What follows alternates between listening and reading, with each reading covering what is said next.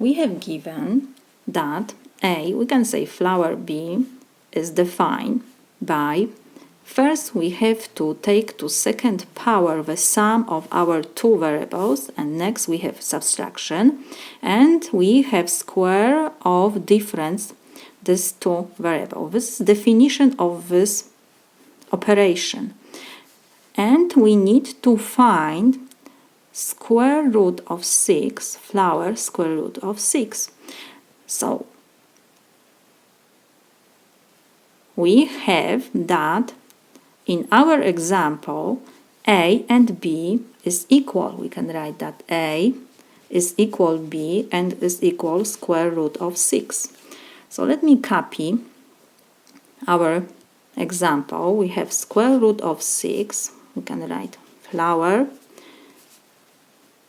square root of 6. This is equal.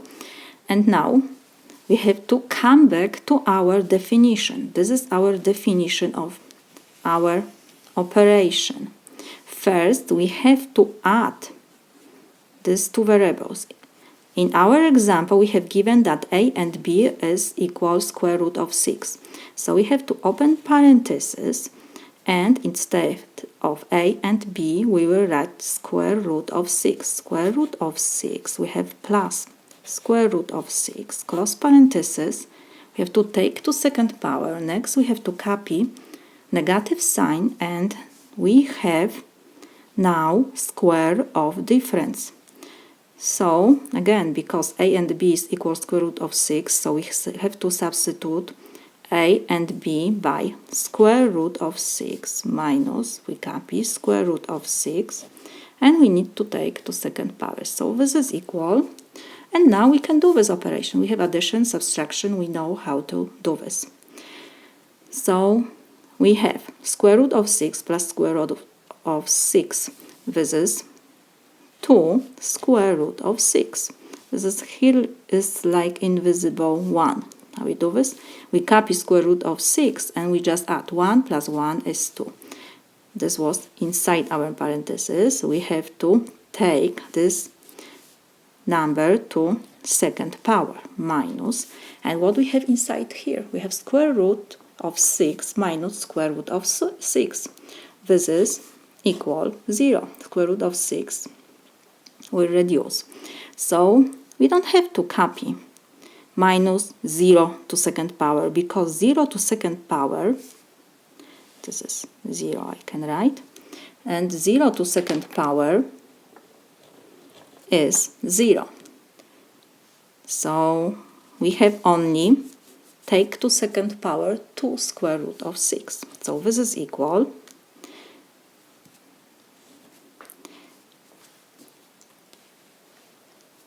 Let me copy.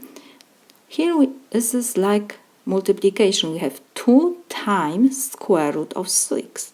So we have to take 2 to second power and square root of 6 to second power. So let me do this. 2 to second power times square root of 6 to second power. So this is equal. 2 to second power is 4. And now square root of 6 will reduce with second power. So we have only times 6. 4 times 6 is equal 24. So we found value square root of 6. This is like flower square root of 6. This flower was defined by this expression. So we use this definition to find value of this expression. This is my solution. We have given example that flower 5.853 is equal 5.85. Flower n denotes the number obtained when n is rounded to the nearest hundredth. We see this. When we round this number to the nearest hundredth, the hundredth is the second digit after decimal point.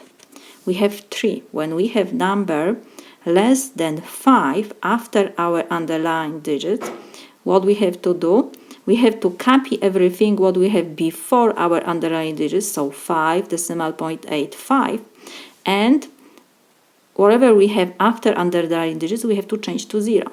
So we don't have to write the 0 after 5 because it doesn't change the value of our number. So what we have here, we have just rounding to the nearest hundredth. Hundredth, it means we have to round to second digit after decimal point.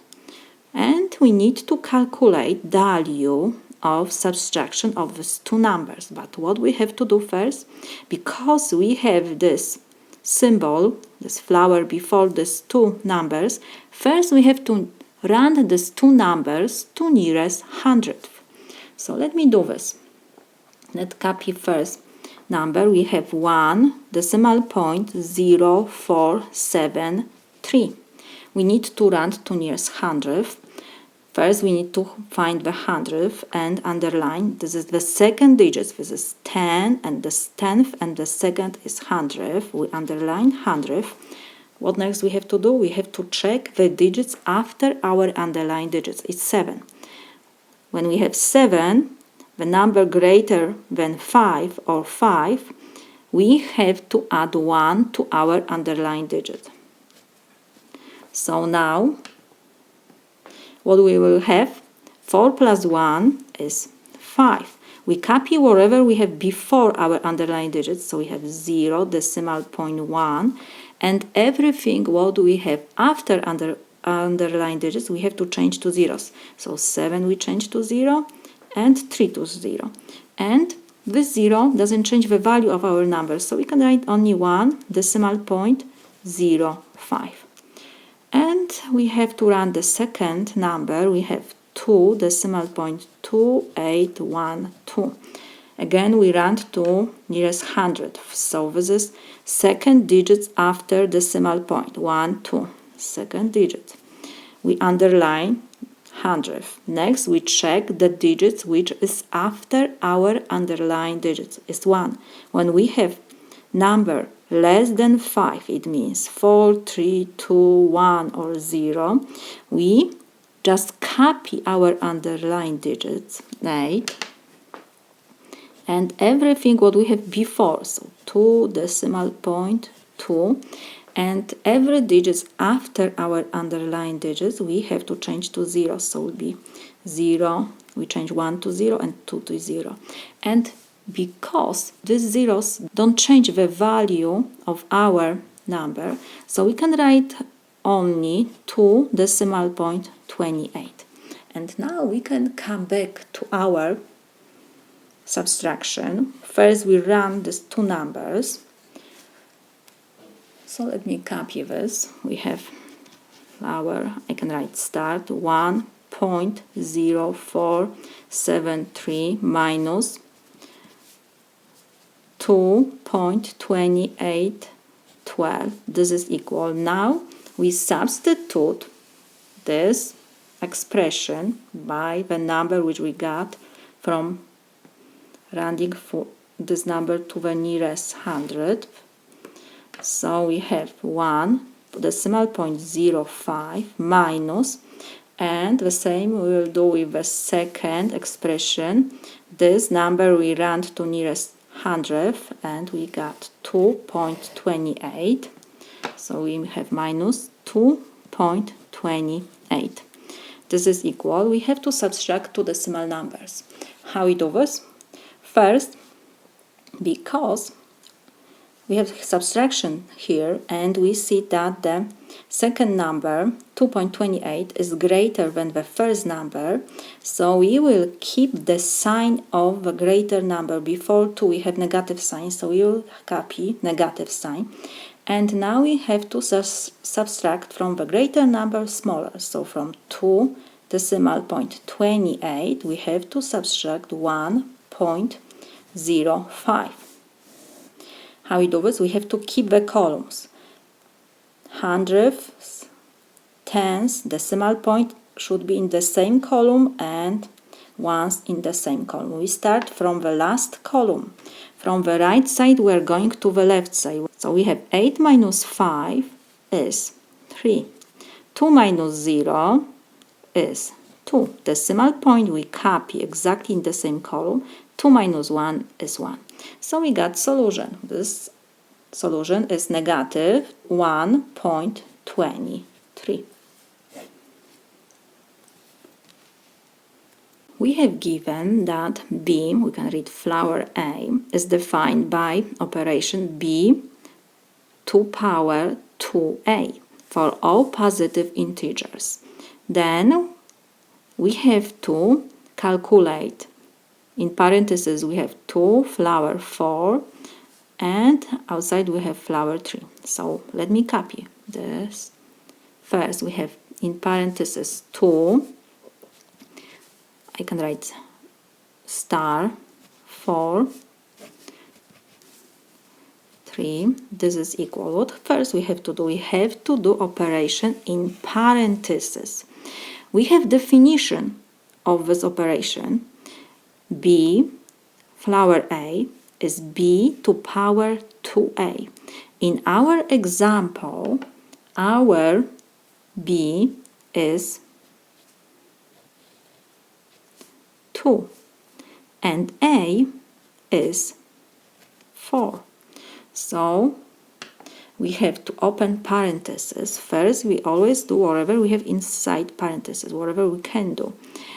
So what we have here, our definition for this operation is the base is B. So B in our example is equal to. So we copy 2 and we have to take this number to power 2A. So 2 we copy and A is equal 4. So we have 2 times 4. Close parentheses. And we have to copy the symbol and 3.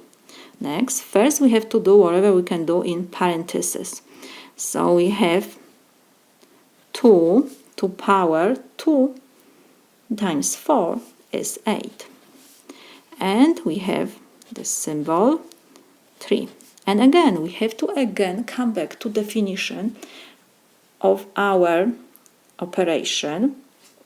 Now, in our example, B is equal to power 8 and A is 3. So now this is our B and this is our A. So this operation is defined by B to power 2A. So our B is 2A, 2 to power 8, and we have to take this number to power 2A. So let me put this in parentheses. 2 we have to copy, this is constant, and A is 3, so we have to multiply 2 times 3. So this is equal, we have power to power. How we do this? We have to do multiplication. So 2 we copy, so we have 8 times 2 times 3 is 6. 8 times 6 is 48. So we got our solution. We have given that trinomial ax squared plus bx plus c is equal, in parentheses, 4x plus 3 times 3x minus 2. We need to find value of b plus a minus c. So we need to calculate a, b, and c. When we have these 3 variables, we can find the value of this expression. So we have to come back to our trinomial. We have given that a x squared plus bx plus c is equal 4x plus 3 times 3x minus 2. So first we need to do multiplication on the right side. So let me copy our example. We have a x squared plus bx plus c. This is equal 4x plus 3 times 3x minus 2. So what we have to do?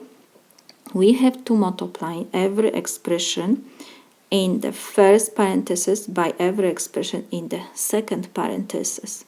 So we have to multiply 4x times 3x and times -2 and 3 we need to multiply times 3x and -2. So the left side we will copy. We have ax squared plus bx plus c. This is equal 4x times 3x. So this is 12x squared. We multiply 4 times 3 is 12. And x times x is x squared. It's like x in first power. So we copy x and we just add powers. 1 plus 1 is 2. Next we have 4x times -2. Positive times negative give me negative. 4 times 2 is 8 and x we have to copy. And next we have +3 times +3x. So 3 times 3 is 9. Positive times positive give me positive. So 9 and x we copy. And we have 3 times -2. Positive times negative give me negative. 3 times 2 is 6. Now we have to combine the like terms. So it will be only expressions with x. So we have -x and 8x and positive 9x. So the left side we will rewrite.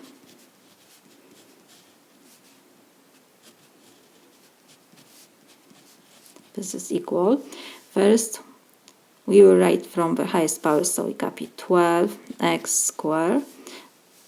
We have -8x plus 9x, so we copy the sign of a greater number.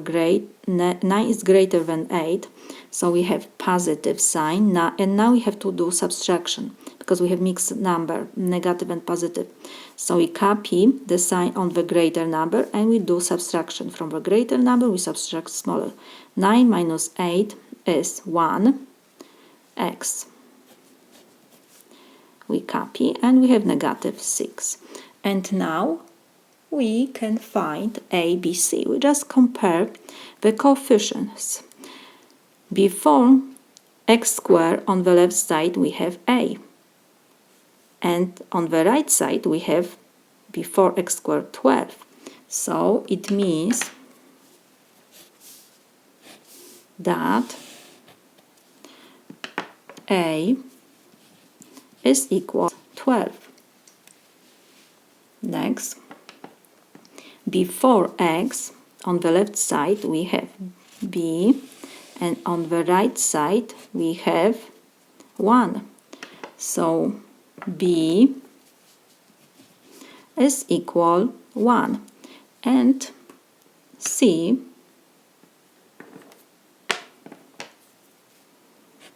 is equal -6. Always remember to copy the sign when we have negative. So we have c is equal -6. So now we can find the value. We have to calculate value of b plus a minus c. So let me copy this. We have b plus a minus c. This is equal. B is 1, so we have to substitute b by 1, plus we have a is 12, and we have minus, we have to copy the sign, negative sign, and c is in parentheses we have to write because we have that c is -6. So this is equal. Negative and negative give me positive. 1 plus 12 is 13 plus 6, so this is equal 19. This is my solution. What is the simplified result of following steps below in order? First, we have to subtract 7y from 3x. So, from 3x, we have to subtract 7y. This is first point. The second, we have to multiply the difference by 5. So it means this whole expression difference we have to take in parentheses and multiply by 5. And what else we have to do? Subtract y plus 2x from the product. From this whole expression, I can take in brackets, we have to subtract y plus 2x. So now we can do this operations. So this is equal. First, we have to do whatever we can do in parentheses. In parentheses, we have 3x minus 7y, different expressions. So we cannot do anything here. So next, we have to do multiplication. In brackets, we have multiplication. It means every expression in parentheses, we have to multiply by 5. So 5 times 3x and 5 times negative 7y. So in brackets, we can write that we have 3 times 3x, or we can write 3x times 5 in parentheses, and we have negative 7y times 5, or you can write 5 times negative 7y, it doesn't matter. This is multiplication. Cross brackets, and we have minus. Because before parentheses we have negative sign, it means we have to change the sign every expression in parentheses to opposite. And what else? In parentheses we have y plus 2x, different expressions, so we cannot do anything, only take down parentheses and change the sign. If we don't have sign, it's always positive, so negative and positive give me negative, and we have negative and positive, so it will be negative 2x. This is equal. And now we don't have to write now brackets. We have 3x times 5. 3 times 5 is 15, and x we copy. We have negative sign. 7 times 5 is 35, and y we have to copy.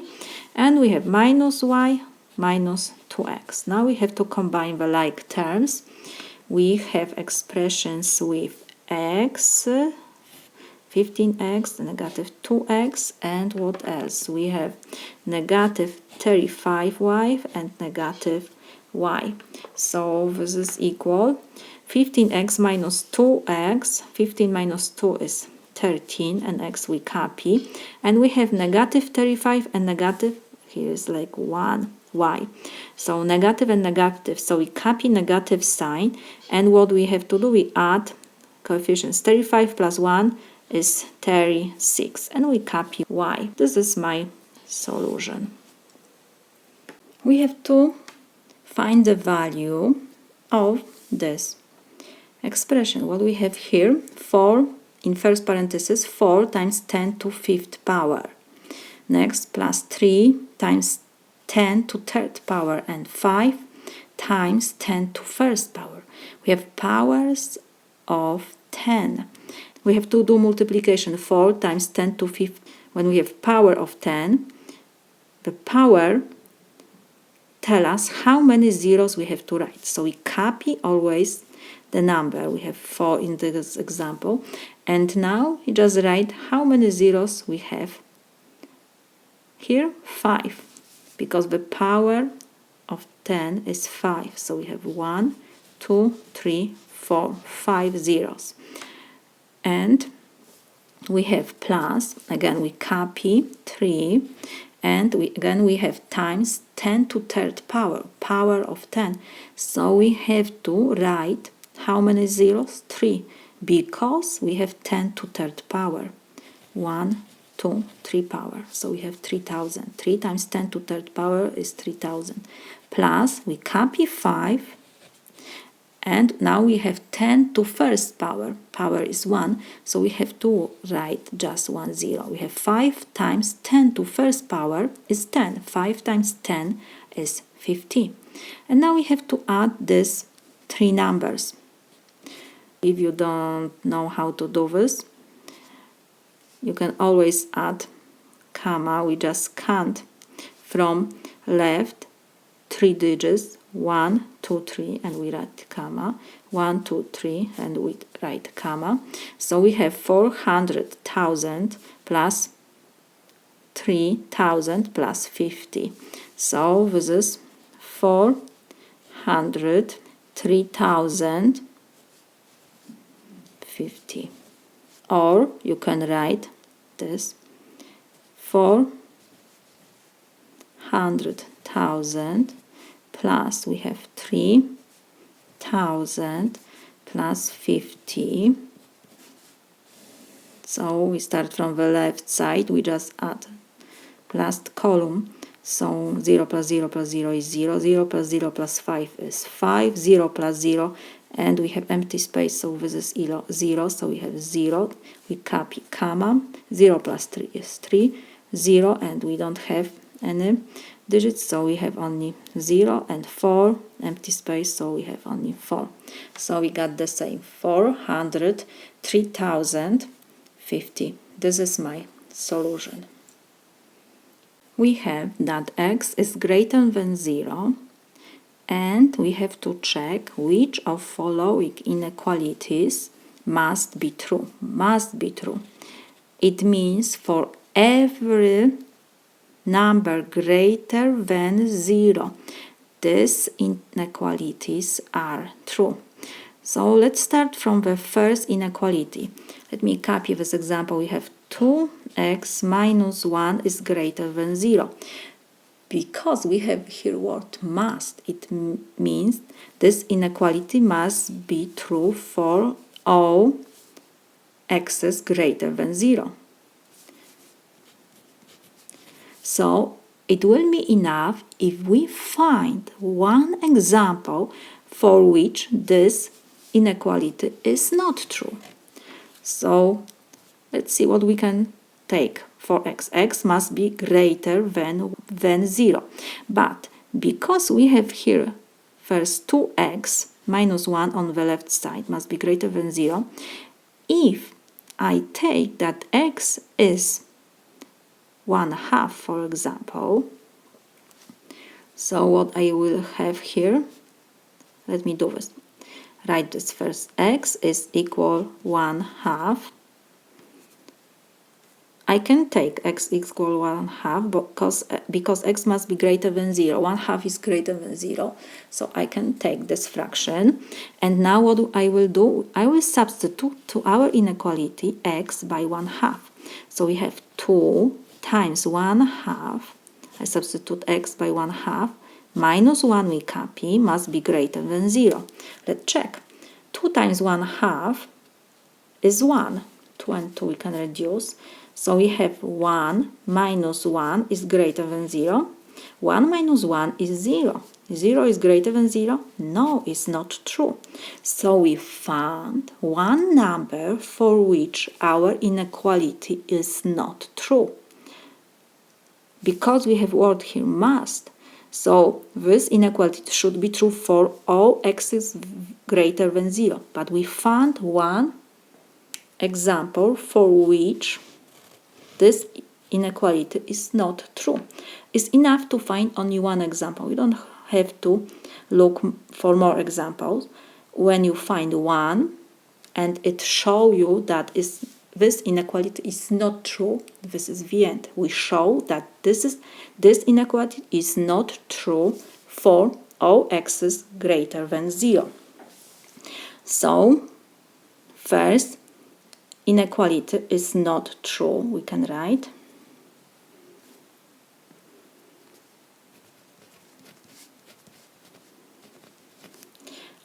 Let's do next. So this was first. Next, we will take the second inequality. We have negative x squared plus x is less than 0. Again, because we have given that x must be greater than 0. So we have to choose one number greater than 0.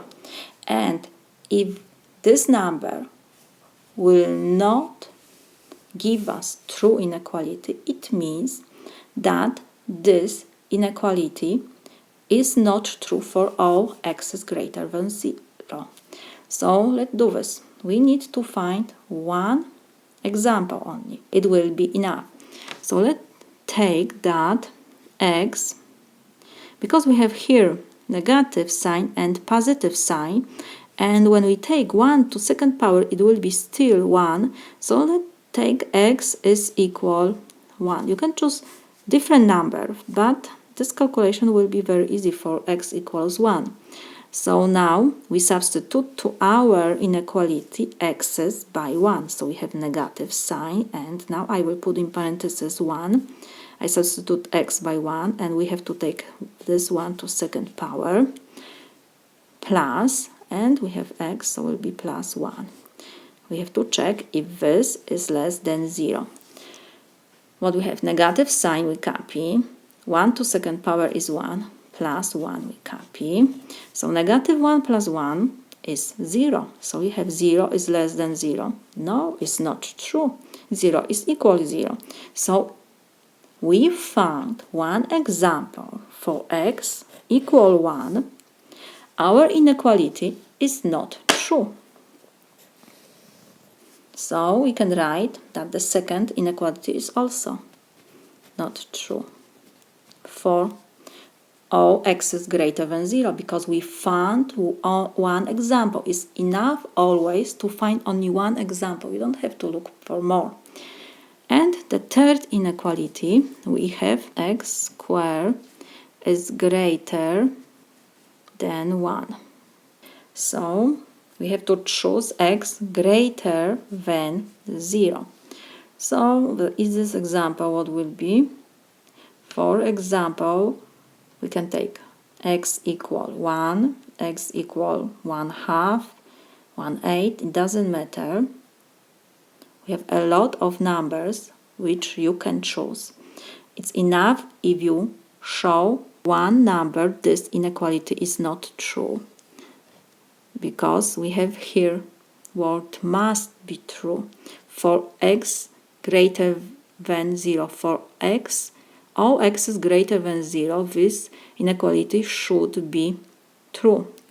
If you show one example, it's enough to show that this inequality is not true. So let's take, for example, now that x is equal 1/4. So we will substitute x by 1/4. We have 1/4 to second power should be greater than 1. Let's see. 1/4 to second power is 1/16. This is greater than 1? Of course not. This is less than 1. So this inequality is not true for x equal 1/4. We found one example for which our inequality is not true. What it means? That this inequality is not true.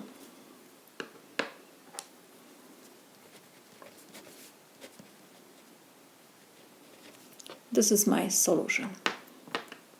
If x squared minus y squared is equal 77 and x plus y is equal 7, then y is equal, we have to find the y. So let's see what we have given. We have given that x squared minus y squared is equal 77, and we have given that x plus y is equal 7. We have given two equations and we have two unknowns. So how we solve these two equations? Because on the left side in the first equation we have difference of squares. So we can rewrite this expression. This is x minus y times x plus y. And this is equal 77. And the second expression we can copy. We have given that x plus y is equal 7. So now what we will do, we will substitute in the first equation expression in parentheses x plus y. We have given that this is 7. So we will have to copy x minus y, and we have times 7. Why? Because x plus y is equal 7. So I substitute x plus y by 7. And we have to copy that this is equal 77. So now we have multiplication on the left side. So what we will do, we will divide both sides by 7 to get rid of 7. Both sides we divide by 7. So 7 and 7 we can reduce. 77 divided by 7 is 11. So we have on the left side that x minus y is equal 11. So now we can find, for example, x. So x is equal 11. I will move negative y to the right side, so it will be positive y now. And now we will substitute x in our equation by 11 plus y. So let me copy this. We have x plus y equals 7. We will substitute x by 11 plus y. So we have 11 plus y. We copy plus y. This is equal 7. So I will move 11 to the right side, and y plus y, this is 2y. So this is equal 7 minus 11. When we move to the other side, we have to change the sign. It was positive, so now it's negative. And here we have like invisible 1 and 1. We copy y and we just add coefficients. 1 plus 1 is 2. So that's why we got 2y. So we have 2y is equal 7 minus 11 is equal negative 4. We copy the sign on the greater number. 11 is greater than 7, so we copy negative sign and just do subtraction. From the greater number, we subtract smallest. 11 minus 7 is 4. Now we will divide both sides by 2. 2 and 2 we will reduce, and we have that y is equal negative 4 divided by 2 is negative 2. We found y. Because in this example we need to find only y, we don't need x. That's why we can stop now. This is my solution. Y is equal negative 2. If you need x, you'll have to just come back to equation x is equal 11 plus y, and just substitute y by negative 2. So it will be x is equal 11 plus negative 2, because we found that y is negative 2. So this is equal 11 plus negative 2, so this is 9. This is my solution. If x plus 4y equals 34 and 4x plus y equals 1, we have to find value of 3x plus 3y. To find the value of 3x plus 3y, we need to find x and y. So to find x and y, we need to solve these two equations. We have two equations, two unknowns, so we can use substitution method or addition subtraction method. So let me copy first these two equations. We have x plus 4y equals 34, and we have 4x plus y equals 1. So let me use here addition subtraction method. So what we have to do, when we add both sides of our equations, one of our unknowns must reduce, because we have here 4x, and here in first equation we have only x, and we have 4y and y. I will multiply the second equation by negative 4. Why the second? Because on the right side I have only 1 in the second equation. In the first I have 34. So it will be easier to multiply the second equation by negative 4. So the first equation we will copy. We have x plus 4y equals 34, and the second we will multiply both sides by negative 4. So what we have to do, we have to multiply every expression on the left side by negative 4. So we have negative 4 times 4x, this is negative 16x, negative 4 times positive y, so will be negative 4y, this is equal, 1 times negative 4 is negative 4.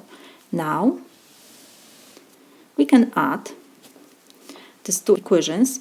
We see that we have x plus, let me copy this, we have x plus negative 16x, so we can write positive and negative, so it will be negative 16x, and what else? We have 4y plus negative 4y. So we see that 4y we can reduce. 4y minus 4y is 0. So we have that this is equal, and now we have on the right side 34 plus negative 4. Plus and negative, so we can write negative 4. So now what we have, x minus 16x is negative 15x.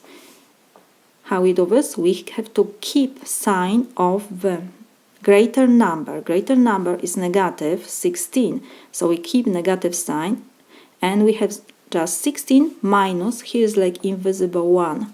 16 minus 1 is 15. X we always copy. This is equal 34 minus 4 is 30. What next?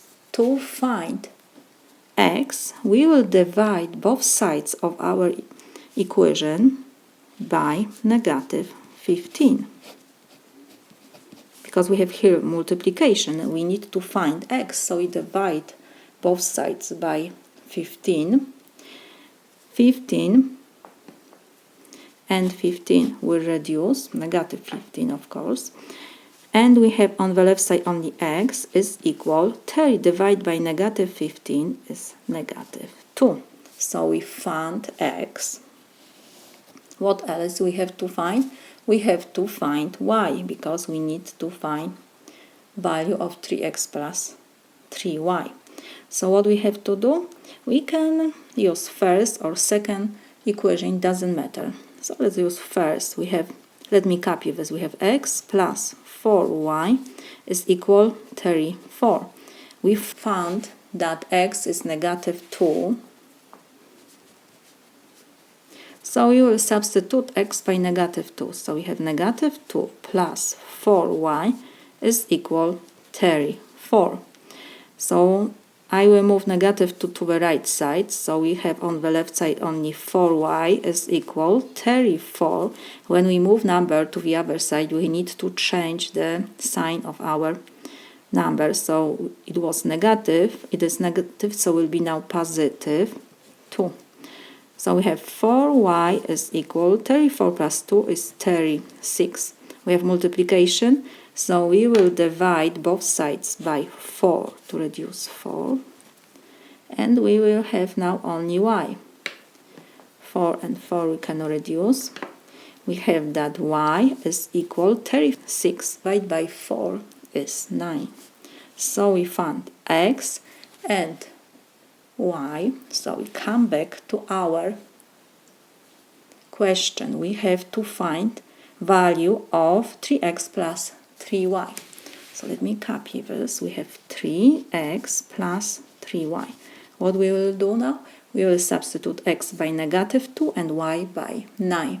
So 3 we have to copy. When we don't have any sign, it's always multiplication. We have times x is negative 2 plus 3 times, we have y is 9.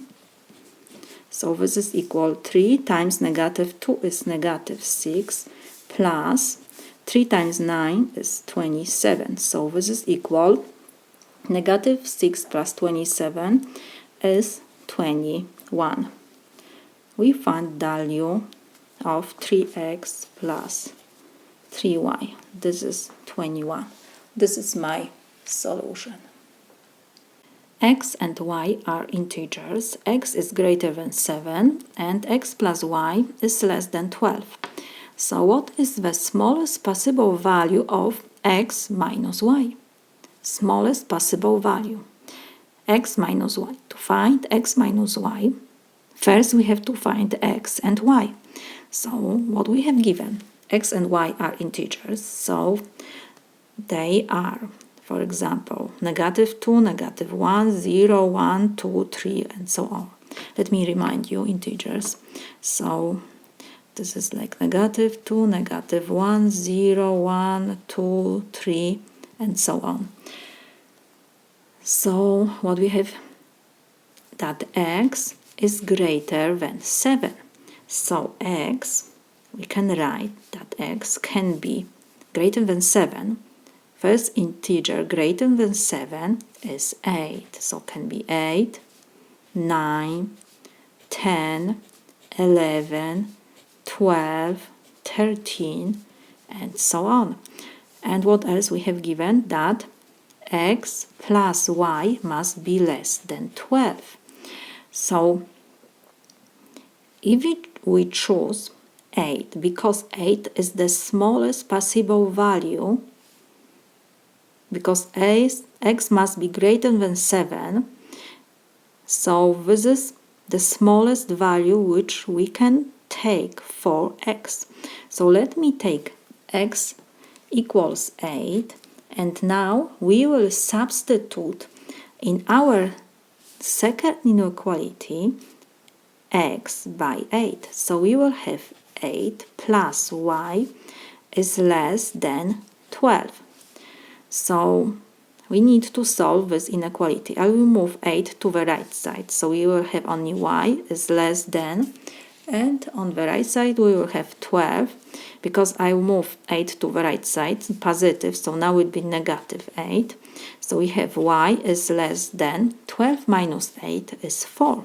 So we have that y is less than 4. So we can write that y can be less than 4. So first integer less than 4 is 3. Next will be 2, 1, 0, -1, and so on. What else? We have to find the smallest possible value of x minus y. We have x's, we have y, so let's find the value of x minus y. We said that x equal 8 is the smallest value, which is solution for our inequality that x is greater than 7. So x we will substitute by 8.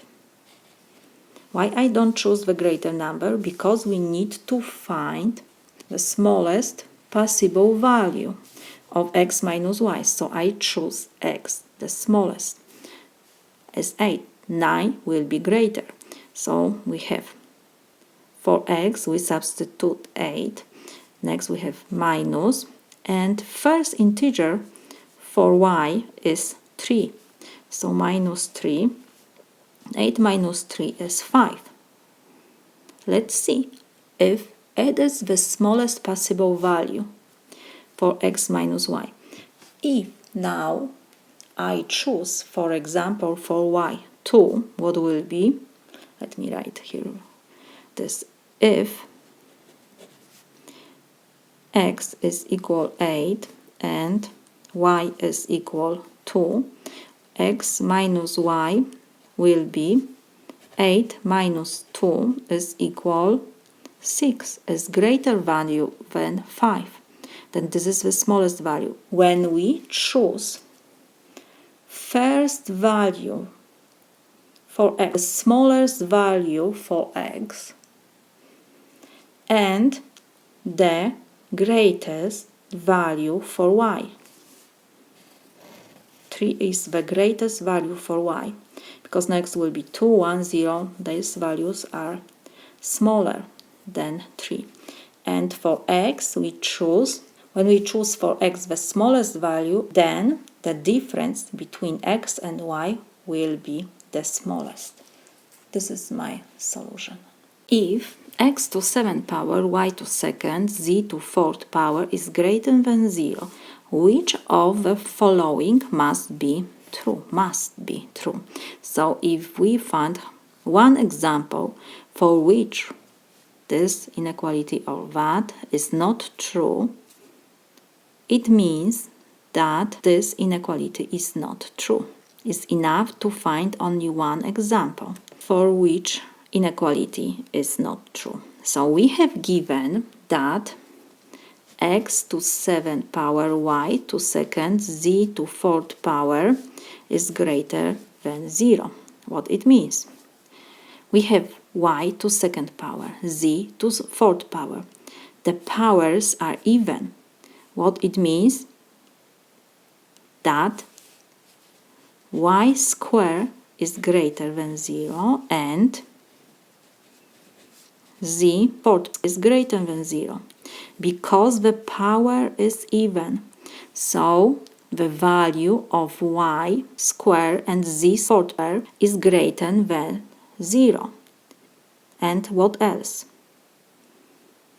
Y square is greater than 0, but y and z can be positive or negative.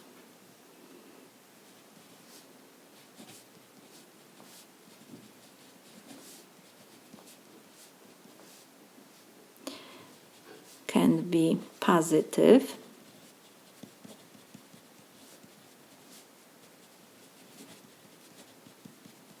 we have given this because the power is even. 2, 4. These numbers are even. It means that y to 2nd power will be greater than 0 and z to 4th power will be greater than 0. What else we have? We have x to 7th power. Because y to 2nd power and z to 4th power is positive, must be positive, so x to 7th power must be also positive because we have multiplication here. And when this expression on the left side will be less than 0, y to 2nd power is always positive, z to 4th power positive, so only x to 7th power can be negative. But because we have that this expression is greater than 0, it means that x to 7th power is greater than 0.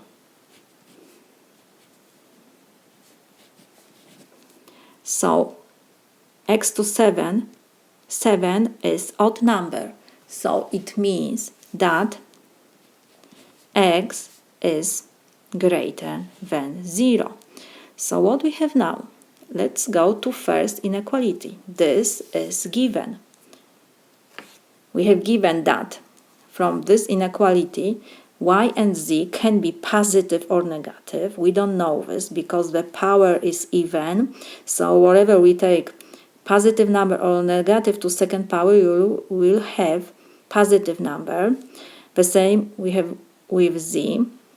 We don't know if y and z is positive or negative from this inequality, but for sure we know that x to 7th power is positive because 7 is odd number and this expression on the left side is greater than 0.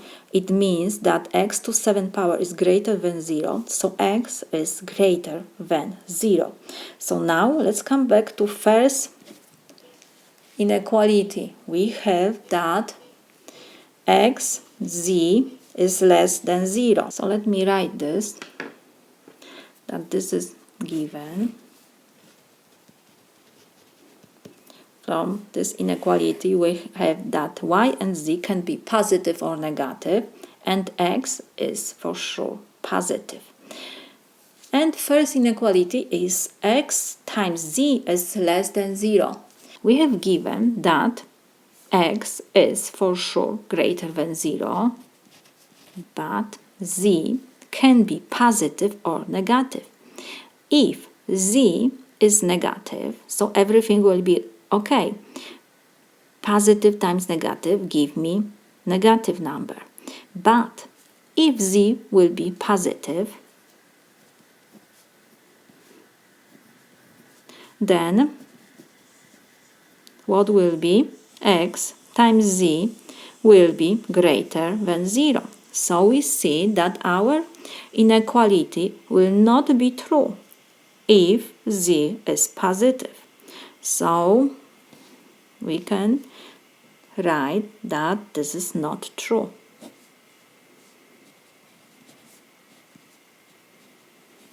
That x times z is less than 0. The second inequality, we have x times y is less than 0. So again, what we have given, we have to always go to what we have given. We have given that x is for sure positive, and what we know about y can be positive or negative. So if y is negative, everything will be okay.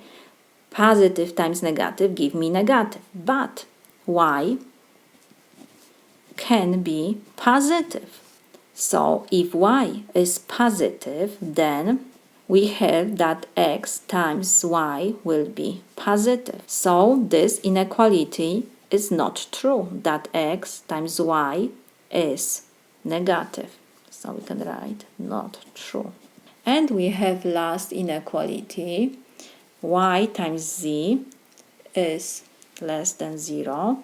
Again, we have to come back to information which we have given. We have given that y and z can be positive or negative. So if y is positive and z negative, when we multiply positive number and negative, we will have negative. Everything will be okay. But we have given that y and z can be positive or negative.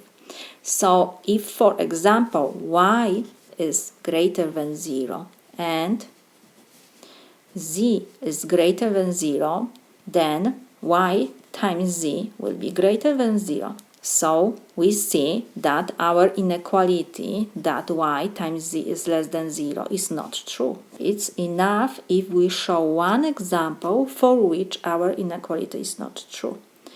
When y is positive and z is positive, then y times z is positive, not negative.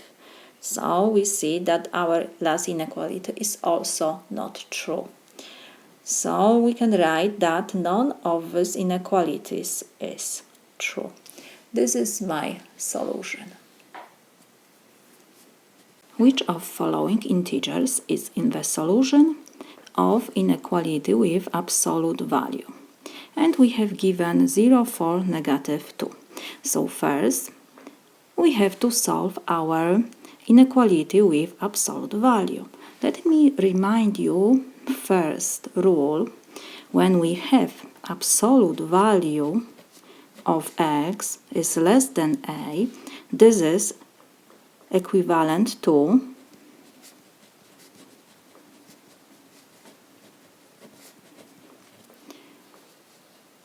x is less than a and x is greater than negative a. So now, first we will copy our inequality. We have absolute value of 1 minus 2x is less than 7. So when we take down absolute values, bars, we have to rewrite our inequality to two inequalities.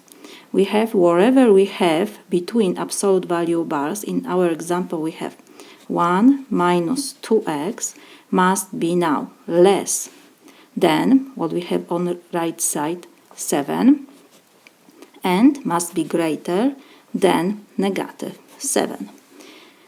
To solve these inequalities, we have to find x. First, we have to get rid of 1. 1 is positive, so we will subtract 1 from every expression. So will be 1 minus 2x minus 1. Whatever we did inside, we have to do the same on the right side and on the left side. So will be 7 minus 1. And we will have here negative 7 minus 1. So now we see that 1 minus 1 will reduce. So we have now negative 2x is less than 7 minus 1 is 6 and is greater than negative 7, negative 1. Both numbers are negative, so we copy negative sign. 7 plus 1 is 8. So now, to find x, we need to get rid of negative 2.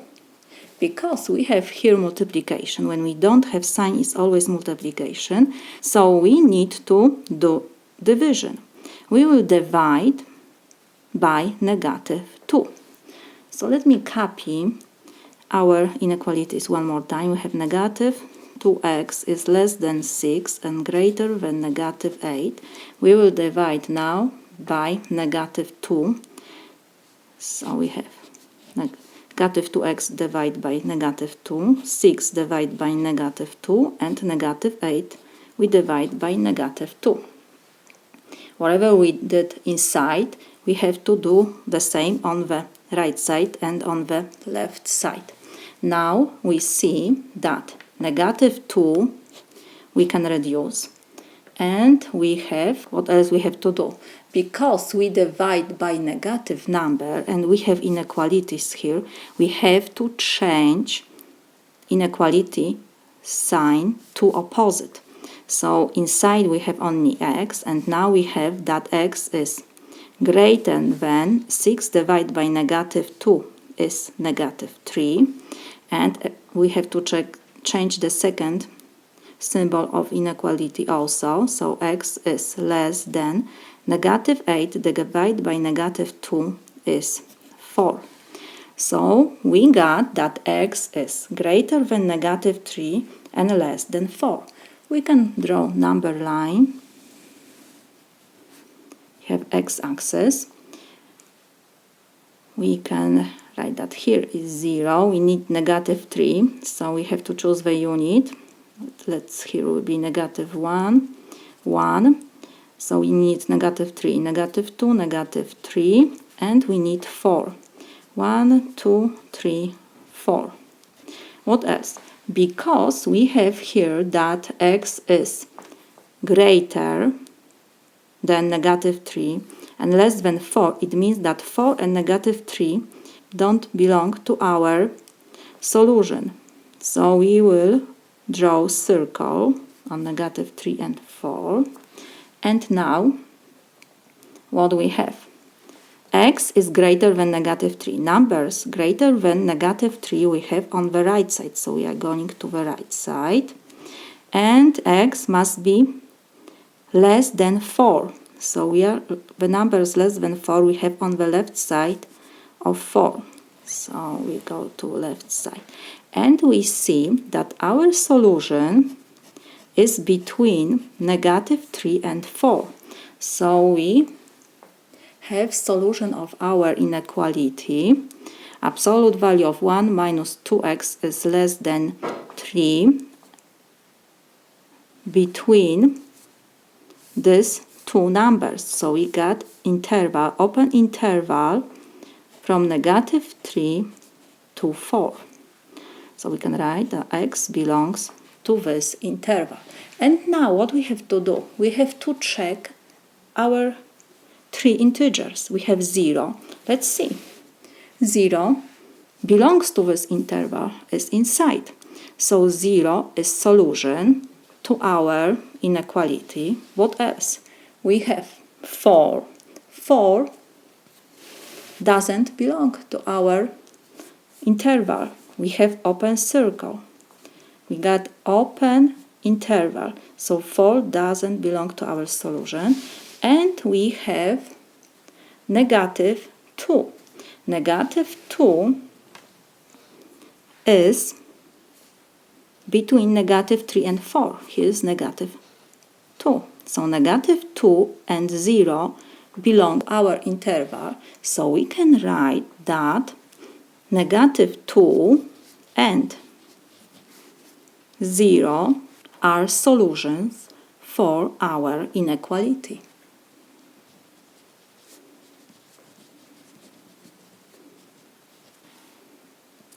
This was one way to solve our problem. But if you forgot how to do this, you can always check if these three integers belong to solution of our inequality. How we do this? We have to just substitute x first by 0, next by 4 and -2. And you will see which of these integers is solution. So let me do this. This was one way to solve this problem. Of course, it's the best way to know how to solve this inequality with absolute value. But if you forget, you can always copy our inequality. This was one way. And this is second way to solve this problem. We have absolute value of 1 minus 2x is less than 7. First, we have given 0. So let's check if 0 is solution for our inequality. So x is equal 0. So what we have to do, we just substitute x by 0. So we have absolute value of 1 minus 2 times 0, we can put in parentheses, is less than 7. So we have absolute value of 1 minus 2 times 0 is 0. So we have absolute value of 1 is less than 7. Of course, absolute value of 1 is 1. 1 is less than 7. So we have that x equals 0 is solution for our inequality. The same we will do with next integer. We have that x is equal 4. So now you will substitute x by 4 to our inequality. So we have absolute value of 1 minus 2 times 4 is less than 7. So we have absolute value of 1 minus 2 times 4 is 8. It's less than 7. 1 minus 8 is -7. So we have an absolute value of -7 is less than 7. So absolute value of -7 is 7. 7 is less than 7? Of course not. So x equals 4 is not solution for our inequality. And the third integer was -2. We have given this -2, so we check if this is solution. So now we substitute x by -2. So we have to copy our inequality and x replaced by -2. So we have 1 minus 2 times -2 is less than 7. So we have absolute value of 1. -2 times -2 is 4. So we have +4 plus 4 is less than 7. 1 plus 4 is 5. So we have absolute value of 5 is less than 7. Absolute value of 5 is, of course, 5 is less than 7. 5 is less than 7 is true inequality. So we have that x equals -2 is also solution for our inequality. So we got exactly the same solutions. -2 and 0 are solutions. So always when you forgot how to solve inequality with absolute value, you can replace x by given integers, and you see which of these integers give you correct solution.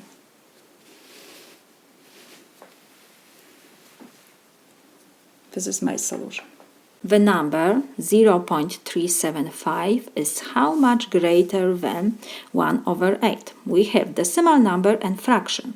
So first, to compare these two numbers, I will change our fraction to decimal number. How we do this? By doing long division. So we divide numerator by denominator. So we have to divide 1 by 8. Because we cannot put 8 to 1, so we need to add extra zeros. When we don't have anything after this whole number, it means always we have decimal point. And because we have 3 digits here after decimal point in our first number, I will add 3 zeros. These zeros after decimal point doesn't change the value of our number. And now we can do long division. Like I said, when we have to put 8 to 1, we cannot do. So we can write on the top 0, and now we have to do multiplication. 0 times 8 is 0. Next, we have to do subtraction. 1 minus 0 is 1. What we will do next? We take up decimal point. This is our decimal point. And we take down next digit. 0. So we have now 10. 10 divided by 8. How many times we can put 8 to 10? 1. So we have to always write the result on the top. So we have 1. And again, multiplication. 1 times 8 is 8. And again, subtraction. 10 minus 8 is 2. What next? We have to take down next digits. Because our remainder is different than 0, so we still do long division. We take down next digit. So will be now 20 divided by 8. How many times you can put 8 to 20? 2 times. So we have to write on the top answer. And now again, multiplication. We'll have to do like division, multiplication, subtraction, and take down next digit. And again, division, multiplication, subtraction. So 20 divided by 8, we write that this is 2. And now we had division, so we have to do multiplication. 2 times 8 is 16. And subtraction. 20 minus 16 is 4. So our remainder is different than 0, so we will take down next digit, 0. So we have 4 divided by 8 is 5. We can put 8 to 40 5 times. And again, division we had, so now multiplication. 5 times 8 is 40. Next, subtraction. 40 minus 40 is 0. So we finish long division. Our remainder is 0. So we can write that 1 over 8 is equal, whatever we have on the top is our solution. So we have this 0, decimal point 1, 2, 5. And our first number is 0, decimal point 375. So let me write these two numbers. We have 0, decimal point 375, and we have 0, decimal point 1, 2, 5. We have to say how much greater is 0.375 than 1 over 8. Because now both numbers are decimals, so we can do subtraction from the greater number. This is greater number. Digits after decimal point is 3, and in our second number we have 1s. 3 is greater than 1, so this number is greater. So on the top we will write greater number. We have 0, decimal point 375 minus. We have to keep the same column. The decimal point must be in the same column. Tens, hundred, thousands in the same column. 1, 2, and 5. And we do subtraction. 5 minus 5, we start from the last column, is 0. 7 minus 2 is 5. 3 minus 1 is 2. We copy decimal point. 0 minus 0 is 0. So what we got? 0.25. We don't have to write the last 0 because it doesn't change the value of our number. So we found that the number 0.375 is how much greater? 0.25. This is my solution. If x and y are both positive, what is simplification of the expression? we have fraction. In numerator we have x squared minus y squared, and in denominator we have x plus y. What we can do here? In numerator we have difference of two perfect squares. So we can use formula for difference of two perfect square. We know that x squared minus y squared, this is equal x minus y times x plus y. So our numerator we can rewrite that this is equal x minus y times x plus y over, and denominator we just copy x plus y. Now when we have multiplication we can reduce. In denominator we have x plus y, and in numerator we have x plus y, so we can reduce these two expressions. So will be 1 and 1. So what we have now? X minus 1 y times 1 over 1. So when we multiply by 1 or divide by 1, we don't change the value of our expression. So this is equal x minus y. This is my solution. What is the solution xy to the system of equations? Let me copy one more time our equations. We have 3y minus x is equal negative 17, and 5x plus 6y is equal negative 13. Two equations, two unknowns. So first what I will do, because in the first equation first we have y next x, I will put in order. First I will write negative x and next positive 3y. So we have negative x plus 3y, this is equal negative 17, and the second equation we will rewrite. What next? I will use here addition subtraction methods to solve this system of equations. So now I will multiply first equation by negative 2.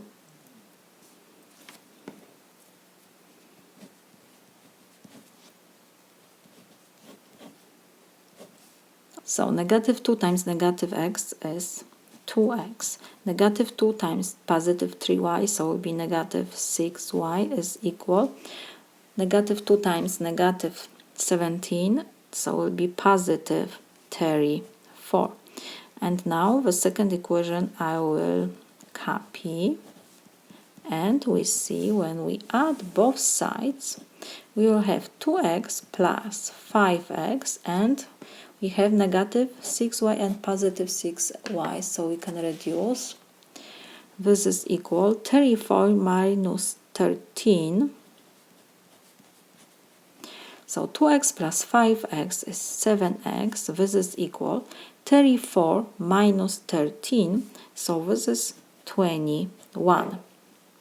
Now I will divide both sides by 7.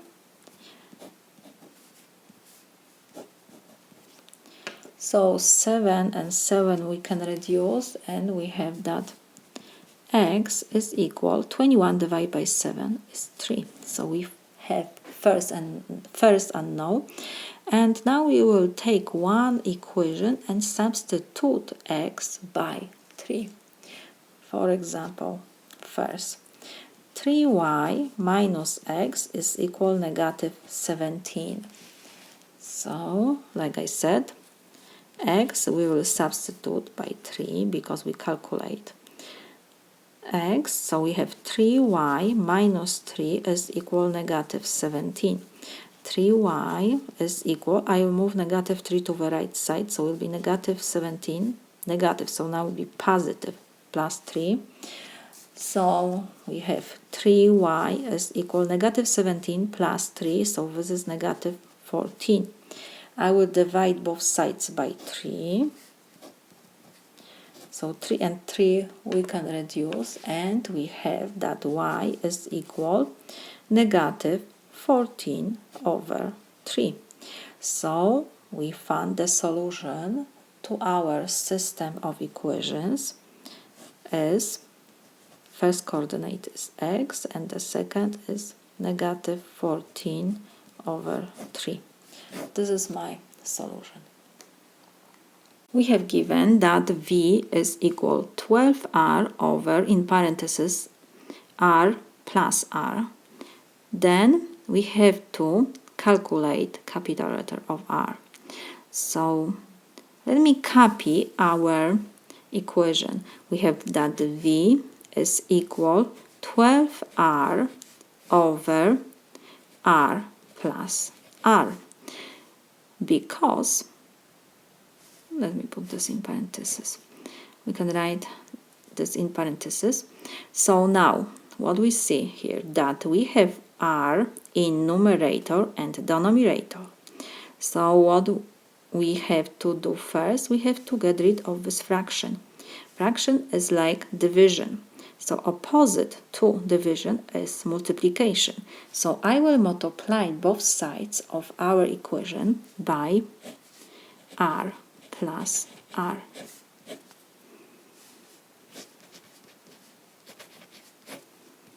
So on the left side we will have r plus r times v is equal, and now we see that r plus r will reduce with r plus r, so we have only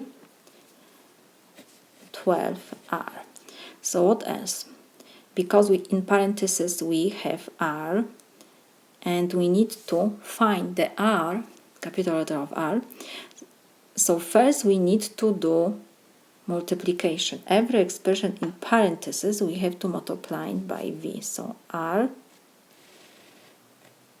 times v and capital letter of r by v.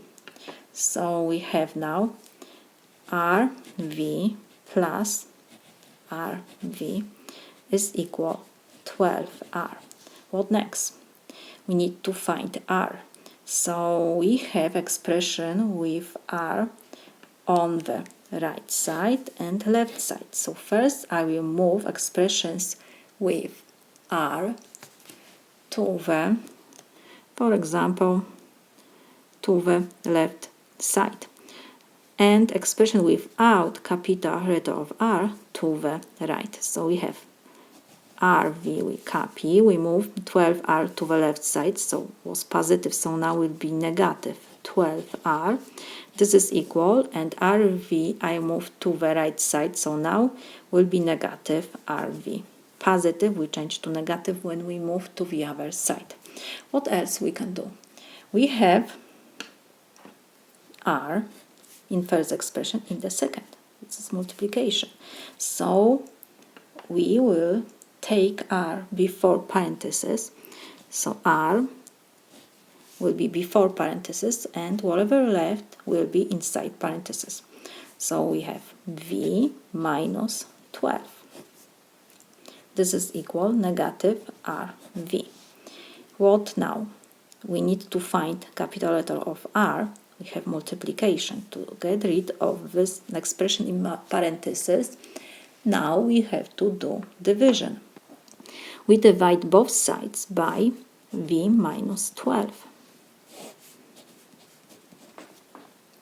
So now we see that v minus 12 we can reduce, and on the left side we will have only r is equal negative rv over v minus 12.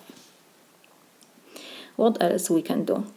Because sometimes we don't want to have negative sign before this whole expression in numerator, we can take down our negative sign. So what will be? rv stay in numerator, and this negative sign we take before this whole expression which we have in our denominator. So I can take v minus 12 in parentheses, and before this whole expression we have negative sign. So r we can rewrite is equal, we have rv over, and now negative sign before parentheses. So we have to, when we take down this parenthesis, we have to change every sign in parenthesis to opposite. When we don't have signs always positive, so positive and negative give me negative v. Negative and negative, so it will be now positive 12. What else we can do? We always try to write positive number first. So in our denominator we can rewrite that this is RV, we copy 12 minus v. And this is my solution. If a product of a integers is negative, at most how many of integers can be negative? Product, so it means multiplication of 8 integers, is negative. So if we, for example, have 8 integers, so 8 is even number. When we have even number of negative integers, the product will be always positive. So we need to have negative product. So when we have one less integer, because we have to find the most of the integers. So 7 integers we have. 7 is odd number. When we have 7 negative integers and 1 positive, the product, of course, will be negative. Always when we have odd number of integers which are negative, then the product is negative. So the most how many of integers can be negative is 7. When we have 7 integers negative, then the product will be negative. This is my solution. If n is even, which of the following cannot be odd? And we have first example, n plus 5. So n is even. What it means? That n can be 2, 4, 6, 8, 10, 12, and so on. So for example, if n is equal to 2 is even. So what we have here? N plus 5 will be 2 plus 5. 2 plus 5 is 7. 7 is odd number. Let's check the second. We have 5 times n. N is even. So let's choose again that n is equal to even number. So we have 5n. This is equal 5 times 2. This is equal 10. When we have expression 5n, n is even number, then 5n is even. Cannot be odd number. The expression 5n. And the third example, we have n squared minus 1. What we know? That n is even. So we can again choose that n is equal to. 2 is even number. So we have n squared minus 1, and we will substitute by 2. So we have 2 to second power minus 1. 2 to second power is 4 minus 1 is equal 3. So what we got? We got odd number. So when n is even, we see that expression n squared minus 1 is odd. So what will be the solution? The second example only. When n is even, then 5n cannot be odd. If x squared is equal 11, then x to 4th power is equal. We have to find x to 4th power. What we can do first, because we have given x squared, we can rewrite x to 4th power that this is x to second power to second power. When we have power to power, we multiply the power. So 2 times 2 is 4. I didn't change our expression. We still have x to fourth power. But we have given x to second power. X to second power is 11. So I will substitute x to second power by 11. And we have to copy 2 only. I can write this in parentheses. Whatever we have in parentheses is x to second power. I substitute only by 11. This was given. So 11 to second power is 1 to 1. This is my solution. We have to find square root of 7% of 7 square root of 7. So let me rewrite this. We have square root of 7% sign of always means multiplication. So we can write multiplication sign 7 square root of 7. We have percent here. So let me remind you definition of percent. 1% is equal 1 over 100. We can write fraction, or we can write decimal number, that this is 0.01. So we will change percent to, for example, fraction. So this is definition of percent. So this is equal square root of 7 we copy, and percent, this is like 1%. When we have 1 and we have multiplication, it doesn't change the value of our expression. So this percent we just substitute by 1 over 100 times 1 over 100, and the rest we copy 7 square root of 7. So this is equal, we have fraction here.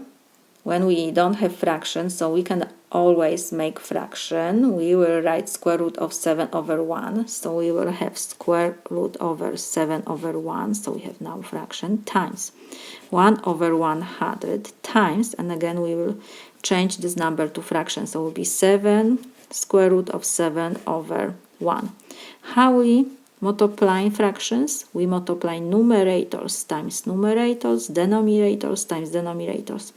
So we will write long fraction bar, and we have square root of 7 times 1 times 7 square root of 7 over 100 times 1 times 1. You don't have to write. When we multiply times 1, it doesn't change the value of our number. But let me write this at the beginning. Let's start first from whole number. 1 times 7 is 7. Square root of 7 times square root of 7. So we can write that we have square root of 7 times 7 over 100. So this is equal 7 times square root of 7 times 7 is 49 over 100. So this is equal, square root of 49 is 7. So we have 7 times 7 over 100. So this is equal, 7 times 7 is 49 over 100. Or, and we can rewrite that this is decimal number. We can change fraction to decimal, but this is 0 decimal per 49. This solution on that is correct. If ABC equals 1, CDE equals 0, and DAC equals 0, which of following must be 0? A, B, C, D, or E? So let me rewrite our equations. We have given that A times B times C is equal 1. What it means? It means that A must be different than 0, B must be different than 0, and C must be different than 0. From this first equation, we know that A, B, and C must be different than 0 because multiplication of these three variables is 1. is different than 0. What else we have? We have that C, D, E is equal 0 and D, A, C is equal 0. We know that C is different than 0. Different than 0. From first equation. What else we have? That A is different than 0. And in the third equation we have C also, and we know that C is different than 0. So what we have here, we know from the third equation that D must be 0, because A is different than 0, C is different than 0, and we know that D times A times C is equal 0. So for sure, we can say that D is equal 0. We cannot say anything about E, because E can be 0 or not, and when D is 0, this equation gives me 0. But because in the third equation we know that A and C is different than 0, so D must be equal 0, because this whole equation is equal 0. So D is equal 0. This is my solution. We have to calculate 7 to 5th power minus 7 to 4th power over 6. What we can do? Of course, we can use calculator and take 7 to 5th power minus 7 to 4th power divided by 6, and we will find the solution. But if you don't have calculator, what we can do? Because we have 7 to 5th power and we have 7 to 4th power, so we can rewrite 7 to 5th power, that this is 7 to 4th power times 7 to 1st power. When we have the same base, we add exponents. 4 plus 1 is 5. So I didn't change our first expression. I just rewrite that this is 7 to 4 times 7 to 1st power minus 7 to 4th power over 6. This is equal. Now we have 7 to 4th power and 7 to 4th power. So I can take before parentheses 7 to 4th power. And in parentheses I will have whatever left. So from this first expression is 7 to 1st power. So this is, I can write 7 to 1st power minus, I take 7 to 4th power before parentheses, so I have minus 1. 7 to 4th power times 1 is 7 to 4th power. So I didn't change anything in our numerator. So this is equal. What else? Next we have to do 7 to 4th power we copy, and in parentheses what we will have, 7 to 1st power is 7 minus 1 over 6. So we have 7 to 4th power times 7 minus 1 is 6 over 6. We have multiplication in numerator, so now we can reduce 6 with 6, and we have that this is equal 7 to 4th power. You can leave like this. This is my solution. First we have to calculate 2 to 25th power plus 2 to 25th plus 2 to 25th plus 2 to 25th. We have 4 the same expressions. So instead this whole expression we can write that we have 4 times 2 to power 25. What else? 4. We can rewrite that this is 2 to 2nd power. 2 to 2nd power is 4. I didn't change anything. Times 2 to power 25. Well, now we have the same base. When we have the same base and we have multiplication, we copy the base and we have to just add the power. 2 plus 25. So this is equal 2 to power 25 plus 2 is 27. So this is my solution to the first example. And second, we have square root of 5 minus square root of 7 to 2nd power. So we have square of difference. Let me remind you formula. A minus b to 2nd power, this is a square minus 2ab plus b squared. In our example, a is equal square root of 5 and b is equal square root of 7. So now, let me copy our example. You have in parentheses square root of 5 minus square root of 7 to second power. So this is equal. First we have a squared, so we have square root of 5 to second power.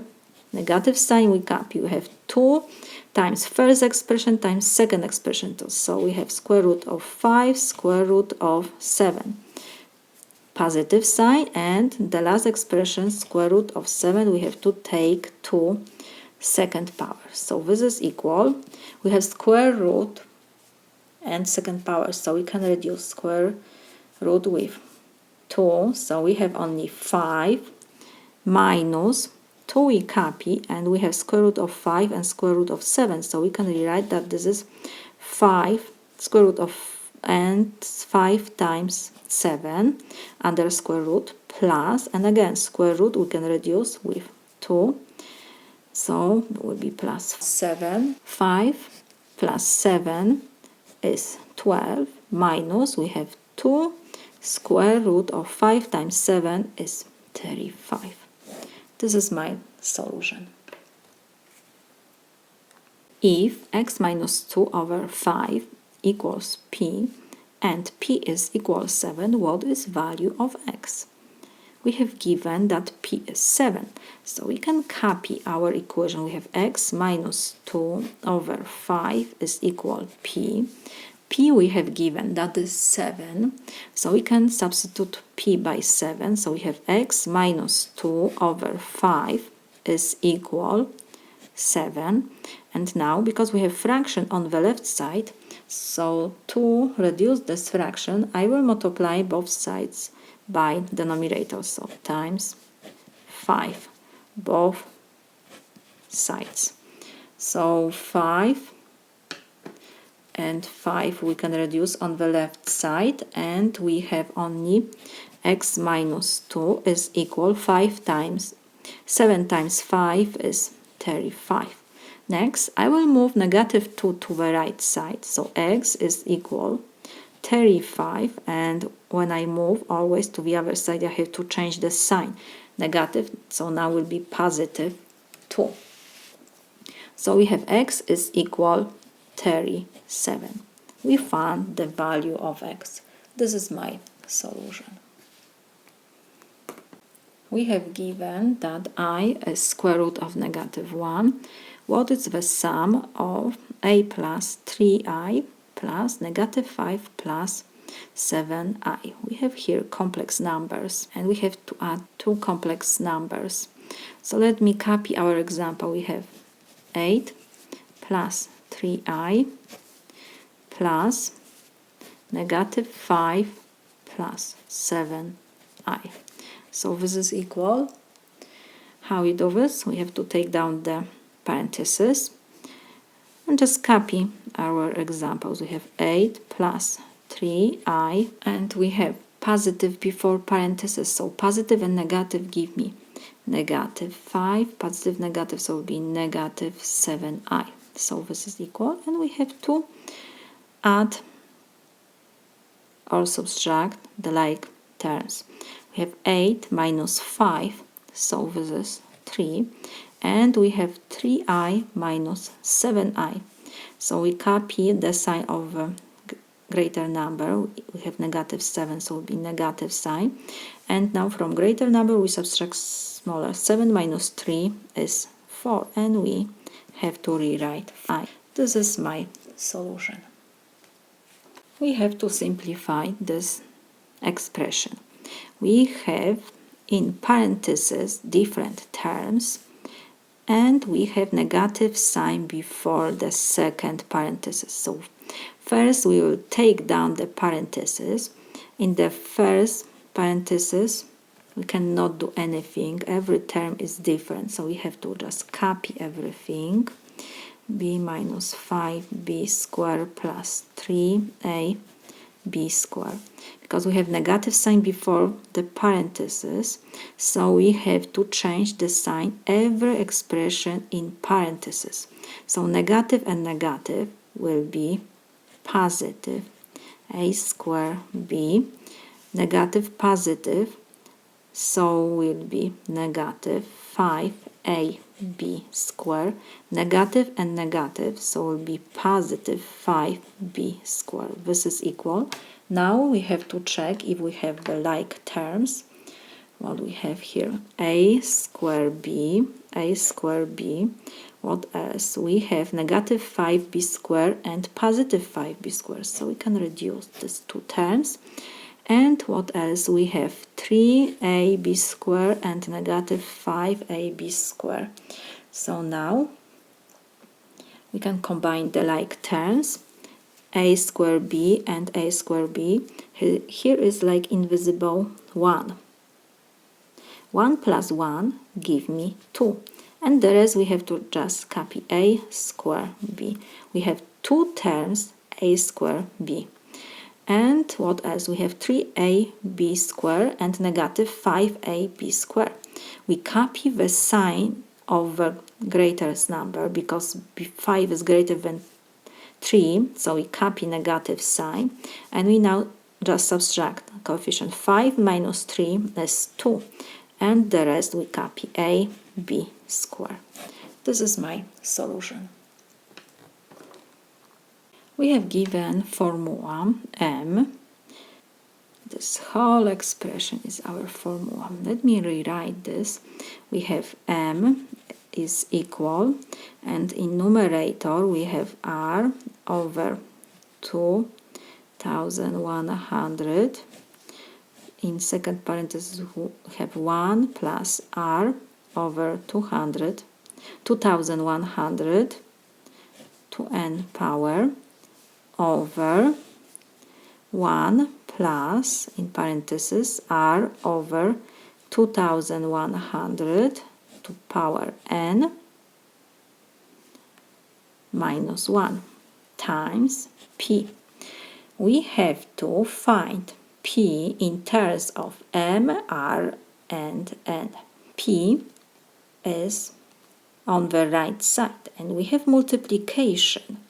So what we have to do to get rid of this whole expression which we don't want, and this expression is fraction, we will multiply both sides of our equation by reciprocal of this fraction. So we will multiply left and right side by, let me write this in brackets. In numerator now we have to write the denominator of our fraction, so it will be 1 plus r over 2100 to power n minus 1, and numerator will go to denominator. So will be parenthesis r over 2100 times 1 plus r over 2100 to power n. Both sides we have to multiply by this expression, by the reciprocal of our fraction. So this is in numerator 1 plus r over 2100 to power n minus 1 over r over 2100 times 1 plus r over 2100 to power n. Both sides we have to multiply by the same fraction. So now we can reduce. We have multiplication here, so we can reduce numerator with denominator and denominator with numerator. So on the right side we have only p now, and on the left we have to multiply m by this whole fraction. So let me write on the left side only p and change the sides. So p is equal, we have m, and we have times this whole fraction.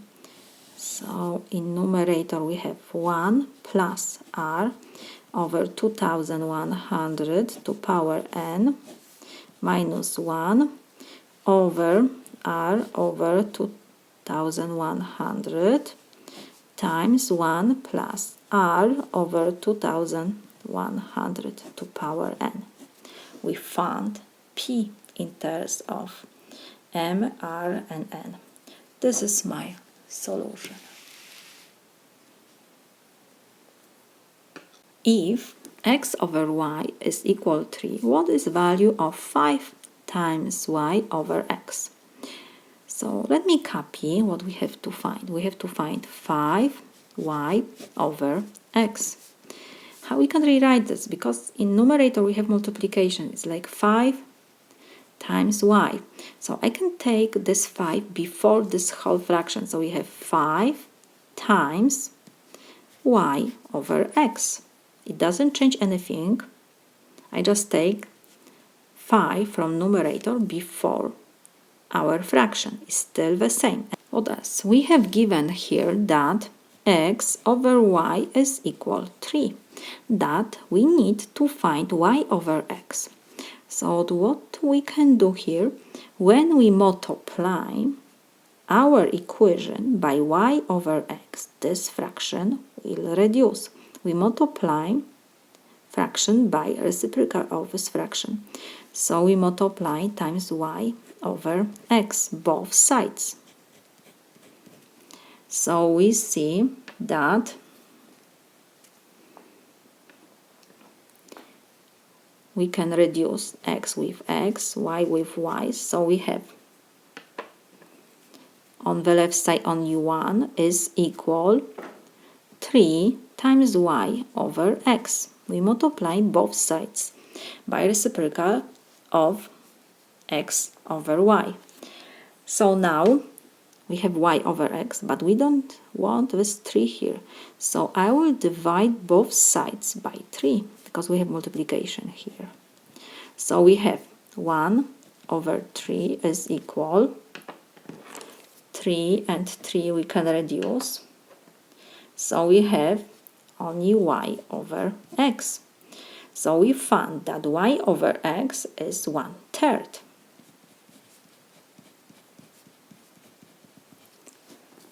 So now we can come back to our expression. 5 we copy times, and y over x is 1/3. So we have times 1/3. So this is equal 5 over 3. This is my solution. If 4x minus y is equal to 7, what is value of 16x over 2y? We have to find value of this expression. So we have first to copy this. We have 16 to power x over 2y. So this is equal 16. We have 2. We can rewrite that this is 2 to power 4. 2 to power 4 is 16. And everything we have to take to power x because we have 16 to power x. So 2 to 4th power is 16. And we cannot forget about x over 2 to power y. So this is equal.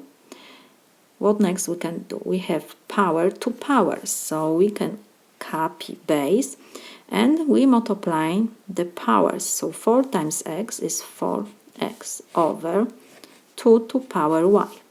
When we have the same base and we have division because fraction bar means division, we can rewrite that this is 2 to power 4x minus y. The same base and we have division. So we have to subtract exponents. Let me remind you formula. When we have a to power x over a to power y, this is a to power x minus y. The same base, we copy the base and we subtract exponents. So we have 2 to power 4x minus y. And we have given that 4x minus y is 7. So we can rewrite that this is 2 to power 7. And this is my solution. We have given that x is equal 3 square root of 2 and 6x is equal square root of 3a. What is value of a? So a is in the second equation. So let me copy our second equation. We have 6x is equal square root of 3a. X is given. It is 3 square root of 2. So we can substitute x.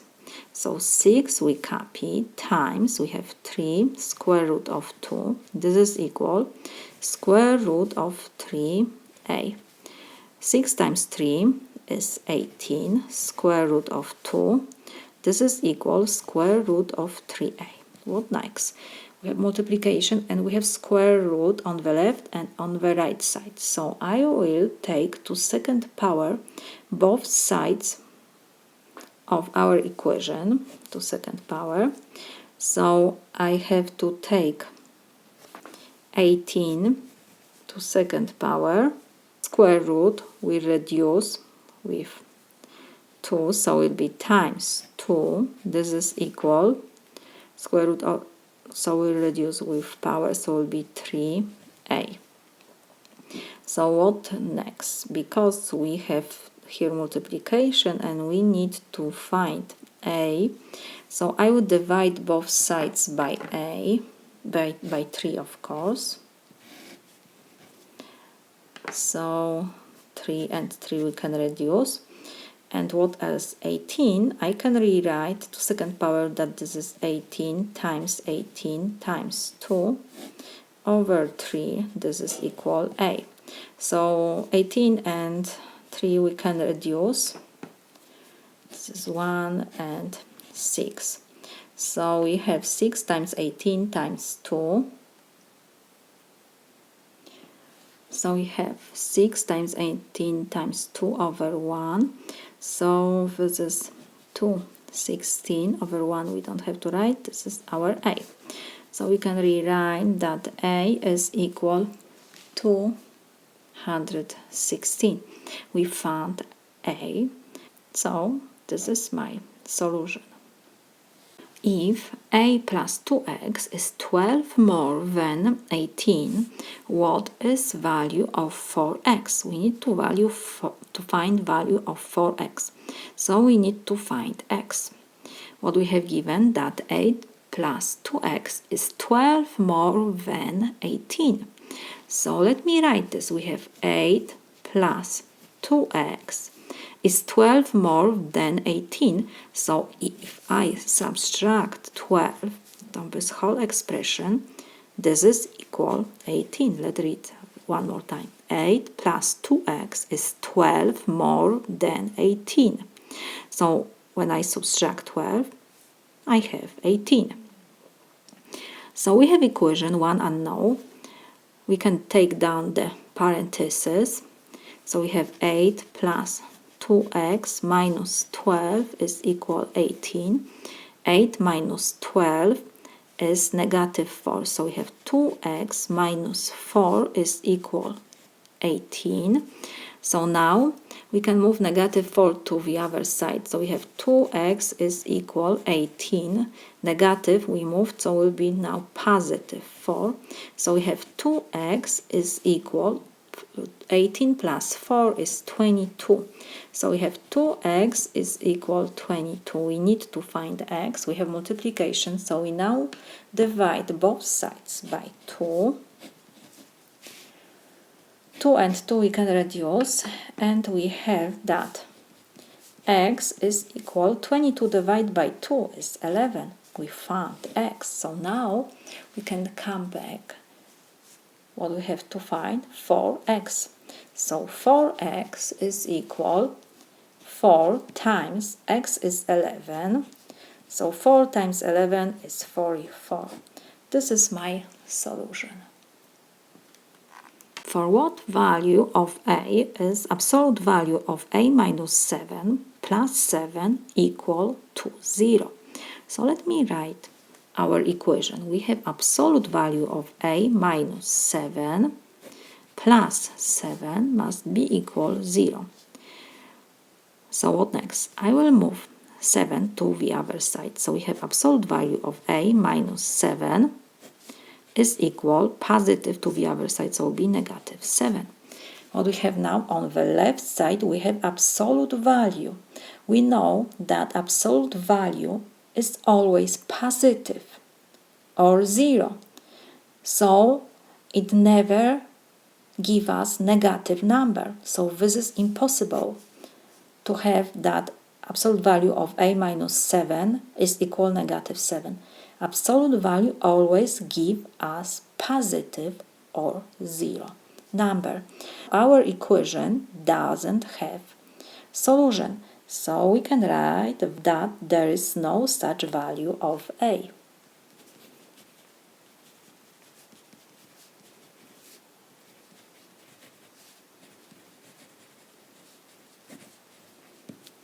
This is my solution. Which of following numbers, negative 4, 0, negative 5, negative 6, is not solution of the inequality? And we have given inequality, so we need to solve this inequality, of course. We have 7x minus 9 is greater than or equals 8x minus 5.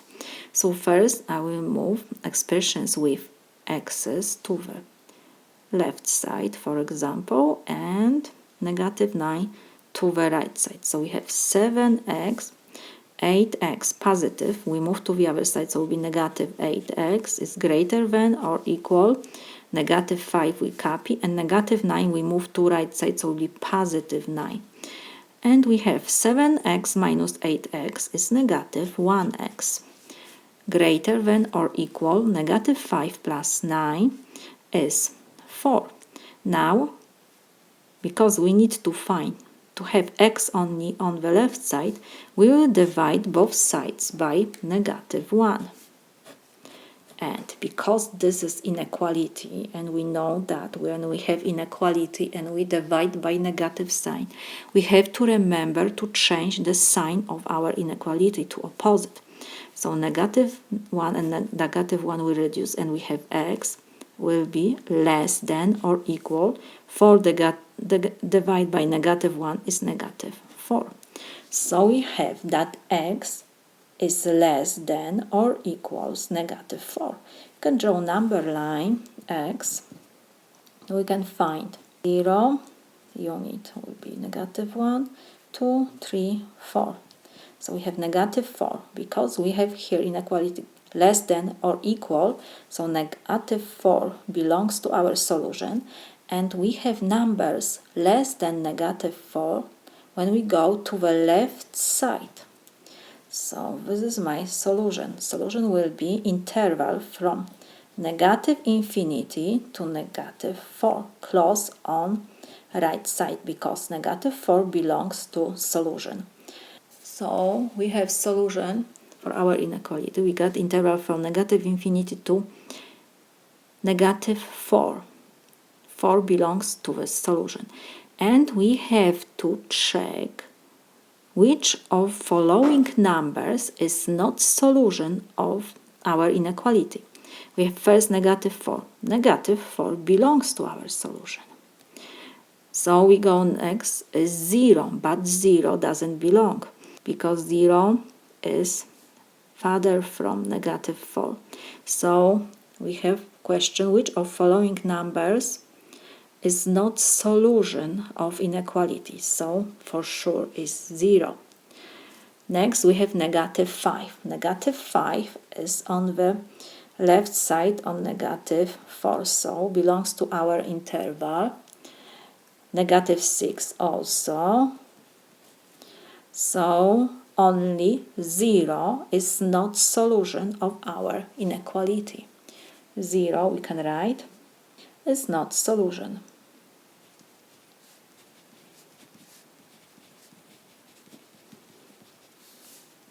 This was one way to solve this problem, but if you have problem with solving this inequality, you can always check every number which is given by substituting x's in our inequality, and you will see if this number belongs to our solution.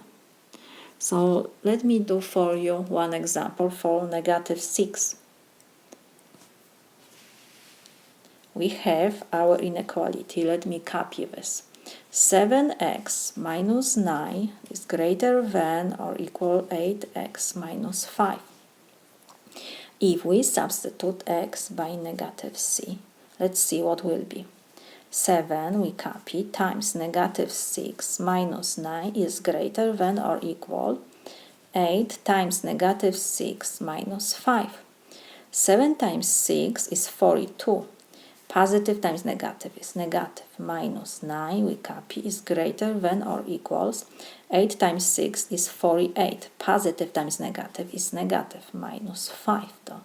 So now we have -42, -9, so this is -51 is greater than or equals -48 and -5. So this is equal -53. -51 is greater than -53. So we can say that x equals -6 is solution for our inequality. What we got when we solve our inequality step by step. We got interval from -infinity to -4. -6 belongs to this interval. So you see that if you forgot or you have problem with solving this inequality, you can always check which of this number is solution by substituting x's first by -6, -5, 0 and -4, and you will see which of this number is solution. We already solved our inequality. I think it's the best to learn how to solve inequality, and next we check which of this number belongs to this interval, which is solution for our inequality. Only 0 doesn't belong. That we write that 0 is not solution. This is my solution. The sum of three numbers is 12. Each number is increased by 10 and the new numbers are multiplied by 10.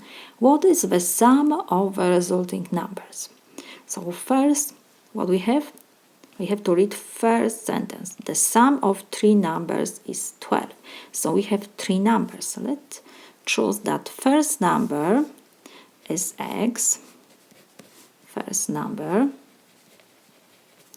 Y will be second number, and z will be third number. What next we have? The sum of three numbers is 12. Sum. So we have x plus y plus z is equal 12. We have first equation. What else? Each number is increased by 10. So first number is x. We increase this number by 10. So we have x plus 10. Each number is increased by 10. So the same we have to do with the second number and with the third number. What next? And the new numbers are multiplied by 10. So first number we multiply by 10. Second number we multiply by 10, and third we multiply by 10. What is the sum of the resulting numbers? So we have to find the sum of these three numbers. So we have x plus 10 times 10 plus y plus 10 times 10, and we have plus z plus 10 times 10. This is equal. We have to calculate. So this is equal. What we will do first, because we have given only that x plus y plus z is equal 12, first we will do multiplication. We have to multiply every expression in the first parenthesis by 10. So we have x times 10 is 10x. 10 times 10 is 100 plus y times 10 is 10y. 10 times 10 is 100 plus, and again z times 10 is 10z plus 10 times 10 is 100. So this is equal. What next we can do? We have 10x plus 10y plus 10z, and 10 plus 10 plus 10 is 300. 100 plus 100 plus 100 is 300. So this is equal. From these three expressions, we can factorize 10. So it will be 10 times x plus y plus z, and we have to add 300. So this is equal. What x? 10 we copy, and in parentheses we have x plus y plus z. And we have given that x plus y plus z is equal 12. So this expression in parentheses we can substitute by 12. This was given. So we have 10 times 12, and we have to add 300. So this is equal. 10 times 12 is 100 to 0, and we have plus 300. So this is equal 420. This is my solution. If a square minus b square is equal 24 and a plus b is equal 6, what is the value of a? We need to find. So we have given two equations, two unknowns, so we can do this, of course. Let me copy first equation. We have a square minus b square is equal 24. We have difference of two perfect squares. Let me remind you formula. When we have a square minus b square, this is equal a minus b times a plus b. So now we can substitute our left side by right side. Our formula so will be a minus b times a plus b. This is equal 24. And what else we have? We have given that a plus b is equal 6. Let me copy this. We have that a plus b is equal 6. So I will substitute a plus b by 6. So we have a minus b times 6. I just substitute a plus b by 6 is equal 24. Because we have multiplication on the left side, so now I will divide by 6 both sides. So 6 and 6 we will reduce, and we have only a minus b is equal 24 divided by 6 is 4. So we have a minus b is equal 4, and we have that a plus b is 6. So let me copy this equation. Well, now we have two unknowns, two equations, so we will use addition subtraction method.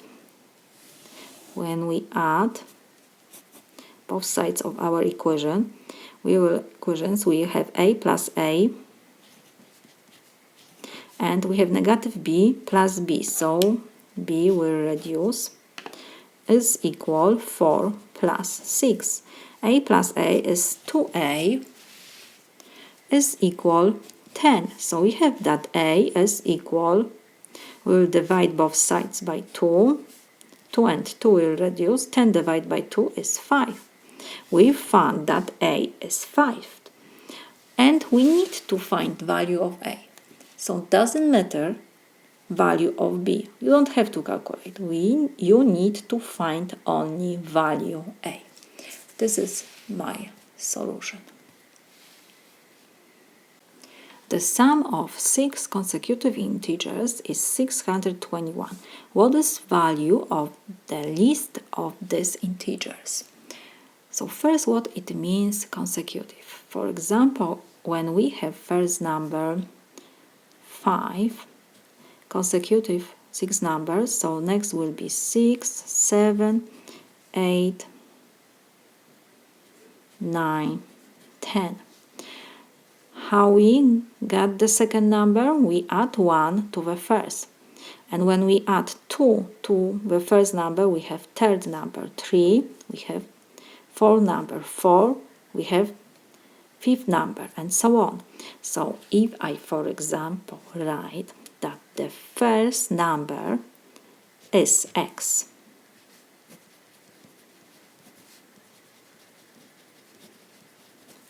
so the second number, so let me write, this is first number, the second will be x plus 1. The third will be x plus 2. The fourth will be x plus 3. The fifth will be x plus 4. And the sixth will be x plus 5. So we have 6 consecutive integers. Let me remind you what it means integers. So integers are numbers, for example, 0, 1, 2, 3, and so on. And we can write -1, -2, and so on. And we have here 6 consecutive integers.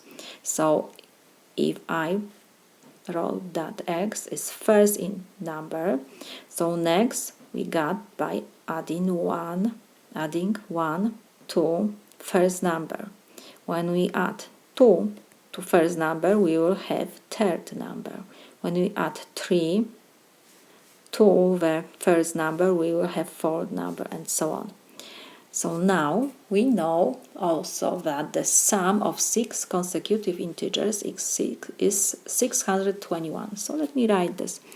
X plus 1 plus x plus 2, this is third number. The fourth number is plus x plus 3 plus x plus 4 and plus x plus 5. This is equal 621.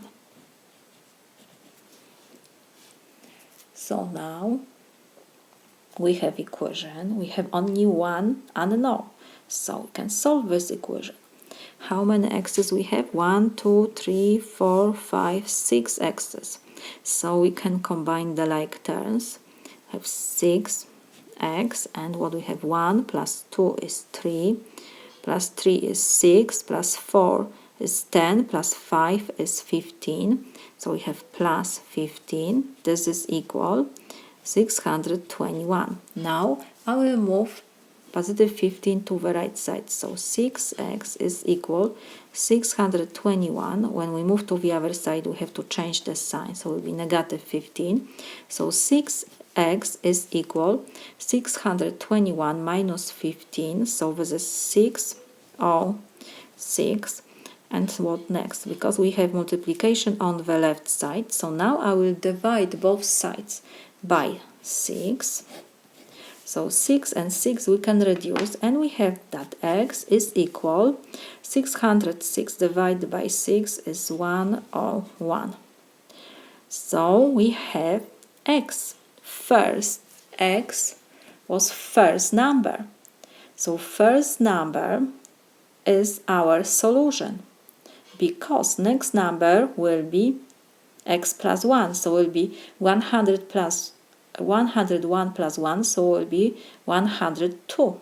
This number, the second, will be greater than the first, and we need to find the value of the least of these integers. So we need to find the first number, and we did this.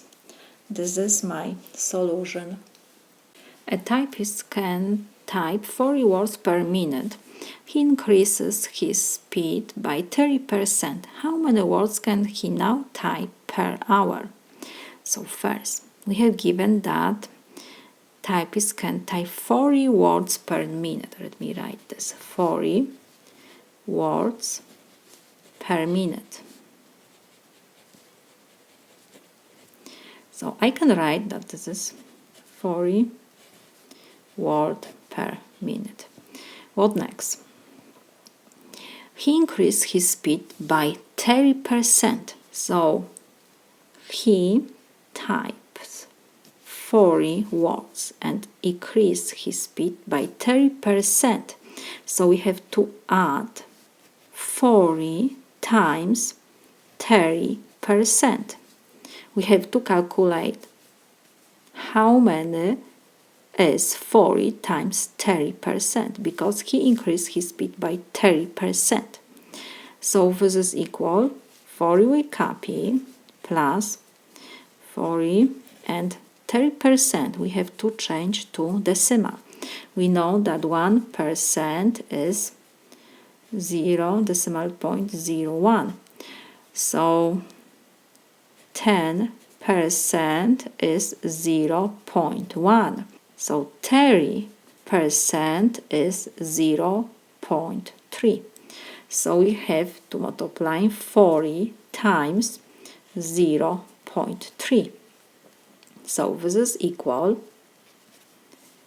40 plus 40 times 0.3 is 12. Maybe if you don't see this, let me do multiplication. We have 0.3 times 40. Just copy 0 because when we multiply times 0 it will be 0. And now 4 times 3 is 12. And we have one decimal point, 1 digit after decimal point. So we start from the left side. 1 digit. And our decimal point will be 12.0. We don't have to write the 0 after decimal point. 40 times 0.3 is 12. So we have to add to 40, 12. So we have 52. So we got that he increased his speed by 30%. So 30% of 40 is, we got this is 12. So to 40 words we got add 12 and we have that he types 52 words per minute. Let me write this. 52 words per minute. But the question is, how many words can he now type per hour? We know that 1 hour has 60 minutes. So if he types 52 words per minute, and we know that 1 hour has 60 minutes, we need to multiply 52 times 60. Why? Because 1 hour has 60 minutes. Every minute he types 52 words. So 52 we have to multiply times 6. So this is equal, you can use calculator, 52 times 60, this is equal 3,120.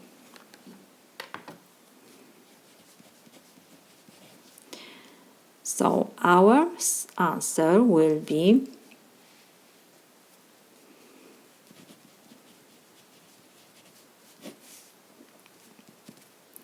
3,120 words per hour. This is my solution. First we calculate how many is 30% of 40 words. It is 12. So to 40 words per minute, we add 12 words. So this is 52. We got that he types 52 words per minute because the question was about how many words can he type now per hour. 1 hour has 60 minutes. That's why we have to multiply 52 by 60, and we got that per 1 hour he can type 3,120 words. This is my solution. What is the largest odd number that is factor of 740? So first, what we have to do, we have to write our number as a product of prime factors. What is prime factor? Prime factor is natural number larger than 1 whose only natural factors are itself and 1. So first we need to find the factors of our number. How we do this? On the left side of our table we have to write 740. And first prime factor, because we have 0 at the end, it means that this number we can divide by 2. 2 is first factor, prime factor. So 740 divided by 2 is 370. On the left we write the answer for division. 370, 0 at the end. So again we can divide by 2. 2 is prime factor.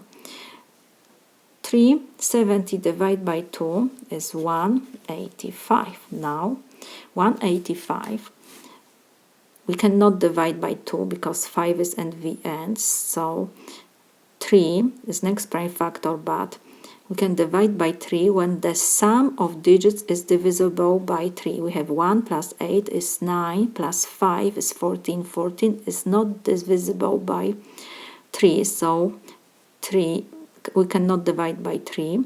Next prime factor is 5. 5 is on the end, so we can divide this number, of course, by 5. 185 divided by 5 is 37. We can divide 37 only by 37. 37 is prime factor. 37 divided by 37 is 1. So we finish division. So now on the right side we have factors, prime factors of our number. So 2, 2, 5, 37. We have to find the largest odd number. So what we will do? We will choose only odd numbers, 5 and 37 odd. And we have to multiply these two odd prime factors. So 5 times 37, this is equal 185. So this is the largest odd number that is factor of 740. If x is greater than 0 and x squared minus 5x minus 6 is equal to 0, what is value of x? What we have here, we have quadratic equation. Well, let me copy this equation. We have x squared minus 5x minus 6 equals 0. One of the methods to solve this equation, the first, which always we have to check, is if we can factorize our left side. Let's see. Our coefficient without x is negative 6. So let's check if we can find two numbers which we multiply and we will get negative 6. And when we add these two numbers, we will have coefficient before expression with x is negative 5. So let's do this. X is always at the beginning. If we choose 6, negative 6 and 1, positive 1, what will be? Negative 6 times 1 is negative 6, so it's okay. Negative 6 plus 1 is negative 5. So everything is okay. If you do multiplication, every expression in the first expression parenthesis times every expression in the second parenthesis, and you combine the like terms, you will get exactly the same what we have on the top. But now we have here two factors. When the left side will be equal 0, when first factor will be 0, x minus 6 will be 0, or x plus 1 will be 0. So we have to solve only two simple equations. We have to move negative 6 to the right side, so it will be x is equal 6. When we move negative number to the other side, we have to change the sign, so we have positive 6. And the second equation will be x is equal positive 1 to the right side, so it will be negative 1. So we got two solutions, x equals 6 and x equals negative 1. But at the beginning we have that x must be greater than 0. So x negative 1 cannot be solution for our equation. Only x equals 6. So this is my solution. A line in the xy plane passes through the origin and has a slope of 1/6. Which of the following points lies on the line? So first we need to find the formula of our line. We have given that this line passed by the origin and the slope is 1/6. So when the formula for straight line is y is equal ax plus b, where a is slope. In this example, we have given that slope is 1/6. We can replace a by 1/6, so we have y is equal 1/6x plus b. We copy.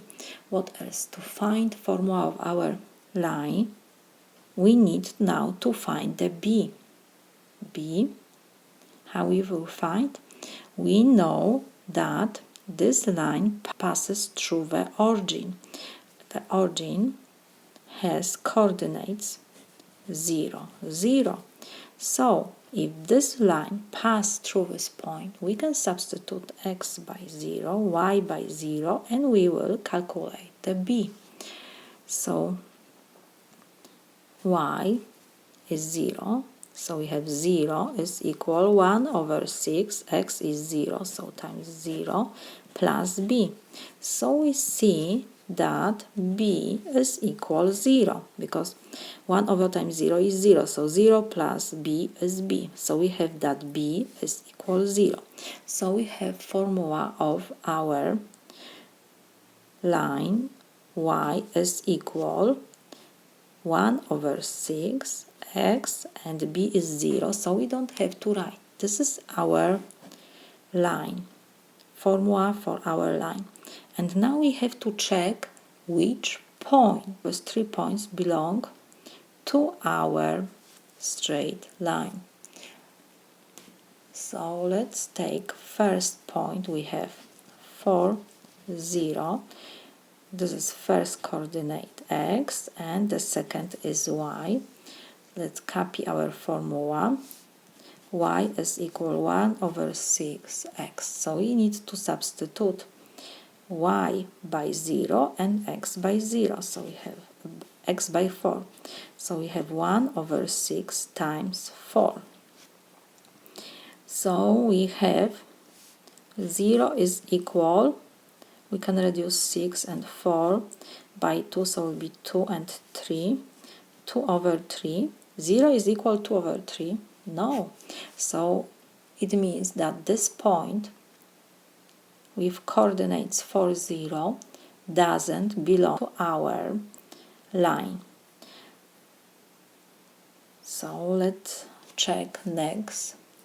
Right now, the second point is 1, 2. Has coordinates 1, 2. Again, let's copy formula of our function.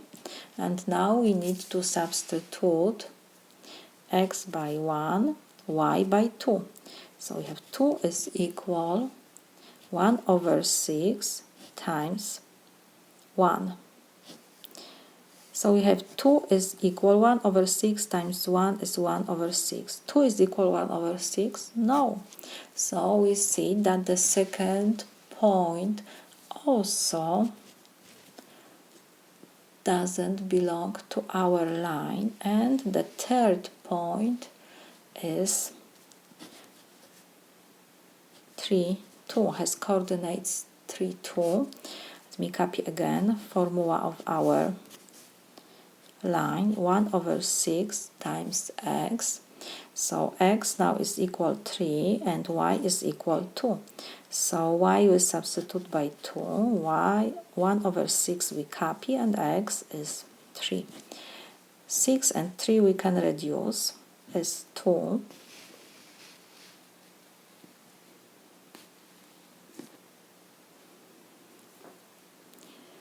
So we have 2 is equal 1 over 2. It's not true. So it means that the third point also doesn't belong to our line. This is my solution.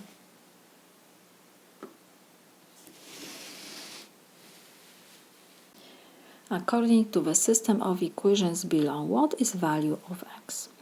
We need to find 2x, and we have two equations with two unknowns. So let me copy. 2x plus 3y is equal negative 27, and x plus y is equal negative 5, because we need to find the x. So we want to get rid of y. How we do this? When I multiply the second equation by negative 3,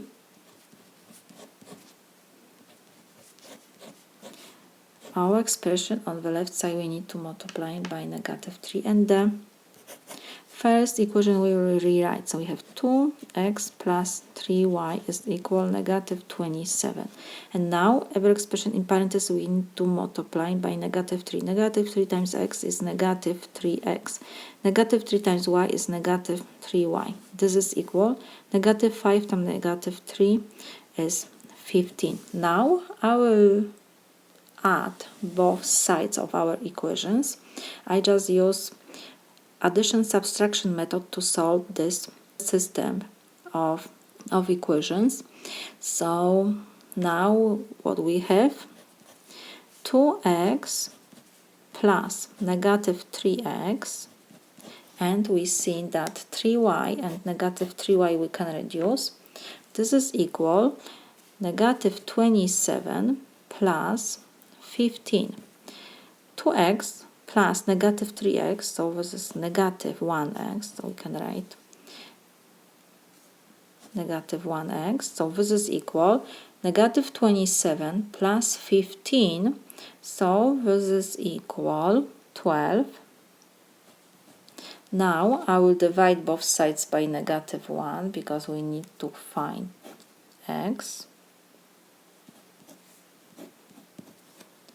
So we see that negative 1 we can reduce, and we have that x is equal 12 divided by negative 1 is negative 12. We found the value of x, because in this example we have to find only value of x. This is my solution. We don't have to do anything more.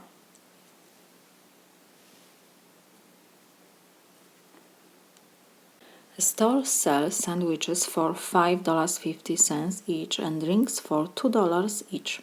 The store revenue from selling a total of 224 sandwiches and drinks in 2 days was $812. How many drinks were sold? So let me write that x will be number of sandwiches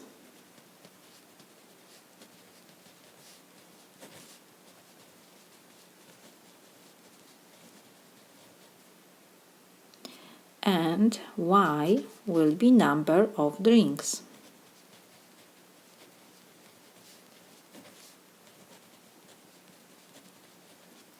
What we have to find? We need to find number of drinks. That's why I have to find the y. So we know that the store sold 224 sandwiches and drinks. So we can write that x plus y is 224. What else? We have the price of sandwich and drink, and we got the total revenue is 112. So the number of sandwich times price, so this is 5.5.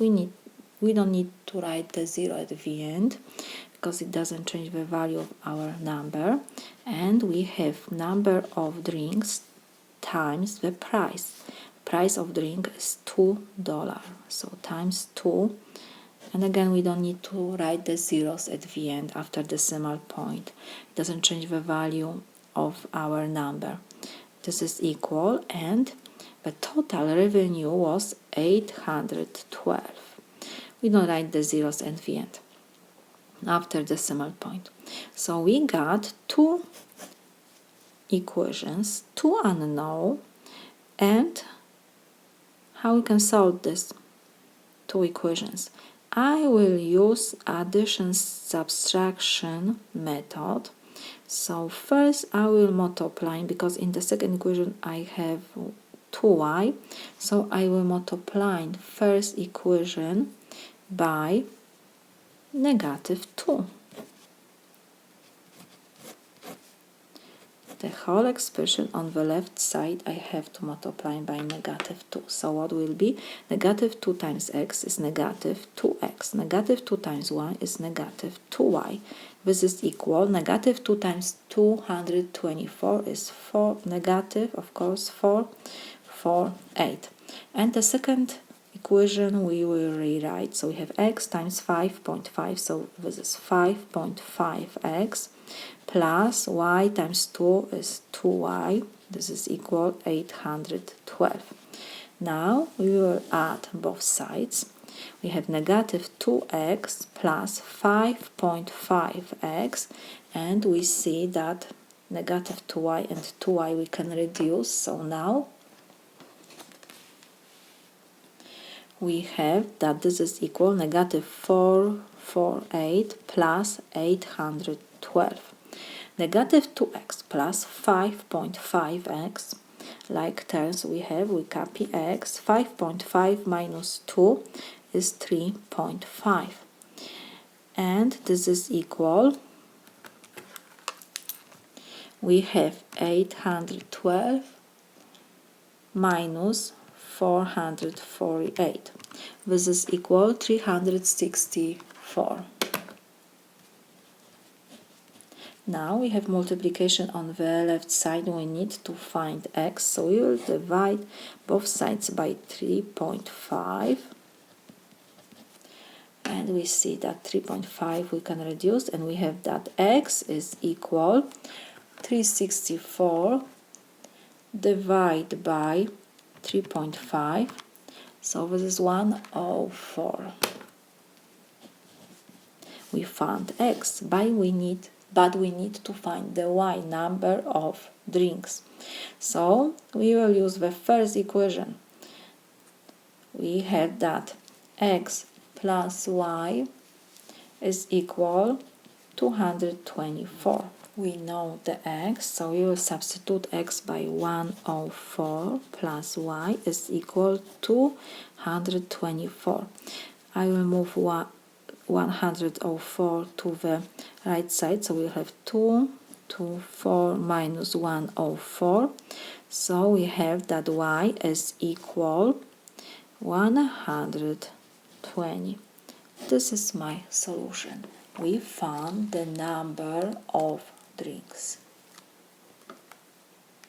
Find the equation of circle in xy plane with center in point 5, 0 coordinates, and radius with endpoint 4 and 3/4. We have to find the equation of circle. Let me remind you formula for equation of circle is x minus a to second power plus y minus b to second power equals r to second power. R is radius and AB are coordinates of center of circle. So we have to write this equation. We have center of our circle. We have coordinates of center of our circle, and we know that the radius has endpoint 4.34.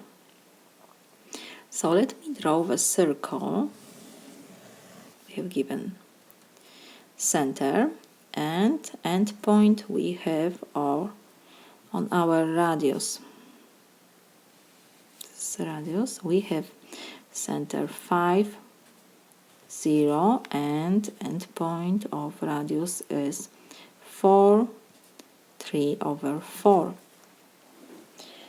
To write equation of our circle, like I said, we need center and radius. We have center given.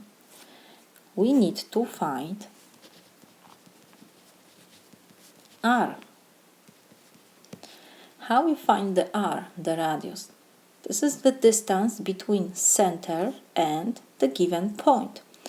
How we find the distance between 2 points? Let me remind you formula. The distance in our example will be equal r is equal square root of, and when we have given 2 points, x coordinates x1, y1, and second point is x2, y2. The distance between these 2 points is x2 square root, and in parentheses we have x2 minus x1 to second power plus y2 minus y1 to second power. In our example, we have that the first point has coordinates 5, 0, so this is our x1, y1, and the second point has coordinates x2, y2. First coordinates is 4 and the second is 3/4. So now we have to just substitute to our equation. R we copy is equal square root we have, and in parentheses we have x2, so this is 4 minus 5, x1 is 5 to second power plus y2 is 3/4 minus y1 is 0 to second power. So r is equal square root of 4 minus 5 is 1 to second power is 1 plus 3/4 minus 0 is 3/4 to second power, so it will be 3 to second is 9, 4 to second is 16. So this is equal, we have square root of 1 and 9/16. We have mixed number. We can change this mixed number to the improper fraction. Denominator is 16, and 1 times 16 is 16 plus 9 is 25. So we have square root of 25/16. So r is equal square root of 25 is 5 and square root of 16 is 4. So we found the distance between these 2 points, and this distance is our r, our radius. So now we will come back to our formula, to equation of circle. Let me copy this one more time. We have x minus a to second power plus y minus b to second power equals r squared. Like I said, AB is center of circle, and we have given that this is 5, first coordinate, and the second is 0. So A is 5, B is 0. Let me write this. Coordinates of center of our circle, and r, we calculate that this is 5/4. So now we can substitute to our equation. We have x minus 5 to second power plus y minus 0, so we don't have, let me write this, minus 0 to second power. This is equal r 5/4 to second power. So we have x minus 5 to second power plus y minus 0 to second power, so this is y to second power. This is equal 25/4 to second power 16. 5 to second power is 25, 4 to second power is 16. So this is my solution. This is equation of circle. In the system of inequalities, y is less than 4x plus 1 and x is greater than or equals 1 is graphed in the xy plane. Which quadrant contains no solution to the system? No solution. So what we need to draw our two inequalities first. We have y is less than 4x plus 1, first inequality. To graph this inequality, we need to draw first function y is equal 4x plus 1. It's a linear function, we know. We have linear function. So the graph of linear function is straight line. What else? Coefficient before x is positive, so our function is going up. What else? Because we have 4x plus 1, so we have the point of y intersect. It will be 0, 1. So we have 1 point. To draw the straight line, we need 1 extra point. The second point, we will take that y is equal 0. So we will have equation 4x plus 1 is equal 0. So 4x is equal, we will move 1 to the other side, will be negative 1. Now we will divide both sides by 4. 4 and 4 we can reduce, so we have that x is equal negative 1/4. So we have 2 points, 0, 1, and the second is negative 1/4 and 0. So now we will draw xy plane, y-axis, x-axis, we will choose the unit 1, negative 1, negative 1, 1, and we have point 0, 1, 0, 1, and we have point negative 1, 4, and 0. So we have to divide this unit to 4 equals part. This will be negative 1/4. So now we can draw our line. Because we have here inequality y is less than, not equal, only one less, so we will draw something like this, because this is not solution for our inequality. We have that y is less than 4x plus 1. And now the question is which part now we have to shade, on the right side or on the left. How to easy check? Y must be less. So y is less when here y is going up, will be greater, and this part y going down will be negative, -1, -2, -3.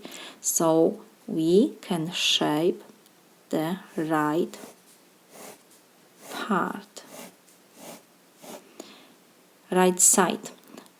One more time, if you not see this, you can always choose one point from this side and one point from the other side, and you will see if this point is solution to our inequality. Let's do this. If I choose, for example, let me copy our inequality first, y is less than 4x plus 1. And first, for very easy point from the right side is always 0, 0. So x is 0 and y is 0. We will substitute to our inequality. So we have y 0 is less than 4 times 0 plus 1. So we have 0 is less than 4 times 0 is 0 plus 1 is 1. So we have 1 is greater than 0. This inequality is true. So point 0, 0 belongs to solution of our inequality. So we shape the right part. If you choose the point on the other side, for example, let's choose -1, 1. We will see what will be. -1, 1. So again, we will substitute to our inequality x by -1 and y by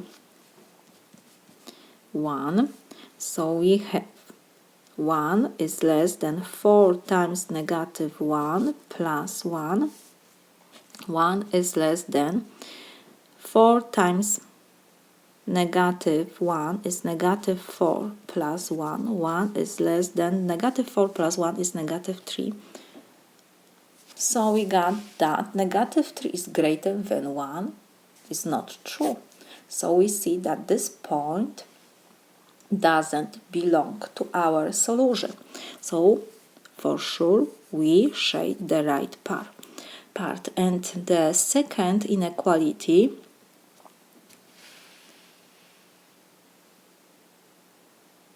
is x is greater than or equals 1. So first we have to draw function x equals 1. Where is x equals 1? X equals 1 we have here. The graph for x equals 1 is straight line which is parallel to y-axis.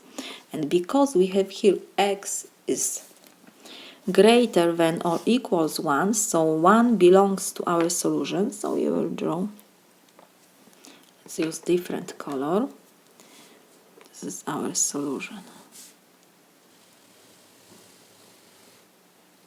X equals 1. And what else? We have that x must be greater also than 1.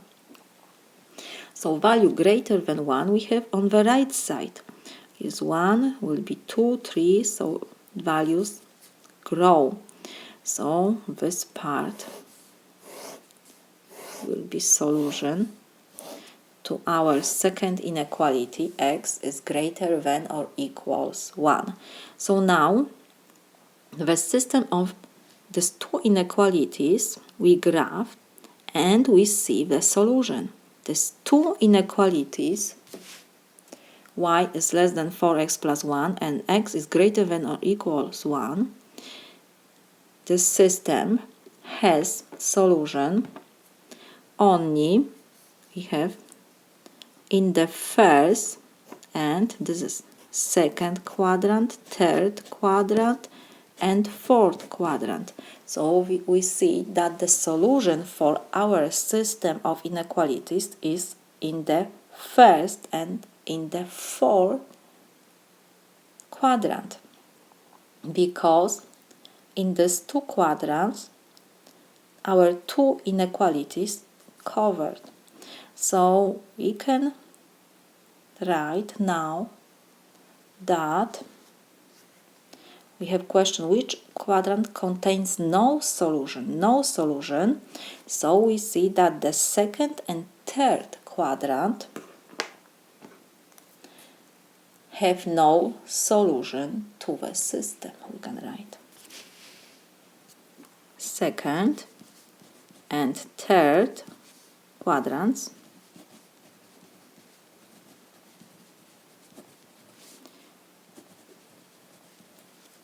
have no solution to the system.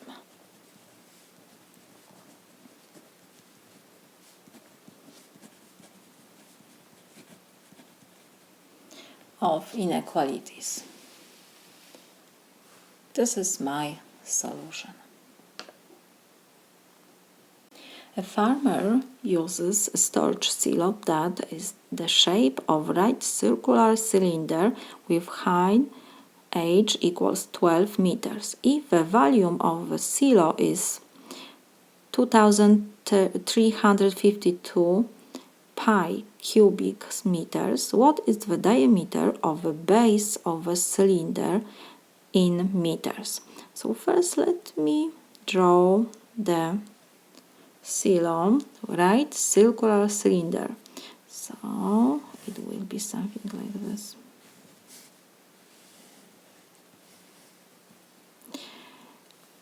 This is our height, this is 12 meters.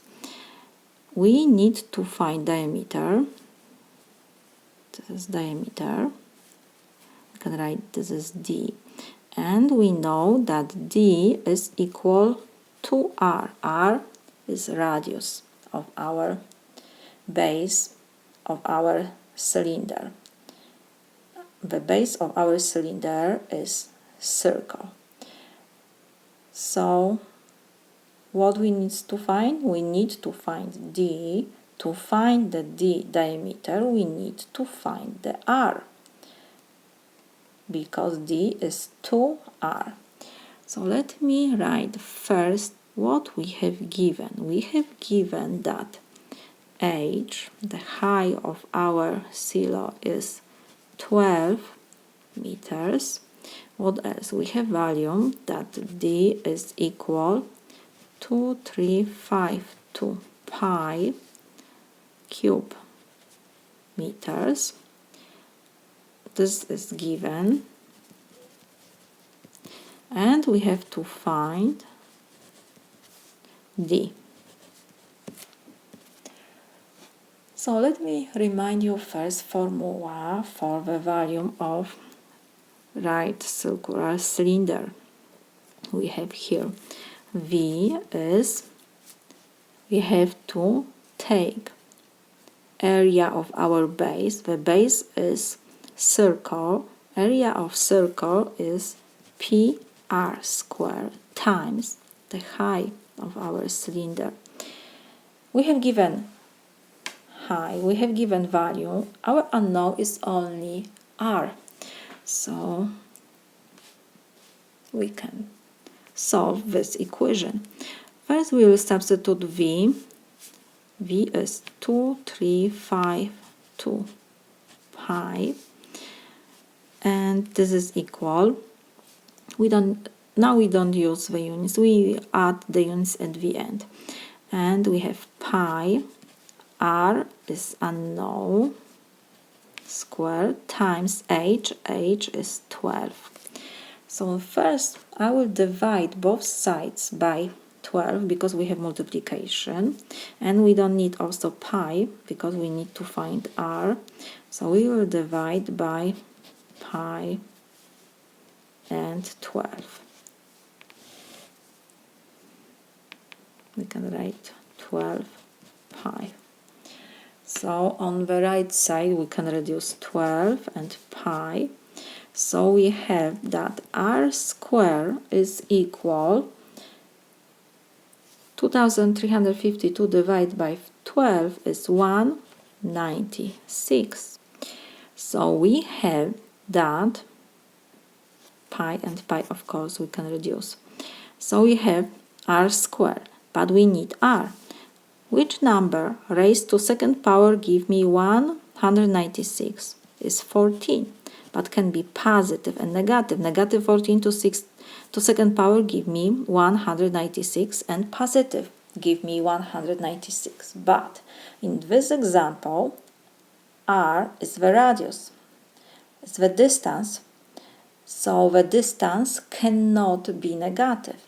That's why we will take only solution positive. Let me write this r is equal positive 14 or r is equal negative 14, because r is the distance, so negative answer we cannot take.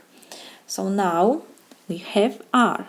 We need to find the diameter, and we know that diameter is 2r. So we will copy 2 and we substitute r by 14. So this is equal 2 times 14 is 28. And of course we have to add the units. This is meter. So this is my solution. A car traveling at average rate of 58.5 miles per hour made a trip in 4 hours. If it had traveled at average speed of 52 miles per hour, how many minutes more would the trip have taken? So first, what we have given? We have given that average rate of speed is 58.5 miles per hour, and a trip is 4 hours. So we know that the speed is distance over time.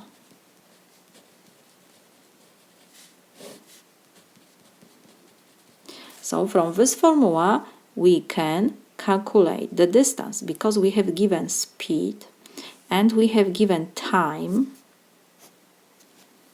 So we will have the distance which the car must pass.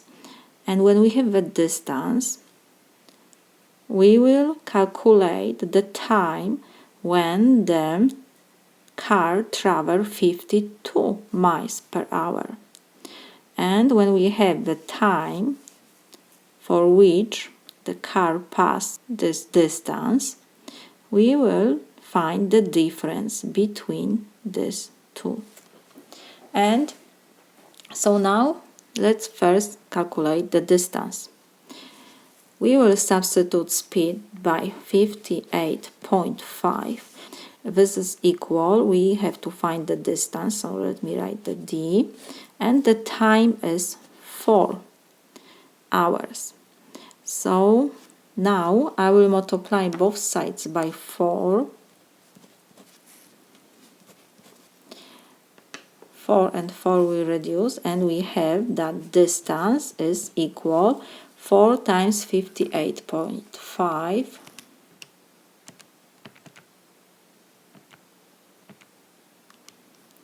is 234.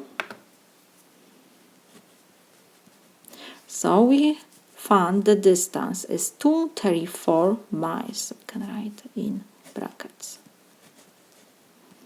When we have a distance, so we can now go to second part of our problem, and we can calculate the time which the car needs to pass the distance 234 miles in speed of 52 miles per hour. So again we will use this formula, speed is distance over time. Speed now is 52. Distance, we calculate that is 234, and we have to find the time. So now, first we multiply both sides by t, because we need to find the t, and t we have in denominator, so we multiply both sides by t. So t and t will reduce, and we have that 52t is equal to 34. So now you will divide both sides by 52. So 52 and 52 reduce, and we have that t is equal to 34 divided by 52. This is equal 4.5. Of course, hours. So we got that when the car will travel with the speed 52 miles per hour, the car needs 4.5 hours to pass the same distance, 234 miles. So when we have the times, now we have to calculate how many minutes more would the trip have taken.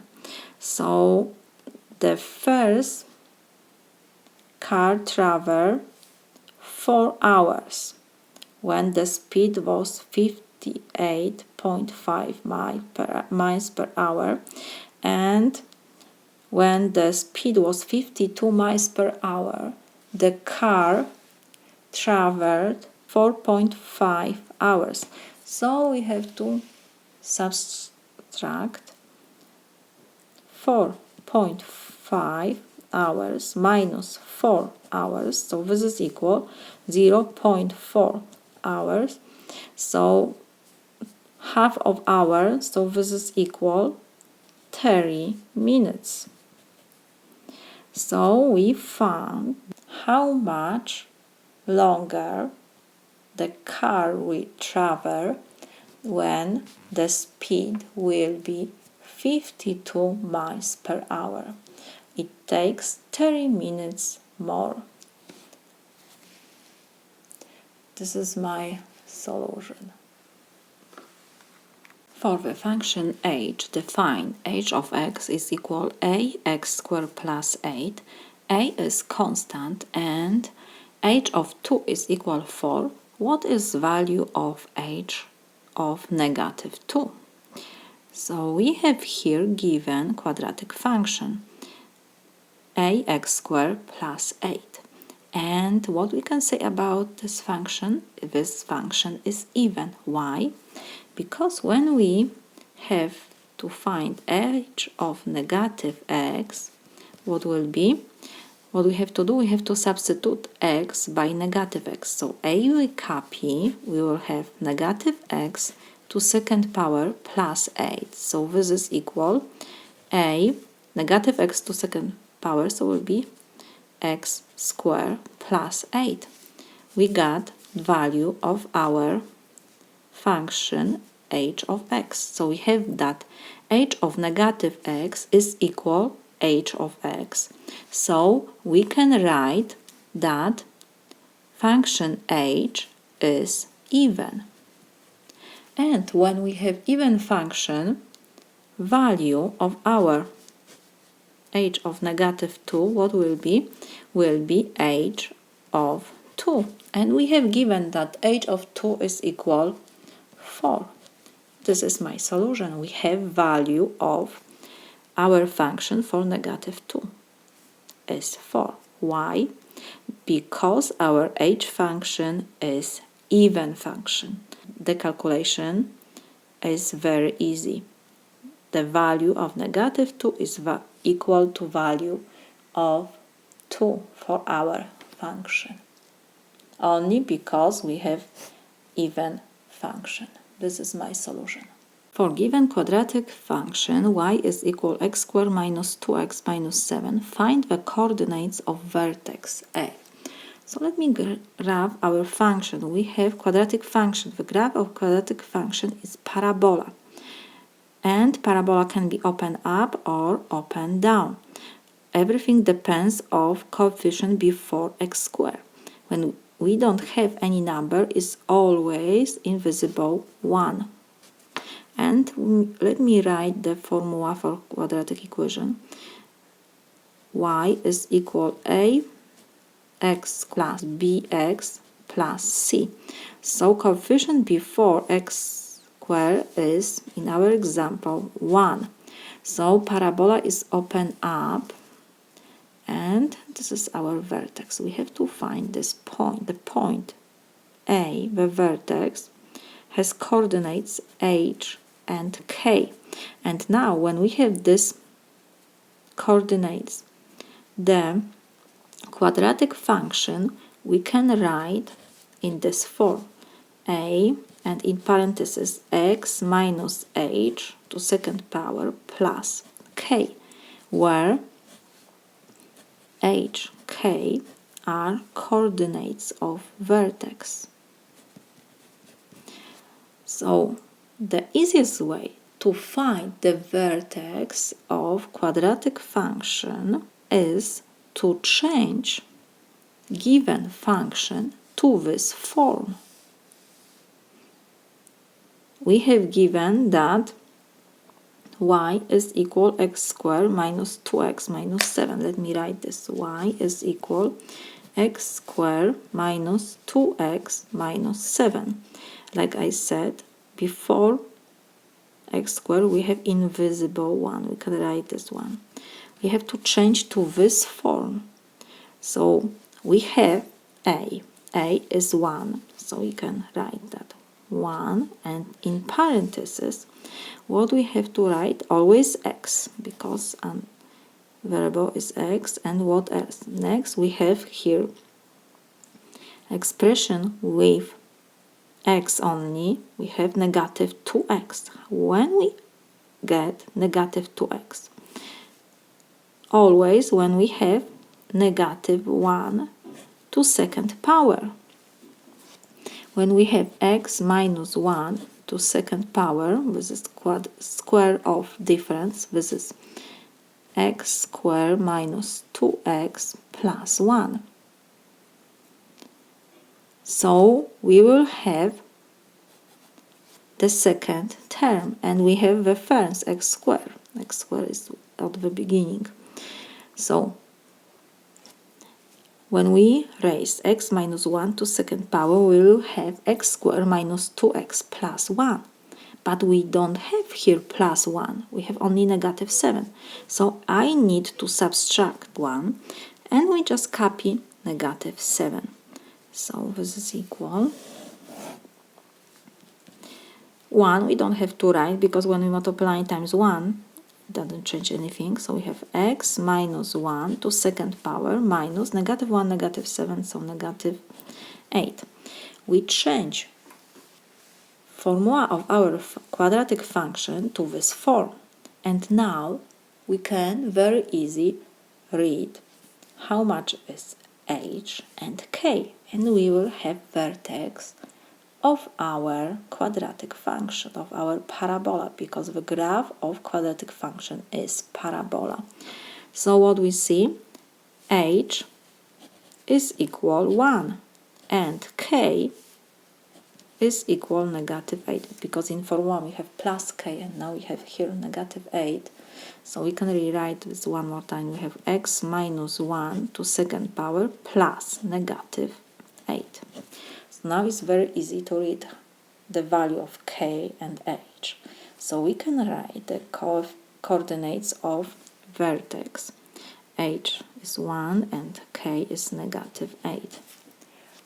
So this is solution to our problem. You need to memorize the form of different form of quadratic function. We need to find the vertex. if point 0, 0 is solution to the system of inequalities, y is greater of negative x plus a and y is less than x plus b, which of the following relationships between a and b must be true? So first, let me see what we have given.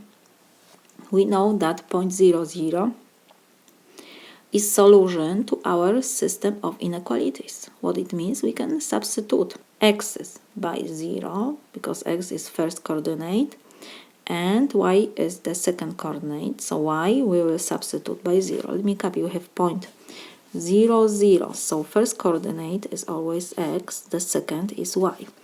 Because this point is solution to the system of inequalities, so let me copy. Y is greater than negative x plus a, so it means we can substitute y, x by 0 and y by 0.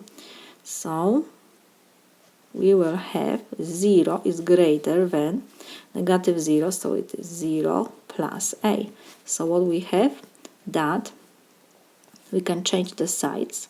A is less than 0 from the first inequality, and from the second, let me copy. Y is less than x plus b. So again, because this point is solution to our inequality, so we can substitute y by 0, x by 0. So we have 0 is less than 0 plus b. I will change the sides and we have that b is greater than 0.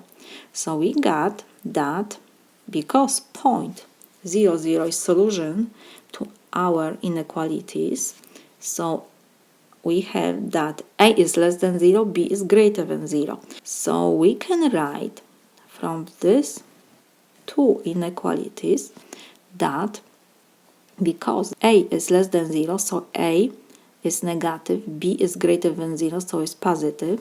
So we can write that b is greater than a.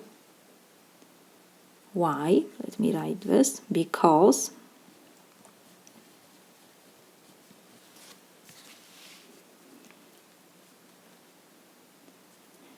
we can write b is positive. We found that b is greater than 0, so it's positive, and a is less than 0, so a is negative. That's why I can write that b is greater than 0. So now come back to our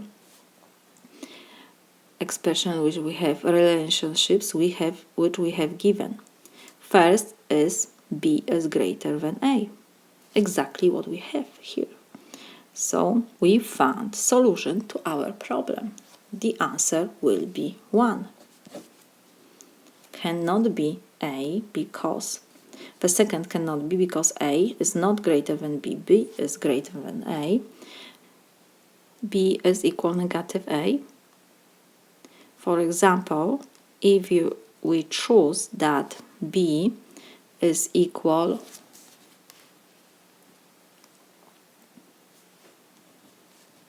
three is positive value, so can be, and for example a is equal negative 1, so we have equation b is equal negative a.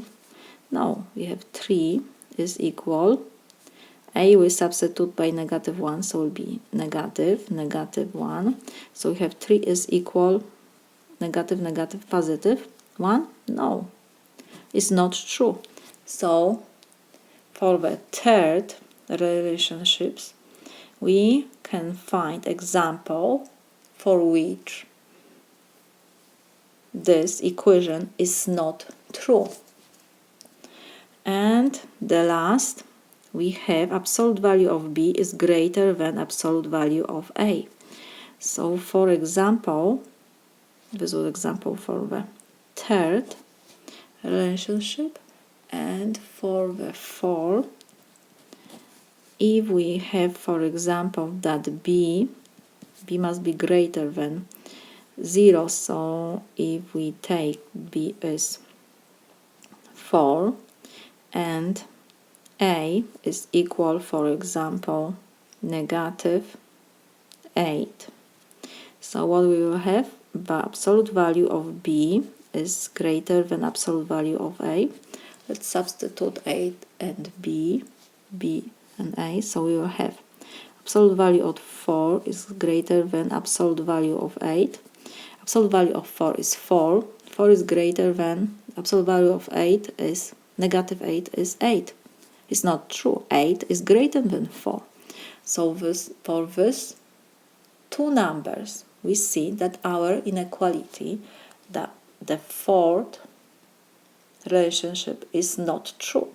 So we can say only that first relationship is true. B is greater than A.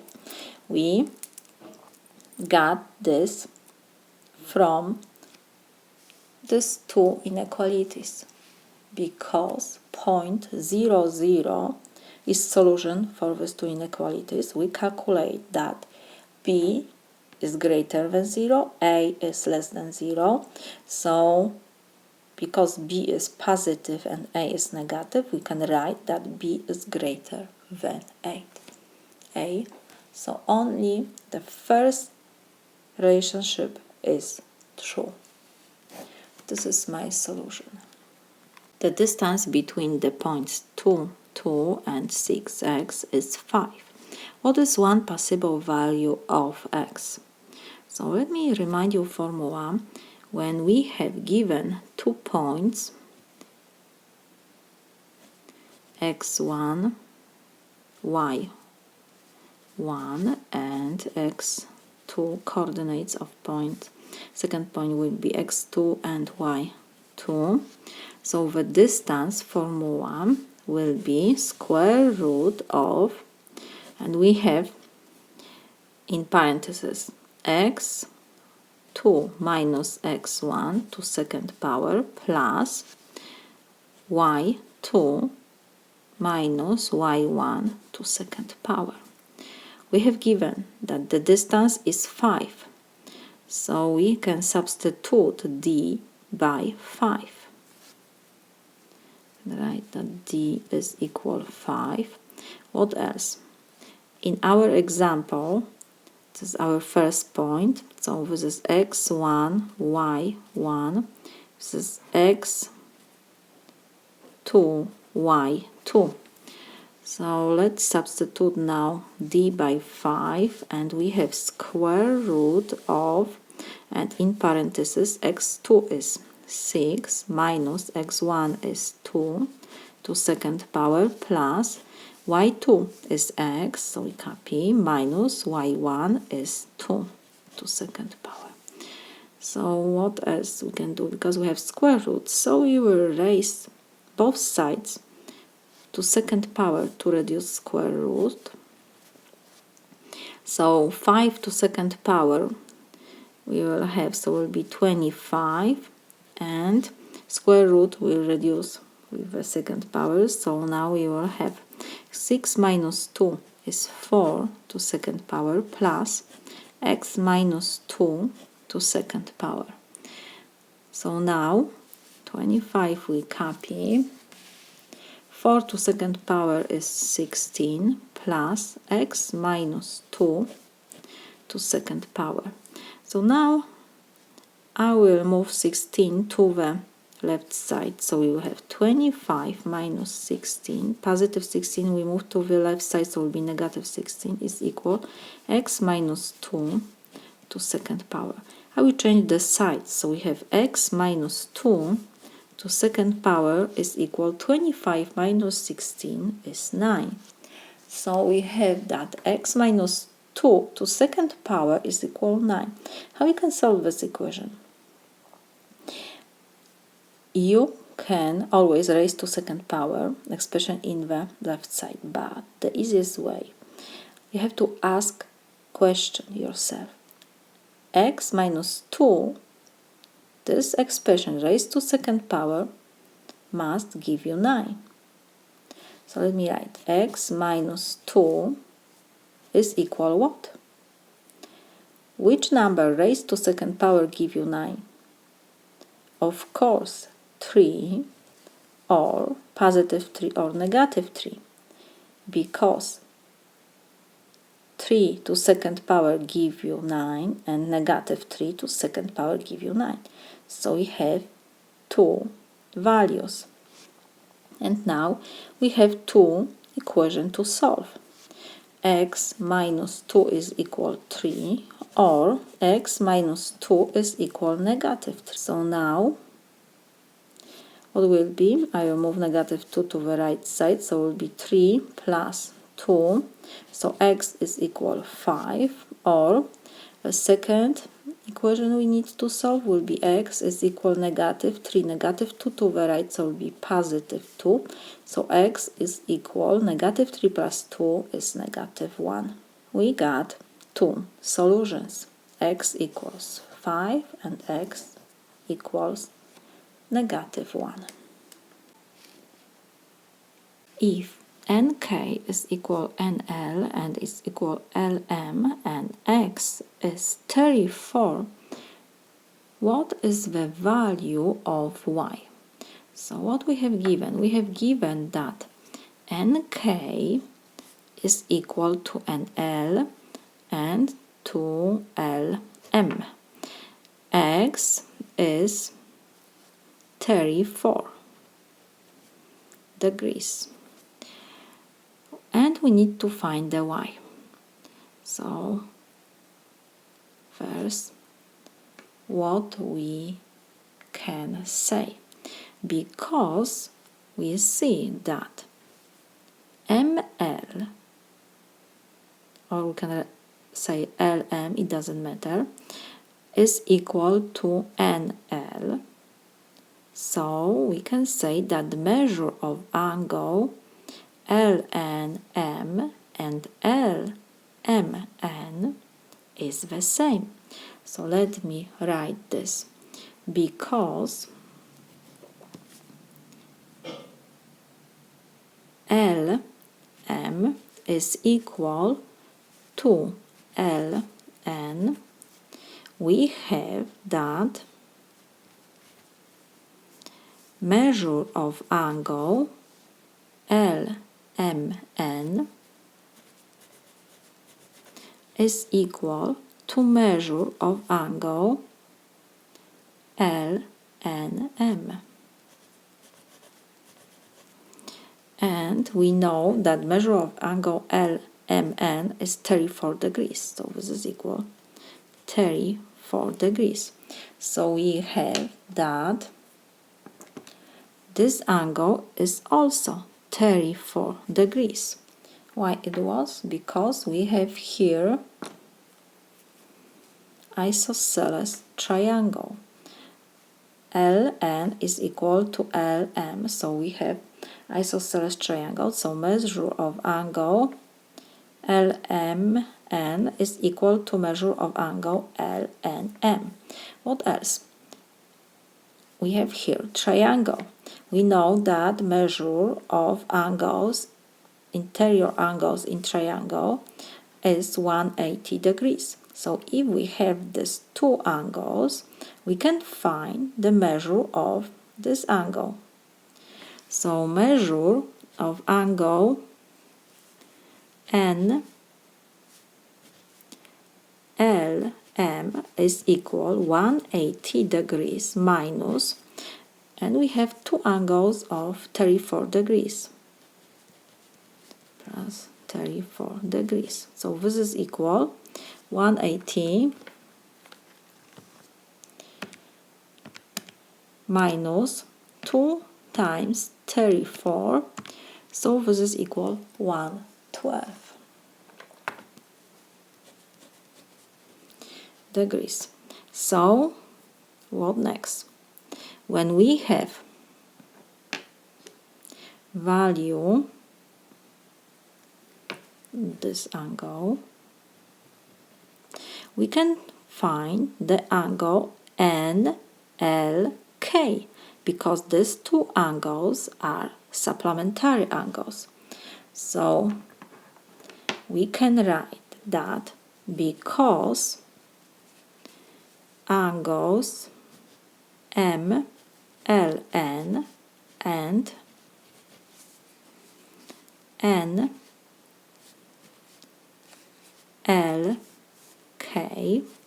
MLN and NLK are supplementary angles.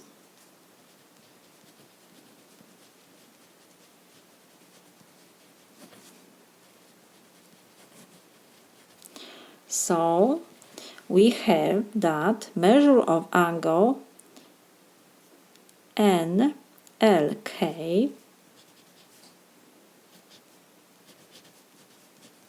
is equal 180 minus measure of angle MLN. We found that this is 112 degrees, but let me write this maybe at the beginning. Measure of angle NLM. So this is equal 180 degrees minus measure of angle NLM is 112 degrees. So this is equal 68 degrees. So we have now this angle. This angle is 68 degrees. What else? Again, we have triangle, isosceles triangle. So it means that angle LKN is also 68 degrees. Let me write this. Because LN is equal KN, so we have that measure of angle NLK is equal to measure of angle LKN. So that's why this is equal 68 degrees. We have this. So now, when we have these two angles, we can find the third angle in our triangle. So we have these two angles of our triangle KLM. So measure of angle KNL is equal what? 180 degrees, because measure of interior angles of triangle is 180 degrees minus, and we have two angles of 68 degrees, so we have 68 degrees plus 68 degrees. And when we subtract from 180 68 times 2, we have the measure of angle KNL. So when we have this angle has 44 degrees, we see that here we have supplementary angles. How we calculate the y? We have to, from 180 degrees, subtract these two angles. Let me write this. Because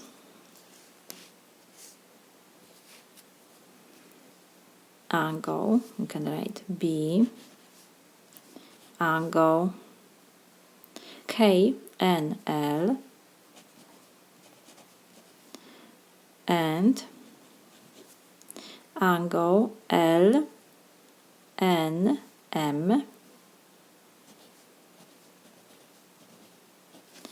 are supplementary angles.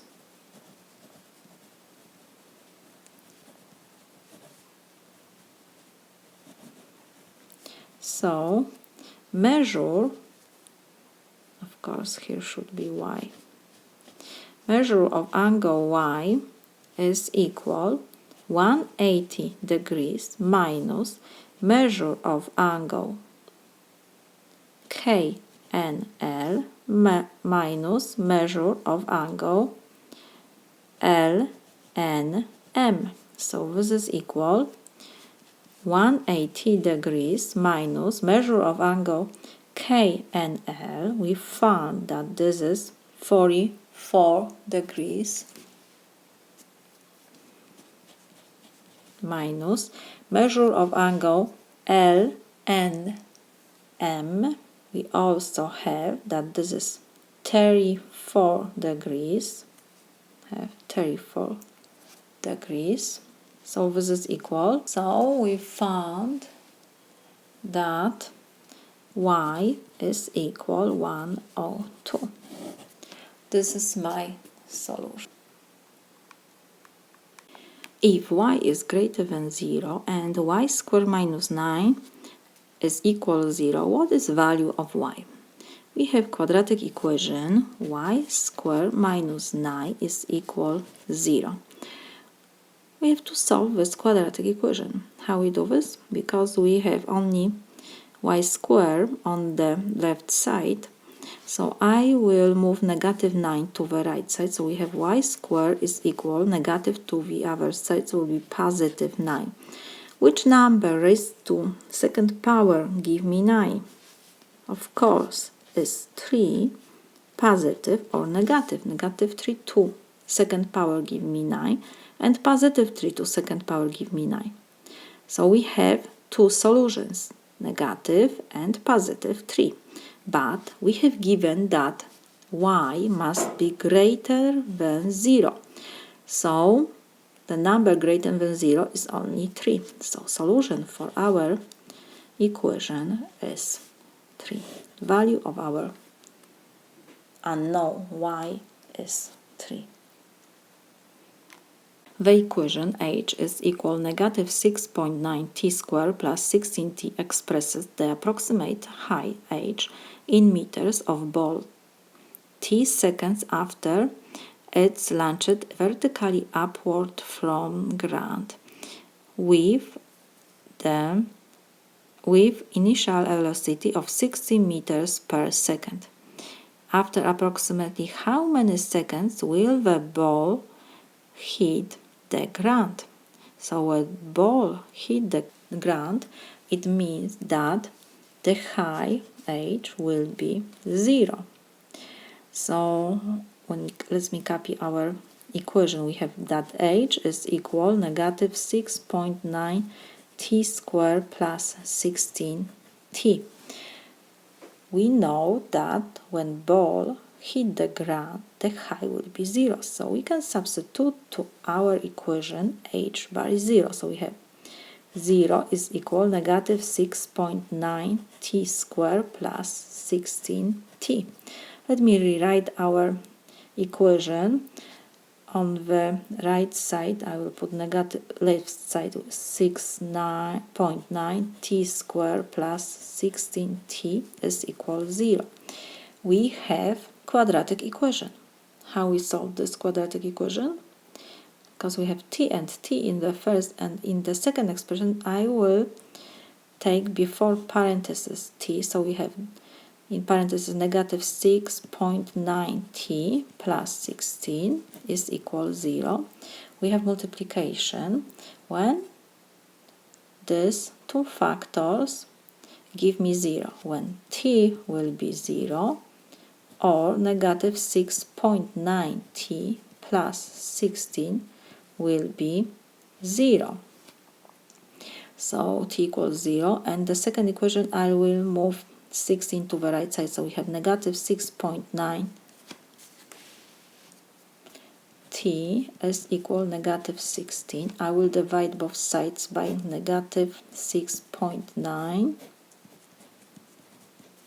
so we can reduce negative 6.9, and we have that t is equal negative divided by negative, so will be positive 16 divided by 6.9, this is equal 2.31, we can write, because we have to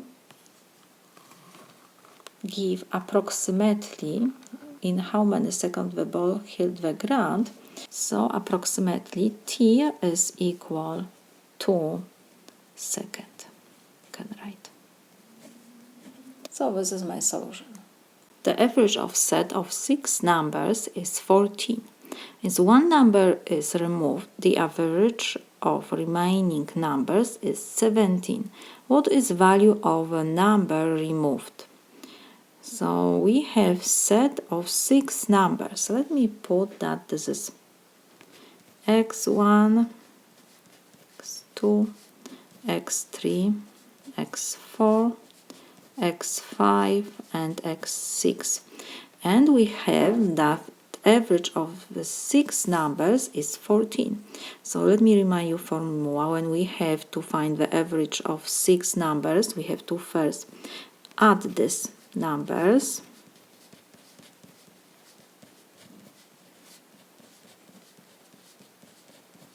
next we have to divide the sum by the number of numbers. We have 6 numbers, so we divide by 6, and this is given that the average is 14. What else we have? We have given that when one number is removed, the average of remaining numbers is 17. So let's put that the last number is removed. So we have that x1 plus x2 plus x3 plus x4 and plus x5. One number was removed, so we have now 5 numbers, and we have given that average of this 5 numbers is 17, so we have to add this number, divide by 5 because we have 5 numbers, and this is equal 17. So from this formula we can calculate the sum of these 5 numbers. How we do this? We will multiply both sides by 5. So 5 and 5 we can reduce, and we have that sum of these 5 numbers, x1 plus x2 plus x3 plus x4 plus x5 is equal 17 times 5. This is equal 85. So now we can come back to our first equation. Let me copy this.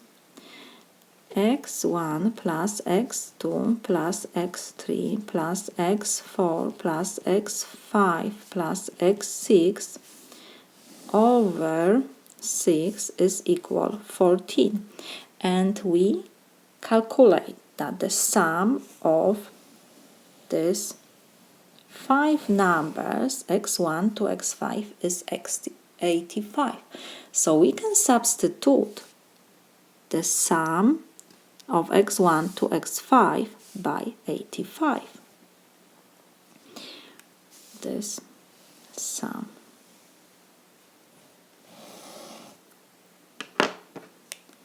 is equal 85. So we have now 85 plus x6 over 6, whereas we have to copy, is equal 14. And we have equation with one unknown, and this unknown is our removed number. So we have to find the value of our removed number. So first I will multiply both sides by 6 to reduce fraction on the left side.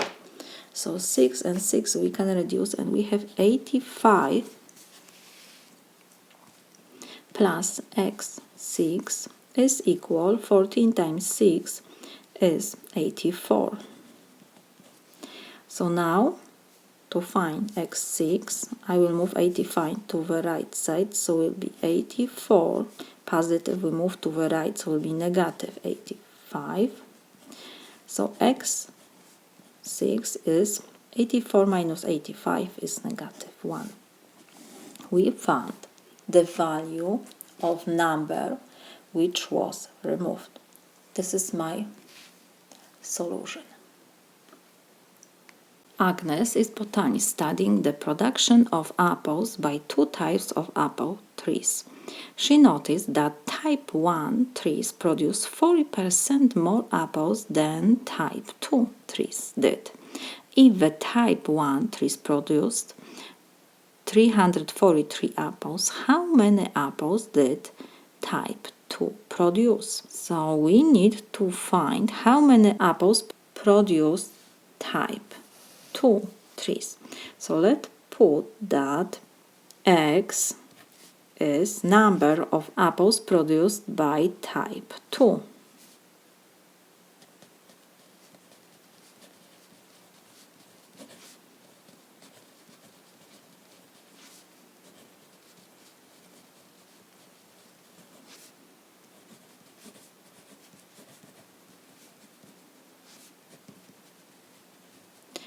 So now, what we have given, that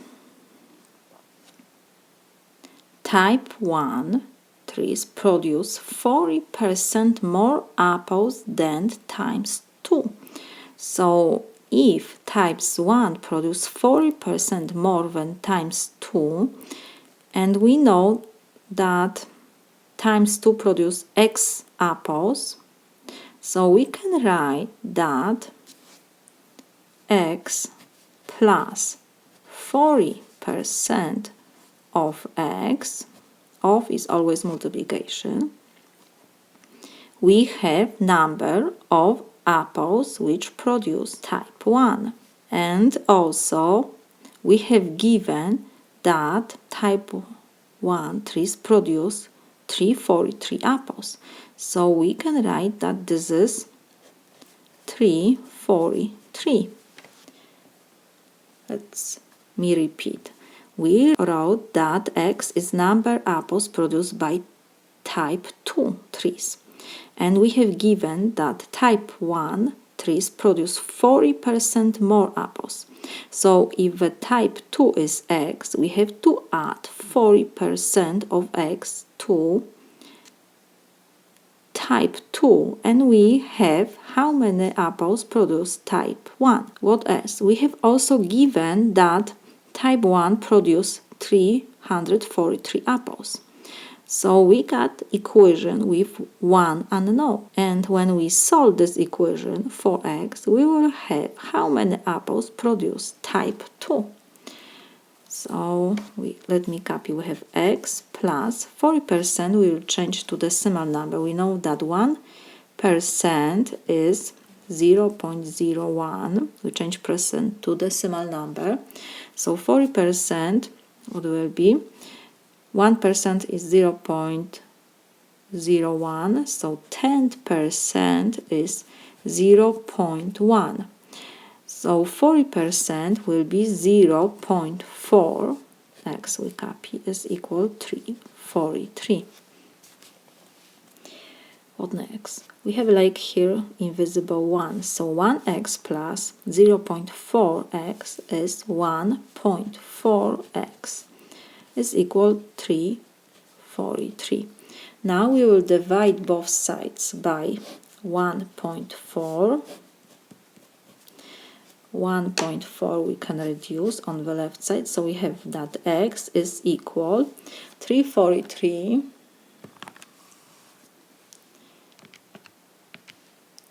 divided by 1.4. This is equal to 245.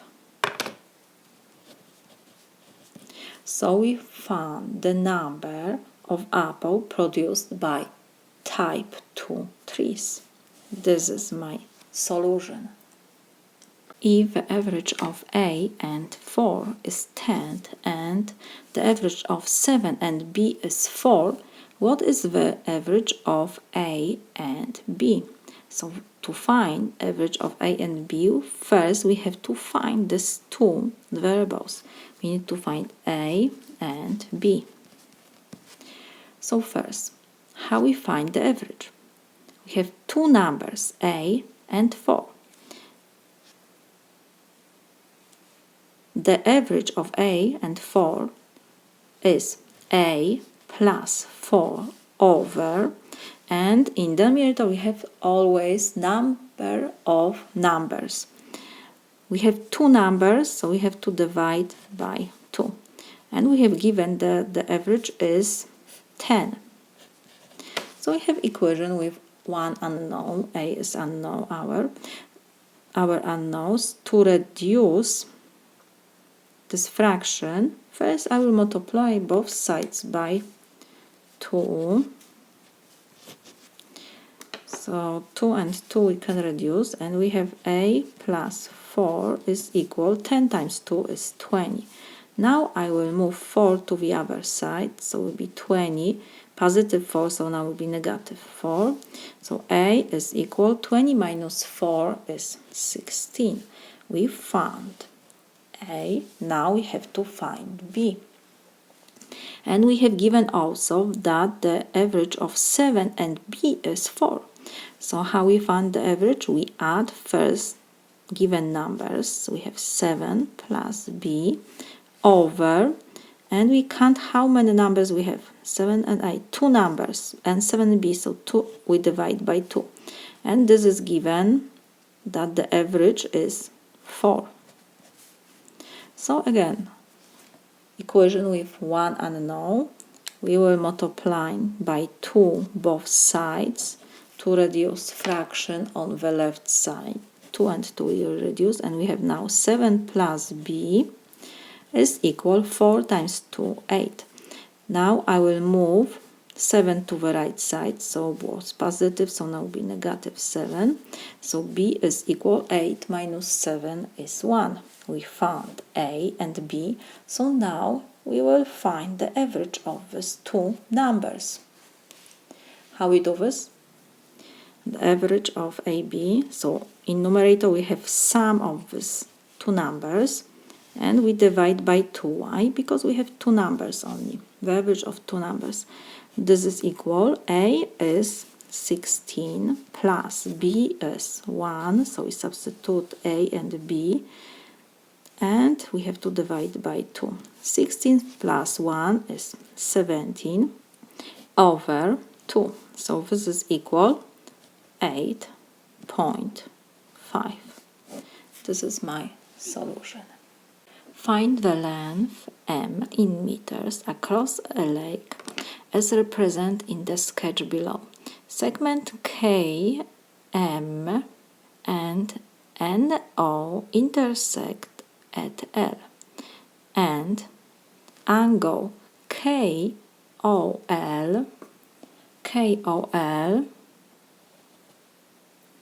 and MNL have the same measure. So we can write that angle, this is given,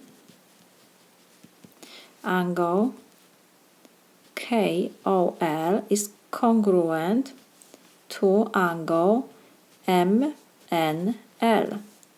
It means that measure of angle KOL is equal to measure of angle MNL. What else? The length of KL is 1,600 meters. OL is 1,200 meters. LN is 600 meters, and MN is 400 meters. And we have to find M.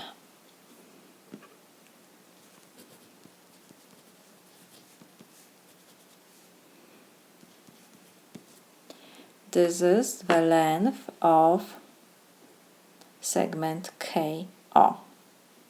We have to find this. So what we have given? We have given that these two angles are congruent. What else we can say? That also angle KLO and MLO are congruent also, because these two angles are vertical angles. So we can write that angle, measure of angle KLO is equal to measure of angle MLN. Why? Because they are vertical angles.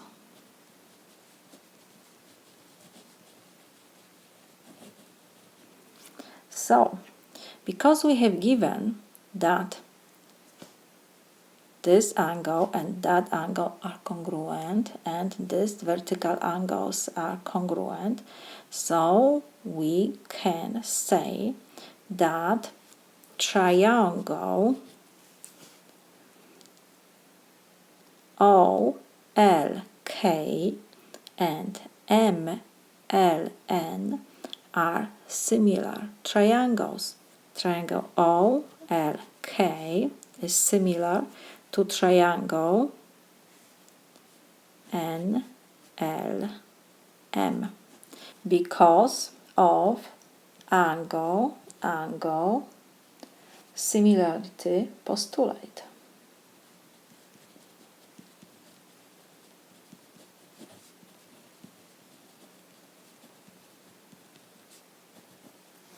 When two angles are congruent in these two triangles, then the triangles are similar triangles. So we had that these two triangles are similar. What it means? We can use proportion to find the length of M. So let me write this proportion.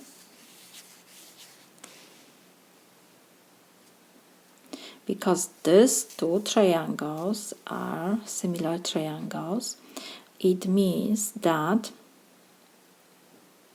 length of OL to LN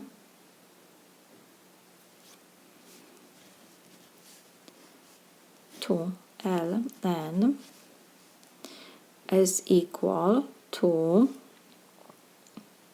next proportion what will be, KO to MN.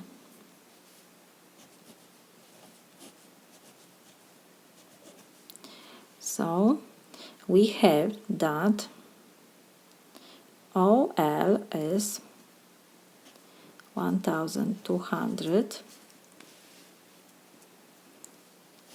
LN is 600, KO is our M, our unknown, and MN is 400. So we have one unknown. What we can do, 1200 divided by 600 is 2, is equal M over 400. So now what we can do, I will multiply both sides by 400.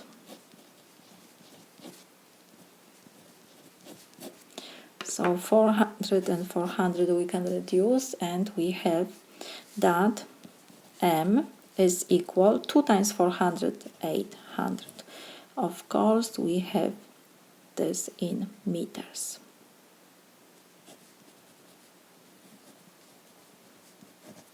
So we found the length of segment KO. We found the length of segment KO.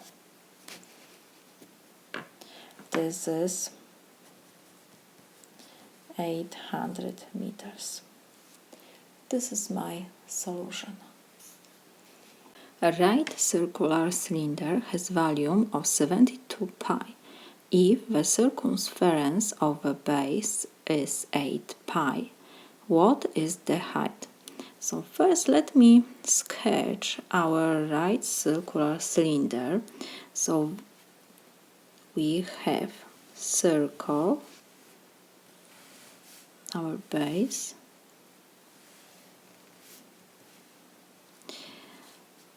and what we have here? We have that volume of this cylinder is 72 pi. What else? The circumference of the base is 8 pi. This is our circumference. Circumference is the distance around circle. So let me write that C is equal 8 pi. And we have to find the height. Let me put that height is h. So first, let me remind you formula for volume. Volume D is area of base times height. Area of base is, we have circle here, area of circle is pi r square. What is r? R is the radius of our circle times, of course, the height. And what else? We have given that circumference is 8 pi. Like I said, circumference is distance around circle, and formula for the distance around the circle is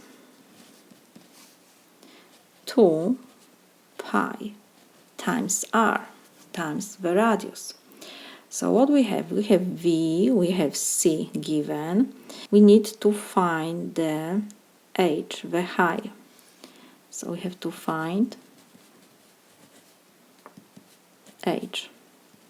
Because we have given circumference, so we can substitute C by 8 pi. This is equal 2 pi times r. So now what I will do, we will divide both sides by 2 pi to find the radius.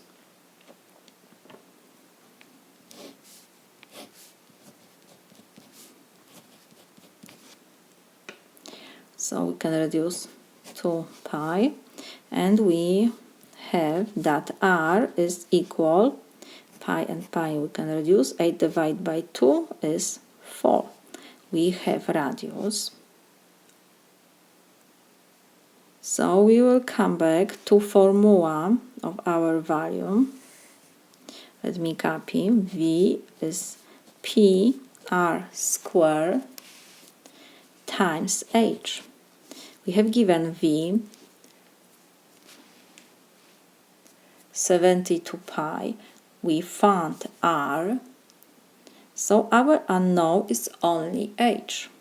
So we substitute V by 72 pi. And we have pi, we copy. R is, we found 4 to second power times h. Unknown is only h. So we have equation with one unknown. We have multiplications. So first I will raise 4 to second power, so left side we will copy. This is equal pi times 4 to second power is 16. We have times h. And because we have multiplication, so we will divide both sides by pi and 16. That's multiplication. So now we can reduce, and we have that h is equal, pi and pi will reduce, 72 divided by 16 is 4.5. So we found the height of our cylinder. This is my solution. If x is greater than 0, simplify given expression. So let me copy what we have here. We have 1 over, and in the denominator we have two fractions.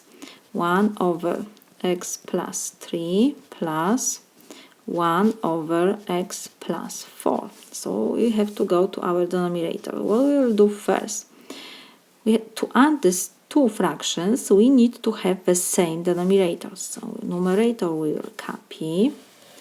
What will be the denominator? Will be x plus 3 times x plus 4, of course. So first denominator we have to multiply times x plus 4. So because I multiply denominator by x plus 4, I have to multiply numerator by the same expression. We have 1 times x plus 4. See, I didn't change anything when we reduce x plus 4 because we have multiplication here, so we can reduce this. We will get exactly the same what we have at the beginning, 1 over x plus 3 plus, and now we will multiply x plus 4 times x plus 3.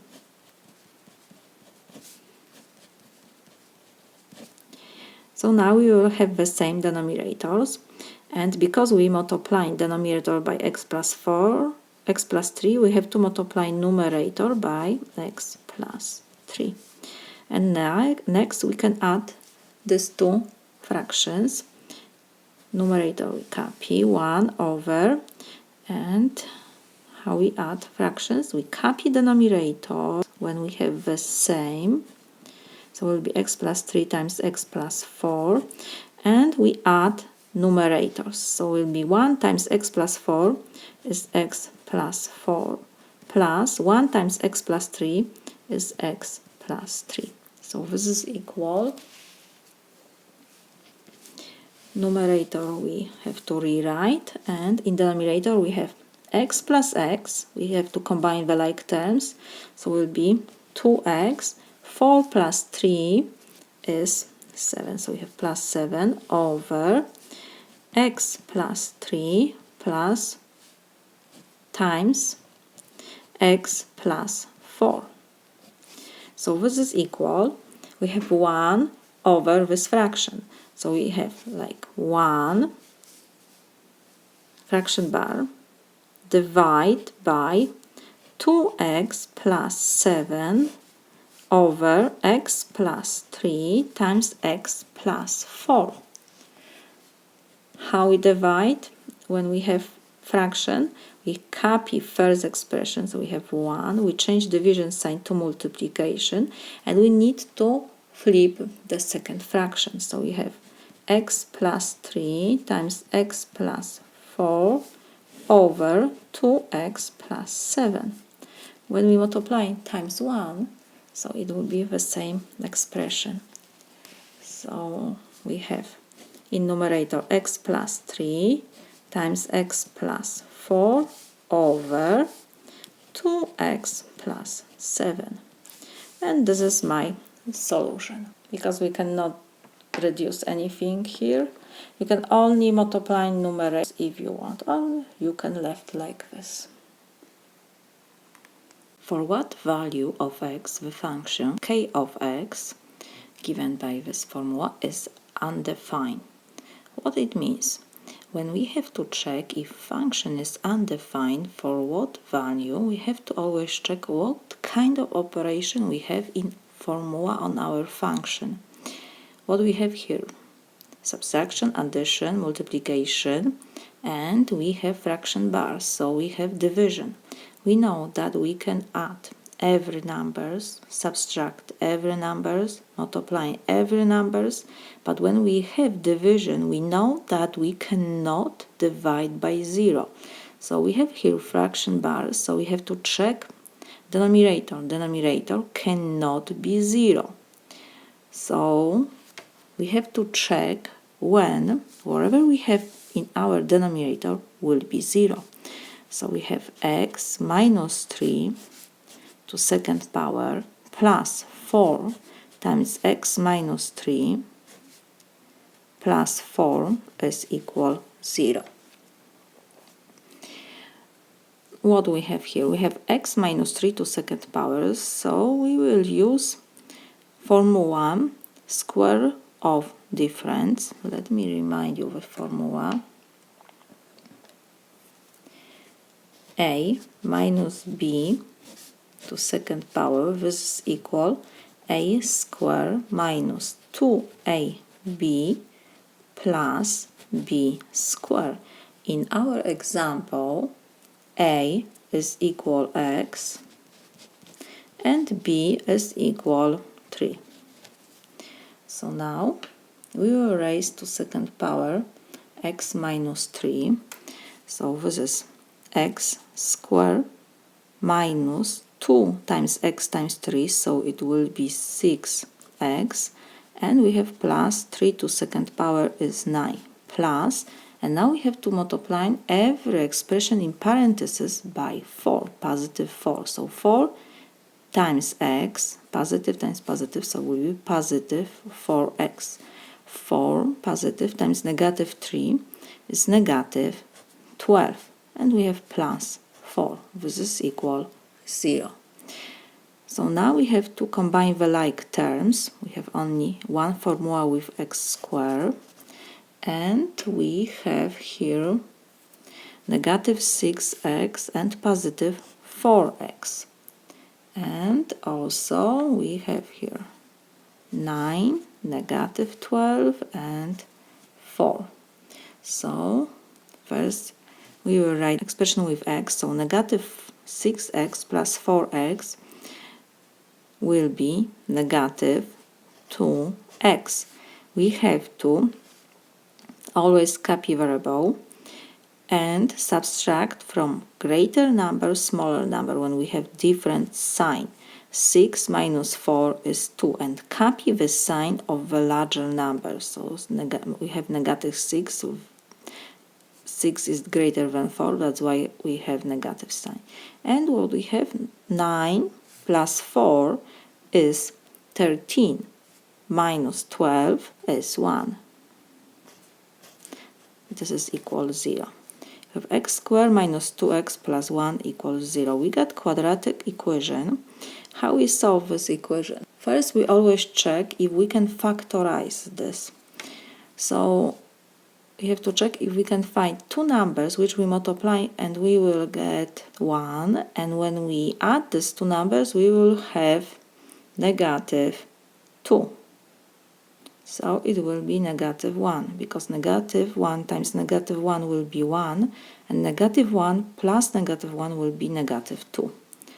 So first we always write variable, and next we have negative 1 equals 0 when this left side will be 0, when x minus 1 will be 0, and in the second parenthesis we have also x minus 1, so we can write only x minus 1 times. We don't have to write 2 times. So we have linear equation. I will move negative 1 to the right side, so will be x is equal 1. So we got that for x equals 1, our denominator will be 0. So for x equals 1, our function is undefined. We can write.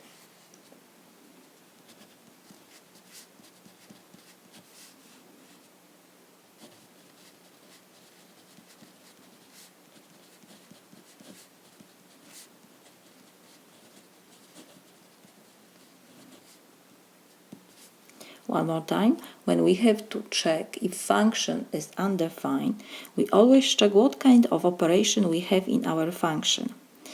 And we know that we can add every numbers, we can subtract every numbers, we can multiply every numbers, but when we do division, fraction mark means division, we cannot divide by 0.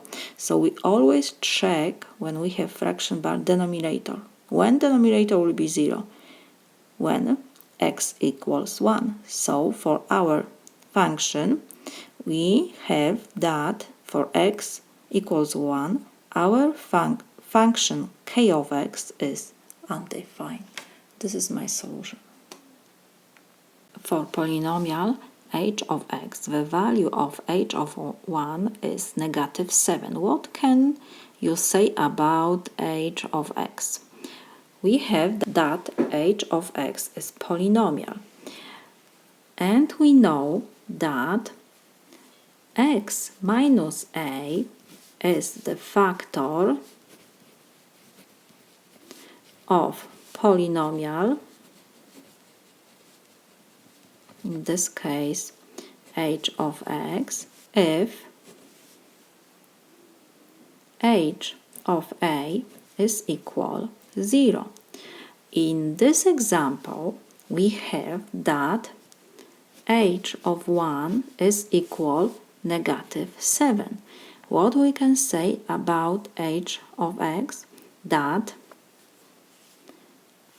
because h of 1 is negative 7, it means that x minus 1 is not a factor, because when we divide our polynomial by x minus 1, the remainder is negative 7, because when we divide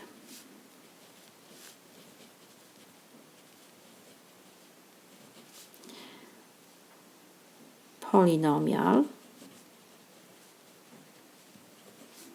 h of x by x minus 1, the remainder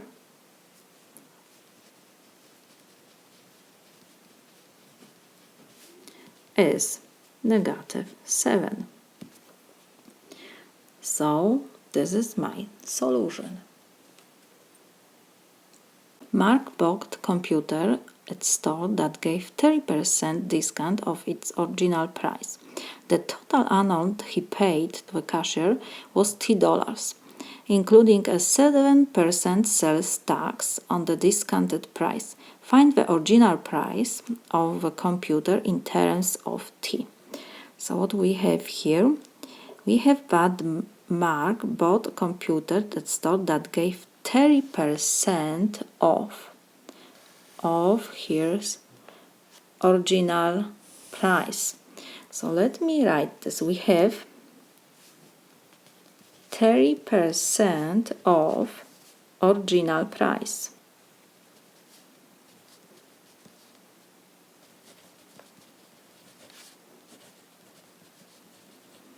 So if we write that x, let me write here, is price of computer,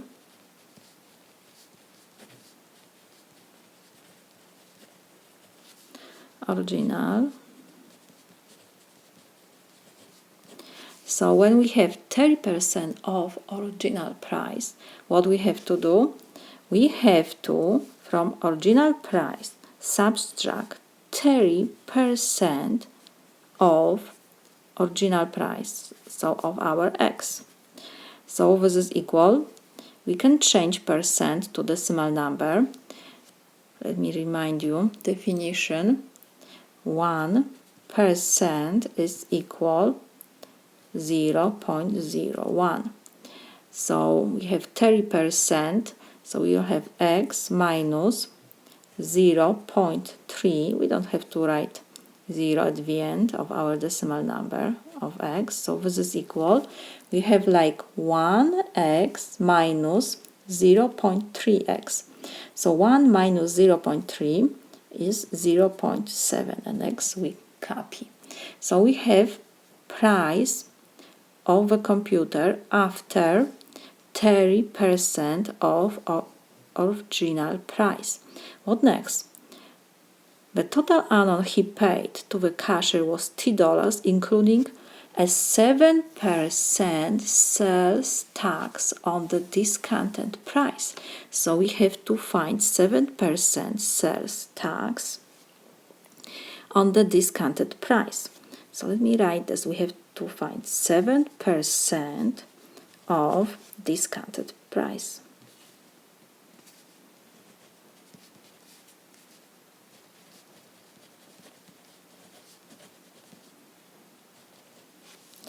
So we have that discounted price is 0.7, and we have to take 7% of this price.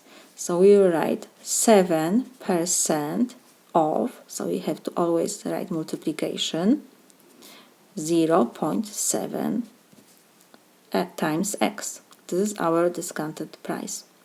Price after discount.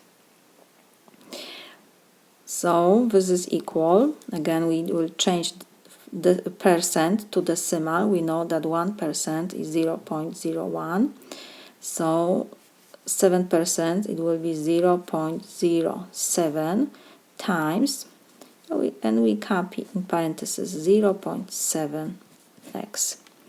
So now we will write equation. We know that the total amount he paid to the cashier was T. So we write that T dollars. The total including 7% of sales tax on discount price and the price which he paid after discount. So we have to add these two expressions. This is the total amount he paid. He paid 0.7 times x, and we have to add tax. So 0.07 times 0.7 times x. This is price after discount.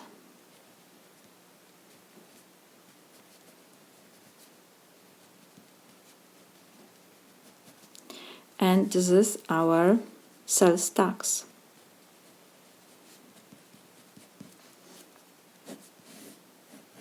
This was definition of percent.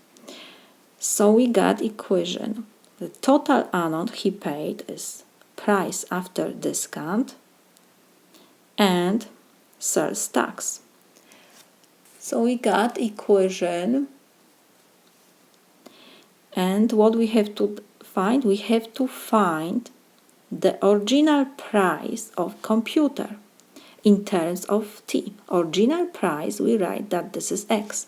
So from this equation, we have to find X. We have to solve this equation for X. How we do this? Because we have 0.7x and 0.7x, I will take before parentheses 0.7x. So T we copy, this is equal 0.7x times, and what will be in parentheses? From this term we will have only 1, because 0.7x times 1 give me 0.7x. And from the second expression we take this before parentheses, so whatever we left will be next 0.07. So T is equal 0.7x, 1 plus 1, 0.07, this is 1.07. So now, because we have to find x,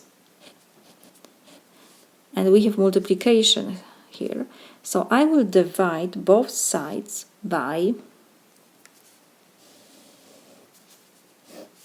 0.7 times 1.07. Both sides. We have to always divide or multiply both sides.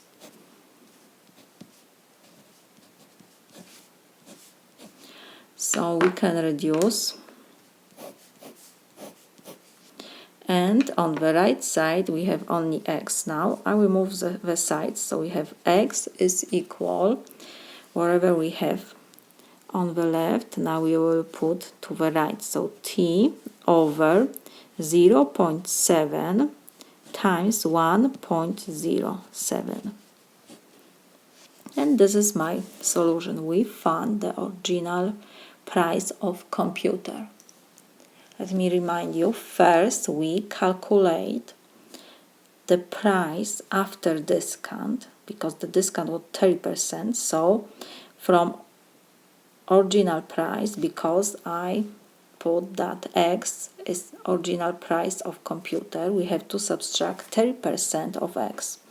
Next we have to calculate the sales tax. Sales tax was 7% of discount price, so we have to take 7% of discount price after discount, and the total he paid is the price after discount and sales tax.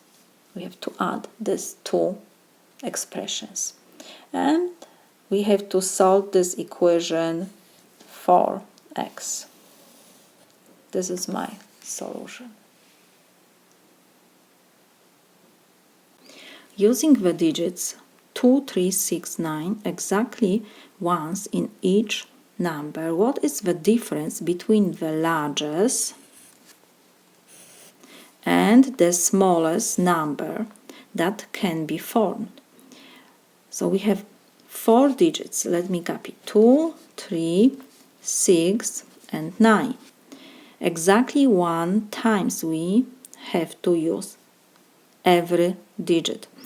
So to form, because we have to find the difference between the largest and the smallest number, so first we have to find the largest number and the smallest number. So of course we will form the largest number if we start from the largest digits. The largest is 9. So what we put at the beginning, 9. Next is 6, 3 and 2.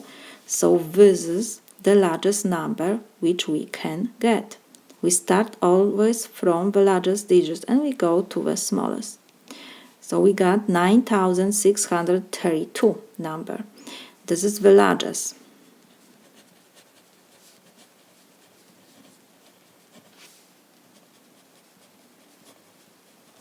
And now the smallest, of course, the smallest number will be when we start to form the number from the smallest digits. 2 is the smallest.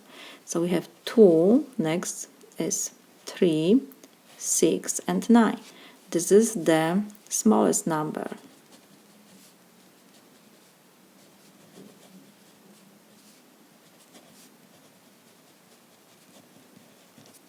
And now what we have to find? We have to find the difference between these two numbers. So we have to subtract these two numbers. We have 9, 6, 3, 2 minus 2, 3, 6, 9. We start from the last column. 2 minus 9, we have to borrow 1 from 3. So now we will have 2. And at the end we will have 12. 12 minus 9 is 3. 2 we have minus 6. We cannot do. We have to borrow 1 from 6. So now we will have 5. And here will be 12. 12 minus 6 is 6. 5 minus 3 is 2. 9 minus 2 is 7. So this is the difference between these two numbers. 7,263. This is my solution. In the right triangle, one angle measures y degrees, where sine of y is 2 over 3. What is cosine of 90 degrees minus y degrees? So let's see our triangle. We have right triangle. This angle is right, so has, of course, 90 degrees. And we know that measure of interior angles of triangle is 180 degrees. So if we have that this angle is 90, this is y, so this angle will be what? 90 degrees minus y degrees. Y, one more time, the measure of interior angles of triangle is 180 degrees. This angle is 90, so 180 minus 90 is 90 degrees. The sum of these two angles is 90 degrees. If this angle is y degrees, so the third angle must be 90 minus y degrees. What else? We have here sine. We know that sine of y angle, from definition, what it is. Let me write maybe first that these two legs we will name by A, B, and hypotenuse by C. So when we have sine of angle y, it will be what? It's always opposite side to hypotenuse. So let me write this.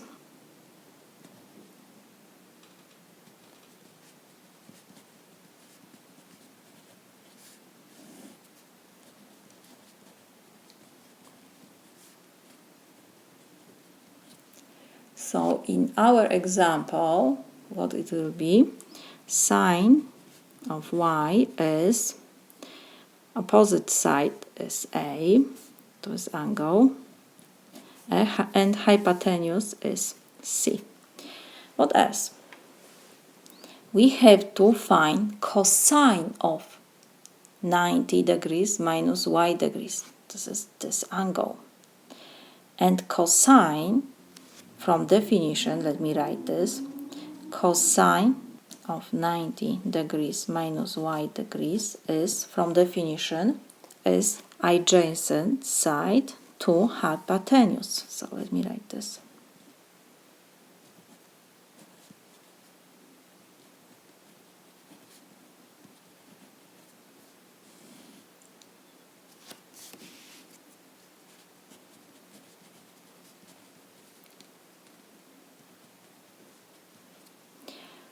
So let me copy. Cosine of 90 degrees minus y degrees is equal. Our adjacent side is A. This is our angle. Cosine of this angle is A, adjacent side, to hypotenuse. So this is A over C. So we see that sinus, of course, y angle is A to C, and cosine of angle 90 degrees minus y degrees is A to C, the same. So we can write that cosine of 90 degrees minus y degrees is equal A to C, and sine of y is A to C. So we can write that cosine is equal to sine of angle y. And what else? We have given that sine of angle y is 2 over 3. So we found that cosine of 90 degrees minus y degrees is 2 over 3. This is my solution. In the figure below, what is the sum of A, B, and C? What is A, B, and C? A, B, and C are interior angles of our figure. What we have here, because we have 1, 2, 3, 4, 5, 6 sides, so we have here hexagon, and this is convex hexagon. So to find A, B, and C, we have to know formula for measure of interior angles of polygon, when we have convex polygon. Let me remind you what it means, convex. When you extend the line, the sides of our polygon, then this line will not pass interior of our polygon. That's why we can say that this polygon is convex. And because we have 6 sides, so we have hexagon. And let me remind you formula. When we have convex polygon, the measure of interior angles is given by formula n minus 2 times y 180 degrees. What is n? N is number of angles. In this example, n is equal 6. So we can write that measure of interior angles of our hexagon, it will be, we will substitute n by 6, so you have 6 minus 2 times 180 degrees. So this is equal, 6 minus 2 is 4 times 180 degrees. So this is equal 720 degrees. So we have measure of interior angles of our hexagon. What else? We have given here that this angle is 100 degrees, A, B, C, and 120 degrees, and this angle has red square. What it means? That we have here 90 degrees. So we can write that what we have here, 100 degrees plus A plus B plus C plus 120 degrees and plus 90 degrees. These are measures of our interior angles, and we found that measure of interior angles of hexagon is 720 degrees. We need to find the sum of A, B, and C. So what I will do, we will move 100, 120, and 90 to the right side, and on the left side we will have only the sum A plus B plus C. This is equal, we have 720 degrees minus will be 100, 120, and 90 degrees. So A plus B plus C is equal, you can use calculator, we have 720 minus 100 minus 120 and 90. This is equal 410, of course, degrees. So we found the sum of A, B, and C. This is my solution. If y equals ax, where a is constant, and y is equal 12, when x is equal -4, what is the value of y when x is equal 7? We need to find the value of y when x is equal 7. But in our formula of our function, y equals, we have ax, we have unknown also a. So first we need to find a. So let's see what we have also given. We have given also that y is equal 12 when x is equal 4, -4. So we can substitute x by -4 and y by 12 to get a. Because we have given that y is equal 12 when x is equal -4, so we can substitute to our equation, like I said, y by 12 and x by negative 4. A we copy. So we have equation with one unknown with multiplication. So let me copy this. We have 12 is equal a times negative 4 is negative 4a. We can write. And now I will divide both sides by negative 4 because I want to find a. And what we have, negative 4 and negative 4 we can reduce, and we have that a is equal, I will change the sides, 12 divided by negative 4 is negative 3. We have a. When we have a, we can rewrite equation of our function at this is y equals, we substitute a by negative 3 and we copy x. This is formula of our function. And now we can find the value of our function y when x is equal to 7. So what will be when x is equal to 7? We have to substitute x by 7. Let me copy this. We have y is equal negative 3 times x. So this is equal negative 3 times, we substitute x by 7. So negative 3 times 7 is negative 21.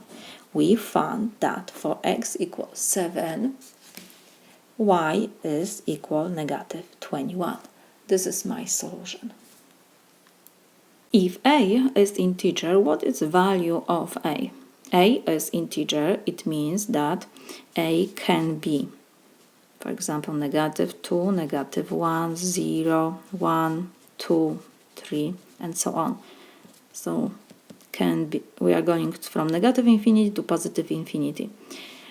And now we have fractional equation, unknown is a. So first let me copy our example. We have 6 over a plus 1 plus 2a plus 2 over 3. This is equal 6 over 8 plus 16 over 3. So first, what we can do, we can reduce 6 and 8. We can divide numerator and denominator by 2. What else? To add fractions, we need to have the same denominator, the common denominator. So for a plus 1 and 3, how we find common denominator? We just multiply the denominators, a plus 1 times 3. So let me put first number, so it will be 3 times a plus 1. This will be common denominator. And next, in the first fraction we have only a plus 1. So we need to multiply our numerator also by 3, because we multiply denominator by 3, so we need to multiply numerator also by 3. So 6 we copy and we need to multiply times 3. Plus, and now we have only 3 in our denominator. We multiply denominator by a plus 1, so we need to multiply our numerator also by a plus 1. And we have 2a plus 2. We have to put in parentheses. So this is equal, and let's first reduce. 6 divided by 2 is 3. 8 divided by 2 is 4, and we have plus 16 over 3. On the left side we have now the same denominators, so we copy the numerator when we add fraction, and we need to add numerators, and we can do multiplication. 6 times 3 is 18 plus, and now every expression in the first parenthesis we need to multiply by every expression in the second parenthesis. So we have a times 2a is 2a squared. A times 2 is 2a, and we have 1 times 2a is 2a, positive of course, and 1 times 2 is 2. So this is equal, and on the right side we have fractions, different denominators, so we need to have common denominator for 4 and 3 will be 12. So we have 12 in denominator. We have only at the beginning 4, so we need to multiply 4 times 3 to get 12. The same I have to always do with numerator. Whatever I did with denominator, I have to do the same with numerator. So it will be 3 times 3 is 9 plus, and the second denominator we have only 3. So now when we have 12, we need to multiply our denominator by 4. I have to do the same with numerator. So we have 4 times 16 is 64. So now we can add fractions on the right side, and we can combine the like terms in our numerator on the left side. So we have, let's start from the highest power. We have 2a square, 2a plus 2a, so it will be 4a. 18 plus 2 is 20, of course, plus over, and we have 3 times a plus 1.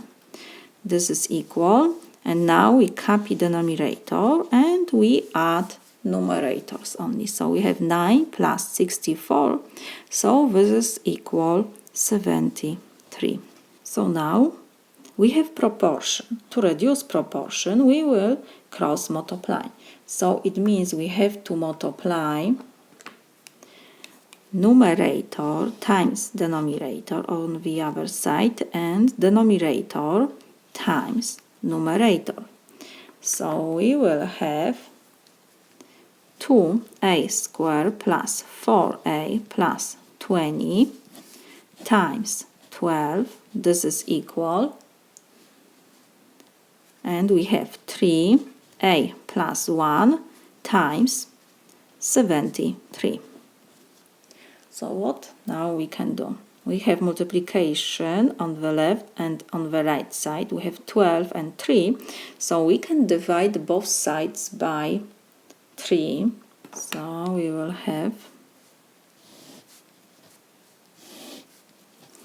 12 we can reduce with 3 will be 4, and 3 with 3 will be 1. So now we have, let's put first number 4 times 2a squared plus 4a plus 20. This is equal, we have 73 times a plus 1.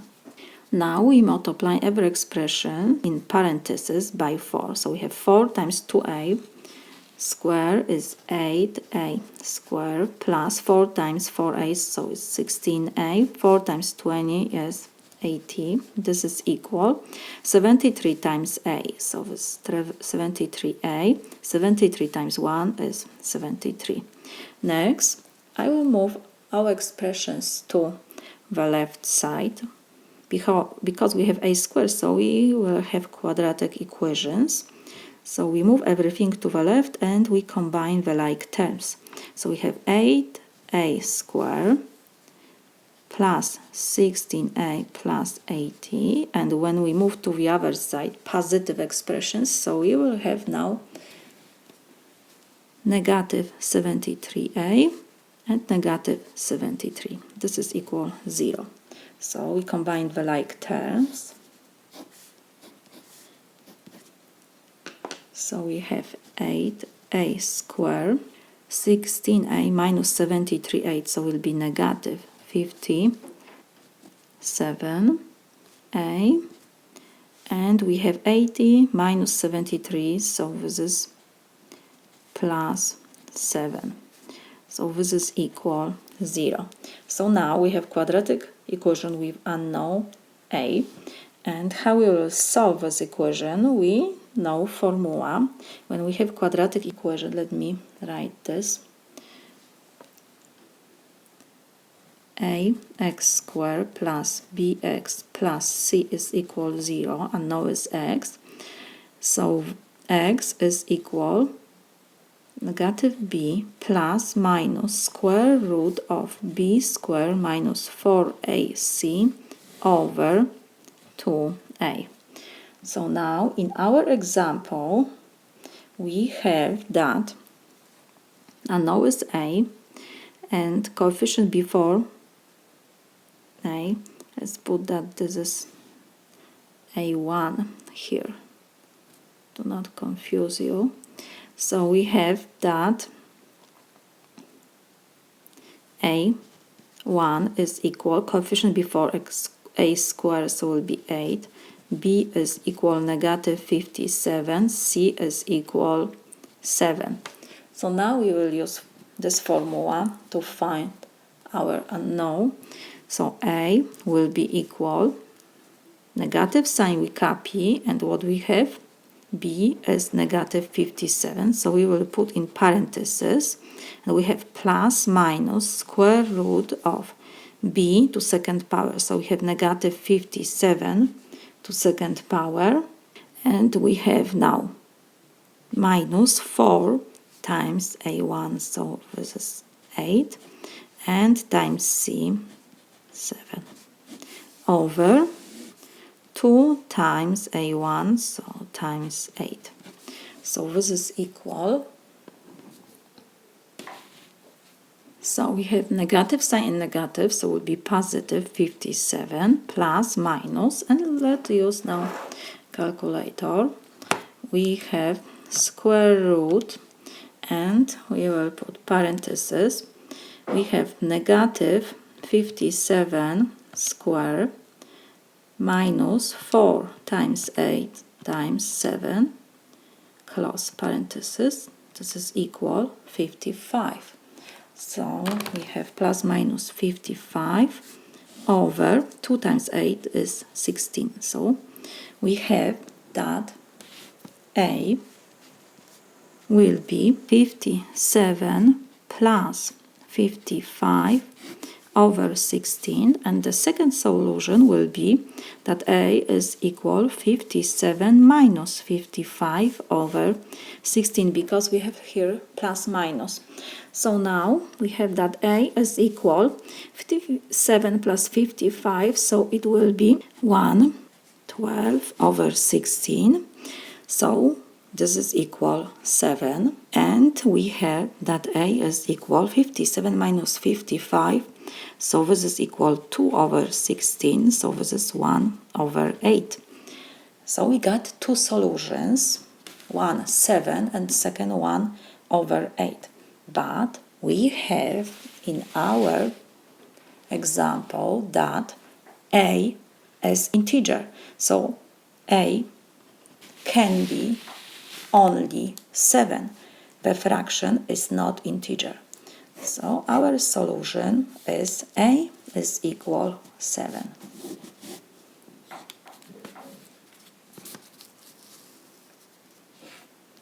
In the sequence 1, 13, 2, 30, 4, 64, 9, 32, every term after the first is formed by multiplying by a and then adding b, where a and b are positive integers. What is value of a minus 2b?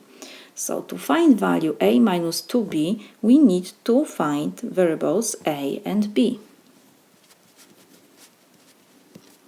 So let's see what we have given. We have that a and b are positive integers. So let me write this. A, b must be greater than 0, and a and b are positive integers. So we know that it will be numbers from 1, 2, 3, 4, and so on.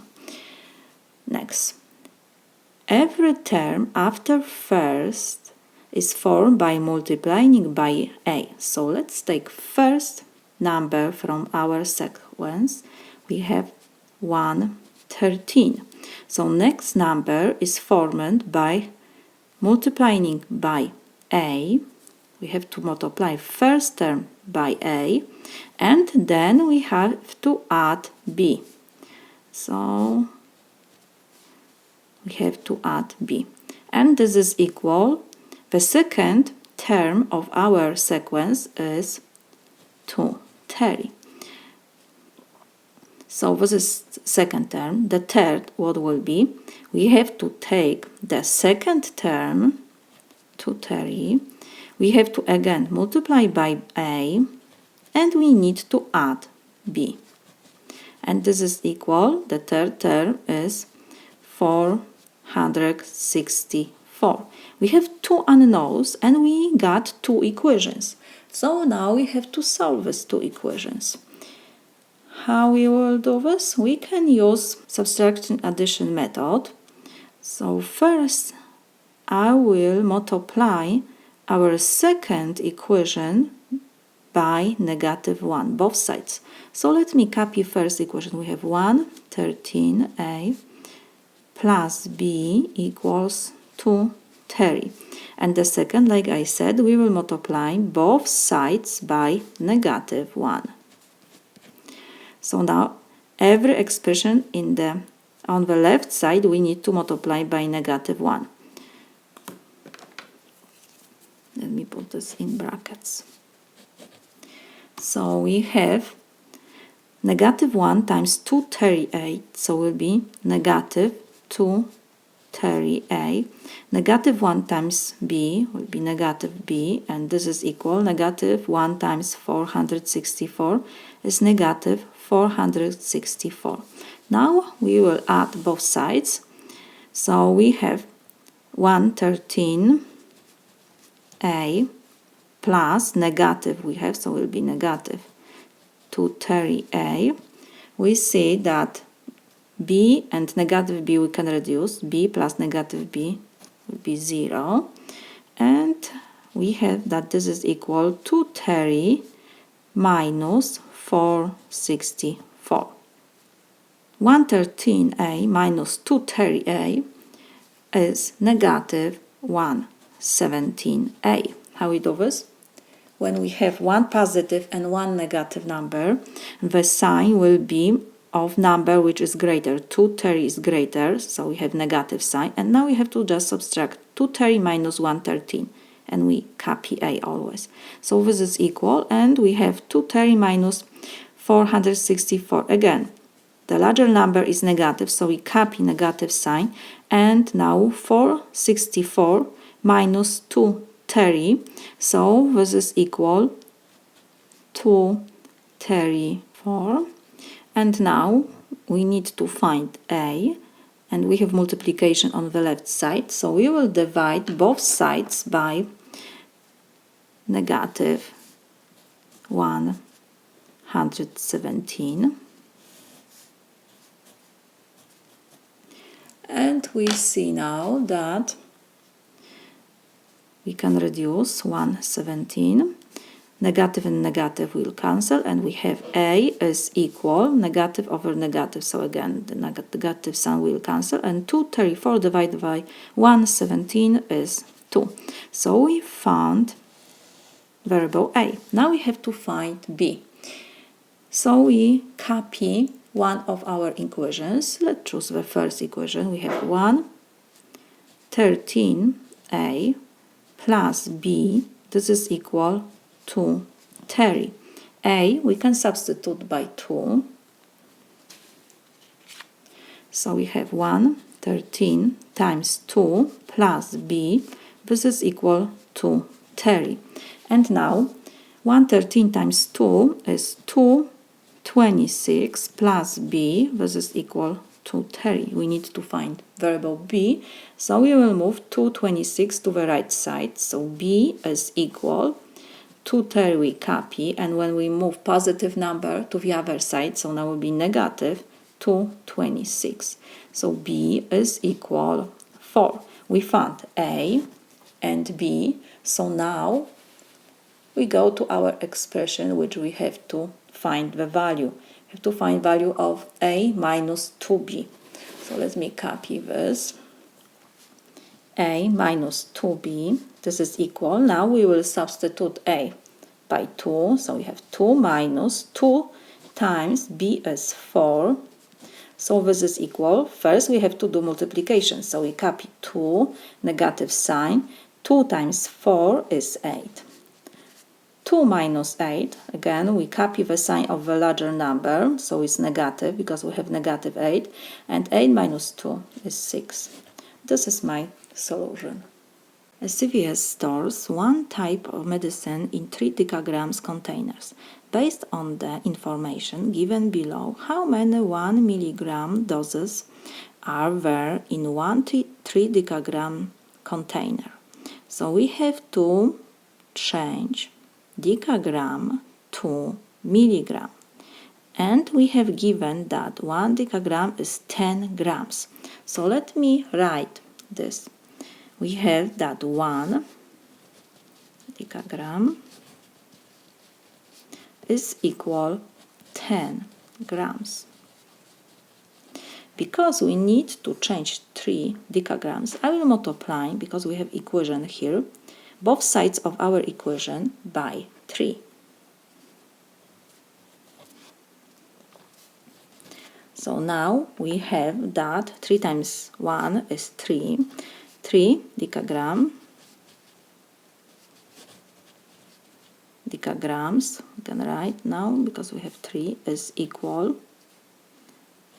30 grams. Because we have 10 times 3 is 30. We change decagrams to grams. We have 3 decagrams, we have to change to milligram. And we have also given that 1 gram is 1000 milligrams. So we can rewrite our right side, because we have to change 3 decagrams. So we will left our left side, and 30 grams we can rewrite that this is 30 times 1 gram. Is still the same. 30 times 1 will be 30. And what else? Now 1 gram is, from definition, 1000 milligrams. So we will copy 30, and 1 gram we can substitute by 1000 milligrams.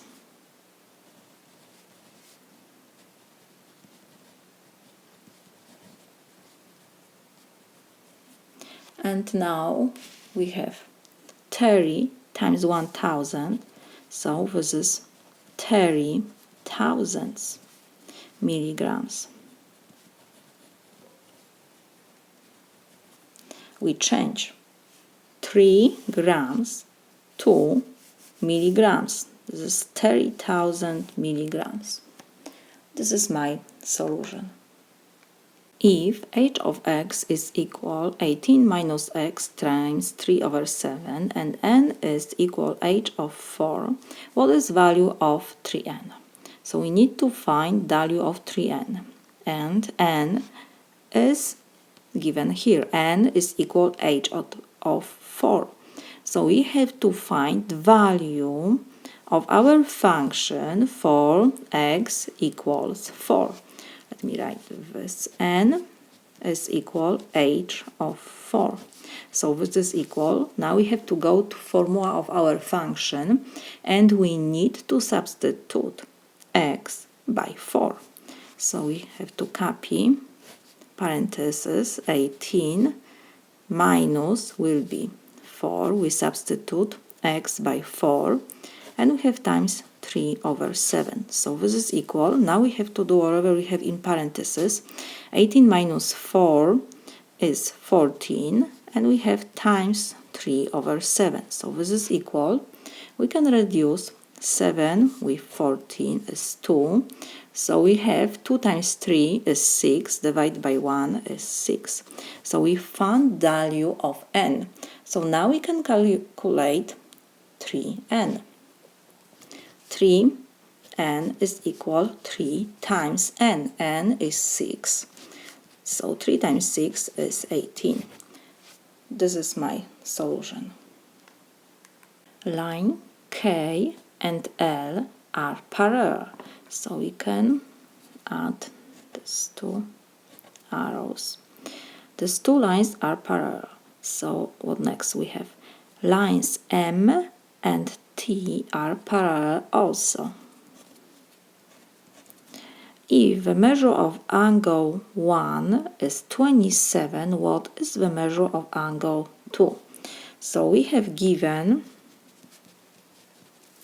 that line K is parallel to line L. What else? Line M is parallel to T, and measure of angle 1 is 27 degrees. What we have to find? We have to find measure of angle 2. So we have to start from information we have given. First, we have given that K and L are parallel. So what it means, when two lines are parallel and these two lines are cut by transversal, then the corresponding angles are congruent. In this case, angle 1 is the same like angle between T and K line. So we can write that we have one also here. These two angles are congruent. That's why we can write that measure of angle between line T and K is also 1. Why? One more time, we use here postulate that if two lines parallels are cut by transversal, then the pairs of corresponding angles are congruent. So here we have also angle 1. What next? We have also that M and T are parallel, and now transversal is line K. So what it means? It means, again, we can use the same postulate that corresponding angles are congruent when, so one more time, when we have two parallel lines and these two parallel lines are cut by transversal, then corresponding angles are congruent. So in this case, corresponding angles are 2 and angle between K line and T. So here we have the same angle like between line M and K. So here we have also 2. What we have to find? Measure of angle 2. And what we have here? We have supplementary angles. So what it means? That the measure of angle 2 plus measure of angle 1 is 180 degrees. So we can write that measure of angle 1 plus measure of angle 2 is 180 degrees. Why? Because angle 1 and 2 are supplementary. So we can write because angles 1 and 2 are supplementary.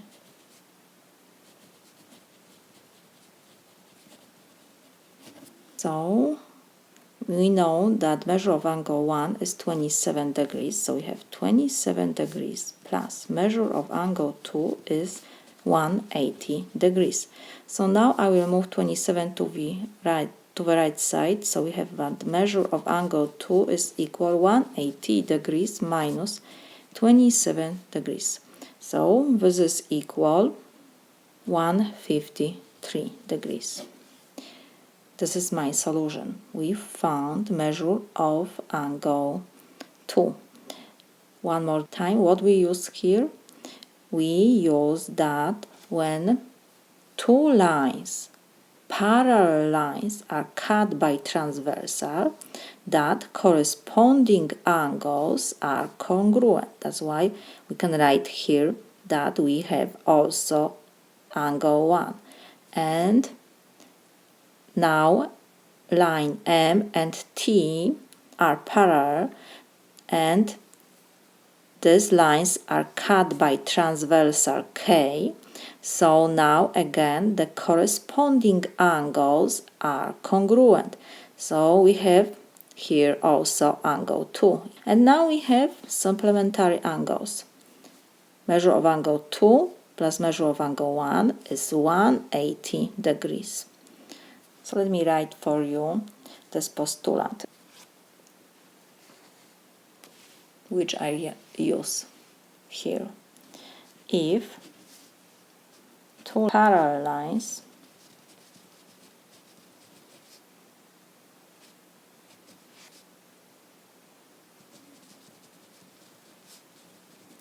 are cut by transversal,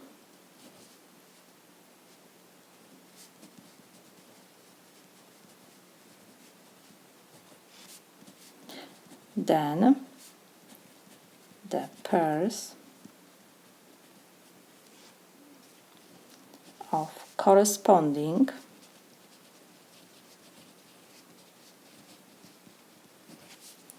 angles are congruent.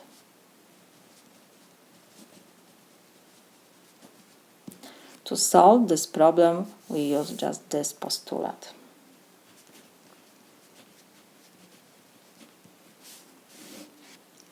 This is my solution. What is the sum of all positive integer factors of 18? We know that positive integer are numbers 1, 2, 3, 4, and so on. So we have here 18. We know that 18 we can divide by 1, 2. When we divide by 2 will be 9. So we have also 9. When we divide by 1 is 18. What else? We can divide 18 by 3. When we divide 18 by 3 will be 6. So 6 is also factor of our number. And I think that's it. So we have 1, 2, 3, 6, 9, and 18. And now we have all positive integer factors of 18. What now we have to do? We have to find the sum of these positive factors. So we have to add these 6 numbers. So we have 1 plus 2 plus 3 plus 6 plus 9 plus 18. This is equal. 1 plus 2 is 3. 6, 12, 21 plus 18 is 39. So this is my solution.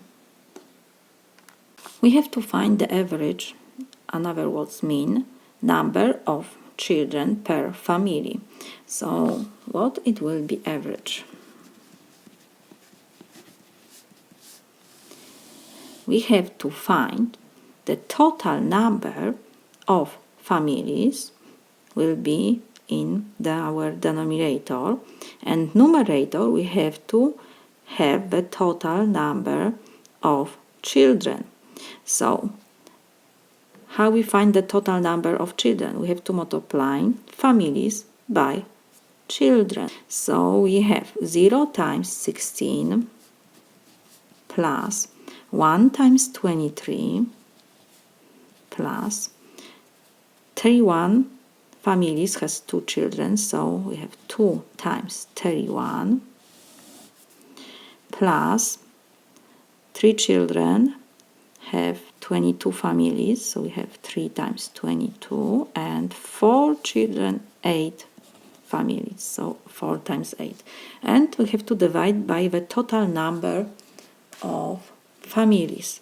So we have to add families. We have 16 plus 23 plus 31 plus 22 plus 8. So this is equal. We have in our denominator 16 plus 23 plus 31 plus 22 plus 8. So this is equal 100. And in numerator, what do we have? 0 times 16, we don't have to calculate, is 0.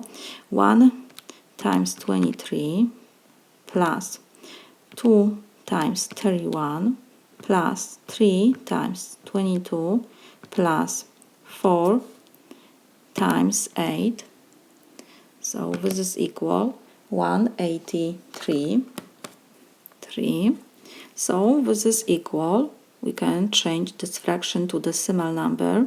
This is 1.83. When we divide by 100, we have to move decimal point 2 times because we have 2 zeros. When we don't have decimal point, it's always at the end. So we have at the end decimal point, and we need to move 2 times because we have 2 zeros. So we got that the average number of children per family is 1.83. If you want, we can always round to tens if you need. How we round to tens? We have to underline the tens, and we need to check the digit after our underlined digit is 3. When we have number less than 5, what we have to do? Nothing. Just copy whatever we have before our underlined digits, so 1 decimal point and our underlined digits. And every digit after this, our underlined digits, we have to change to zeros. But after decimal point, when we have zeros after 8, it doesn't change the value of our number, so we don't have to write this. This is my solution. A washing machine on sale in the shop is marked at $D. During the discount sale, its price is reduced by 20%. Staff is allowed to further 10% reduction on the discounted price. If a staff member buys the washing machine, what will he have to pay in terms of D?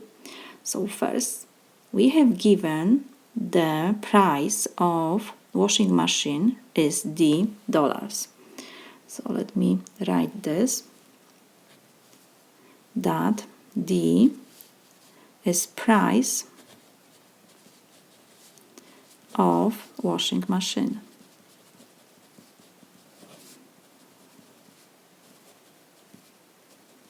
What else? During the discount, the sale, its price is reduced by 20%.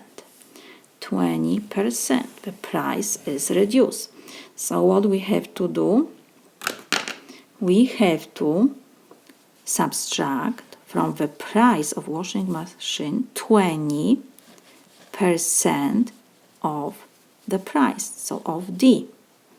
Next, what we have given? That staff is allowed to further 10% reduction of discounted price. This is discounted price. Let me write this.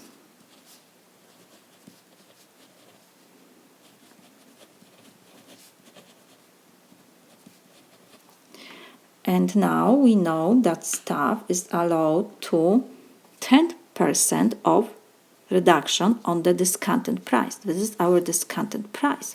So again, from D minus 20%,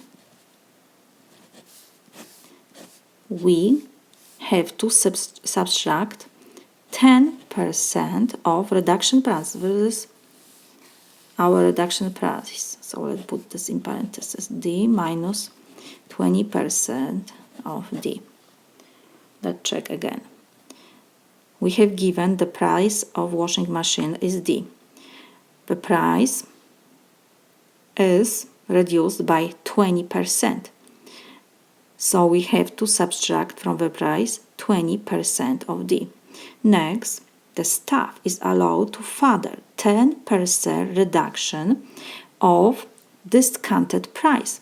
So we have to take 10% of our discounted price. This is our discounted price. And we have to subtract from discounted price, of course. And now we have to just calculate this. So this is equal. We know that 1 10% when we change to decimal number, so this is 0.01. So when we have 10%, so this is 0.1. 20%, so will be 0.2. So we have here in first parenthesis, first D, we have to copy, minus 20%, 20%, so this is 0.2, D we copy, minus 10%, we change to decimal number, so this is 0.1 times D minus, again, 20%, so this is 0.2, D we copy, so this is equal D minus 0.2. When we don't have coefficient, it's always invisible 1. So we have 1 D minus 0.2 D. So we copy always, let me write here, D, variable D, and we have 1 minus 0.2 is 0.8. D we copy, minus, and we have 0.1, and in parentheses we have the same what we have at the beginning, D minus 0.2, D is 0.8 D.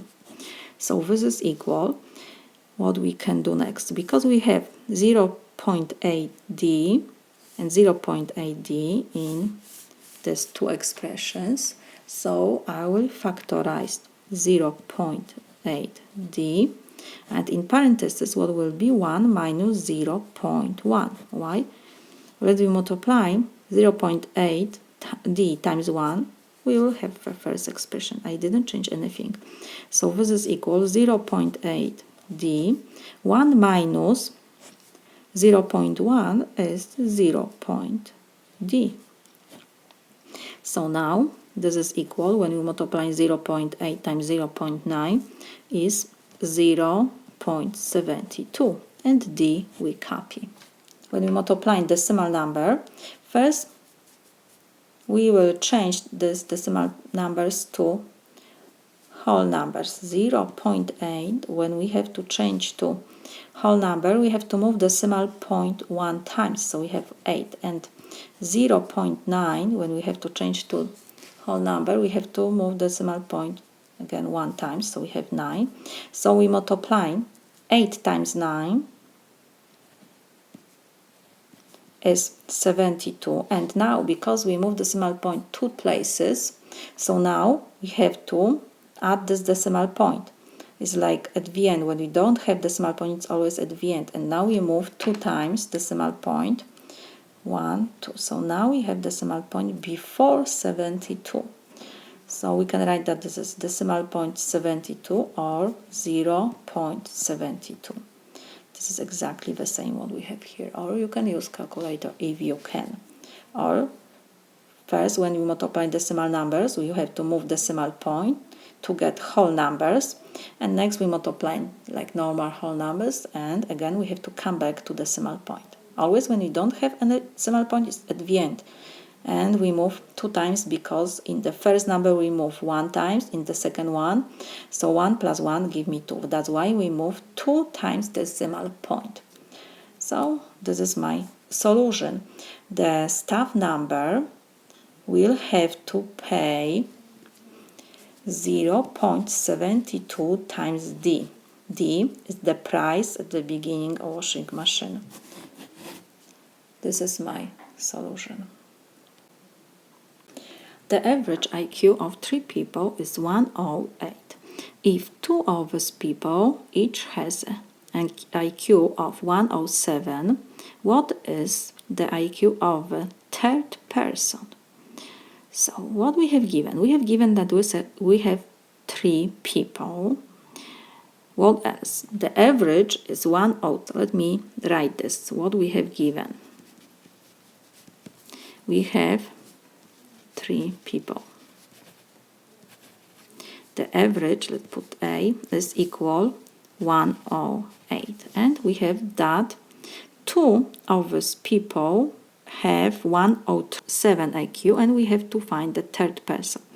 So if, for example, we have A, it's the first person,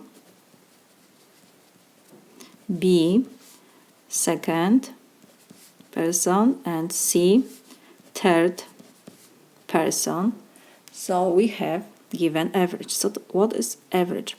How we find the average? A is equal, in numerator we have to add our, in this example, IQ of these 3 people. So we have A plus B plus C. Average of these people. Average of the first person, we can write 2 of these people each has IQ of 107. So we can write this is 107. The second is also 107. And C, the third person, IQ is unknown. So in numerator we add IQ of these 3 people. And in denominator we have number of people. Number of how many people we have here? 3. So we divide by 3. So now we will substitute variables by the given number. A, we have that this is 108. A, capital A is 107. B is 107. C is our unknown. We have to find.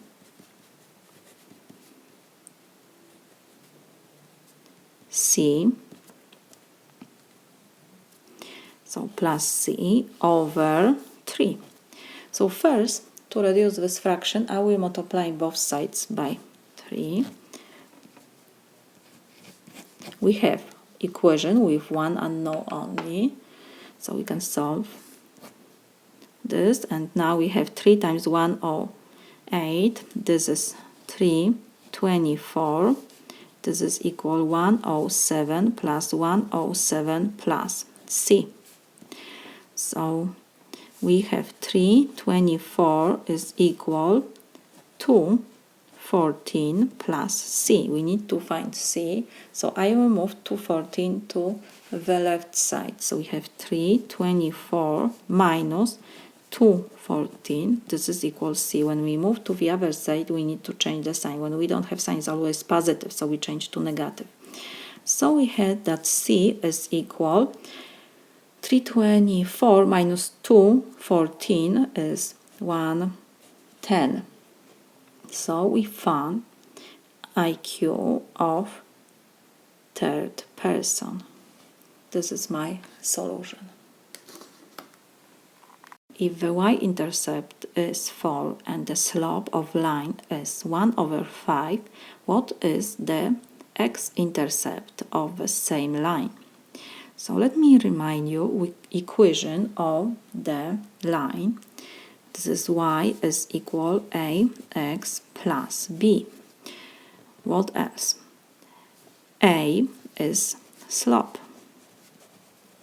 And b always tell us the y-intercept. So b in our example is 4. And we have also given the slope, A is the slope, so we have that A is equal 1 over 5. What else? When we substitute A and B, we will have equation of our line, 1 over 5x plus 4. One more time, y-intercept is always b when we have equation of line. Slope, we have given that this is 1 over 5, so I just substitute a and b. And now we have to find what is the x-intercept of the same line. X-intercept. Let me draw xy plane. When we have x-intercept, so we have point on x-axis. First coordinate, let's put that this is x1, and the second on the x-axis is always 0. So in this example, our unknown is x1 and y coordinate is 0, always on the x-axis. This is our y, the second coordinate. So we can substitute to our equation y by 0. When we pass x-axis, the second coordinate of point by which our line passes is always 0. So we can write that y is equal 0. So we will substitute y by 0. So we have 0 is equal 1 over 5x plus 4. Our unknown is only x. When we calculate this x, we will have first coordinate of point by which our line passes. So let's move 1 over 5x to the left side, so it will be negative 1 over 5x is equal 4. Now, because we have multiplication to find x, I would divide both sides by negative 1 over 5. So we can reduce 1 over 5 negative, and we have x is equal 4 divided by negative 1 over 5. How we divide? When we have fraction, we have to copy first number, change division sign to multiplication, and we have to flip the second fraction. So negative sign, of course, we have to copy, and we will have 5 over 1. So this is equal, positive times negative is negative, 4 times 5 is 20 over 1, so this is negative 20. We found the x-intercept of our line. X is negative 20. This is my solution. If you want to write coordinates of this point, so it will be negative 20 and 0. This is my solution. Triangle KLN, NO is equal to OK. Right, red mark. What else? KL is parallel to OM. These two segments are parallel. And the area of KLN is 100 square feet. Find the area of triangle OMN. So we have also that given that area of triangle KLN is 100 square feet. So now we have to find area of OMN triangle. So what we have given here? We have triangle KLN. And we have area of this triangle. We need to find area of this triangle OMN. Because KL is parallel to OM, if we extend these lines, we see that they are cut line NK, and because OM is parallel to KL, so the angle K is congruent to angle NOM. These two angles are congruent. Why? Because these lines KL and OM are parallel and they cut line NK. So we can write that measure of angle K is the same like measure of angle NOM. What else? We can write that measure of angle LNK is congruent to measure of angle LNK.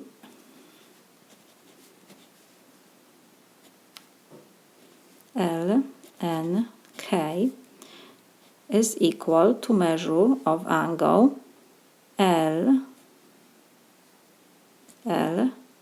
LNK by reflexing property.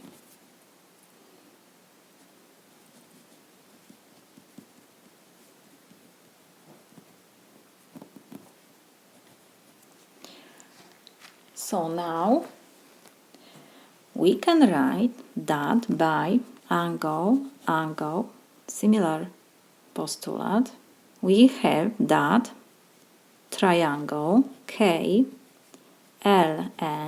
is similar to triangle OMN. The triangles are similar, so the corresponding side lengths are proportional. So we can write that side NO is proportional to NK and NM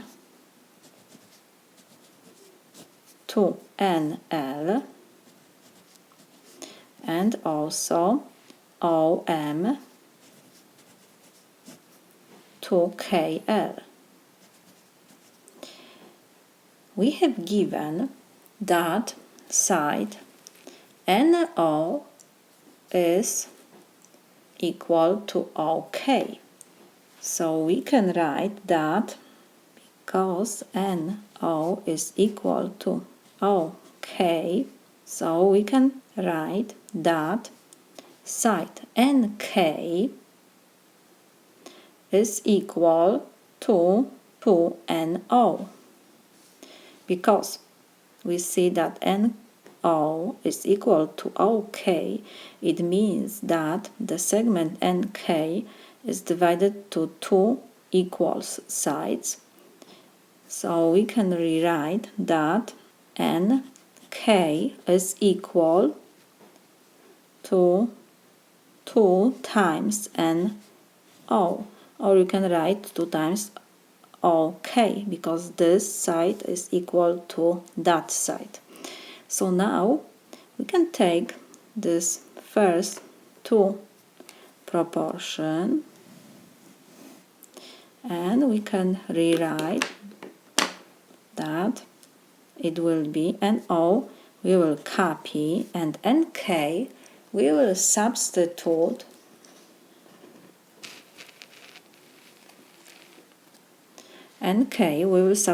that this is 2 times NO, and the right side we will copy. So now we see that NO we can reduce, and what we have that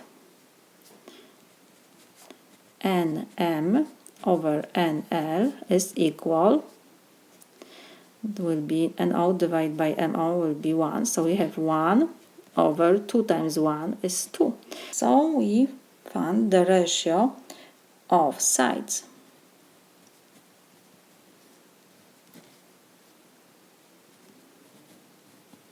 What next? We have two similar triangles, we have ratio of sides, and also we have given area of triangle KLM is 100 square feet. We need to find area of triangle OMN. So because we found the ratio of sides, we will use theorem that in two similar triangles the ratio of their areas is the square of ratio of their sides. Let me write this. In two similar triangles,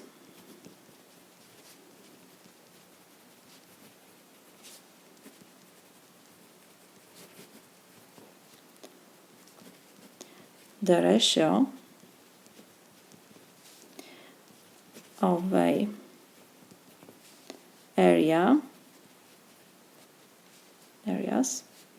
is the square of the ratio of the sides.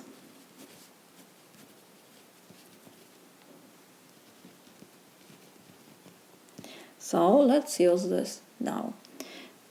We have ratio of sides, so the ratio of areas, on numerator we have to put the area of smaller triangle, because when we calculate the ratio of sides, always we put in numerator the shorter side and in the numerator the longer, nk is longer than no. So now we have to put in numerator the smaller triangle, so area of triangle OMN to area of triangle KLN is equal square of ratio of their sides. So we have ratio of sides is 1/2. We have to take to second power. What else? We have area of triangle KLM is 100 square feet, so we will substitute the numerator. Numerator we will copy. Area of triangle OMN to we have 100 square feet is equal 1/2 to second power is 1/4. Now to get rid of this proportion we will multiply numerator times denominator and the denominator times numerator. So we have that area of triangle OMN times 4. So I will put 4 at the beginning times area of triangle OMN is equal, we have 100 square feet times 1. So this is 100 square feet. And now because we need to find the area, we will divide both sides by 4. 4 and 4 we can reduce, and we have that area of triangle OMN is equal 100 divided by 4 is 25 square feet. So we found the area of our triangle. This is my solution. KLM is right angle triangle, so we can write here that this is right angle. MK is 10. This is 10. LM is 6.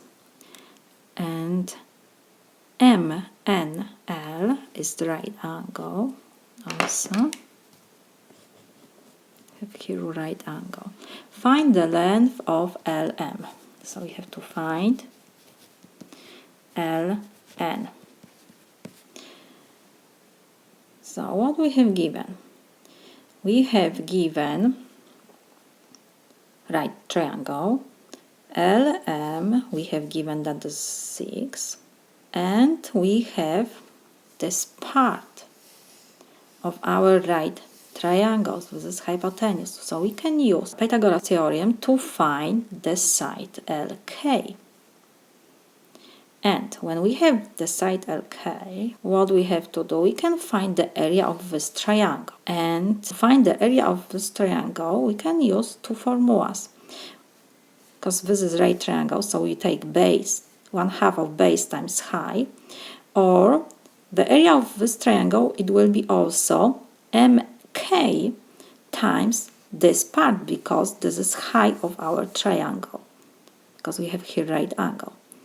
And when we have the area, we will calculate this part of our triangle. So first we will calculate segment KL from Pythagorean theorem. So we can write from Pythagorean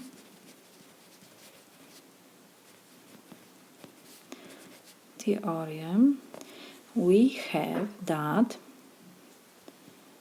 KL segment to second power plus LM to second power is equal MK, or we can write KM, it doesn't matter, to second power. So now we have LM, we have KM, so we will calculate KL. So KL square will be equal M k square minus lm square. So KL square is equal mk. We have given that this is 10 to second power, don't forget, and lm we have also given is 6 to second power. So KL square, this is equal 10 to second power is 100 minus 6 to second power is 36, so this is equal 64. So KL square is 64. It means that KL is equal 8, because 8 to second power give me 64. We don't take negative 8 because the distance between these 2 points cannot be negative. So we have KL. So now we can calculate the area of this triangle. Area of triangle KLM, it will be, this is right triangle, so we have 1/2 of base is LM, times the height is KL. So we have that this is equal 1/2.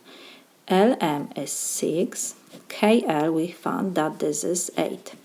So this is equal 2 and 6 we can reduce, will be 3. 3 times 8 is 24. We have area of this triangle KLM. What else?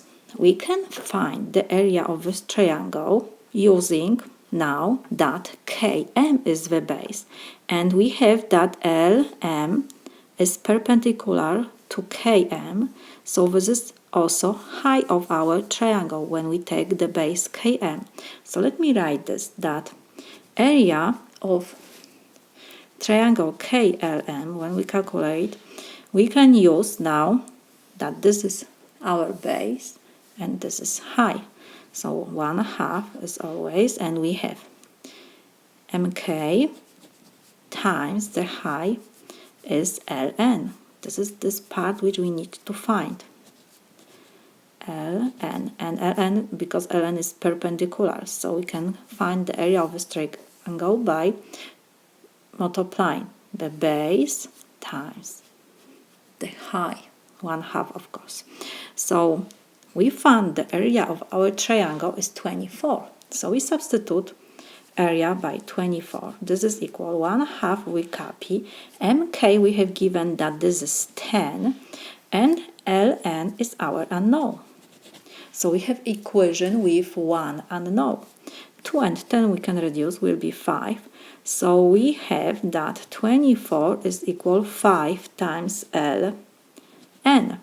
We have multiplication. We need to find LN. I will divide both sides by 5. So 5 and 5 we can reduce, and we have that LN is equal 24 divided by 5. You can use calculator. 24 divided by 5, this is equal 4.8.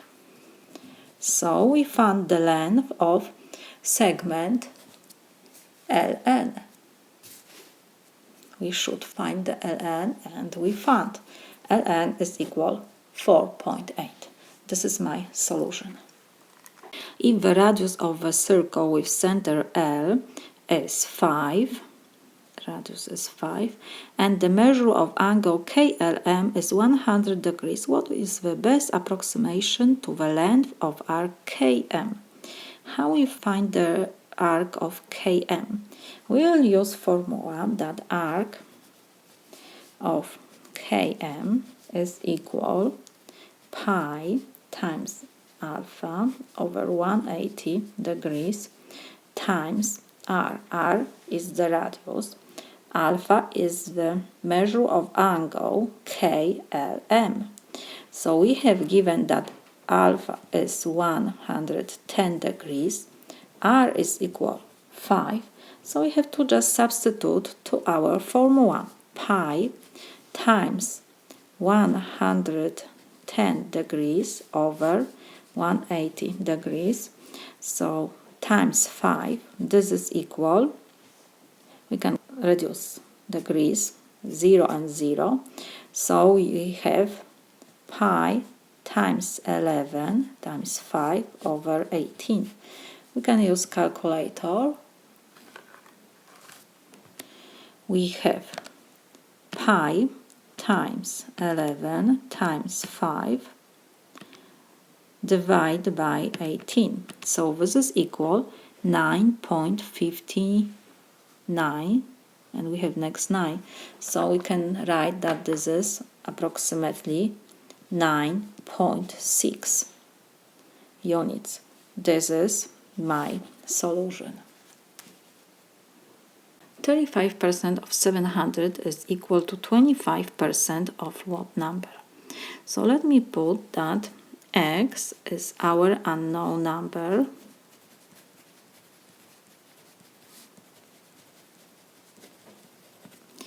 and let's read what we have given and write the numbers. We have 35% of 700 is equal. So we have equal to 25% of what number? Of our unknown is x. So now of, we can substitute always by multiplication. So we have 35% times 700 is equal 25% times x. We have one unknown only, so we can solve this equation and we have our solution. What else? We have to change percent to decimal. We know that 1% is equal 0.01. So 10% it will be 0.1. So we have 35%, so 35% it will be 0.35 times 700 we copy. This is equal 25%.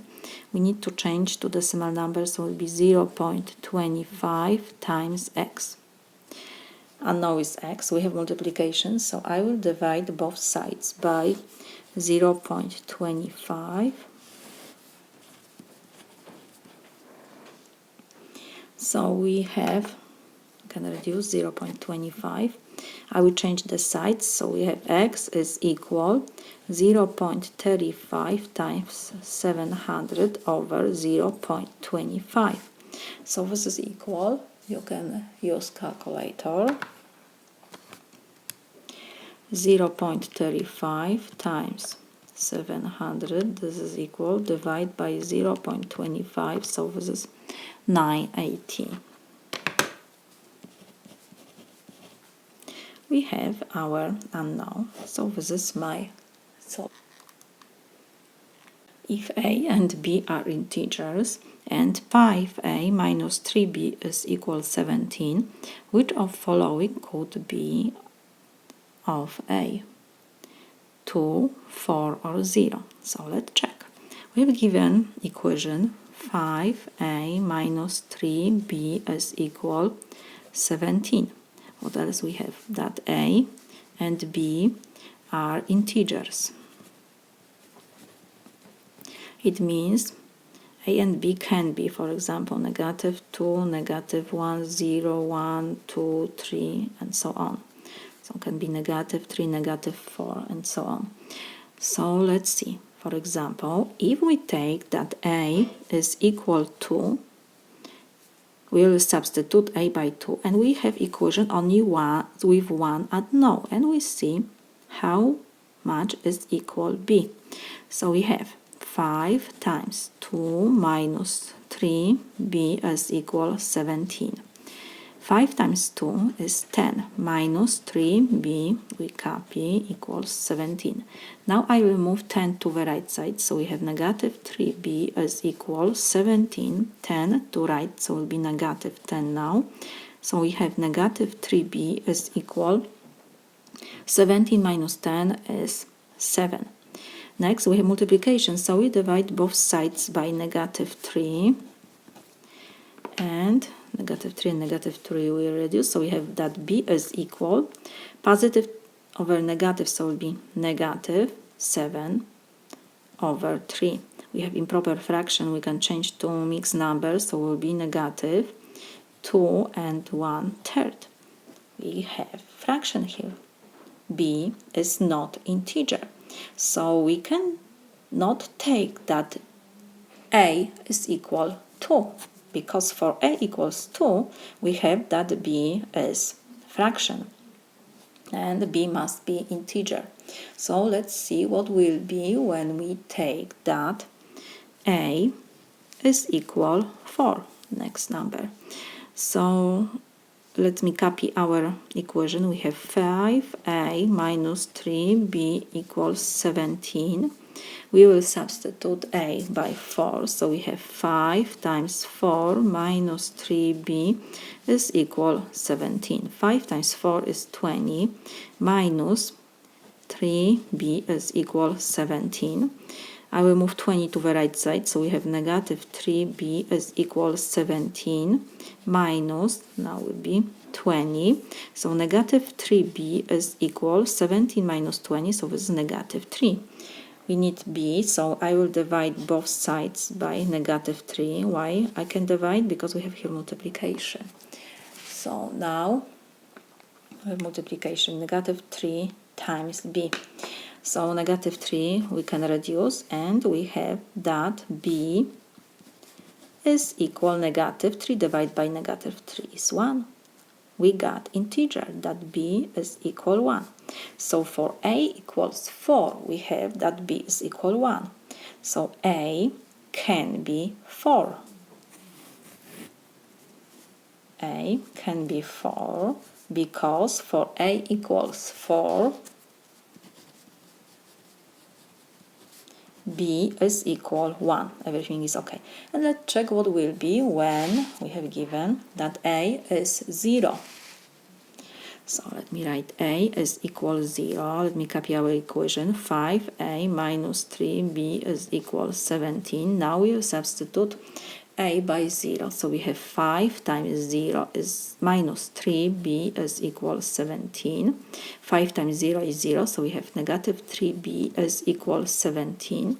Now we will divide both sides by negative 3 because we have multiplication. To reduce this coefficient before b, we have to division. So we have, but b is equal, positive over negative, so b negative, 17 over 3. We have here improper fraction, but we have in our example that b must be integer. If we change this improper fraction to mixed number, this will be negative 5 and 2 over 3. This is not integer, so we cannot take that a is equal 0. So sure solution will be only that a is equal 4, because for a equal 4, b is equal 1. b is integer. This is my solution. What is the value of x if x is positive integer such that 1 over 7 times f of x of square is equal to? Function f is defined by f of y is equal y minus 2. So what we have here given that x is positive integer, so it's greater than 0. And we have that 1 over 7 of f of square is equal to, we have given function f is defined by this formula, and we have to find the value of x.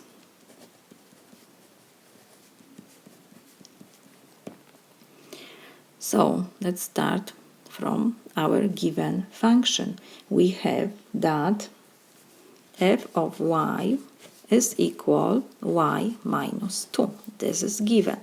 Our function f is defined by this formula. And we have x only in this equation. So we have to copy this equation. We have 1 over 7 is times f of x squared is equal to. We have given this equation with function f. Our unknown is x. What we can do here? We have to first copy 1 over 7. And we have f of x squared. We need to find value of our function for x squared. What it means? We have to go to our function and to equation of our function, and we have to substitute y by x squared because we have to find f of x squared. F of x squared, what will be? First we have y. So in our example, y is equal x squared. So we have x squared minus 2. This is our f of x squared. So now we will substitute f of x squared by x squared minus 2. So we have 1 over 7 times, so we will put in parentheses x squared minus 2, and this is equal 2. Now we have equation with one unknown. So first we will multiply both sides by 7 to reduce this fraction.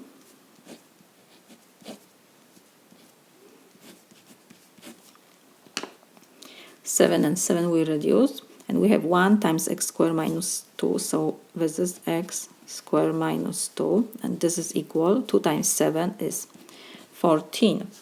Now I will move negative 2 to the right side, so we have x squared is equal 14 plus will be 2, because when we move negative number to opposite side we have to change the sign, so it will be positive 2, and we have that x squared is equal 16. So you have to ask yourself, which number raised to second power give you 16? Of course, 4. X is equal 4, or x is equal negative 4, because negative 4 to second power give me 16 and positive 4 to second power give me 16. But we have at the beginning that x is positive integer, so x minus 4 cannot be solution to our problem. Only x equals 4, because x must be greater than 0. This is my solution. If line K and line M lie in the same plane but have no points in common, and they are both tangent to the circle of area 16 pi, what is the shortest distance between any point on K and any point of M? So let's start from the beginning. Line K and line M lie in the same plane but have no points in the canon. No points in the canon, it means that line K is parallel to line M. So let me draw, we have given circle. Let me draw two lines which are parallel. So and both are tangent to the circle. It means that they touch circle exactly in one point. So let me be approximately something like this. Line K and M, they are parallel. Why? Because they have no points in common. What else? Both tangent to the circle, so they have exactly one point in which they touch circle. What else? We have that area of the circle is 16 pi. Area is 16 pi. And we have to find the shortest distance between any point of K and any point of M. What it will be? The distance between, the shortest of course will be the distance between these 2 points. And what is the distance between these points? This line touch exactly in one point our circle. It means that when we draw the radius of our circle, this is our center of our circle, the radius is always perpendicular to our line which touch our circle in one point. The same will be on the other side. Line is perpendicular. If you extend this radius, we will,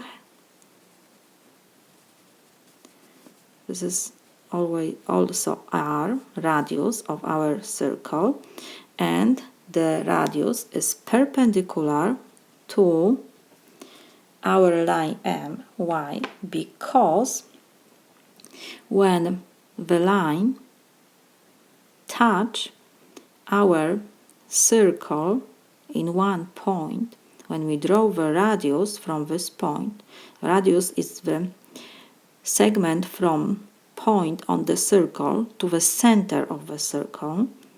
The distance between this center and this point is r always. And now, to find the shortest distance between these 2 points, we see that we have r plus r. R plus r is diameter. So it means we have to find the diameter of this circle. And when we have diameter, we will have the distance between these 2 points. It will be the shortest distance, because if you choose, for example, point which is not this point which touch our circle, for example this, the distance between this point and that will be longer. We need to find the diameter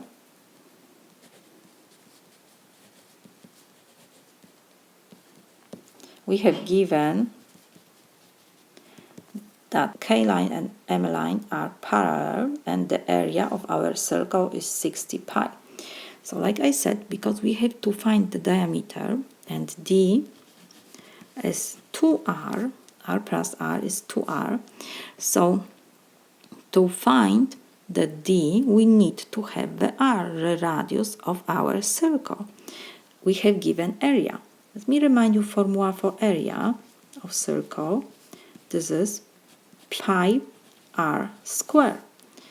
And we have given that area is 60 pi. So we can substitute area by 16 pi, and this is equal pi r square. Only unknown is r. We have pi and pi on both sides. We have multiplication. So first I will divide both sides by pi. So pi and pi we can reduce. And we have, I will change the sides by that r is square is equal 16. So you have to ask yourself, which number raised to second power give you 16? Positive 4 or negative 4. But this example, r is distance between the point of the circle and the center of our circle. So r must be greater than 0. So r can be only 4. We have r. So when we have r, we can find the d, our diameter. Diameter is equal to r. So we have 2 times 4, this is 8. We found the distance between the point on K line and the M line. This is the shortest distance between these 2 lines. Because these 2 lines are parallel, so they don't have common point. It means they don't touch. So this is my solution. Mark solve problems 63 to 137 inclusive. In science exercise, find how many problems he solved. He solved problems from 63 to 137 inclusive. So it means that he solved problems 63 to 1 37. So how we find how many problems he solved? We have to subtract from 137 63 problems. This is equal 74. So he solved 74 problems, but when you subtract 63 from 137, you subtract also problem 63, but 63 he solved. So you have to add 1 to 74 to include the problem 63, so it will be 75. Or different way, you have to subtract from 137 62 problems, because 63rd he solved, so we can also solve this problem with this way. When you subtract from 137 62 problem, we have how many problems you have, how many problems he solved. He solved 75 problems. So we have two ways. When you subtract 63, you have to remember to add 1, because the 63rd problem he also solved. So this is my solution. If g of x is given by formula x squared minus 7, where x is integer, which of following could be value of g of x? We have 2, 0, and negative 8. So let's check. If value of g of x is 2, what will be? Let's copy our g function given by formula g of x is equal x squared minus 7. We will substitute g of x by 2, because value of our function g is 2. So we have 2 is equal x squared minus 7. We have quadratic equation. So how we solve this? I will move, because we have only x squared, I will move negative 7 to the left side. So we have 2, negative to the left, so will be plus 7 is equal x squared. So we have that, I will change the sides, x squared is equal 9. So you have to ask yourself, which number raised to second power give you 9? Is positive or negative 3? When you take 3 to second power, you will have 9, and negative 3 to second power will give you 9. X is integer, so everything is okay. X can be positive or negative 3. So we can say that for g of x equal 2, we got correct solution, because x is integer. Let's see what will be when we take that g of x is equal 0. So this was okay for g of x equals 2. Let's see what will be when g of x is equal 0. So now we copy our equation. G of x is equal x squared minus 7. Now we substitute g of x by 0. So we have 0 is equal x squared minus 7. I will move 7 to the left side, so we will have negative 7 to left, so will be positive 7 is equal x. So we have x squared is equal 7. Which number raised to second power give me 7? Is positive or negative square root of 7? Square root of 7. And we have that x must be integer. Square root of 7 is not integer. So we cannot take 0 for g of x, because we got that x is plus minus square of 7. It's not integer.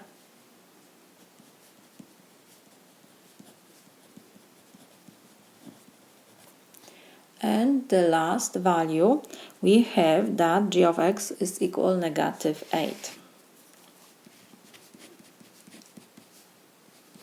What will be? Well, let me copy our equation. G of x is equal x squared minus 7. We will substitute g of x by negative 8 is equal x squared minus 7. I will move negative 7 to the left, so we have negative 8 plus 7 is equal x squared. So we have negative 8 plus 7 is negative 1 is equal x squared. Let me change the sides. We have x squared is equal negative 1. So what we have here, we have quadratic equation. X squared is equal negative 1. This equation has solution but not real solution. We have here complex numbers, so x is not integer, of course.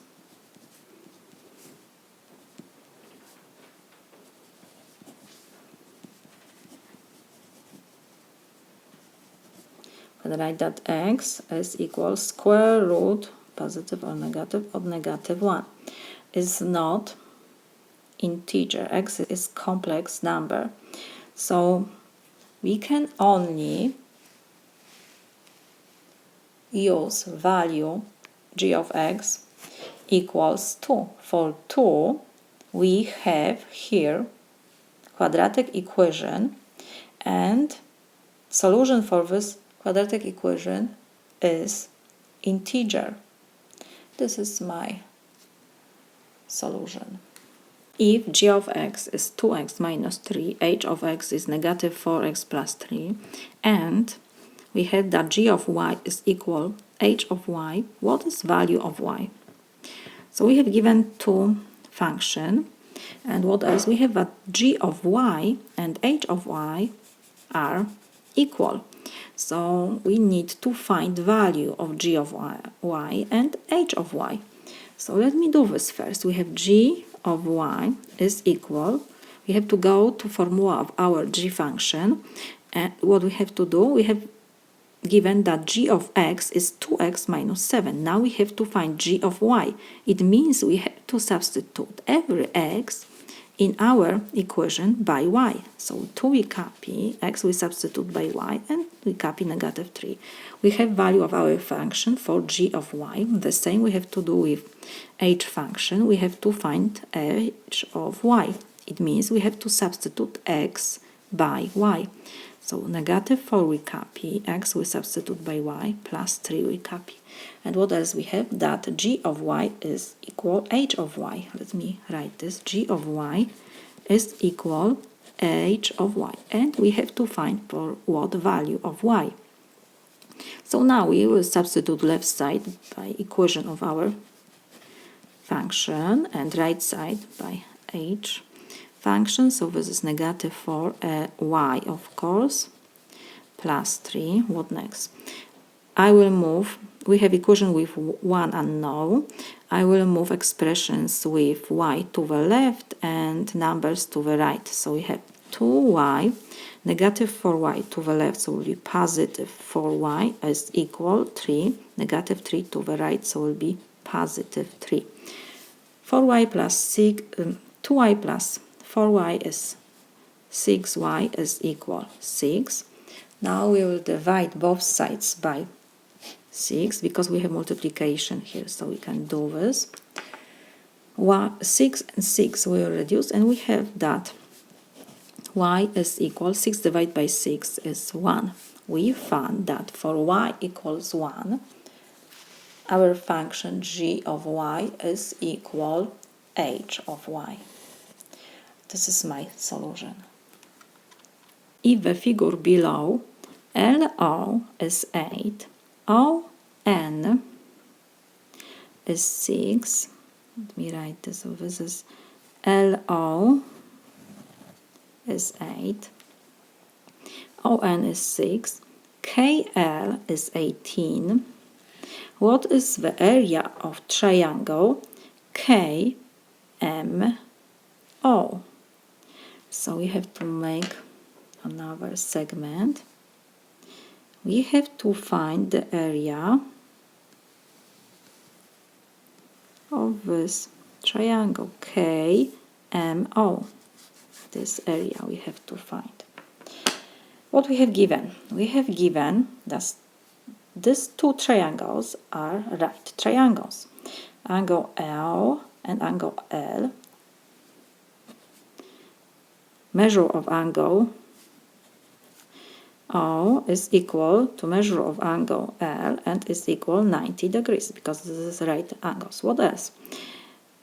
Because angle KMOL and NMO are vertical angles. This angle and that are vertical angles.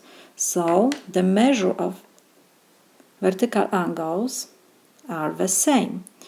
These two angles are congruent. So we can write that measure of angle LMK is equal to measure of angle OMN. So we have here two triangles, and we know if two angles of one triangle are congruent to two angles of another triangle, then the two triangles are similar. So from angle, similarity postulate,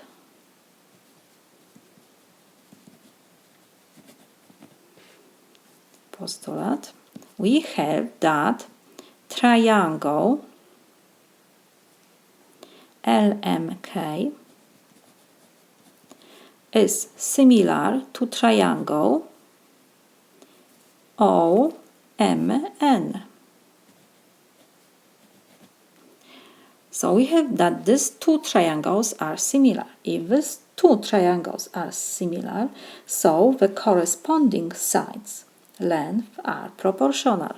So we can write that because these two triangles are similar, so the corresponding side lengths are proportional.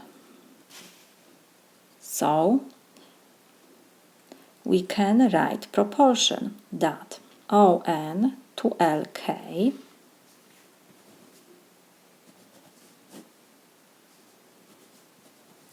is equal, what else we have given? We have given that segment OL is 8. So if I put that this part is x, so OM is x, so ML what will be? Will be, because this OL is 8, so will be 8 minus x. Because we have given OL, I just put that OM is x, so it means that ML is 8 minus x. So we have that OM, another proportion, to ML. So what now? We have ON, we can substitute ON by 6. LK is 18. This is equal OM, I put that this is x, and we have ML, that this is 8 minus x. So from this proportion, I will calculate the segment OM. And what else? Because we need to find the area of this triangle, how I will find the area of this triangle? We have here right triangle. So if I have area of this triangle, right triangle, I can calculate the area of this triangle because I have height, I have base, and here I have also right triangle. I can calculate, if I calculate x, I will have the height of this triangle, I have the base, also 18. So if from area of triangle KLO I subtract area of triangle KLM, I will have the area of our triangle which I have to calculate. So I need to find the x. So we have proportion, so we will cross multiply numerator times denominator, denominator times numerator. So we have 6 times 8 minus x, this is equal 18 times x. I can divide both sides by 6, 6 and 6 I will reduce, and I have 8 minus x is equal 6. With 18 I will reduce 3x. Now I will move negative x to the right side, so we have 8 is equal 3x plus x. So we have that, I will change the sides, 4x is equal 8. I will divide both sides by 4, and we have that x is equal 8 divided by 4, so x is equal 2. So we have this part is 2. When I have this part, I will calculate LM segment, because this is 8 minus x. And like I said, to find the area of this triangle KMO, I will find the area of right triangle KLO, and I will subtract area of triangle KLM, and I have this green part. So let me write this. Area of triangle KMO will be, like I said, area of right triangle KLO minus area of triangle KLM. So this is equal. We know that when we have to calculate the area of triangle, this is 1/2 of base. We have right triangle here, so it's very easy. Base times height. This is height of our triangle. So we have 1/2 base is 18, and we have times height of our triangle. LO was given is 8, this part, minus area of triangle KLM. Again, right triangle, so it will be 1/2 times base times height. This part is 8 minus x. We have x. So it will be 1/2 times base, the same 18, times, like I said, the height is 8 minus x. So this is equal. We have x, so we will substitute x.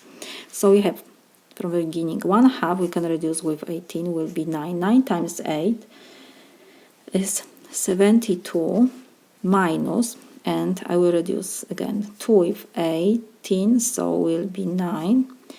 Will be 9 times 8 minus x is 2.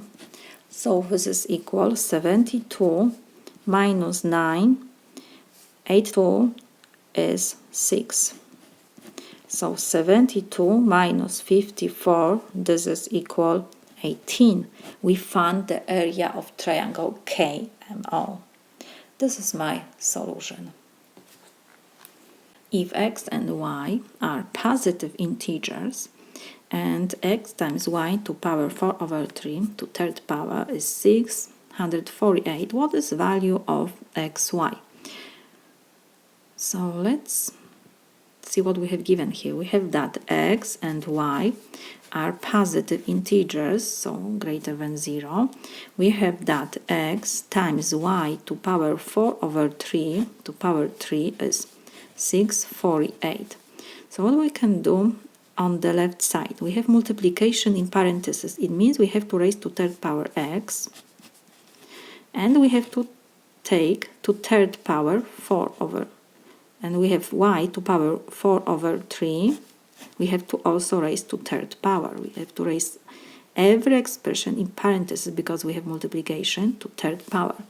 This is 648. So now we copy x to third power. Power to power, so we have to multiply these powers. We have 4/3 times 3. This is 648. We see that 3 and 3 we can reduce, and we have that x to third power y to fourth power is equal 648. What else? We need to find x, y to find the value x times y. So x and y are our unknowns. What else? x and y are positive integers. So I think the easiest way to find x, y is to find prime factors of 648. How we do this? We will build the table. And first, what is prime factor? It is number which is divisible by 1 and itself. And we know that we have here only positive integers. So prime number, the smallest prime number, what will be? At the end we have 8. So for sure this number is divisible by 2. This is prime number. 2 is divisible only by 1 and 2 itself. So 648 divided by 2 is 324. Again, at the end we have 4, so we can divide again by 2 our number. So it will be 162. Again, at the end 2. So it means that this number is divisible by 2. 162 divided by 2 is 81. Now we cannot divide by 2 because at the end we have 1. But when we add these digits, 8 plus 1 is 9. 9 is divisible by 3. So it means we can divide this number by 3. And now 81 divided by 3 is 27. Again, 2 plus 7 is 9, so we can divide this number by 3. 27 divided by 3 is 9. 9 we can divide by 3 again. 9 divided by 3 is 3. And 3 we can divide only by 3. So we have at the end 1. Now what we have on the right side? We have 2, 2, 2, 3, 3, 3, 3. So it means that 6, 4, 8, we can rewrite that this is equal to 2 times 2 times 2. We have 3 times 2, and we have 3 times 3 times 3 times 3. So we can rewrite that 648 is equal, the base is 2, and how many 2's we have? 1, 2, 3, so the power will be 3, times 3, and we have 1, 2, 3, 4. So we have 3 to 4th power. What we have here at the beginning, that x is to 3rd power, y is to 4th power. So let me write this, that 648 is equal x to 3rd power, y to 4th power. So we can rewrite that x to 3rd power times y to 4th power, this is equal 2 to 3rd power times 3 to 4th power. Why? Because 2 times 2 to 3rd power times 3 to 4th power is 648, and x to 3rd power, y to 4th power is 648. So we have this equation, and we see that when the left side will be equal to the right side, and x and y are positive integers we have given, when x is equal to, because we have x to 3rd power, so x is equal to, and y is equal 3, because we have y to 4th power, and here we have 3 to 4th power, so x is equal to, y is equal 3. For these two values, we have that left side of our equation will be equal to the right side. So we found x and y. So now we can find the value of x times y. X times y, it will be, we'll substitute x by 2 and y by 3. 2 times 3 is 6. We found the value of xy. This is my solution. If an object travels at 4 feet per second, how many feet does it travel in 1 hour? 1 hour. We have to find how feet the object travel in 1 hour, and we have given that he travels 4 feet per second. We need to find how many feet does he travel in 1 hour. So we know that 1 hour has 60 minutes. Because we have second here, so we will change our hour 2 seconds. We have 1 hour is 60 minutes, and we know that 1 minute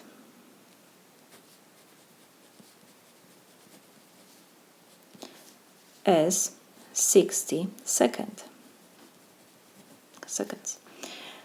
60 minutes. So now we need to change 1 hour to seconds. So let me rewrite this. We have 1 hour. This is equal 60 minutes. So we can rewrite 60 minutes, that this is 60 times 1 minute. And we have that 1 minute is 60 seconds. So we substitute 1 minute by 60. So we have 60, we copy, times 60. We are like 60 minutes. I can rewrite that this is 60 times 1 minute. And now 1 minute is 60 seconds. So we can copy 16, and 1 minute we change to 60 seconds. So this is equal 60 times 60 is 3,600 seconds. We copy. So we change that 1 hour has 3,600 seconds. And what we have here, that object travels 4 feet per second, 1 second. We have how many seconds?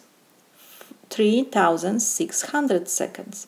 So what we will do, we know that the speed is distance to time. In this example, we have given speed. We have given time, we change 1 hour to seconds. So we have given speed of object. We have given time. We have to find how many feet object travels in 1 hour. And we change hour to seconds because we have given speed in second. We need to find the distance. How we do this? Because we have fraction here, so first I will substitute speed, because we have given that s is equal 4 feet per second. We found the time. We change 1 hour to seconds. The time is 3,600 seconds. And now we need to find the distance, d. So let's substitute to our equation. Speed is 4 feet per second. Distance is our unknown. And time is 3,600 seconds. So now, first I will multiply both sides by 3,600 seconds.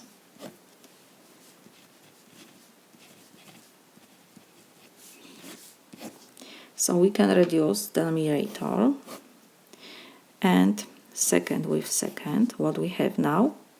We have 3,600 times 4 feet is equal d. Let me change the sides. d is equal 4 times 3,600 is equal 14,400 feet. Let's check. 3,600 times 4 is equal 14,400. So we found the distance which object travels in 1 hour. We use formula that speed is distance over time. We have given time 1 hour. We change to second and we just substitute to our equations given speed and time, and we calculate the distance. This is my solution. how many integer values of k will the value of expression 7k minus 3 be an integer less than 100 and greater than negative 5. So we have expression 7k minus 3, which must be less than 100 and greater than negative 5. And we have to find for which k. And we have that k is integer. First, I will move negative 3 because we need to find k. So 7k we copy. We have to move negative 3, so will be 100. Negative 3, so will be positive 3. So 7k is less than 100 plus 3 and greater than negative 5. We move to the other side, so it will be positive 3. So we have now negative 5 plus 3 is negative 2, is less than 7k, and is greater than 103. Because we need to find k, now we will divide by 7. We don't need 7, we have to divide every expression by 7. So 7 and 7 will reduce, and we have that k is less than 100. 3 divided by 7 is, let's use calculator, 3 divided by 7, so this is 14.71 we can write. And we have negative 2 over 7. We can write this fraction. And now, what else? We know that k must be integer. So we have to choose k which is integer. So let me draw k-axis. We have that k is greater than negative 2 over 7. So we need to find 0, negative 1, and negative 2 over 7 is between negative 1 and 0 and is closer to 0. So here is approximately 2 over 7. Because k must be greater than, we will draw the circle for negative 2 over 7, and we have that k is less than 14.71. So this is 1. So approximately, let's put that here is 14. Let's put here will be 15. So 14.71 will be approximately here. 14.71, and again k is less, so this number doesn't belong to solution. And because k must be greater than negative 2 over 7 and less than 14.71, we got interval from negative 2 over 7 to 14.71. What else? Because k is integer, so we need to choose only integers from this interval. So this is 0, 1, 2, 3, 4 to 14. So how many integers we have here? From 1 to 14 we have 14, and we have to add 0. So 14 plus 1 integer, also 0, belongs to solution. This is equal 15. So we got that we have 15 integers between these 2 points. Inside we can say this interval we have 15 integers. This is my solution.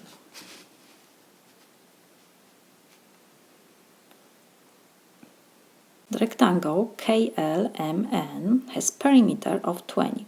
The half circle with diameter MN has area 4.5 pi.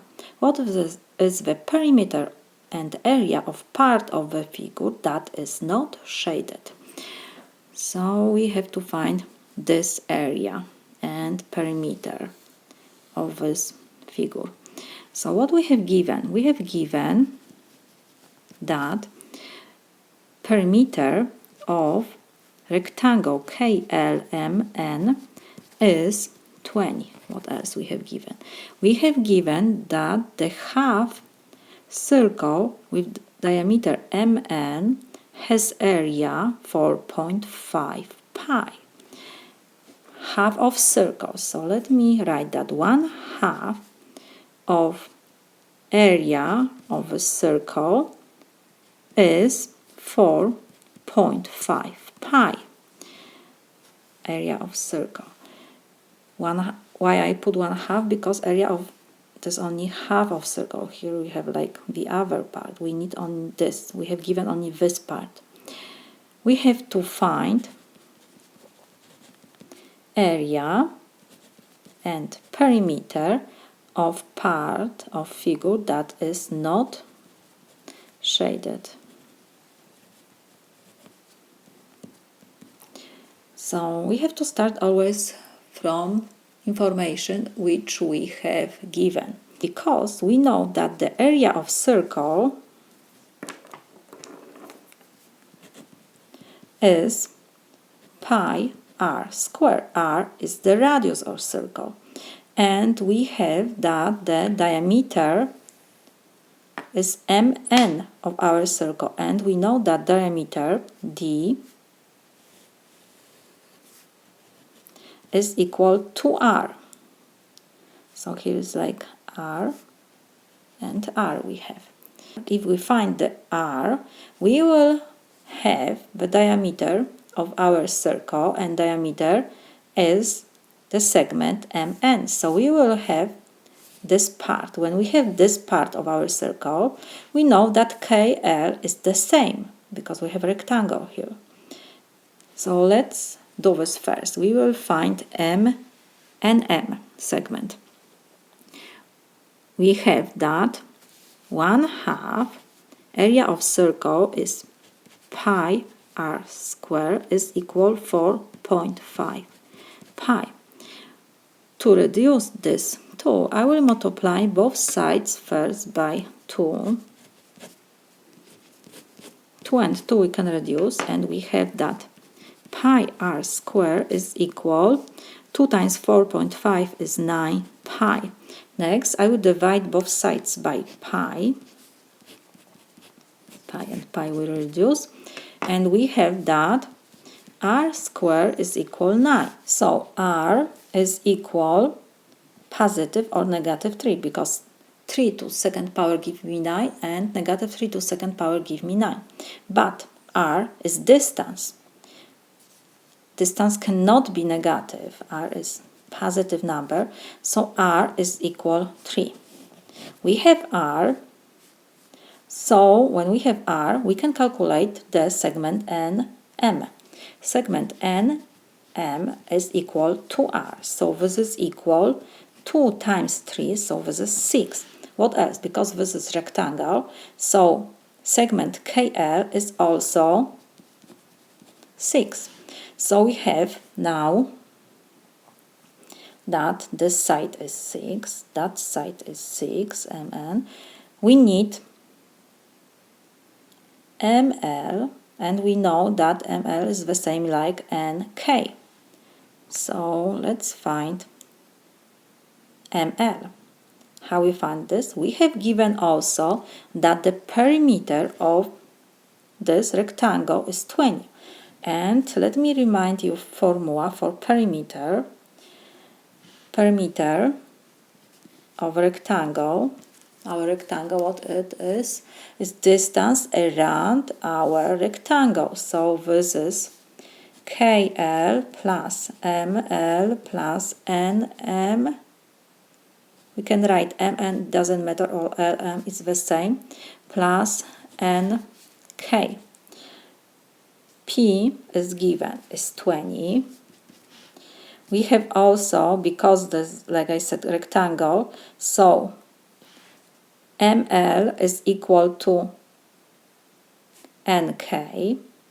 So we can write that this is KL plus NM plus 2 NK. So we have to 20 is equal. KL, we found that this is 6. MN is also 6. So we have plus 2NK.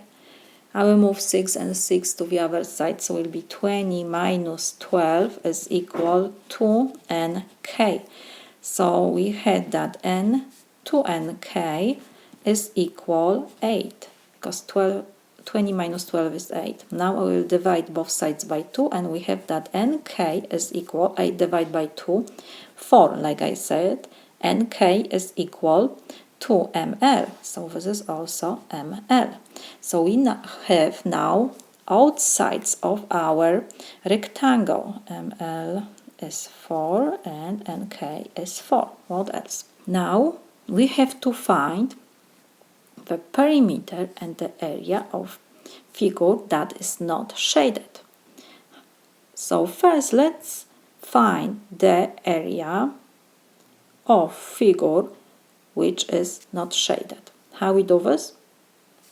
To find this area, we will calculate the area of our rectangle and we subtract the area of half of the circle. We have given that area of half of the circle is 4.5 pi. So let me write this. The area of not shaded part will be area of our rectangle KLMN minus 1/2 of our circle. This part we have given that this is 4.5 pi. So area of our rectangle, how we calculate the area? We have to multiply the sides of our rectangle. So KL times LM. So we have 6 times 4 minus 1/2 of our circle. Area of our circle is 4.5. So minus 4.5 pi. So this is equal 6 times 4 is 24 minus 4.5 pi. You can use calculator and calculate the area. So this is equal, or you can leave like this.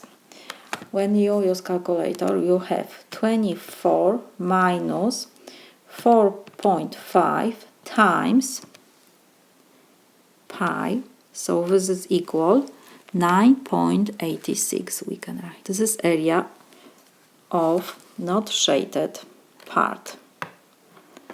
And now, square units of course. And now we have to find the perimeter not shaded part.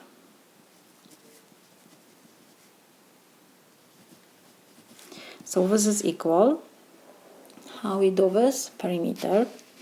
So not shaded figure. So this sum of these sides, and we have here perimeter of half of circle, circumference of half of circle.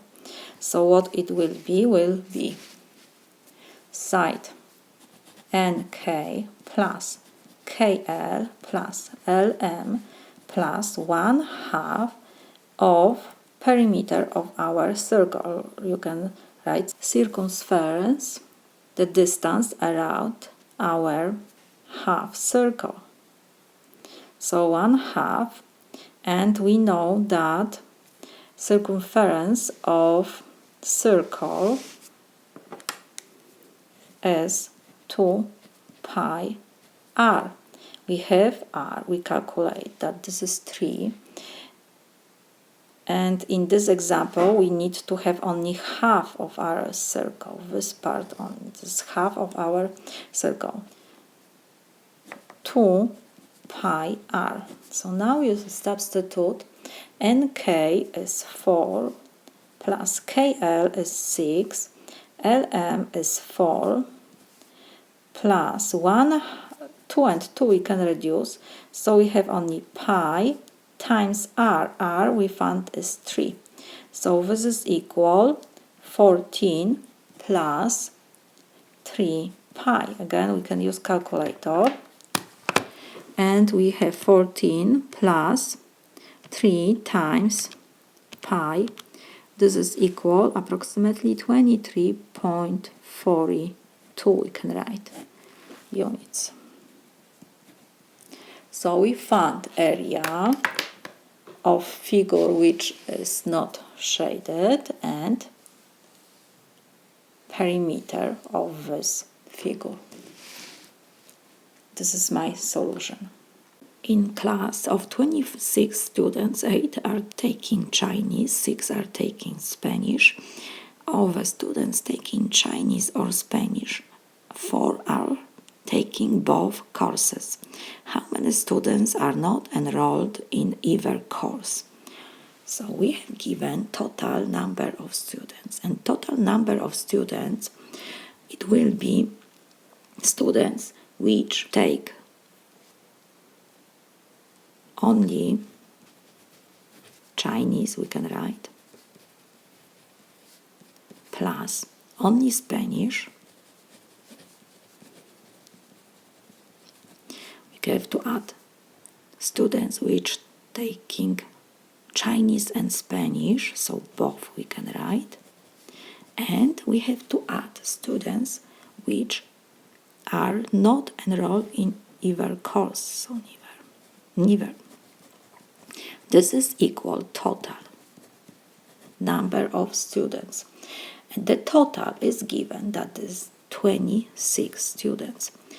And now we have that 8 are taking Chinese, 6 are taking Spanish, and of the students taking Chinese or Spanish, 4 are taking both courses. So if we have given that 8 are taking Chinese, so let me write this 8, because we have only Chinese, so we need to subtract 4, because 4 are taking both courses. So from 8 we need to subtract 4, plus only Spanish. We have given that 6 are taking Spanish, but we have to subtract again 4, because 4 are taking both courses, plus both, so both courses, Spanish and Chinese, we have 4, and plus neither, we don't know how many take neither, and this is equal 26. So we have like one unknown only in our equation. Negative 4 and 4 we can reduce. So we have 8 minus 4 is 4, plus 6 is 10, plus neither students, we have 26. So I will move 10 to the other side. So we have 26 minus 10. So n is equal 16. So we have that 16 students are not enrolled in either course. This is my solution. If the area of right triangle is 98, what is the value of y? Y is the angle in our right triangle. And what else? We have given the base of our triangle 14. So what we have given? That the area of triangle is 98. What else? We have that the base, let's put that this is b, is equal 14. And we have to find the y. So how we do this? Because we have given area, and we know that the area of triangle is 1/2 base times height. So we have, let's put here that this is h. Base times height. Area is given that this is 98. 1/2 b copy. B we have given that this is 14, and h is our unknown. So now we can find the value of height of our triangle. 2 and 14 we can reduce. So we have 98 is equal 7 times h. Now we will divide both sides by 7 and we will calculate the height of our triangle. H and h we reduce and we have that h is 7 and 7 we reduce, so we have h is equal 98 divided by 7 is 14. What else? We have now this part of our right triangle. We have right triangle, so we can use trigonometrical function. We have to find this angle. And if we take, here is right angle, tangent of this angle, tangent of angle y degrees is equal what? Whatever we have across our angle, this is our height, to side of our angle. So to B, tangent is h to B, and what we have? We have h, we have B, so we will have the tangent of angle y. So tangent y is h is 14, we found, B is given 14, so we have that tangent of our angle y is 14 divided by 14 is 1. Tangent of which angle is equal 1? We have here acute angle. Only in triangle, in this triangle, right triangle, this angle is acute. So y is equal 45 degrees. So y is equal 45. Tangent of 45 degrees is equal 1. We have here right triangle, so this angle can be only acute angle. So this angle is 45 degrees. We found the value of our angle y. One more time, we have given area of this right triangle. We know that area is base times height times 1/2.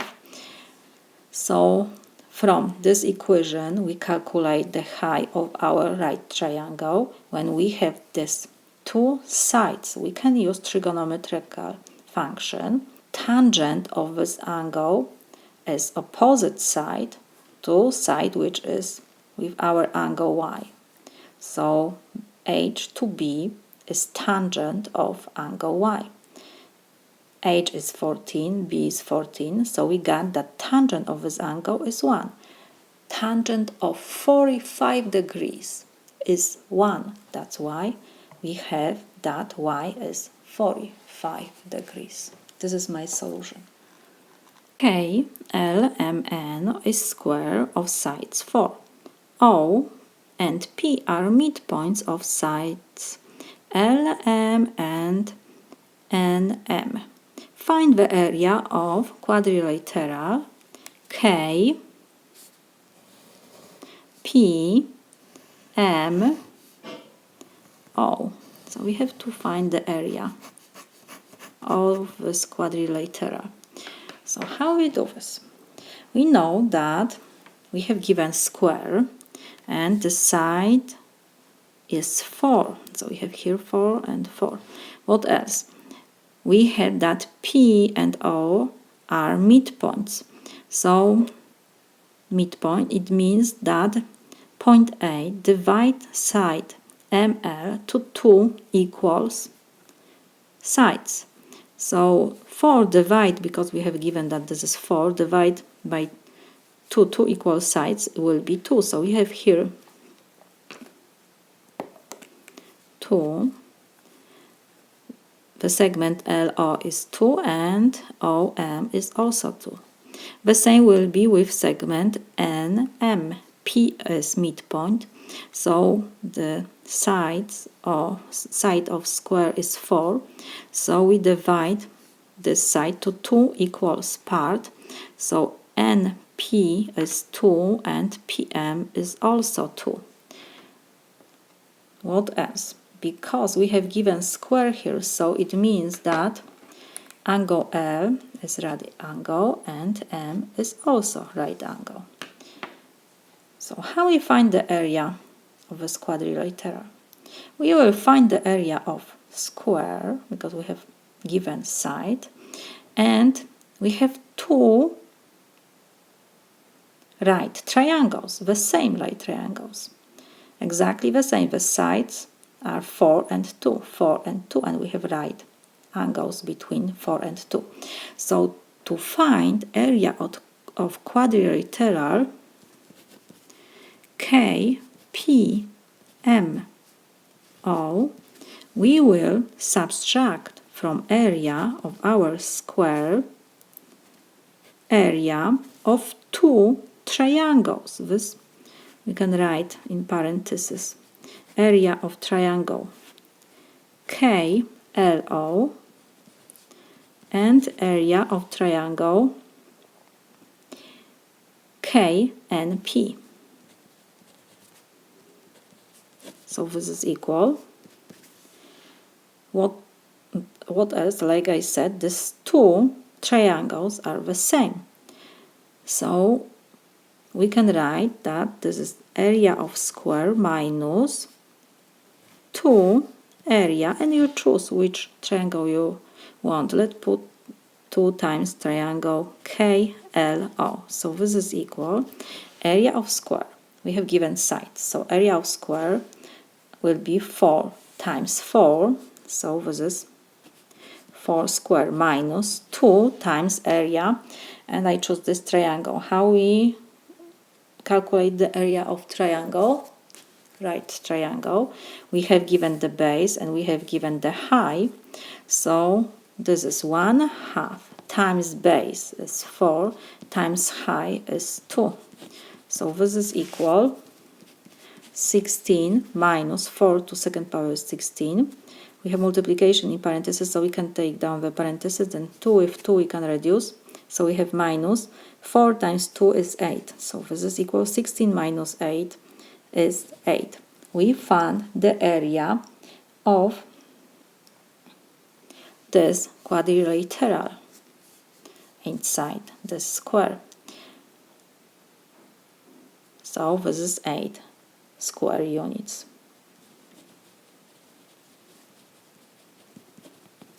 This is my solution.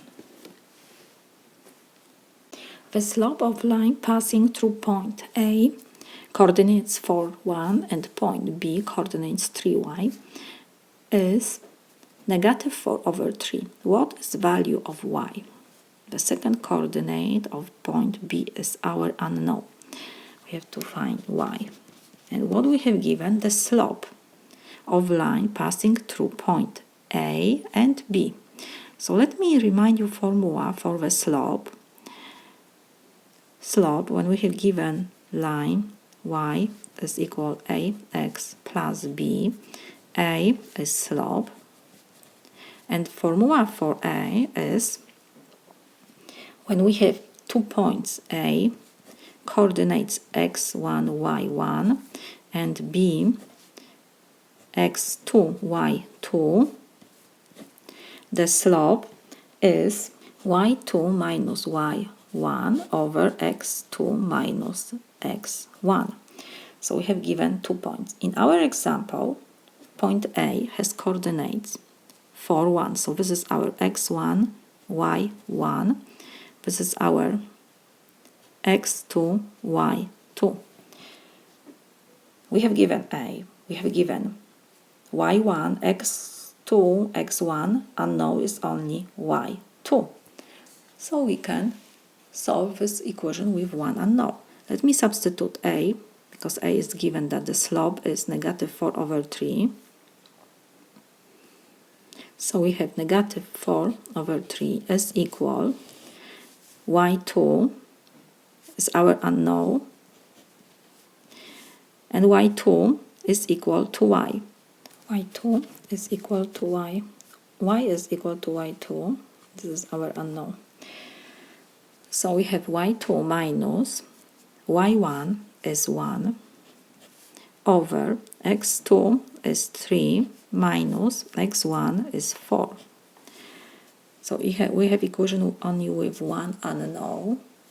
We copy negative 4 over 3. This is equal y2 minus 1 over 3 minus 4 is negative 1. What we can do here, we have negative on the left and negative on the right. So when we multiply by negative 1 both sides, we will reduce negative sign. So we will have only 4 over 3 is equal, and denominator also will reduce. So we have y2 minus 1. Next, because we need to find y2, I will move negative 1 to the left. So it will be 4 over 3 plus 1 is equal y2. So we can rewrite that y2 is equal 4 over 3 is 1 and 1/3 plus 1. So we have that y2 is equal 2 and 1/3. We have mixed number. You can change to improper fraction if you want. 3 times 2 is 6 plus 1 is 7 over 3. Both solutions are correct. Depends which you need. If you need fraction, we have 7 over 3. If you need mixed number, it's 2 and 1/3. So we found y2, and y2 is our y. So we can write that y is equal 7 over 3. This is my solution. If h of x is absolute value of x squared minus 81, what is value of h of negative 3? We have given formula of our h function is absolute value of x squared minus 81, and we need to find value of our h for negative 3. What we have to do, we have to just substitute x by negative 3. So we copy absolute value bars, and we have in parentheses negative 3 to second power. We don't need this parentheses inside. I put only negative 3 to parentheses because we have to raise negative 3 to second power, and we copy minus 1, close absolute value bars. So this is equal, absolute value we copy, and we have negative 3 to second power, this is 9 minus 81. So this is equal, absolute value of 81 minus 9, this is 72. And of course, we have negative 81, so it will be negative 72. So we have that h of negative 3 is equal, absolute value of negative 72 is positive 72. This is my solution. If $123 is to be divided among 8 people and a is greater than 1, so that each gets x dollars, where x is whole number greater than 1, how many different values could there be for a? We have given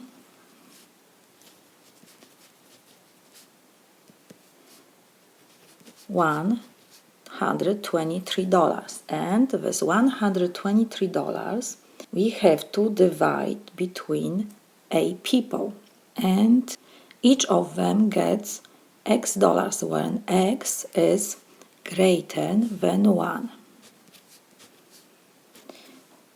and number of people is greater than 1 also. So because the result of dividing $123 by a people is whole number, so a must be the factor of 123.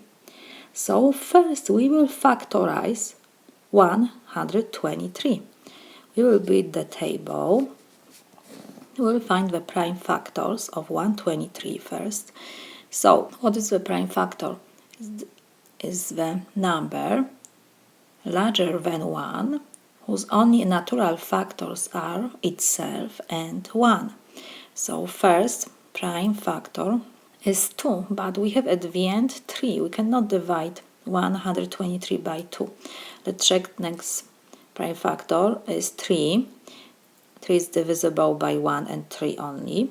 And what we have here? We have 1, 2 and 3. When we add these 3 digits, we will have 6. 6 is divisible by 3. It means that 123 is also divisible by 3. And now 123 divided by 3 is 41. 41 we can divide only by 41. So we finish division.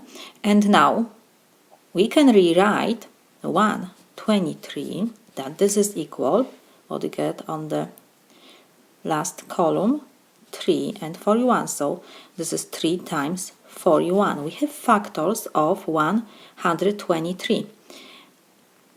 This is 3 and 41. What it means? That can be, we have two factors. It means that can be two different values. We can give $3 for each person, or we can give $41 for each person. When we give $3, we will have 41 people.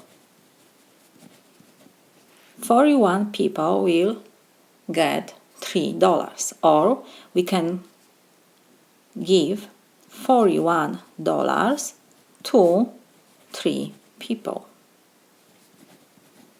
because 3 times 41 is 123. The factors must be greater than 1. Everything is correct. 3 times 41 give me 123. So we can give $3 41 people, or $41 only for 3 people. So we have how many different values? For A, A can be 41 and 3.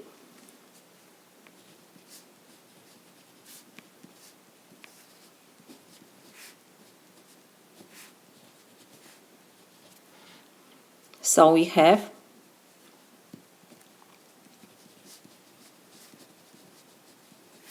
two values. For A. This is my solution.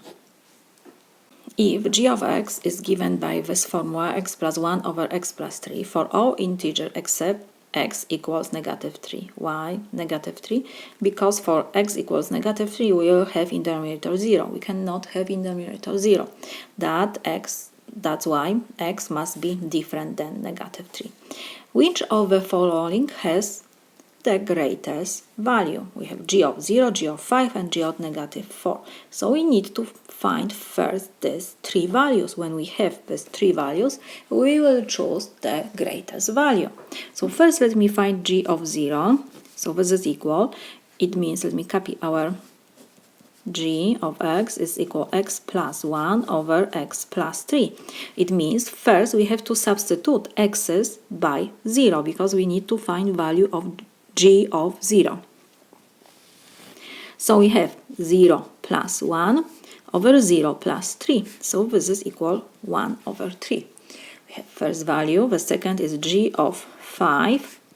Now we will substitute to our equation x's by 5. So we have 5 plus 1 over 5 plus 3. This is equal 6 over 8. We can reduce by 2. So will be 6 divided by 2 is 3.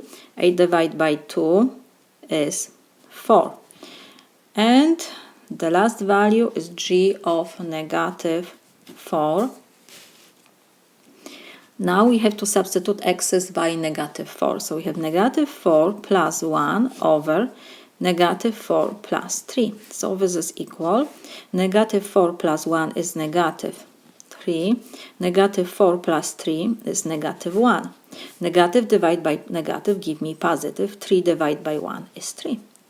What do we see? That 3 is the greatest value. We have 1/3 and 3 over 4. This value is the greatest. So this is my solution.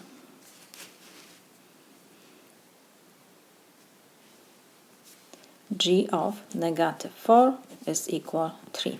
This is the greatest value.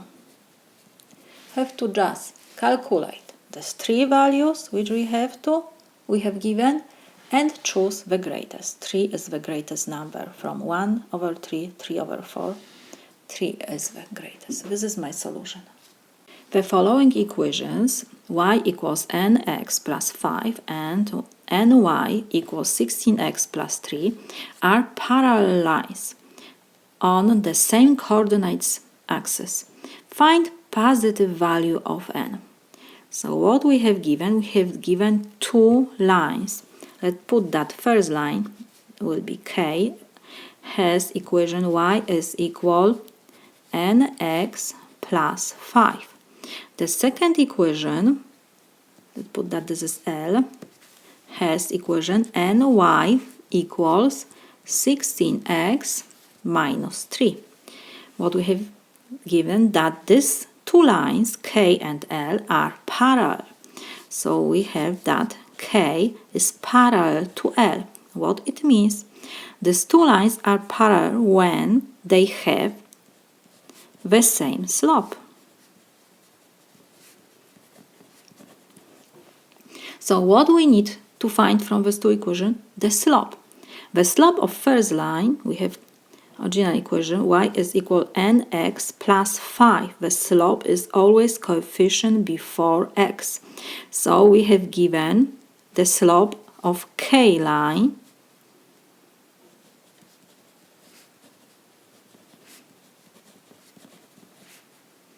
n. And we need to find the slope of the second line. We need to change this formula to equation of line. We know that equation of line must be for y is equal ax plus b. So on the left side we will have to have only y, on the right is expression with x and without x. So first let me copy our L line. We have ny is equal 16x minus 3. We don't have anything before y. That's why I will divide both sides of our equation by n. So we will have, let me rewrite this, ny is equal 16x minus 3. So I will divide both sides by n, and then we reduce, and we have that y is equal, and now we have to divide every expression by n. So we have to divide 16x by n, negative sign we copy, and we have to divide 3 by n. So now we can write that y is equal 16 over n times x. We can rewrite this expression that this is 16 over n times x. It didn't change anything. Minus 3 over n. And we see that the slope of the line, there's also line L, is what? Coefficient before x. Coefficient before x is 16 over n. So the slope of line, so L line has slope 16 over n. Like I said at the beginning, because these two lines are parallel, it means by that they have the same slope. So the slope of line K must be equal to the slope of line L. So we can write that K is parallel to L, so we have that slope of line K, so is n, must be equal to slope of line L, 16 over n. So we got equation with one unknown. Let's solve this equation. First I will multiply n by both sides of our equation by n to reduce this fraction. So let me write one more time our equation. We have n is equal 16 over n. I will multiply both sides by n to reduce fraction. So we have n times n is n squared is equal 16. Which number raised to second power give you 16? Of course, positive or negative 4. So we had that n is positive or negative 4. But we have that n must be positive. Positive value of n we have to find. N must be positive, so it's greater than 0. So because n is greater than 0, we have to choose only positive value for n. So n will be equal 4. This is my solution. Why? Because in our problem we need to find only positive value for n. That's why I choose only 4. This is my solution. Which of following could be a value of a in the diagram below? We see that we have here obtuse angle. We know that obtuse angle must be, measure of this angle is 4a degrees, must be less than 180 degrees but greater than 90 degrees.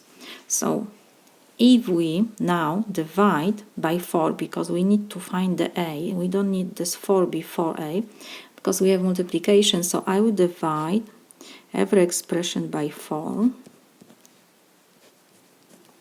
So 4 and 4 will reduce, and we have that a will be 180 divided by 4, this is 45 degrees, and 90 divided by 4 is 22.5 degrees. So we see that a must be in interval from 22.5 to 45. And what we have given here, we have that a is 10 or 25 or 50. 10 is not included in this interval. We can interval from, let me draw maybe a line. Let's put that this is 0, this is 10, 22.5, 45 we need, because we have 45 in this interval, and we have here, let's put 50. We need 10, 25 is greater than 22 and 0.5. Let's put that this is 25. So we have interval from 22.5 to 45. Open interval because a is greater than 22.5 and less than 45. Let's forget about degrees at the beginning now. So what we have here? We have given that a is 10. What will be if a is 10? As is 10 is outside of our interval. So we cannot take that a is 10. What else? 50 is also outside of our interval. So 50 cannot be a. We have only 25 inside our interval. So a can be only 25. This is my solution because we have here that this angle is obtuse angle. So one more time, it must be this angle less than 180 degrees but greater than 90 degrees, because we have that this angle is 4a degrees. So I divide by 4 every expression to calculate a only, and a degrees is between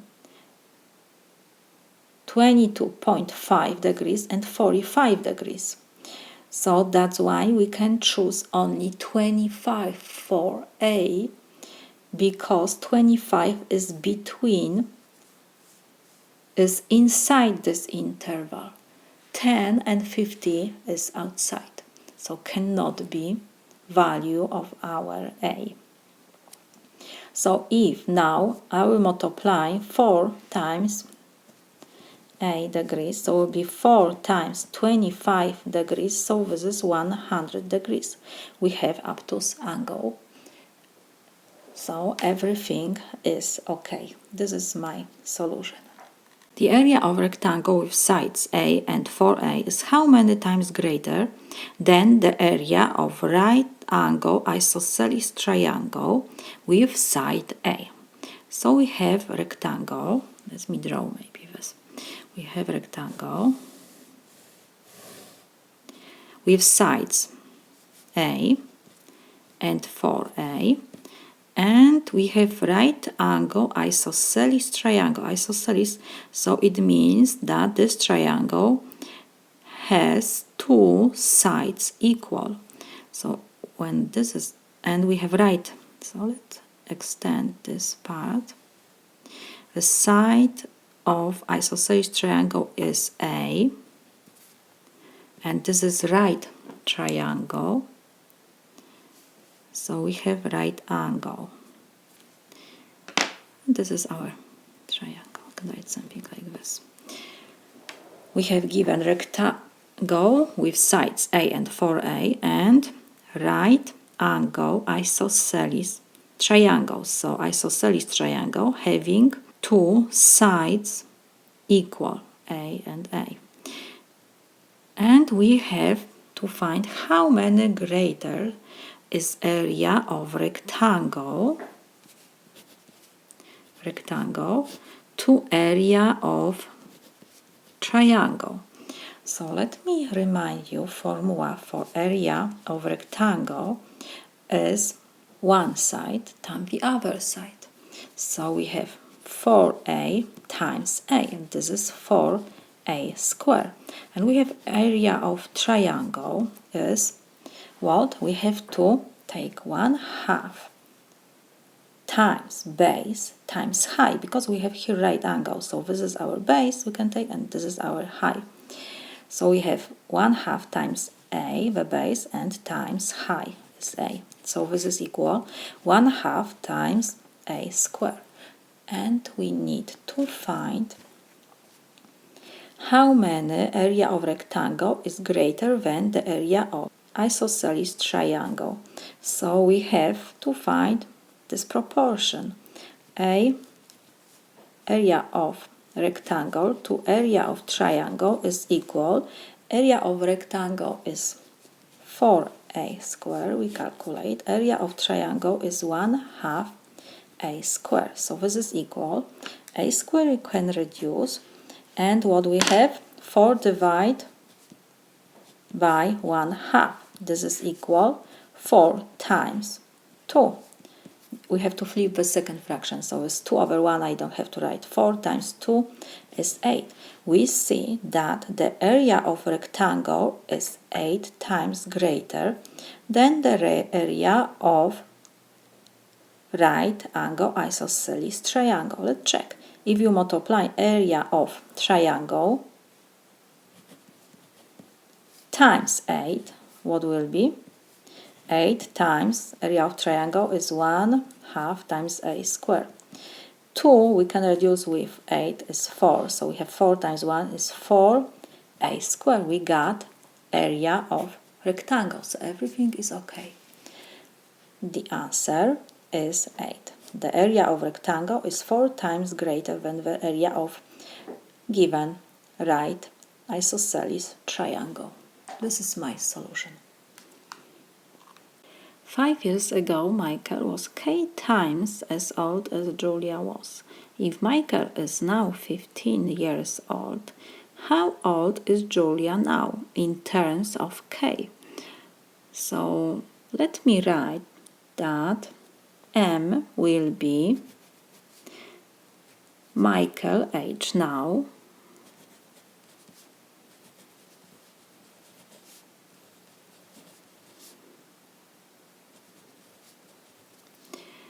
and we will write that J will be Julia age now.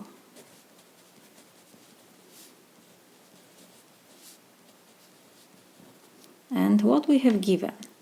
We have that 5 years ago, Michael was K times as old as Julia was. So 5 years ago, so if now Michael's age is M, so we will subtract 5 from age of Michael, and we have that 5 years ago Michael was K times as old as Julia was. So K times, and again, because Julia is age now, by J we write that Julia's age now, so we will have to subtract from J also 5 years. So let me read one more time. 5 years ago, Michael was K times as old as Julia was. That's why we subtract 5 from years of Michael and 5 from years of Julia, because we write that M is Michael age now and J is Julia age now. So now we have equation. What else? One equation, and we have also if Michael is now 15 years old. So M, because age of Michael now is M, is equal 15. So we have to find how old is Julia now in terms of K. So our unknown is J. M we have given. So we can substitute to our first equation M by 15. So we have 15 minus 5 is equal K times J minus 5. Unknown is J. We have to find J, the age of Julia right now, in terms of K. So we have equation with one unknown J. J is inside parentheses. So first, because we have here multiplication, so I will divide both sides by K to have only on the right side whatever we have in parentheses, because J is in parentheses. So I will divide both sides by K. So we have 15 minus 5 is 10 over K we have. And now K and K will reduce and we have J minus 5.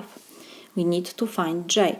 So now I will move negative 5 to the left side. So we have 10 over K minus 5 we have on the right side. So when I move to the left will be plus 5 is equal J. Let me rewrite our equation. J, the age of Julia right now, is equal 10 over K plus 5. We found age of Julia right now in terms of K. So this is my solution. Point O is the center of circle in the figure below. What is the value of Y? We have here two angles on the same arc AC.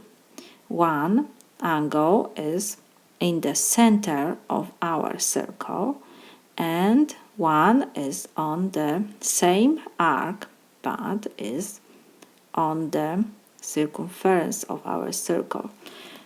We have theorem that when we have these two angles on the same arc and one is in center of our angle, then the measure of angle AOC is C, of course, is equal to 2 times the measure of angle ABC. We have to find the measure of angle AOC. This is our Y. So we can write that measure of angle Y is equal 2 times measure of angle ABC. So we need to find the measure of angle ABC, this angle we have to find. What we have given? We have given that these two angles are the same. They are congruent angles. And what else? This part of our angle is our radius, because it's connecting center with the point on the circle, our circle. So here this part is the same like that. And what else? If we connect point O with B, we have also here R. This is the radius. So we have here two isosceles triangles. And what we have, because these are two isosceles triangles, it means that the angle OCB is the same like angle CBO. So here we have also 30 degrees because we have isosceles triangle. And on the other side we have also isosceles triangle AOB. So if the angle A has 30 degrees, so the angle ABO has also 30 degrees. So the measure of angle B, this angle, what will be? 30 degrees plus 30 degrees. So we can write that measure of y is equal what?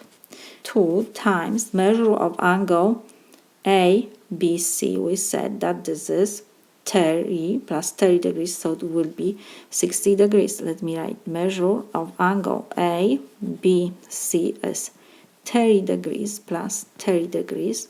So this is equal 60 degrees. So we have that measure of angle y will be 2 times measure of angle ABC. So 2 times 60 degrees. So this is equal 120 degrees. So value of y is 120.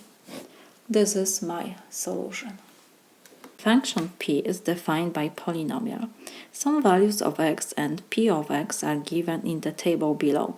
Which of following must be a factor of p of x? X minus 3, x minus 2, x plus 2, or x minus 1. So we know that the expression x minus a is a factor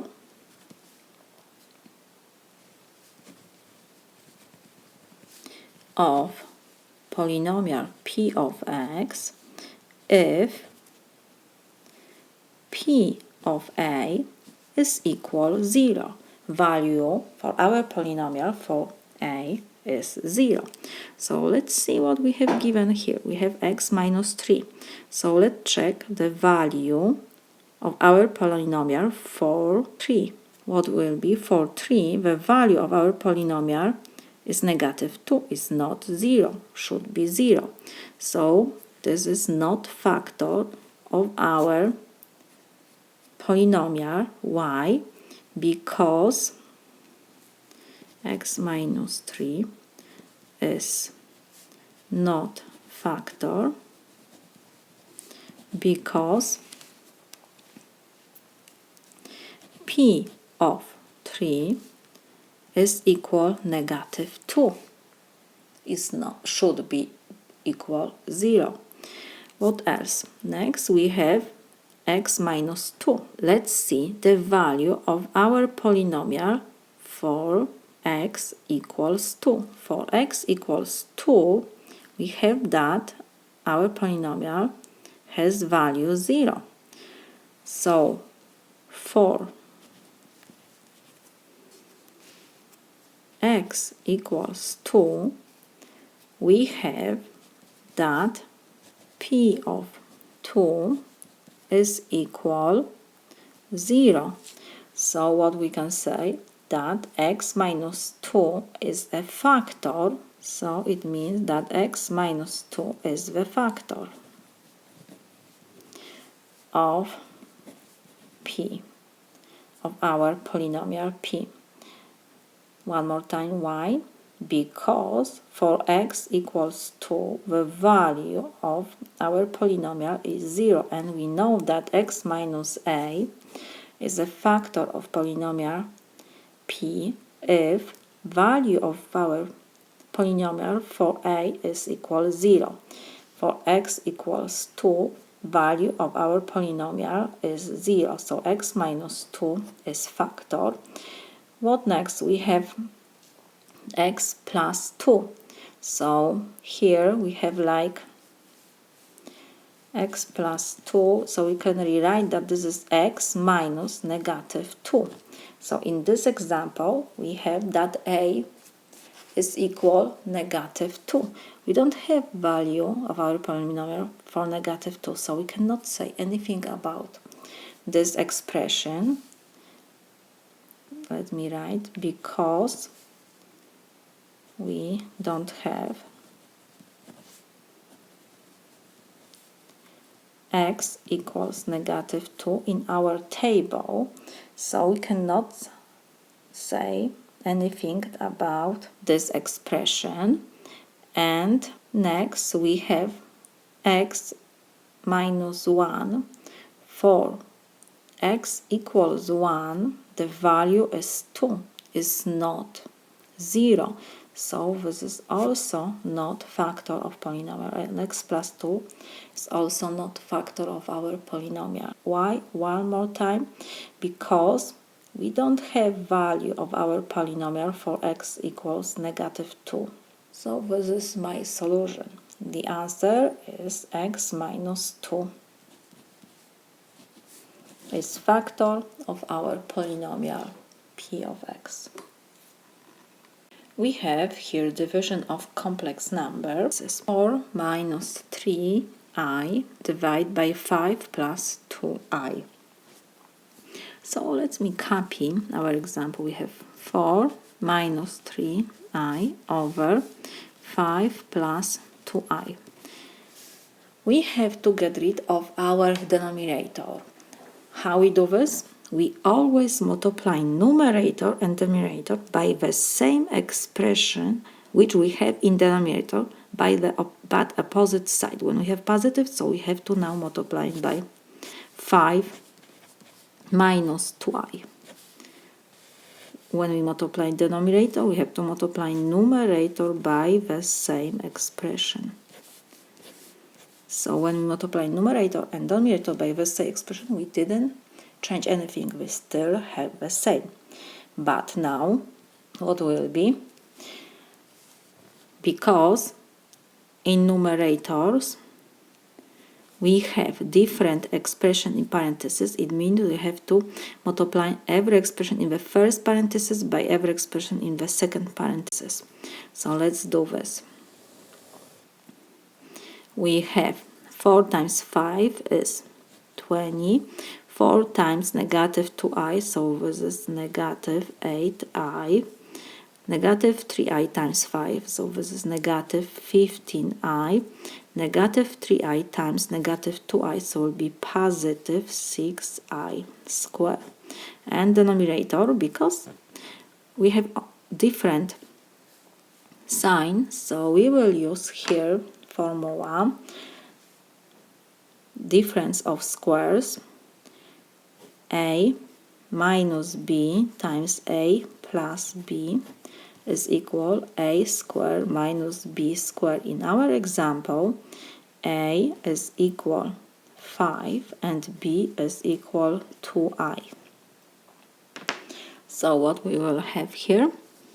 A squared minus b squared, so will be 5 squared minus 2i to second power. So this is equal.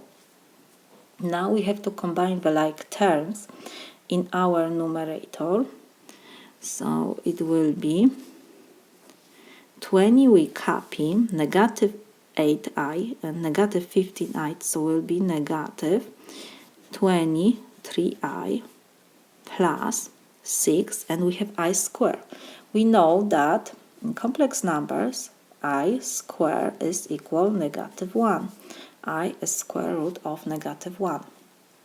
So now y squared, we can substitute by -1 over, and in denominator we have 5 to second power is 25 minus 2i to second power, so this is 4i squared. So this is equal, we have 20 minus 23i, 6 times -1, so it will be -6 over 25 minus 4, and I squared, like I said, is -1. So we substitute I squared by -1. So this is equal. We have 20 minus 6, again we combine the like terms, is 14 minus 23i over 25, -4 times -1, so it will be 25 plus 4, so this is equal 14 minus 23i over 29. So now you can rewrite that this is equal 14 over 29 minus 23 over 29i. This is my solution. We divide two complex numbers. In the system of equations, 9x minus 15y equals 5, 5ax minus 10y equals 8, a is constant and x, y are variables. For what value of a will the system of equations have no solutions? We have here system of linear equations. We know that the graph of linear equation is straight line, and we will have no solution if these two lines are parallel. So let's put that this is line K and this is line L. We will have no solution if line K will be parallel to L. What it means? Line K will be parallel to line L if the slope of these two lines will be the same.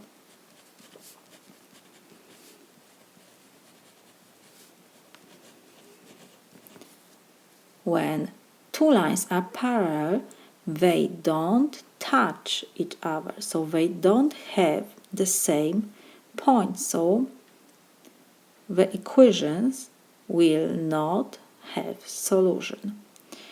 So one more time, we have to find the slope of K and L first. So let me copy our first equation. We have K line 9x minus 15y equals 5. To find the slope, we need to change this equation to form y is equal ax plus b. From this line, coefficient before x is always our slope. So we need to have y on the left side, everything on the other side.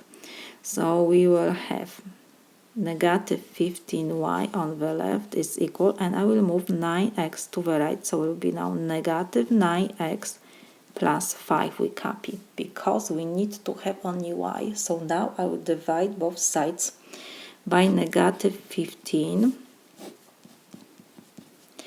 So negative 15 we will reduce, and we have that y is equal negative 9x, we have to divide by negative 15, and 5 we have to divide by negative 15. So we have that y is equal, negative and negative give me positive, and we can reduce 9 and 15 by 3, so it will be 3 and 5. So we have 3 over 5x, and positive and negative, so it will be negative 5 and 15, so it will be 1 and 3. So we have line K and we see that the slope of line K is 3/5. Now we have to take the second line. I just put that this is L, our line L. Let me copy. We have 5ax minus 10y equals 8. Again, we have to rewrite this form to general form. We have to have y on the left side only and the rest on the other side. First expression on the right must be expression with x.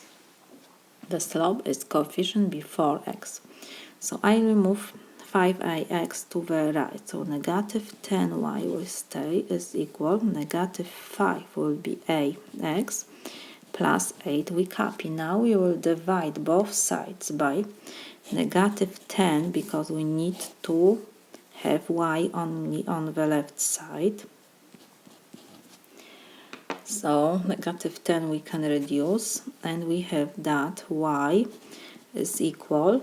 And now we have to divide on the right side every expression by negative 10. So we have negative 5ax over negative 10 plus 8 over negative 10.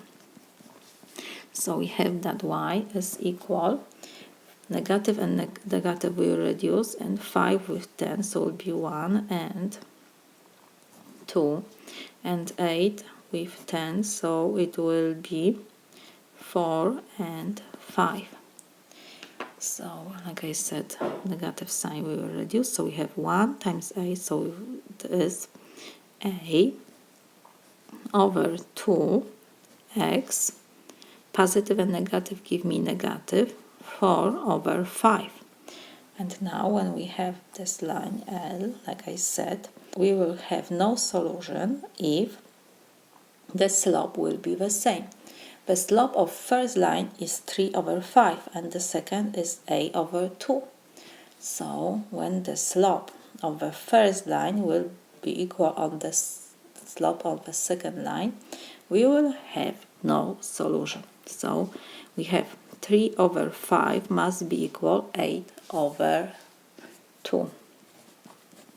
So we have equation with one unknown a. When we solve this equation for a, we will have the value for which our system of equation have no solution. So now to solve this proportion, I will cross multiply. So numerator times denominator, so 3 times 2 is equal 5 times a. So 3 times 2 is 6 is equal 5a. Now I will divide both sides by 5. So 5 and 5 will reduce and we have that a is equal 6/5. So for a equals 6/5, our two lines will be parallel, and when they are parallel, it means that the equation will not, the system of equations will not have solutions because these two lines will not touch each other. Some values of a linear function g are shown in the table below. Which of the following defines g? So we have given in the table for x equals -1, the value of g is -4. For x equals 0, g is -1, and for x equals 1, g is 2. So let's take our first function, g of x is equal 3x minus 1. Let's see what will be if we substitute x by -1. For x equals -1, what will be? G of -1, it will be 3. We have to substitute x by -1. Minus 1 we copy. This is equal 3 times -1 is -3. And we have -1, so this is -4. We have value negative 4. So now is everything okay. Let's see what will be for x equals now 0. We will have g of 0 is equal. Now we have to substitute x by 2 is 4 by 0. So we have 3 times 0 minus 1. So 3 times 0 is 0, minus 1 is negative 1. Again, for x equals 0, we got negative 1. Everything is okay. So let's see what will be for x equals 1 now. G of 1 is equal, we have to substitute x now by 1. So we have 3 times 1 minus 1. So this is equal 3 times 1 is 3 minus 1. This is 2. For g x equals 1, we got the value as 2. So we see that our g function is defined by our g function is defined by the first expression. G of x is 3x minus 1. Let's see what will be if g of x is given by this expression. Let's copy. G of x is equal to x plus 3. Let's see what will be if we substitute first x by negative 1. For x equals negative 1, g of negative 1, what will be? We have to substitute x by negative 1, so it will be 2 times negative 1 plus 3. So this is equal 2 times negative 1 is negative 2 plus 3. So this is equal 1. And we have in our table that g should be negative 4. So we see that the second function cannot be our function. And let's check the last. We have that g of x is equal 4x.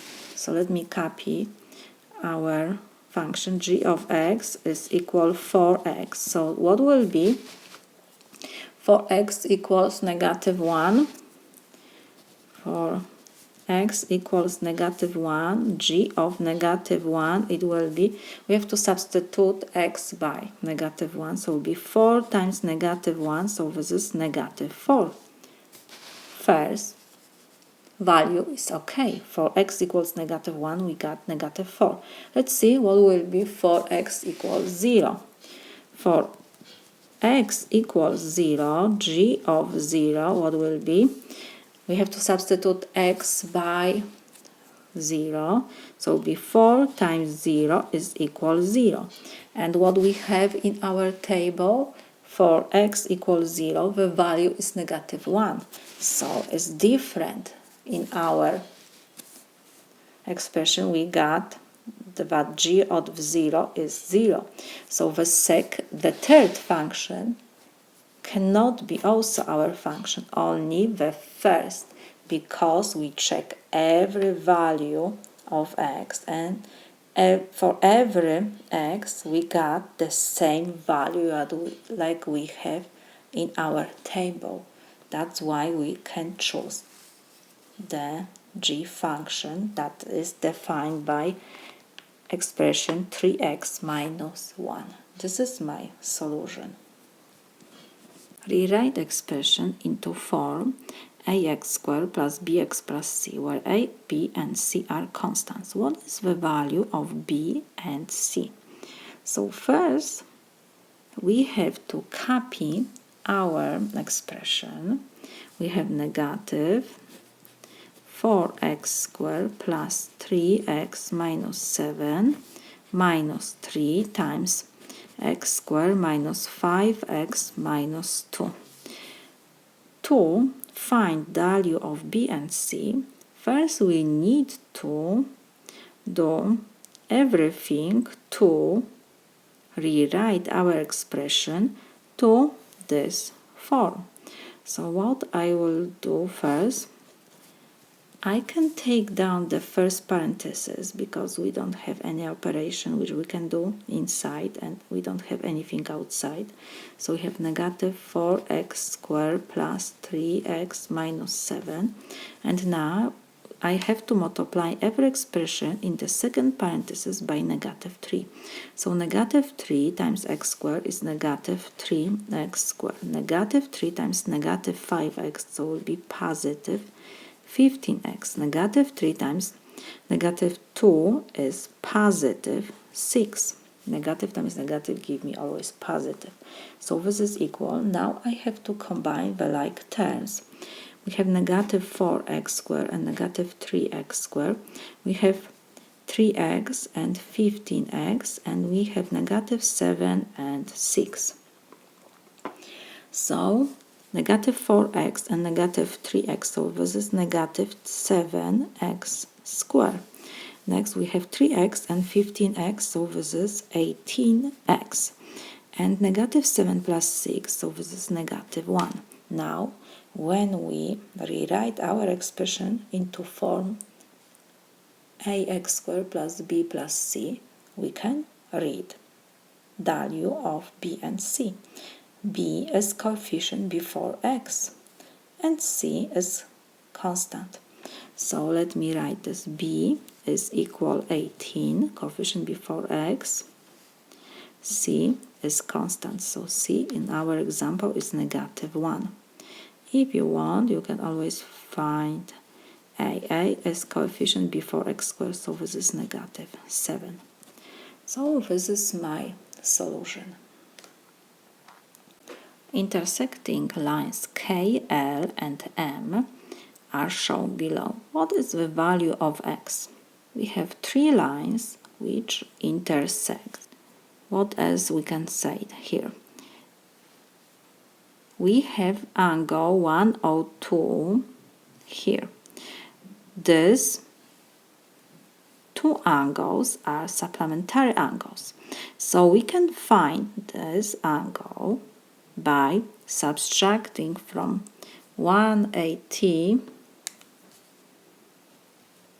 degrees 102 degrees. Why? Because we have here straight angle.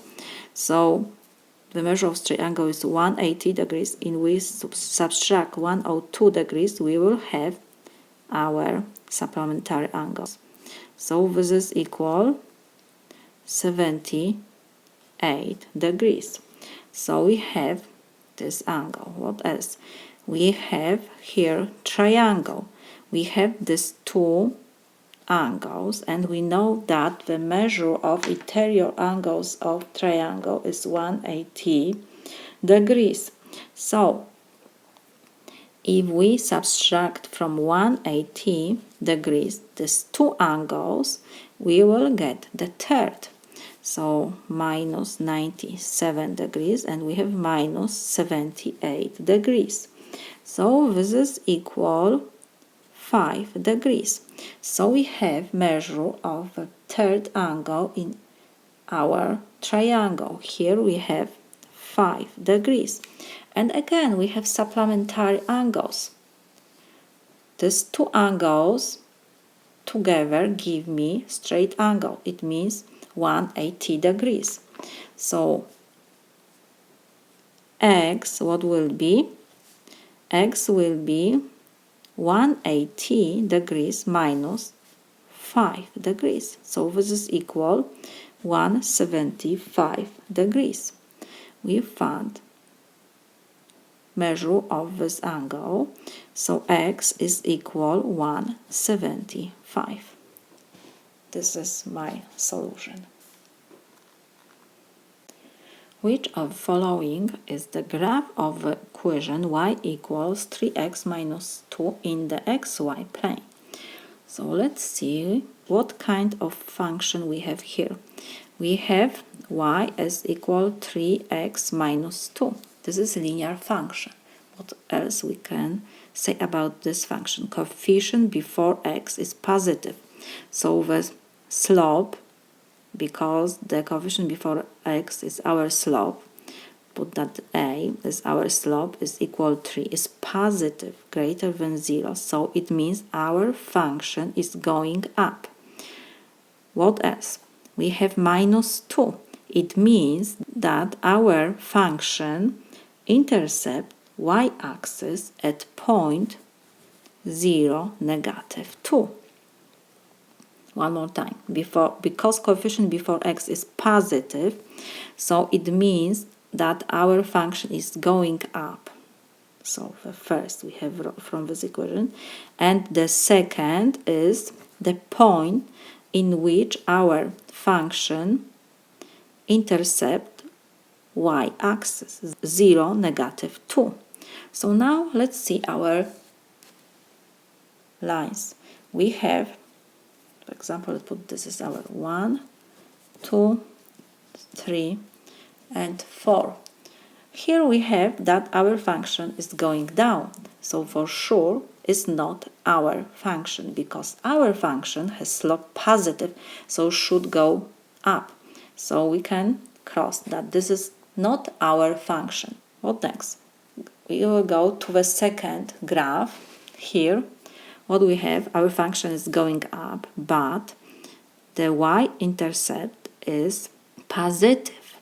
Third, the second coordinate is positive, is above x-axis. So it's not our function, because our function intercept y-axis at point 0, negative 2, negative 2, so it will be here.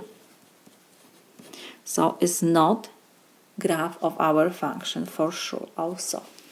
The third, we have that our function is going up, but the y-intercept is in point 0, 2, and our function intercept y-axis and point 0, negative 2. So again, it's not our function. And the last function is going up, and the y-intercept is in point 0, negative 2. So this is our function. So the solution is in the fourth graph. Our function is going up, and y-intercept is at point 0, negative 2. This is my solution. A group of students decided to divide the $8,000 cost of equipment equally among themselves. When 20 of the students decided to change the college, those remaining still divided $8,000 cost equally, but each student's share of the cost increased by $200. How many students were in the group at the beginning? So let me write that X will be the number of students at the beginning.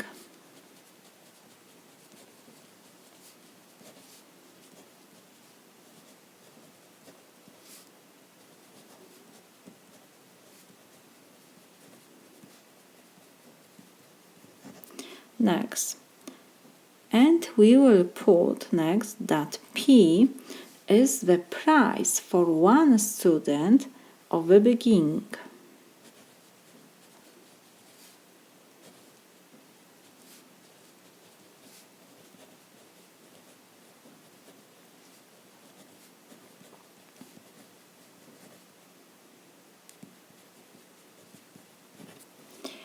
So now we can write first equation, because they have $8,000 to share between X numbers of students.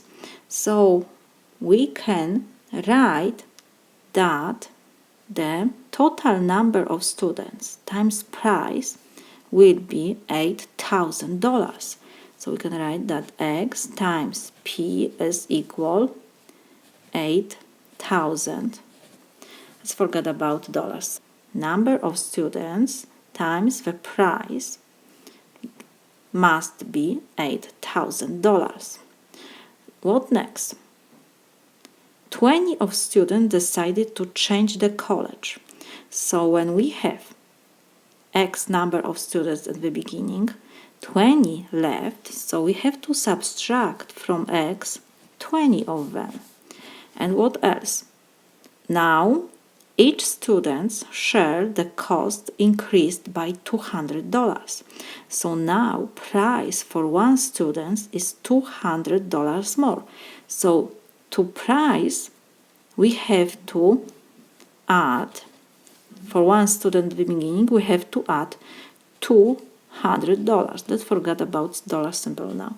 And now when we multiply the number of students, after 20 of them left, times the price, we have to have 8,000. Again, so we have two equations, two unknowns. So from first equation, when we divide by p, we have that x is equal 8,000 over p. And now we will substitute x in the second equation by this expression. So I will use substitution method to solve this equation. So in parentheses we will have now 8,000 over p minus 20 times p plus 200 equals 8,000. And now to subtract these two expressions, I need to have the same denominator. It will be p. So we have 8,000 over p minus, I will change 20 to the fraction, the denominator will be p, so in numerator I need to have 20p. P and p will reduce, so we have still the same. I didn't change anything, but now we can subtract these two expressions. Times p plus 200 we copy. This is equal 8,000. What next? Like I said, now we can subtract these two expressions. The denominator we copy, and we have 8,000 minus 20p over p, and we have times p plus 200. This is equal 8,000. And now I will multiply both sides time by p to get rid of this fraction. So p and p we can reduce, and what we will have, I have to put in parentheses 8,000 minus 20p times p plus 200 is equal 8,000 times p.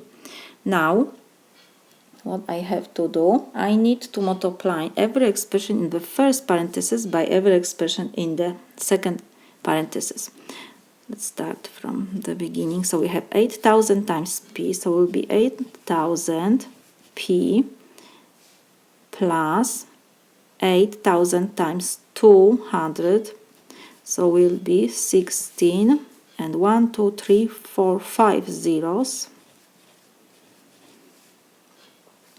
And next we have negative 20p times p, so will be negative 20p square.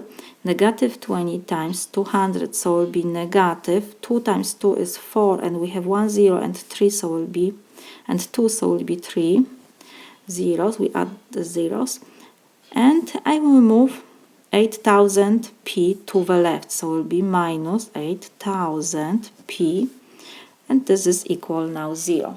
What we can do now, we can reduce 8,000p, the like terms. And I forgot we have here 20p times 200, so will be 4,000p, of course. And now we will start from expression with p squared, so we have negative 20p squared. Next we have negative 4,000p, and we have plus 16 and 5 zeros, 1, 2, 3, 4, 5. So this is our number, and this is equal 0. What next we can do?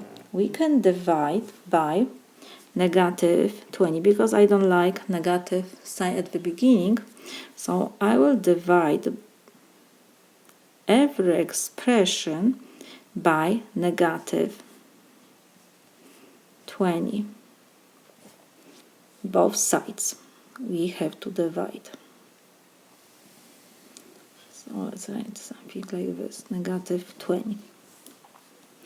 So what I will first do, I will factorize negative 20 in the numerator. So we have negative 20, and in parentheses what will be? P square. I took negative sign before parentheses, so now will be positive. And what will be here? 2 and 1 0 I take before parentheses, so we have only 2p plus, and because I took negative sign, so now will be negative, and we take 20 before parentheses, so will be 8. 16 divided by 2 will be 8, and 1 0 we have before parentheses, so we have only 4 zeros. Have over negative 20. 0 divided by negative 20 is 0. So now we can reduce negative 20, and we have quadratic equation p squared plus 200p minus 80,000. This is equal 0. To solve this equation, we will use factoring method. We have to find two numbers which we multiply, and we will get 80,000, negative 80,000, and when we add these two numbers, we will have 200. What it will be? It will be 400 and 200. Positive 400 and negative 200. Why? Because 400 minus 200 is 200, so everything is okay. And 400 times negative 200, it will be negative 80,000. So everything is okay. But now, when the left side will be 0, when p plus 400 will be 0, or p minus 200 will be 0. So we have linear equation. P is equal, I will move 400 to the right, so it will be negative 400. And we will move negative 200 to the right, so it will be positive 200. P was the price of one student at the beginning, so P cannot be negative. P must be positive value. So we have only one solution. P is equal 200. We found the price for one student at the beginning. And the question was, how many students were in the group at the beginning? Number of students is x. So now, when we have P, it's very easy. We will find x. We will use this equation. X is equal 8,000 divided by P. So now we have that P is 200. So we have 8,000 divided by 200. Zeros we can reduce, and 80 divided by 2 is 40. So we found that at the beginning we have 40 students, and the price was 200 at the beginning. This is my solution. We have to find the sum of two polynomials. First polynomial is 5x squared minus 3x plus 1, and the second is 4x squared plus 5x minus 10.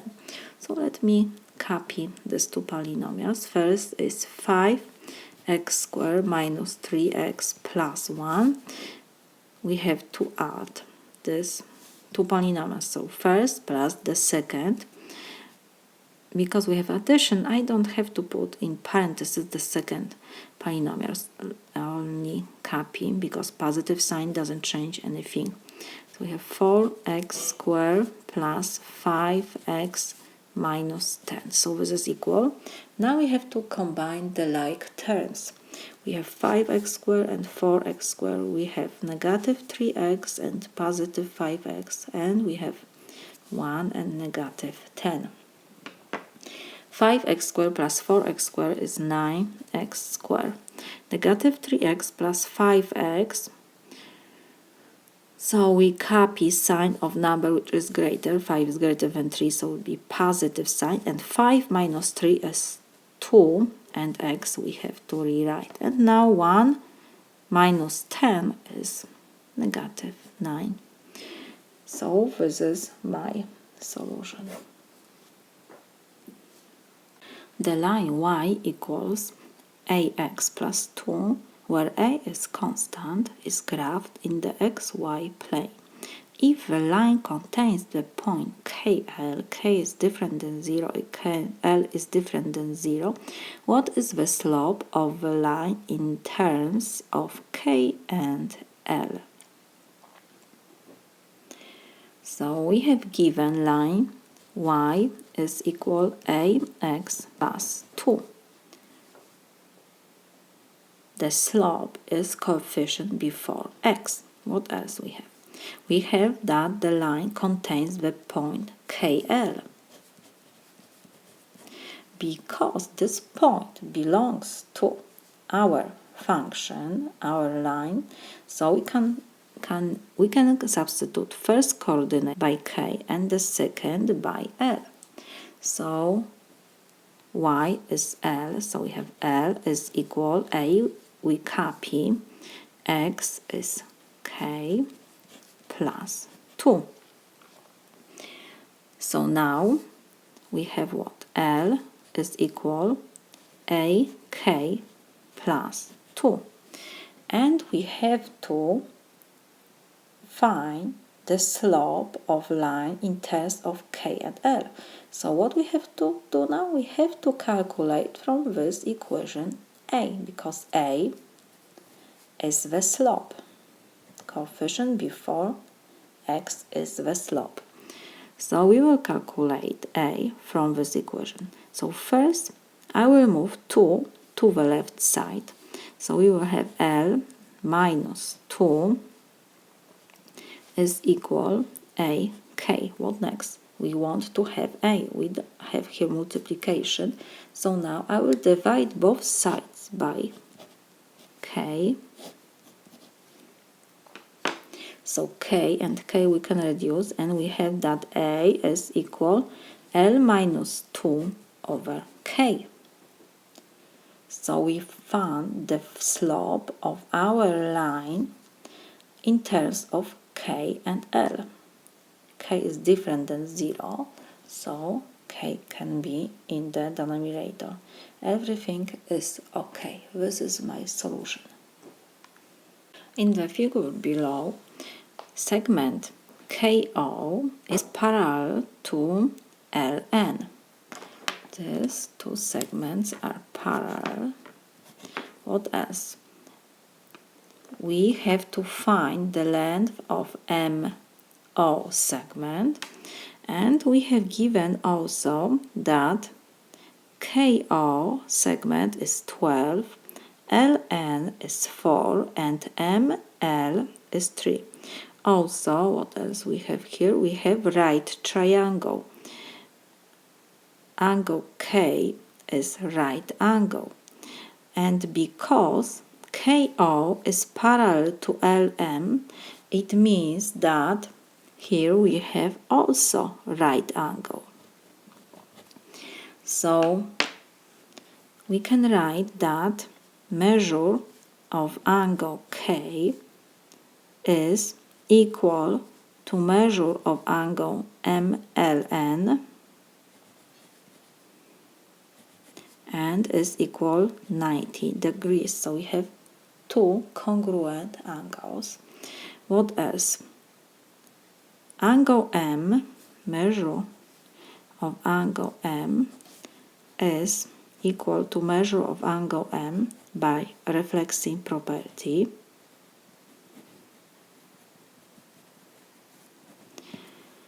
So we can now say that triangles OKM and NLM are similar by angle-angle similarity postulate, if this triangle is similar to that triangle, we can write proportion. The triangles are similar, so the corresponding sides lengths are proportional.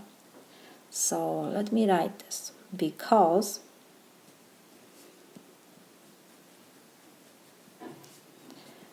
the triangles are similar, so the corresponding side lengths are proportional. So we can write that segment LN is proportional to KO, because these two segments we have given. What else we can write? That segment MN is proportional to MO. And we have given LN, we have given KO, we have to find MO, and we don't have MN. But because we have here right triangle, we can find the segment MN from Pythagoras theorem. So let me do this. We have here right triangles, so ML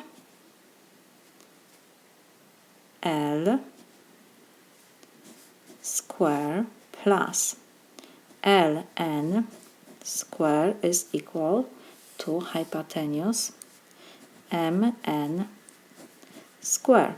ML is 3, so we have 3 to second power plus LN is 4 to second power is equal MN to second power. So 3 to second power is 9 plus 16 is equal MN square. So we have that MN square is equal 25. So MN must be equal 5. Because 5 raised to second power give me 25. Also, negative 5 give me 25. But we have here that MN is the segment. So segment cannot be negative, the distance. So we found MN. So now we can come back to our proportion. Let me rewrite this here.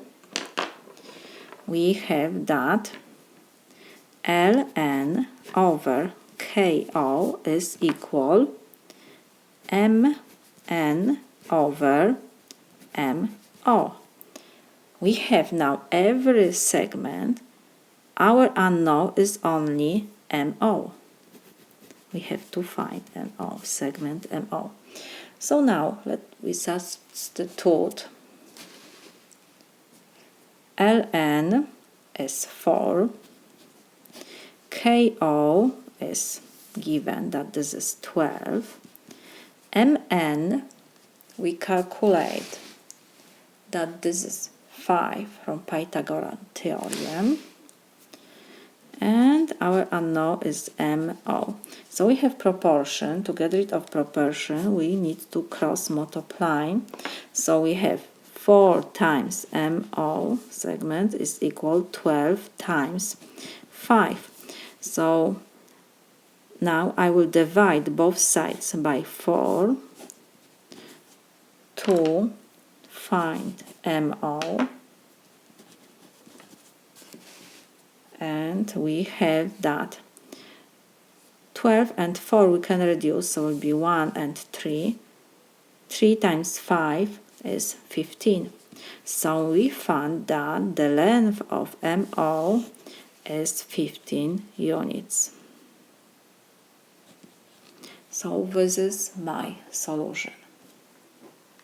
If xy and x greater than 0 is solution of a system of equations, What is the value of y minus x? To find value of y minus x, we need to find first these two variables y and x. We have system of equations, so let me copy this. We have 8 plus 4y is equal 4 times x plus 2, and we have y is equal x squared. These two equations we have and two unknowns. What I will do first, we can factorize 4 from these two expressions on the left side in the first equation. So we will have 4 before parentheses, and each side will be 2 plus y is equal 4 times x plus 2. So what now? The second equation I will rewrite, and in the first I will divide sides now by 4. So 4 and 4 we will reduce, and what we will have only 2 plus y is equal x plus 2. So 2 and 2 will reduce. When we move 2 to the other side, we will have, let me copy the second equation, y is equal x squared. Like I said, 2 will move to the right side, for example, so we will have y is equal x plus 2 minus 2. 2 and 2 will reduce. And the second equation is y is equal x squared. From the first equation, we have that y is equal x. So we can substitute y by x in the second equation. So we will have now x is equal x squared.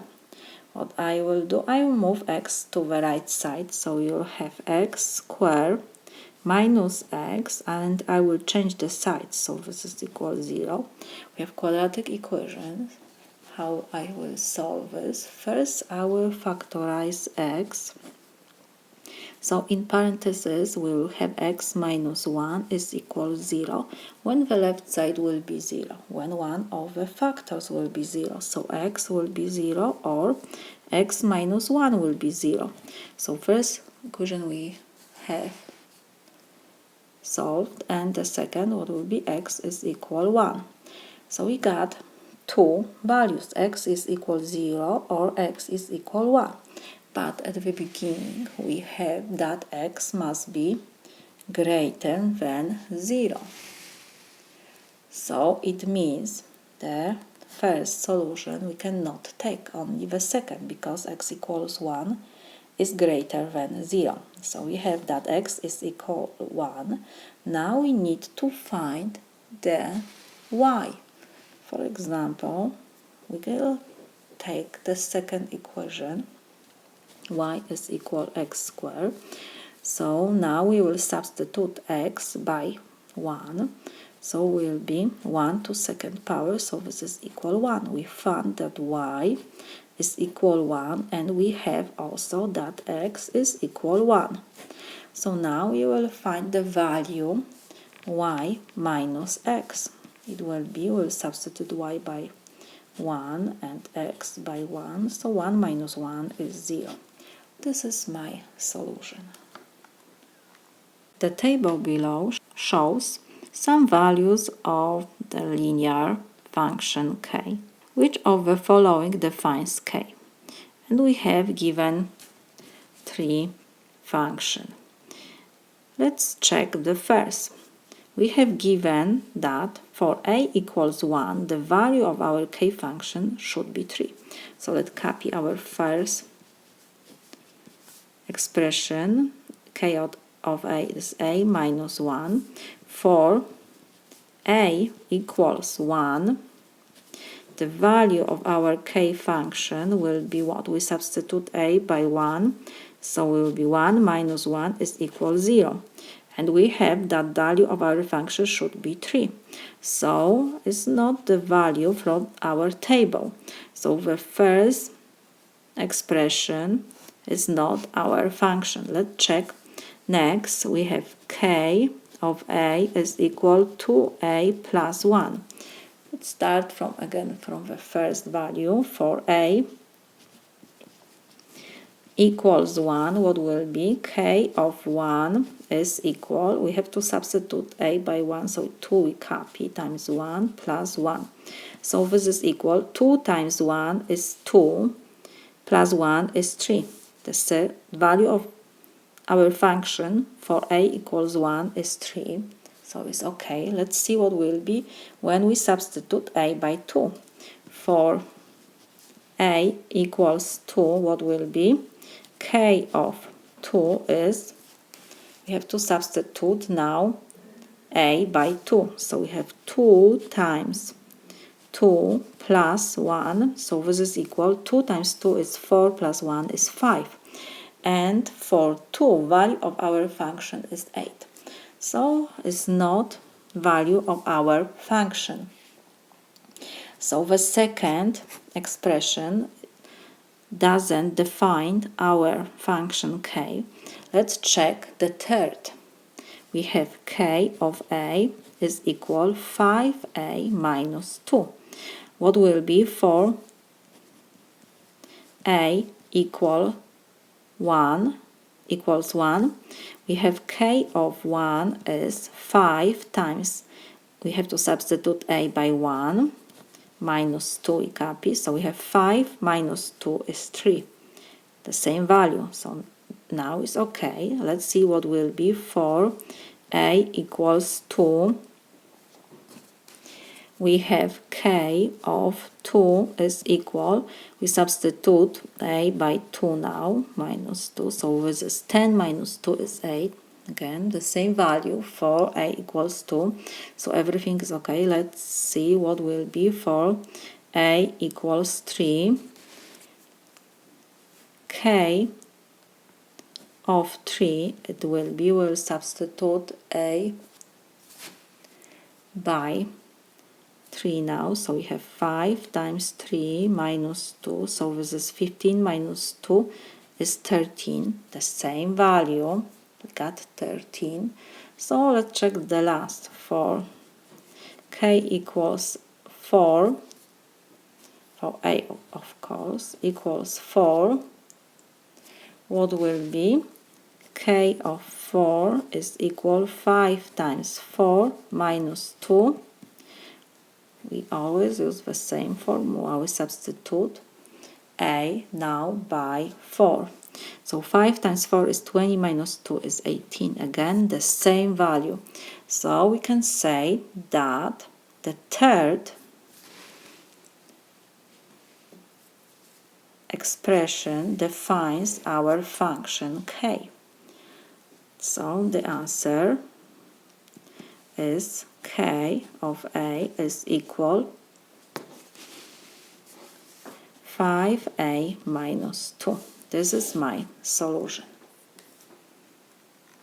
If xy point is solution to the system of equations, we have given two equations, what is the value of x minus 2y? To find the value of x minus 2y, we need to find variables x and y first.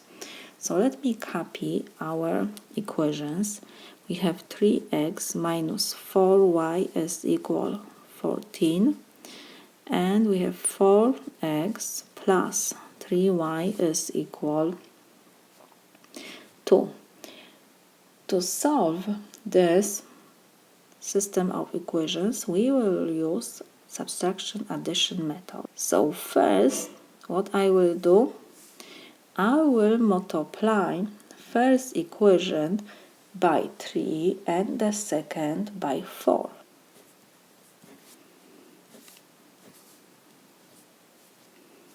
And second by 4. So what will be now? I have to multiply every expression in parentheses, because we need to multiply this whole expression by 3. That's why I put this in parentheses. So we have 3 times 3x is 9x, 3 times negative 4y is negative 12y. This is equal 14 times 3 is 42. And now we have 4 times our expression in parentheses. So 4 times 4x is 16x. 4 times 3y is positive 12y. This is equal to 2 times 4 is 8. And now you see when we add both sides what we have. 12y we reduce and we have only 9x plus 16x is equal 42 plus 8. 9 plus 16 is 25. Next we copy is equal to 42 plus 8 is 50. Now we will divide both sides by 25. 25 and 25 we can reduce. And we have that x is equal 50 divided by 25 is 2. We have x. So now we will choose one equation, doesn't matter which, and we will find the value of y. So let's put that. We'll choose, for example, first equation. We have 3x minus 4y is equal 14. Now I will substitute x by 2, so we have 3 times 2 minus 4y is equal 14. 3 times 2 is 6 minus 4y is equal 14. I will move 6 to the right side, so we have negative 4y is equal 14 minus 6. So negative 4y is equal 14 minus 6 is 8. Now we will divide both sides by negative 4. So we have that negative 4 we can reduce. Y is equal 8 divided by negative 4 is negative 2. We have y and x. So now we will find the value of x minus 2y. We need to substitute x by 2. Negative 2 we copy and y we substitute by negative 2. So we have to what do first? We have to do multiplication first. So we copy 2 and negative 2 times negative 2 is positive 4. So this is equal 6. This is my solution. In the xy plane, line C is parallel to line D. What is the value of k? K is the second coordinate of this point. So we need to find the value of k. And we know that line C and D are parallel. So we can write that C is parallel to D. What it means? If these two lines are parallel, it means that the slope of these two lines are the same. So it means that the slope is the same. So if we have given 2 points on each lines, we can find the slope of line C and slope of line D. Let me remind you formula. When you have given 2 points x1, y1 and x2, y2, the slope, let's put the slope is a, is y2 minus y1 over x2 minus x1. We have given here 2 points, so we can calculate the slope of line C. What will be? Let's copy this point. We have negative 4, 0, and second point is 0, 1. So the slope of line C, let's put that slope of line C is equal. This is our first point, so it will be x1, y1, and x2, y2. So this is our formula, which we will use. In numerator, we have to subtract y coordinates. So we have 1 minus 0 over 0 minus negative 4. In denominator, we subtract x coordinates. So this is equal 1 over negative and negative give me positive. So slope of line C is 1 over 4. Now we will go to line D. Line D has points 0, k, and 5, 0. So again, we will calculate the slope of line D will be, this is our first point, x1, y1, and the second x2, y2. When we calculate the slope, in numerator we have to subtract the second coordinates, and in denominator the first coordinate. So we have y2 minus y1, so it's 0 minus k over 5 minus 0. So this is equal 0 minus k, so it's negative k over 5 minus 0 is 5. And like I said, because these two lines are parallel, it means that the slope of line C is equal to slope of line D. And we found that slope of line C is 1 over 4, and slope of line D is negative 4 over 5. We have equation with one unknown. K is our unknown. So how we solve this? We will cross multiply numerator times denominator and denominator times numerator. So we have 1 times 5 is equal 4 times negative k. 1 times 5 is equal positive times negative, so it's negative 4k. We need to find k. So now I will divide both sides by negative 4. Negative 4 we can reduce, and we have that k is equal positive divided by negative, so it will be negative 5 over 4. We found that for k equals negative 5 over 4, our two lines are parallel. So we have the second coordinate of our point of D line, on D line. So this is our solution. K is equal negative 5 over 4.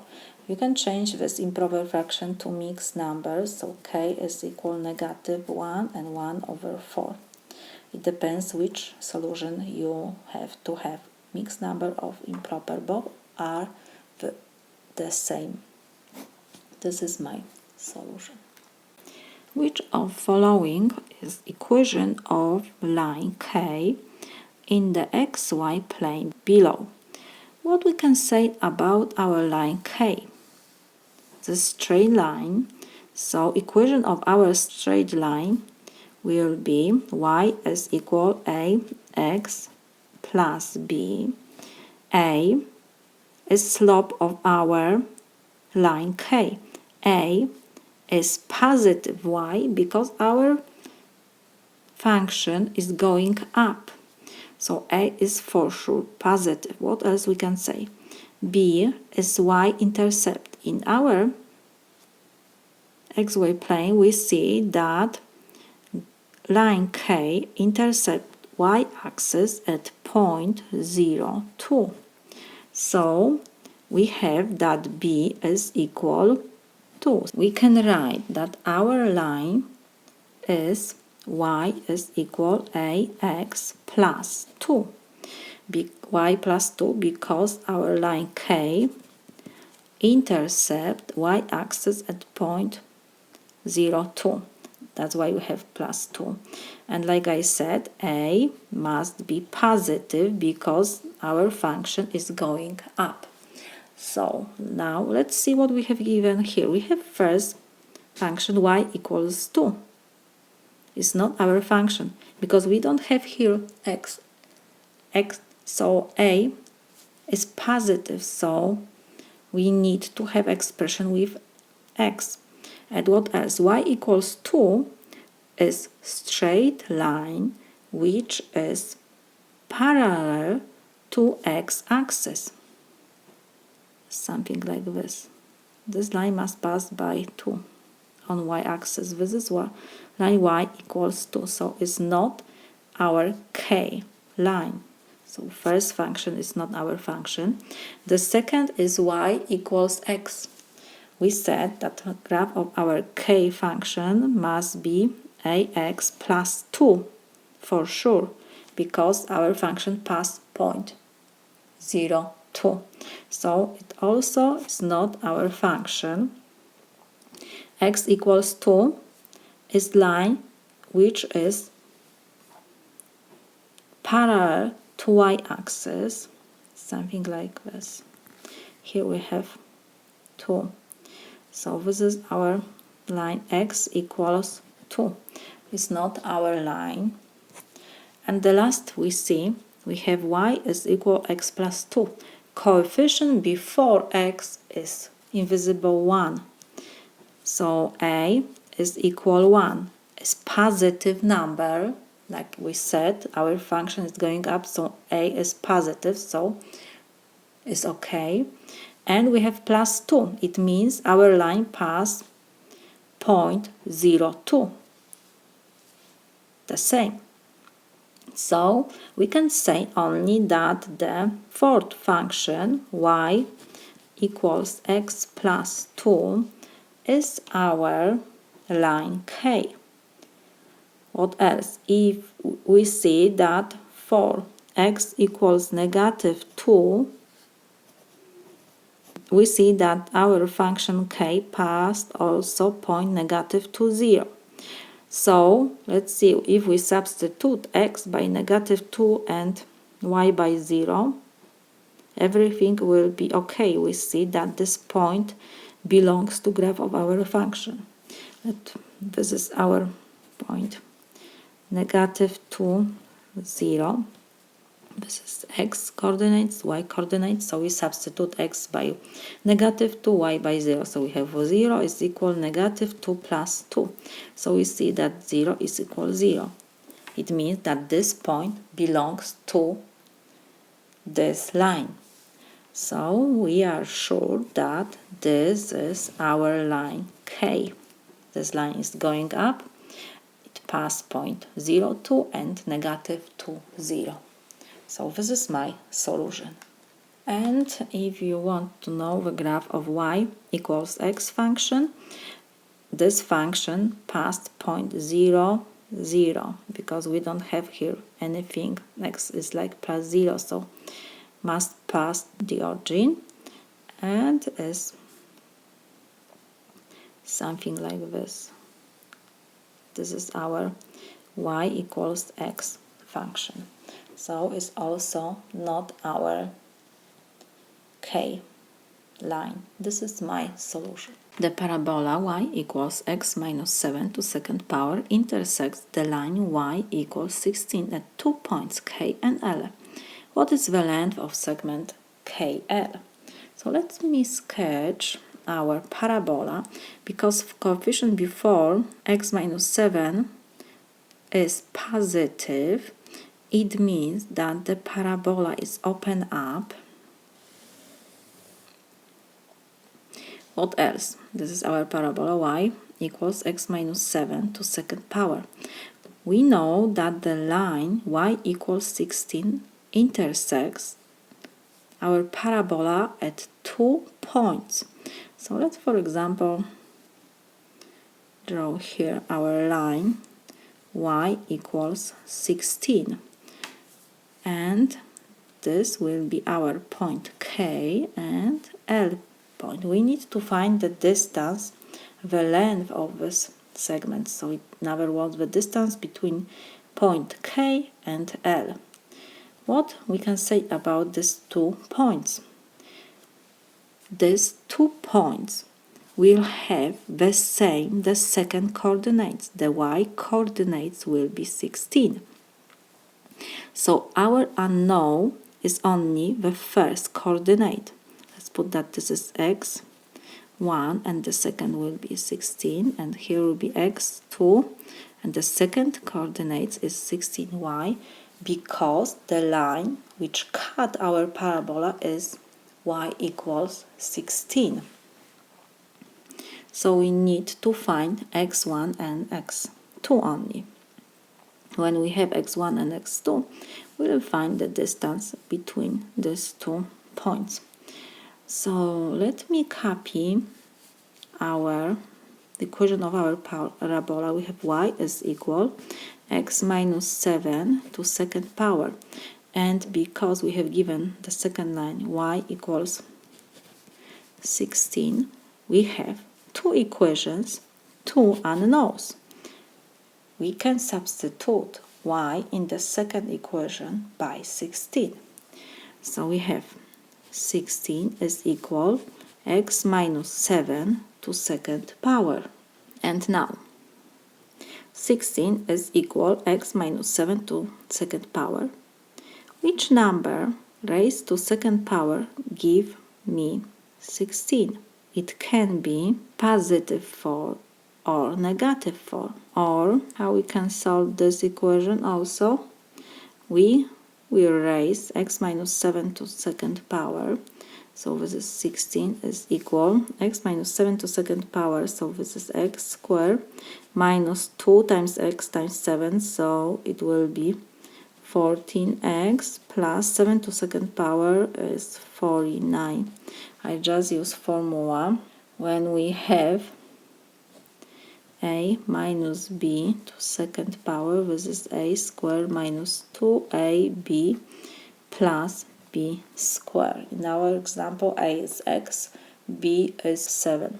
So now I will move 16 to the right side. So we will have x squared minus 14x, and I will change the sides, plus 49 minus 16. This is equal 0. So x squared minus 14x, it will be plus 49 minus 16. So this is 33 equals 0. And now to solve this quadratic equation, we will use factoring method. We have to find two numbers which I multiply, and I will have 33. And when I add these numbers, I will have negative 14. So it will be negative 3 and negative 11. So we can rewrite the left side that this is x minus 3 times x minus 11. This is equal 0. Let's check.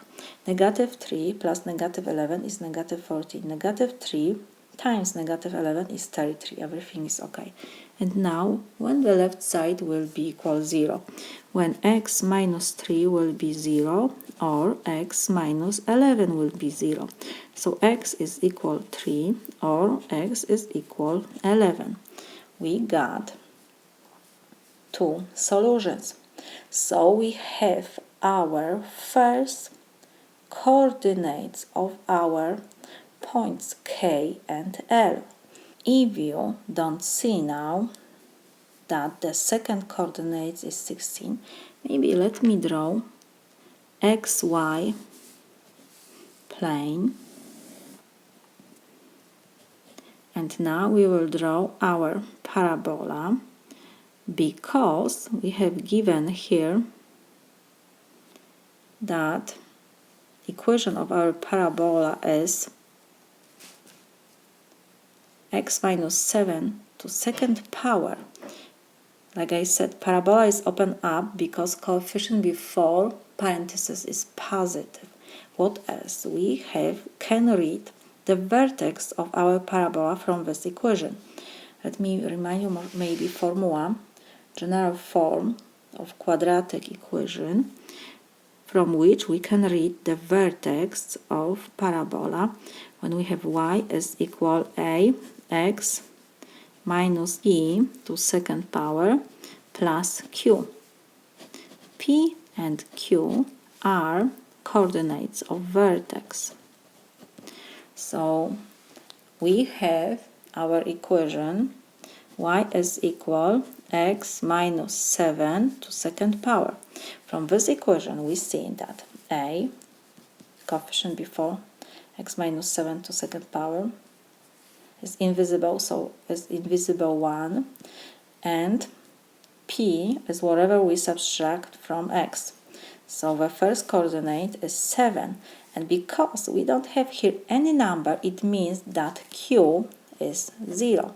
So we have vertex of our parabola. So we can find, let's put here is 1, 2, 3, 4, 5, 6, 7.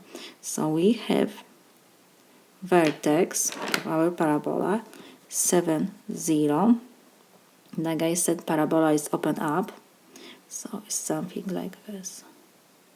This is our vertex. And what else? We have that our parabola intersects the line y equals 16. So let's put that you have here approximately here 16. So this is our line y equals 16. And this is our point K and point L. We need to find the distance between these 2 points, the segment, the length of KL segment. So how we do this? We find the coordinates of these 2 points. Like I said, the y coordinate is 16 because y is equal 16. So what else? We found that x is 3 and 11. So first coordinate will be 3, the second 16, and the second point is 11 and 16. We have coordinates. The second coordinates are the same, 16. So how we find the distance between K and L? The segment KL is equal what? 11 minus 3, because these values are positive, so we don't have to put absolute value. We have 11 minus 3, so this is equal 8. The distance between these 2 points, so the length of the segment KL is 8 units. This is my solution. Michael walks 80 meters in 50.8 seconds.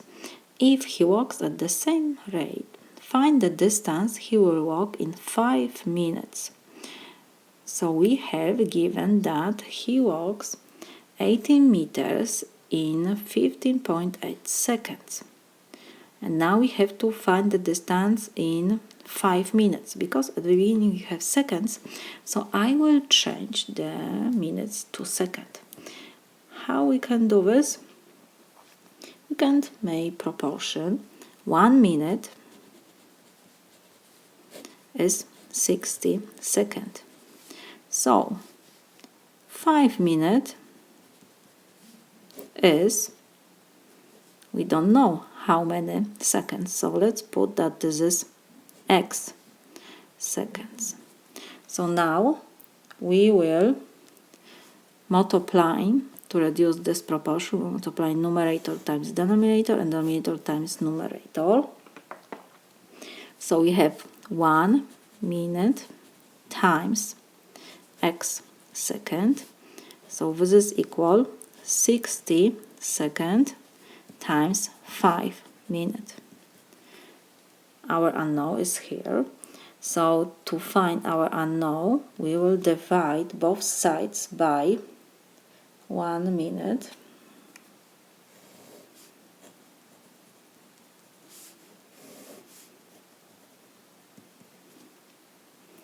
One minute will reduce minute with minute, and we have x second is 60 seconds times 5. So 60 times 5 is 300 seconds. This is one way to find how many seconds is 5 minutes. And the second, we know that, let me write here, 1 minute is 60 seconds. So when we have 5 minutes, we will multiply both sides by 5.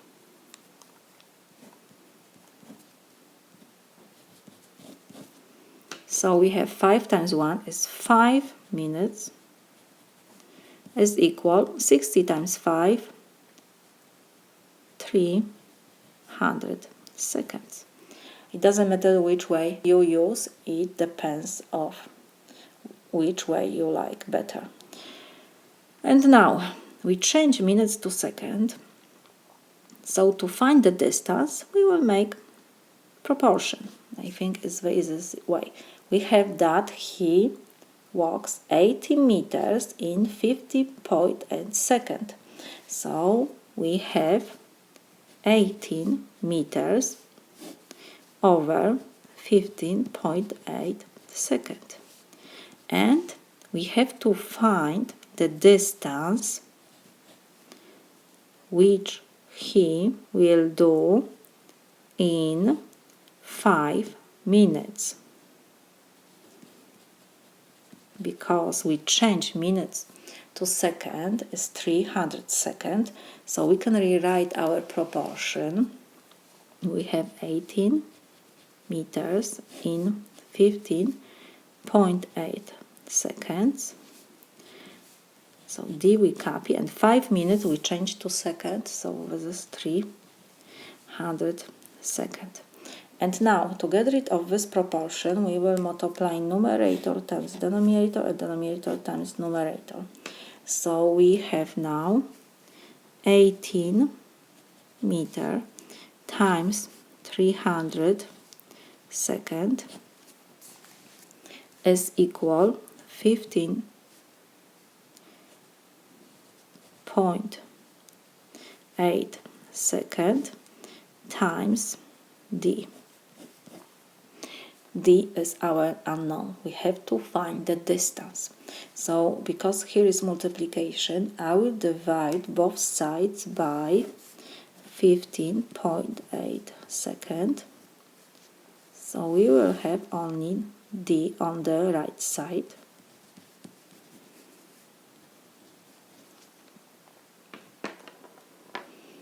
So the second we can reduce 15.8, and on the left side seconds we can reduce, and what we have on the right we have only D now, so we can write that D is equal, whatever we have on the left, 18 meters times 300 over 15.8.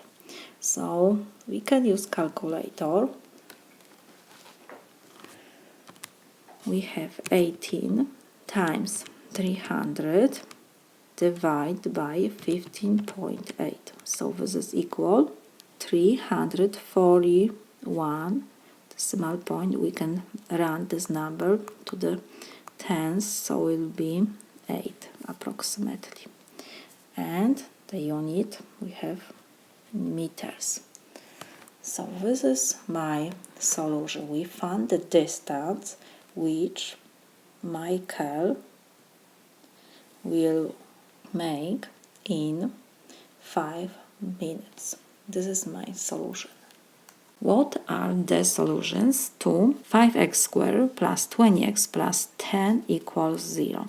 So we have quadratic equation 5x squared plus 20x plus 10 equals 0. We need to solve this quadratic equations. So what I will do first, because we have coefficient before x squared 5, before x we have 20 and we have 10, so I will factorize 5 first from these three expressions. So it will be x squared plus 4x plus 2 is equal 0. Let's check. 5 times x squared give me 5x squared, 5 times 4x is 20x, 5 times 2 is 10. Everything is still the same. I didn't change anything. But now what I can do, because we have multiplication, I will divide, on the left side, I will divide both sides by 5. 5 and 5 we can reduce, and our equation will be little simple. X squared plus 4x plus 2 is equal 0. What next? We have to solve this equation, and because here we cannot factorize anything, we will use formulas when we have quadratic equation x squared plus bx plus c equals 0, the solutions will be x1, 2, negative b plus minus square root of b squared minus 4ac over 2a. We will have two solutions. In this example, if delta will be what it means, whatever we have under square root is greater than 0, when whatever we have under square root will be 0, so we will have only one solution, or when delta will be whatever we have under square root less than 0, we will not have real solution, we will have complex numbers. Let's see what will be in our example.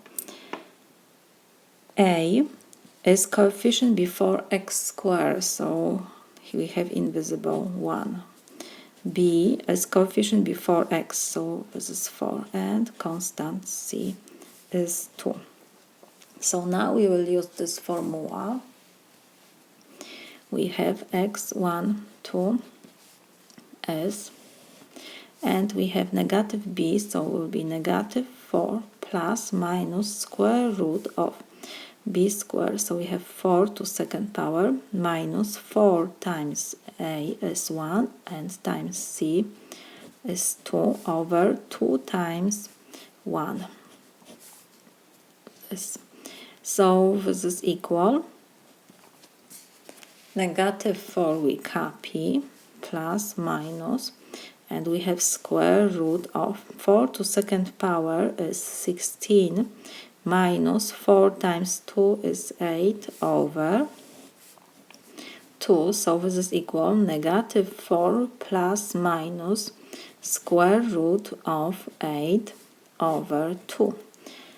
So this is equal, what we can do, we can copy negative 4 plus minus and square root of 8, we can rewrite that this is 4 times 2 under square root over 2, so this is equal negative 4 plus minus, and now we have multiplication, so we can rewrite that this is square root of 4 times square root of 2, and square root of 4 is 2, so it will be 2 times square root of 2 over 2.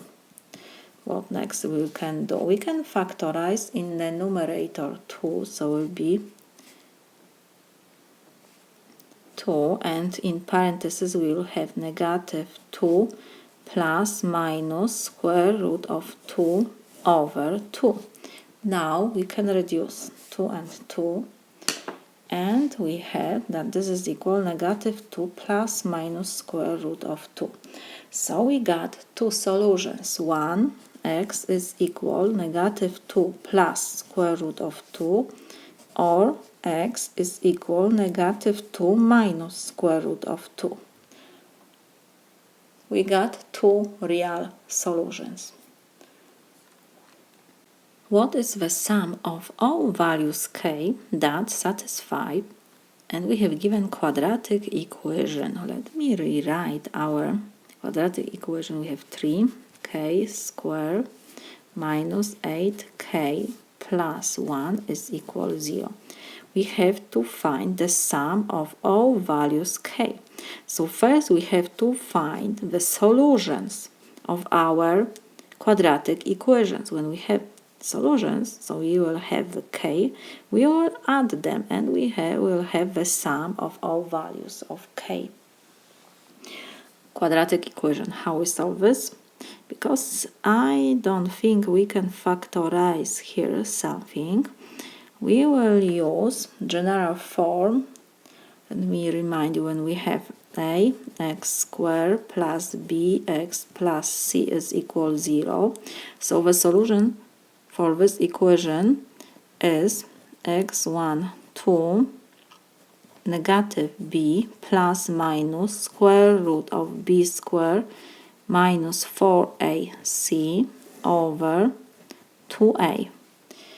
when expression under square root will be positive, we will have two solutions.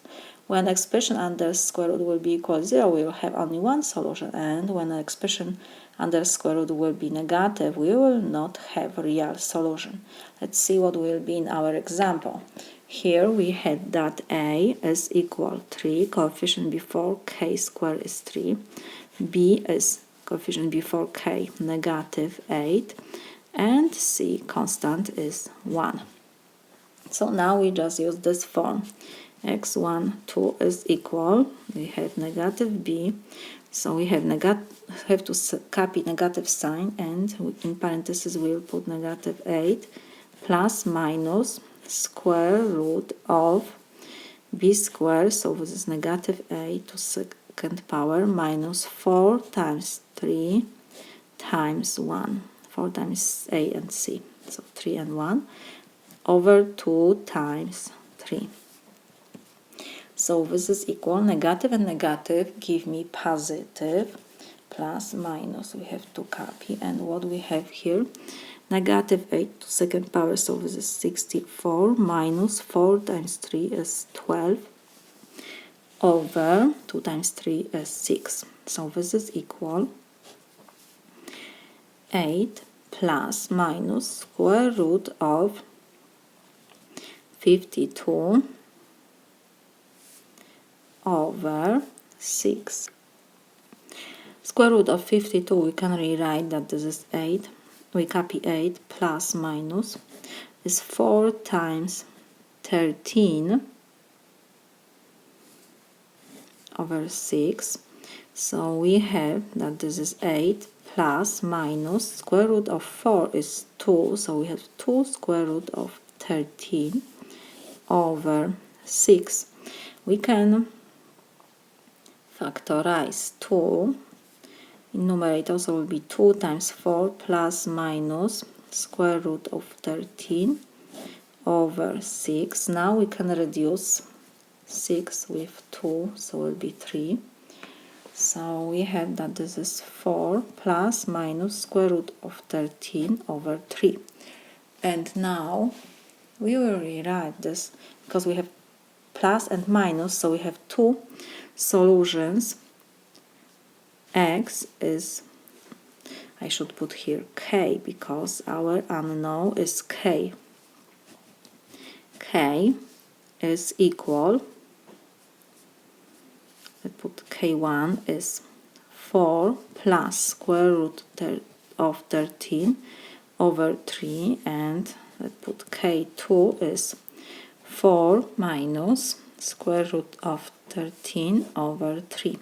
So we got two solutions, and we have to find the sum of all values of k that satisfied our quadratic equation. So we have to find the sum of k1, k2.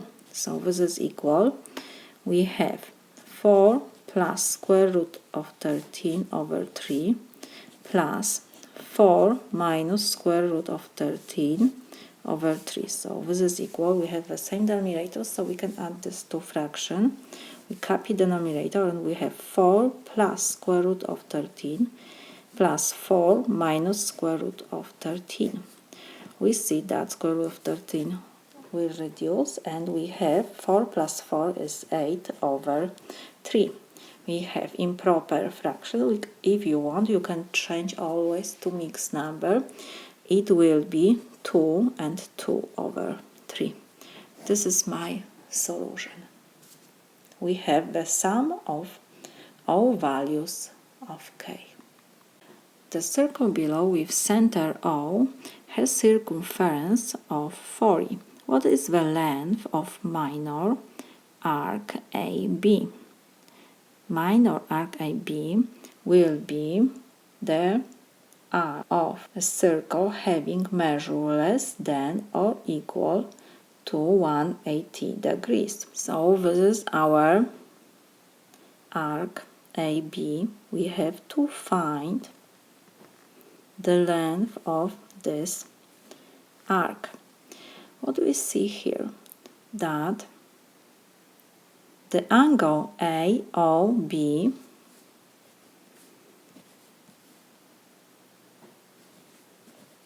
measure of angle AOB is 90 degrees.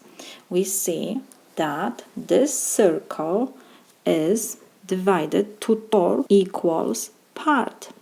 So, if we have given that circumference of our circle is 40, circumference is the distance around the circle is 40, and we see that arc AB is like 1/4 of our circle.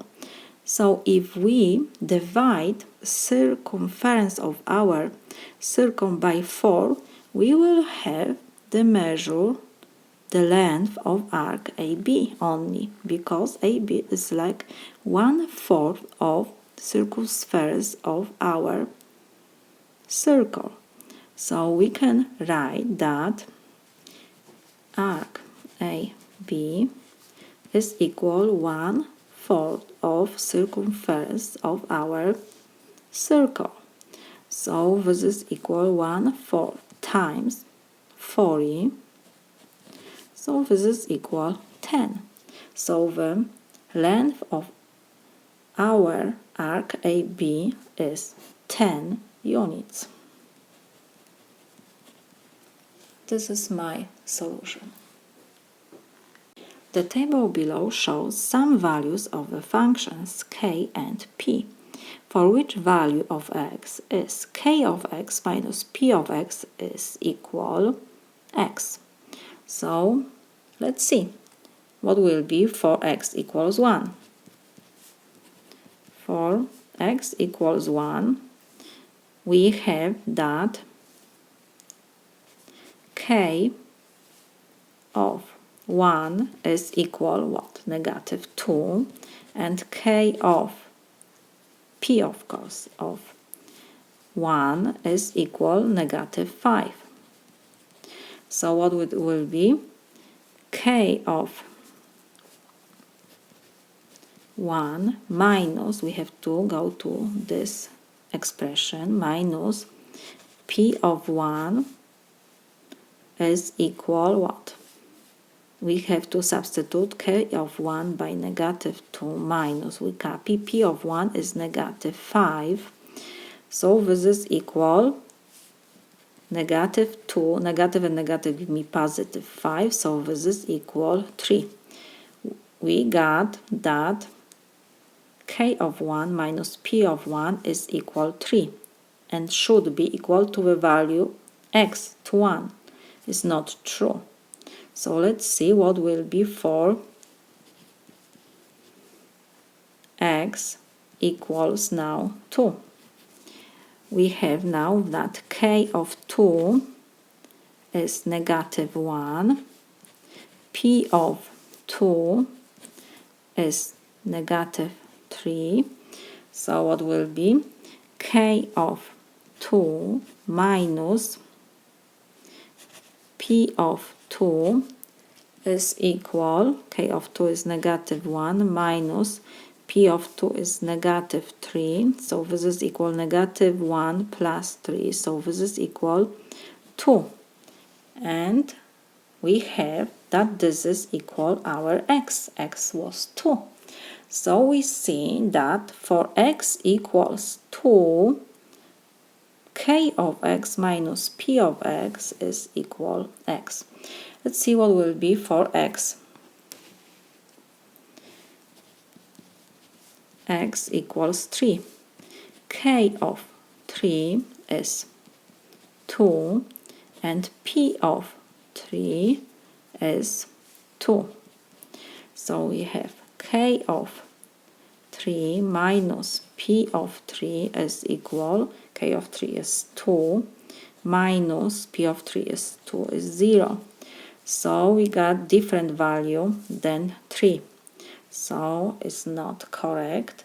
And the last example we have for x equals 4. What we have? K of 4 is equal 4 and p of 4 is equal 6. So k of 4 minus p of 4, it will be 4 minus 6. I just substitute k of 4 by 4 and p of 4 by 6. So this is equal negative 2. Is not 4. Should be equal to 4. Is different than 4. So we see that the only for x equals 2, we have that k of x minus p of x is equal to x. So our solution will be that for x equals 2, we have that k of x minus p of x is equal to x. This is my solution. In the equation, negative x plus square root of a plus 7 equals 0, a is a constant. If x equals 5, what is the value of a? So we have given equation. Let me rewrite this equation as negative x plus square root of a plus 7 is equal 0. What else we have here? We have given that x is equal 5 and we need to find the value of a for x equals 5. So what we will do, we will substitute variable x by 5. So we have negative 5 plus square root of a plus 7 is equal 0. We have equation with one unknown a, and we need to find the value of a. So first I will move negative 5 to the right side. So we have square root of a plus 7 is equal negative to the right, so it will be now positive 5.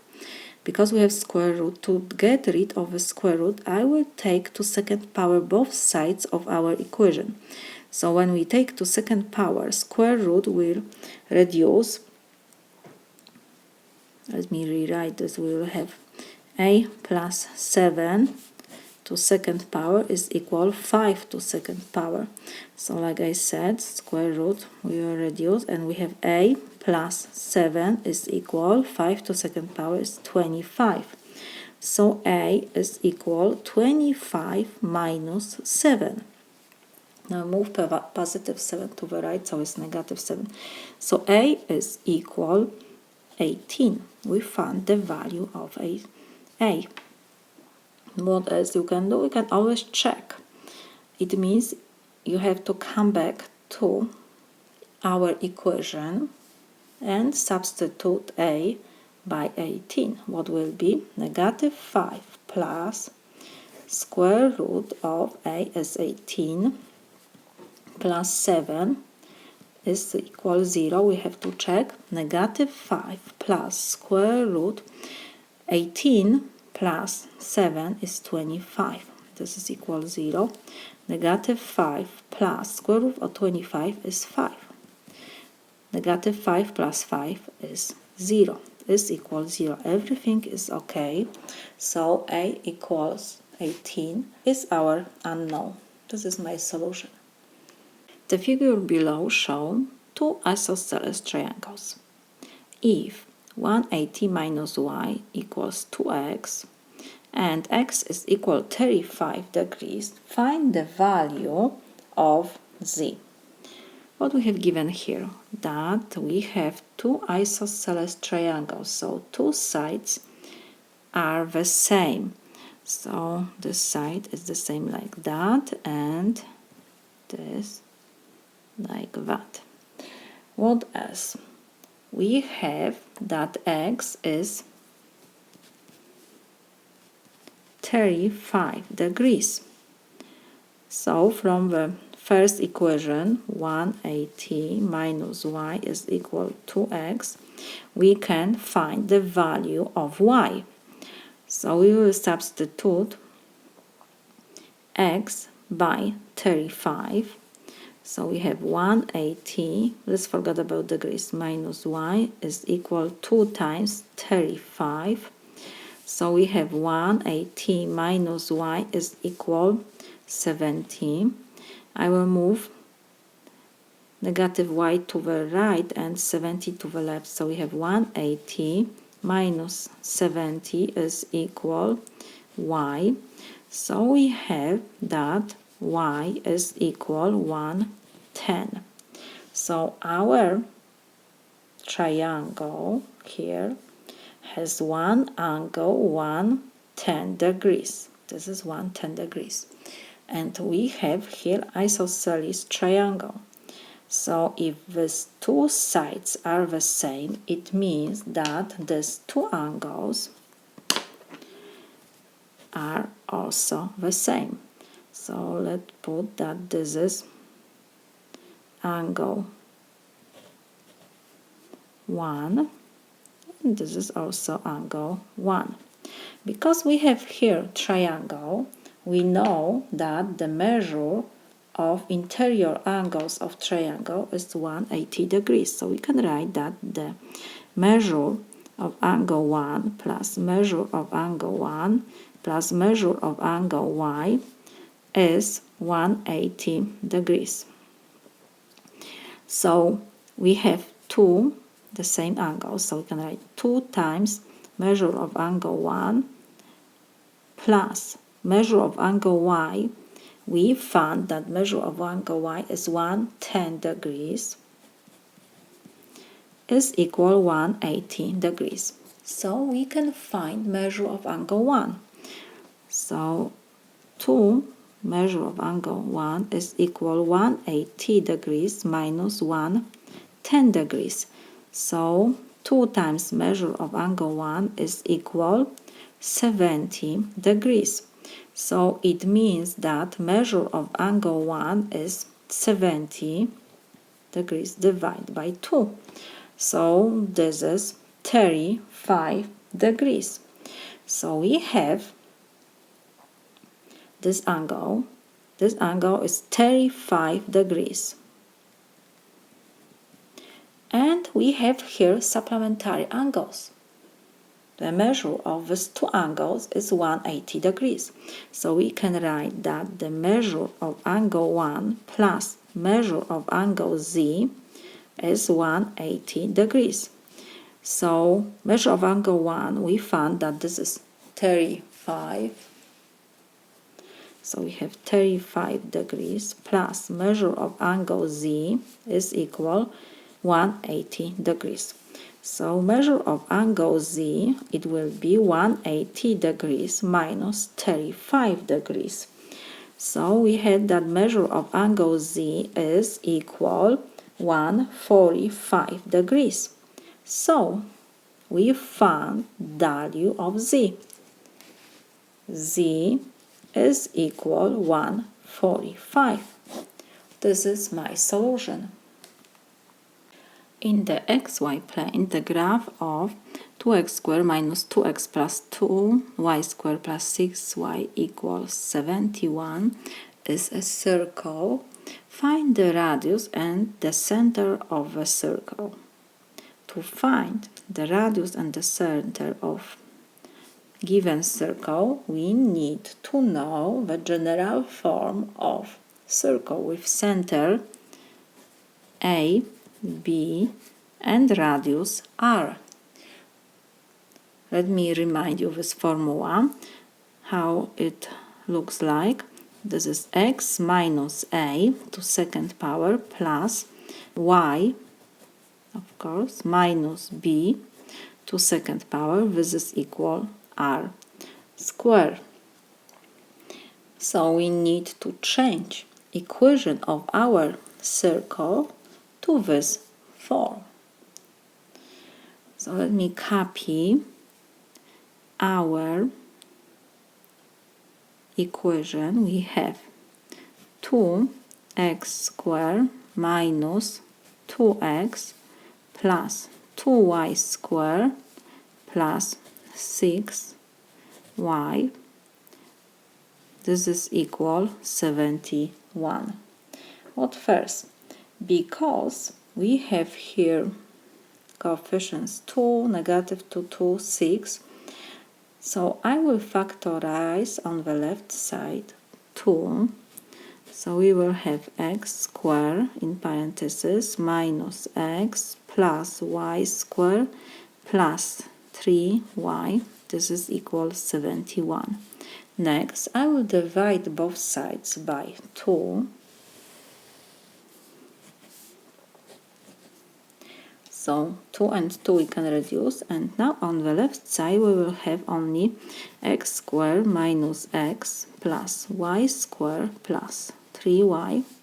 This is equal 71 over 2. And next we need to change this form to that form. So first we have to have in parentheses x minus something to second power. So what will be in our example, x must be at the beginning because we have x squared. So x to second power when we raise will be x squared. Negative sign because we have negative here. And what next? Because we have only x here, so we have to have minus 1/2. Let me remind you also formula for square of difference. When we have x minus y to second power, this is x squared minus 2xy plus y squared. So now, when we take to second power x minus 1/2, what will be? First will be x squared. Everything is okay. Next will be negative 2 times first expression times second.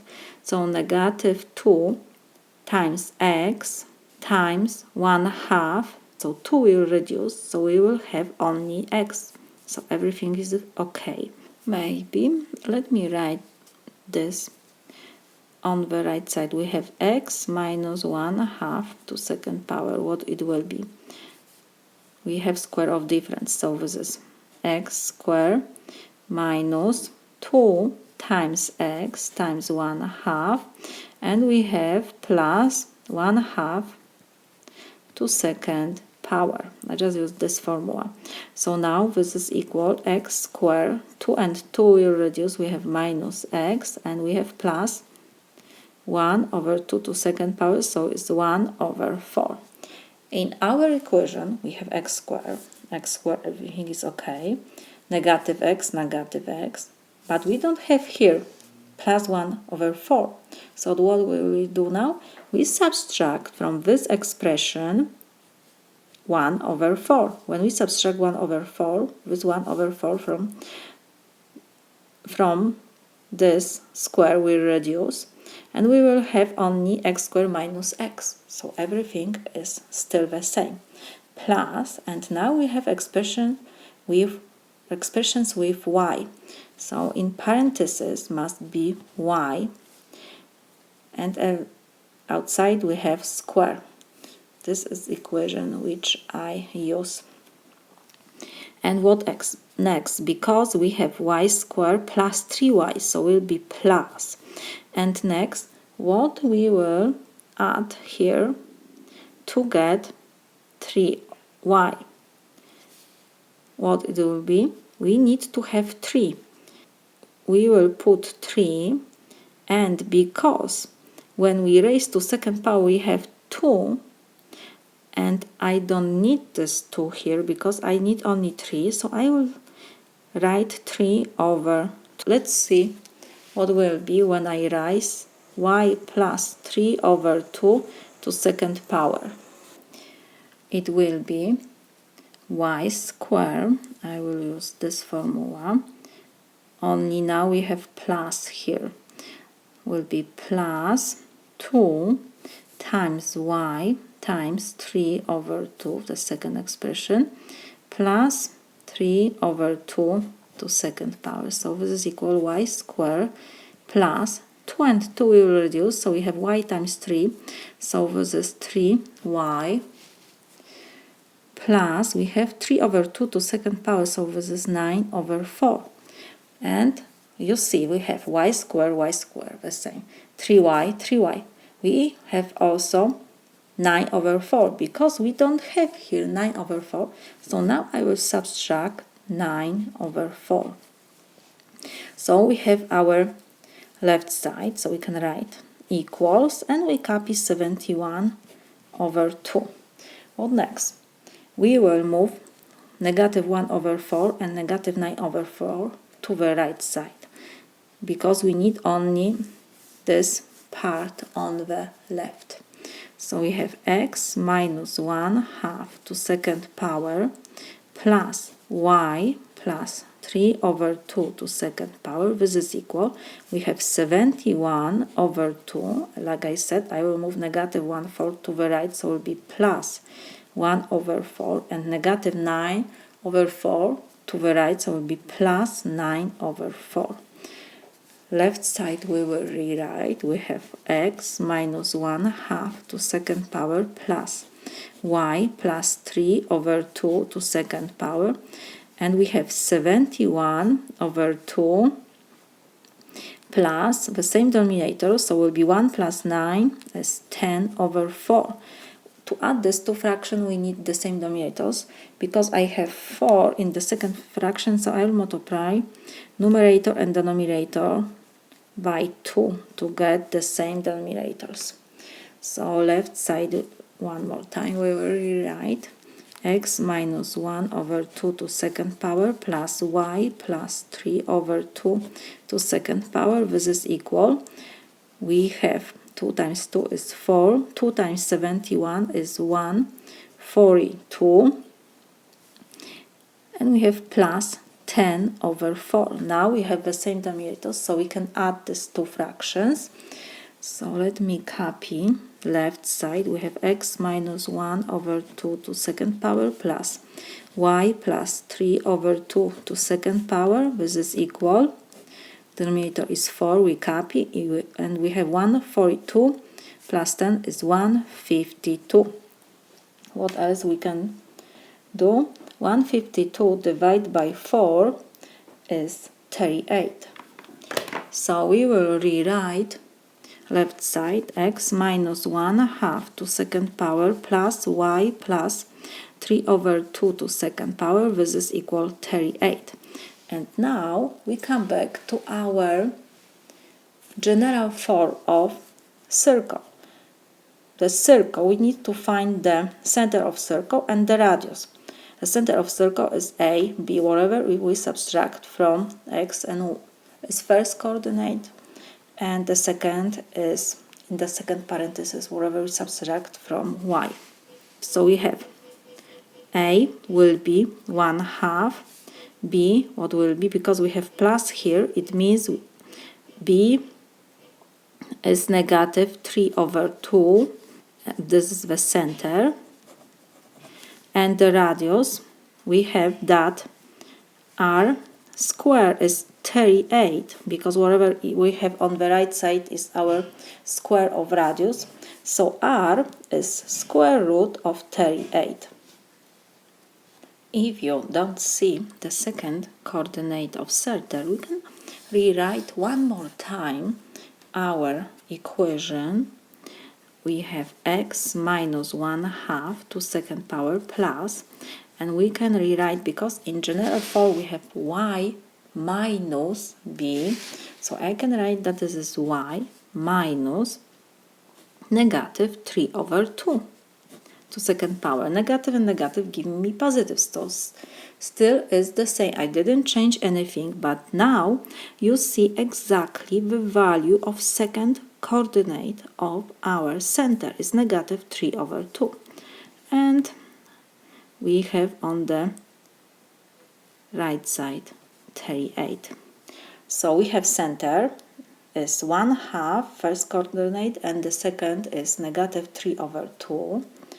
Whatever we subtract from y, and we have r square is 38, so r is square root of 38. We found center and radius, so this is my solution. the graph of the equation y equals a times x plus 2 times x minus 6 in the xy plane is parabola with vertex PQ coordinates. Find Q. It means we have to find the second coordinate of vertex of our parabola. So we have here quadratic function. What else? Let me remind you first formula for quadratic equation with vertex, given vertex. When we have vertex P, Q, the formula for quadratic equation is y is equal a times x minus p to second power plus q.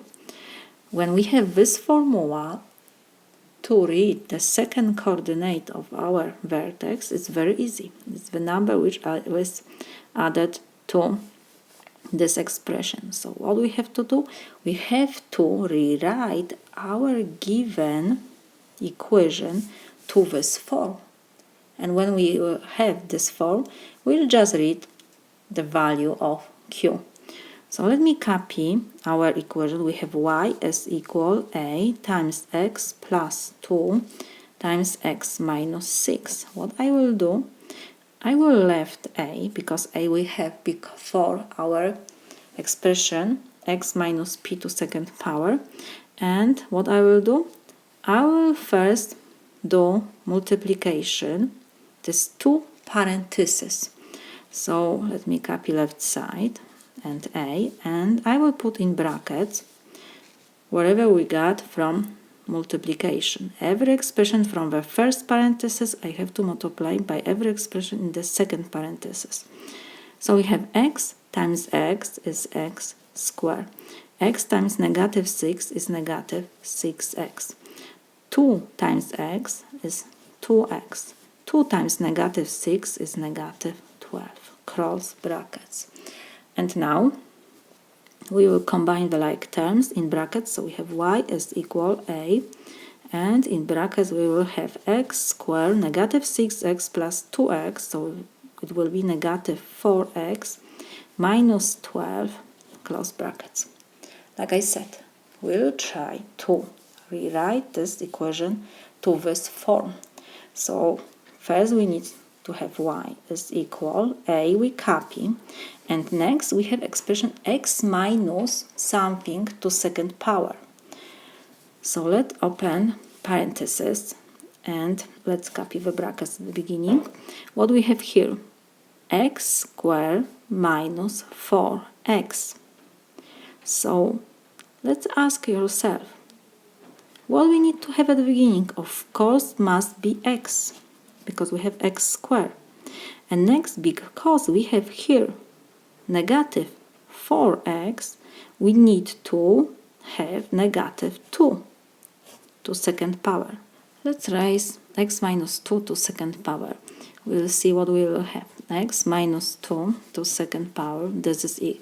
We have square of difference. So we have x squared minus 2 times x times 2. So this is 4x plus 4.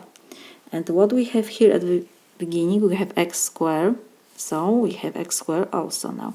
Negative 4x, negative 4x. And also we have plus 4. But we don't have here plus 4. So what we will do? We will subtract this 4.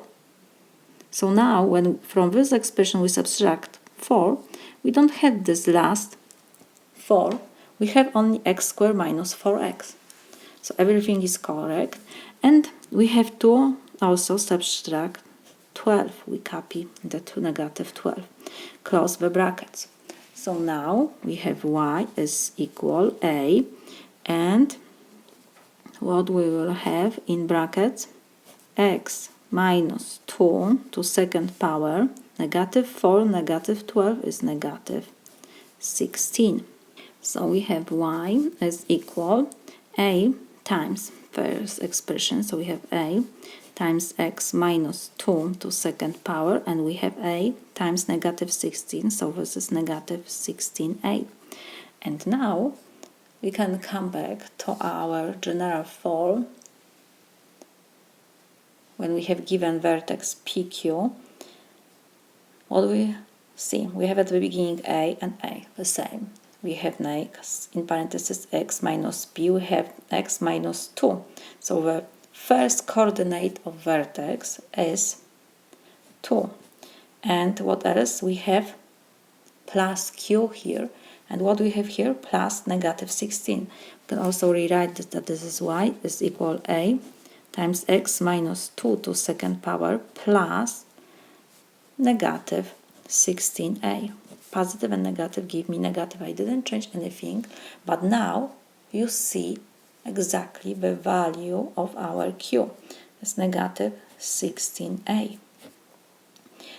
So we found the second value of the second coordinates of our vertex. Q is equal negative 16a.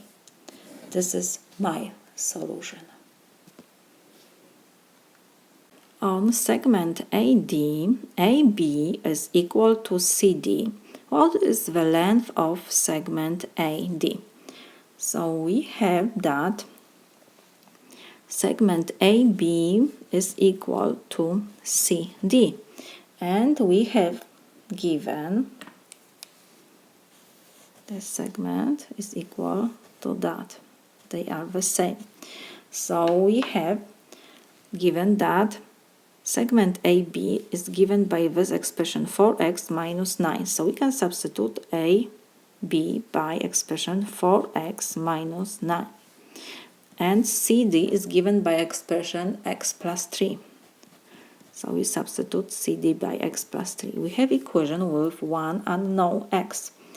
We will move expressions with x to the left and numbers to the right. So we have 4x minus x is equal 3, negative to the other side, so we positive 9. 4x minus 1x, so this is 3x is equal 9 plus 3 is 12. Now we will divide both sides by 3. 3 and 3 will reduce, and we have that x is equal 4. We found the x. So now we can find the length of segment AD. We see that AD segment is what? Is AB plus BC plus CD.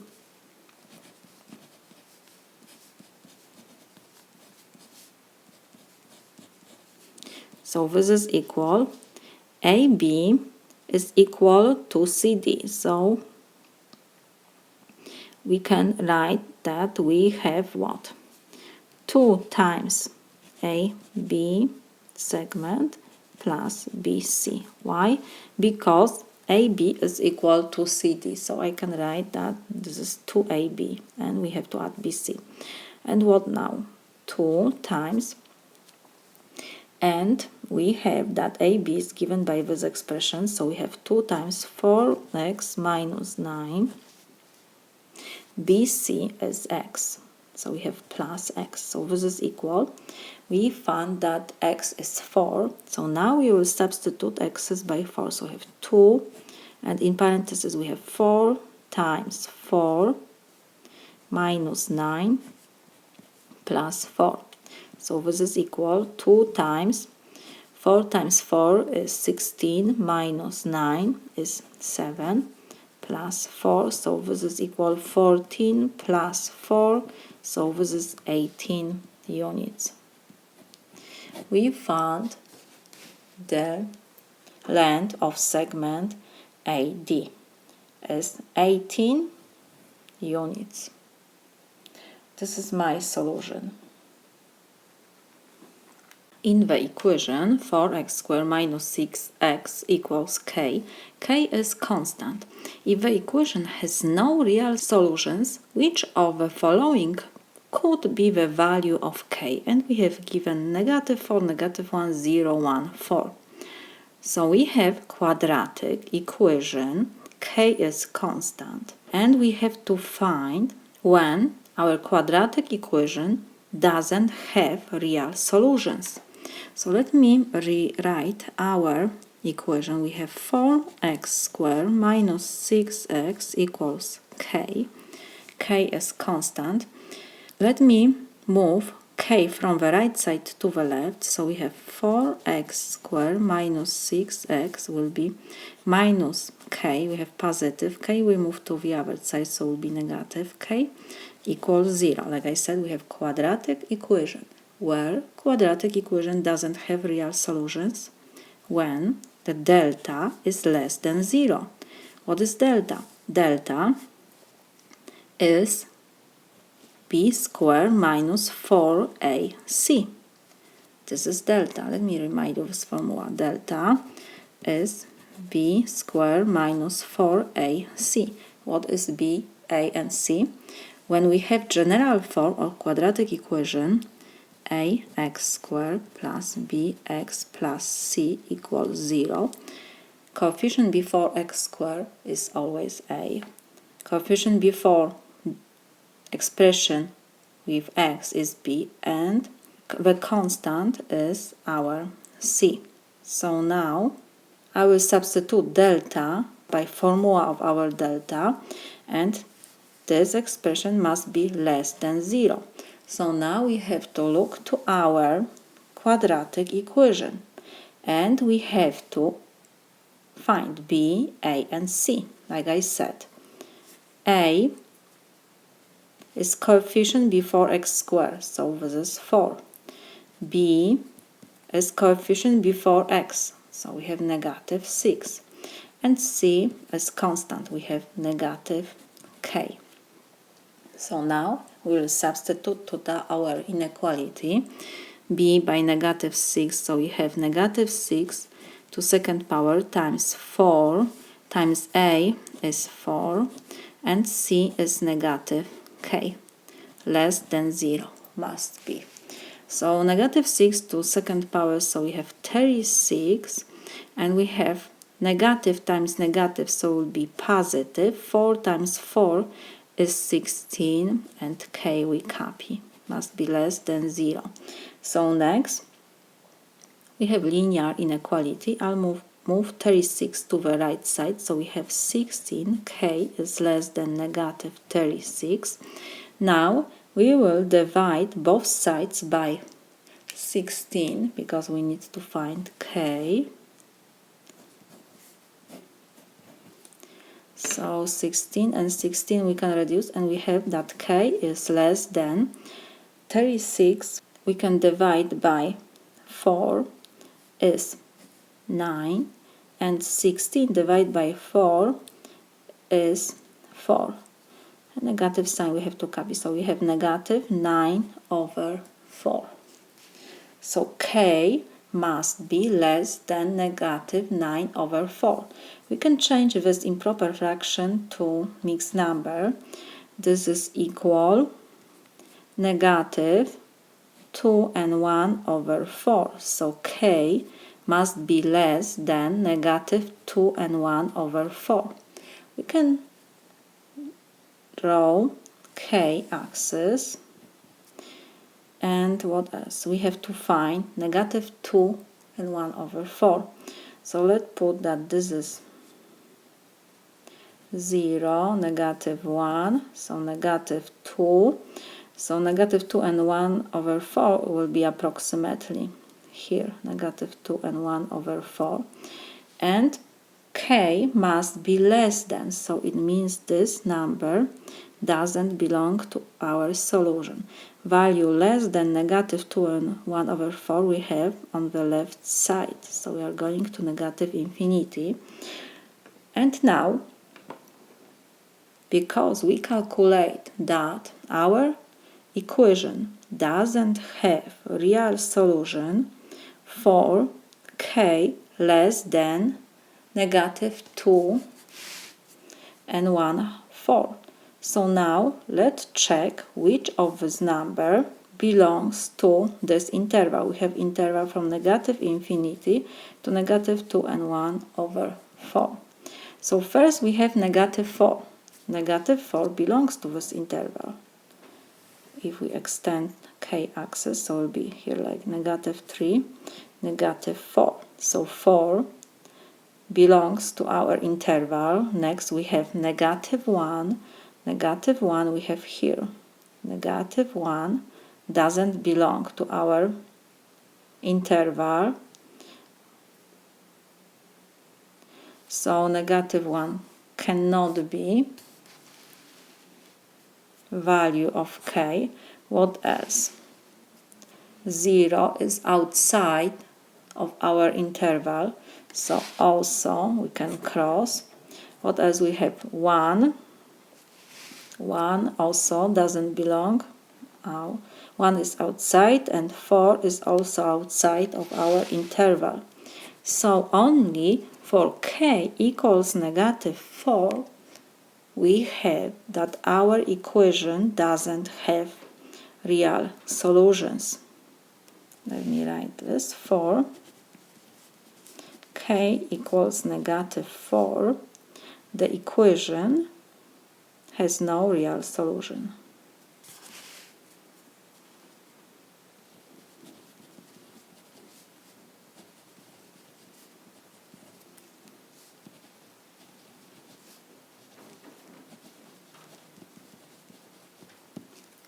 This is my solution.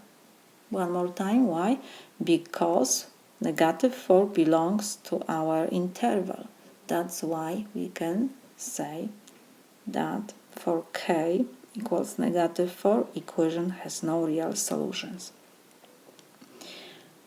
This is my solution. The point of coordinates 3, 7 lies on the graph of the function g. If g of x is b minus x squared, where b is constant, what is the value of b? So we have given function g of x is equal b minus x squared. And what else we have? That the point coordinates 3, 7 lies on the graph of our function. What it means? It means that because this point lies on this graph of function, we can substitute first coordinate by x and the second by y, because this point lies on graph of our function. So, in other words, y is value of our function g of x. We can write y is equal g of x. So we will substitute g of x by 7 is equal b, we will copy, and x is 3 to second power. We got equation with one unknown b. So let's copy 7. We will move -3 to second power to the left side, so it will be positive, and 3 to second power is 9. This is equal b. So let's change the sides, and we have that b is equal 9 plus 7 is 16. So we have value of b. So now we can write our function g of x, that this is b, we will substitute by 16, and the rest we copy, minus x squared. So this is our function g. We found the value of unknown b. This is my solution.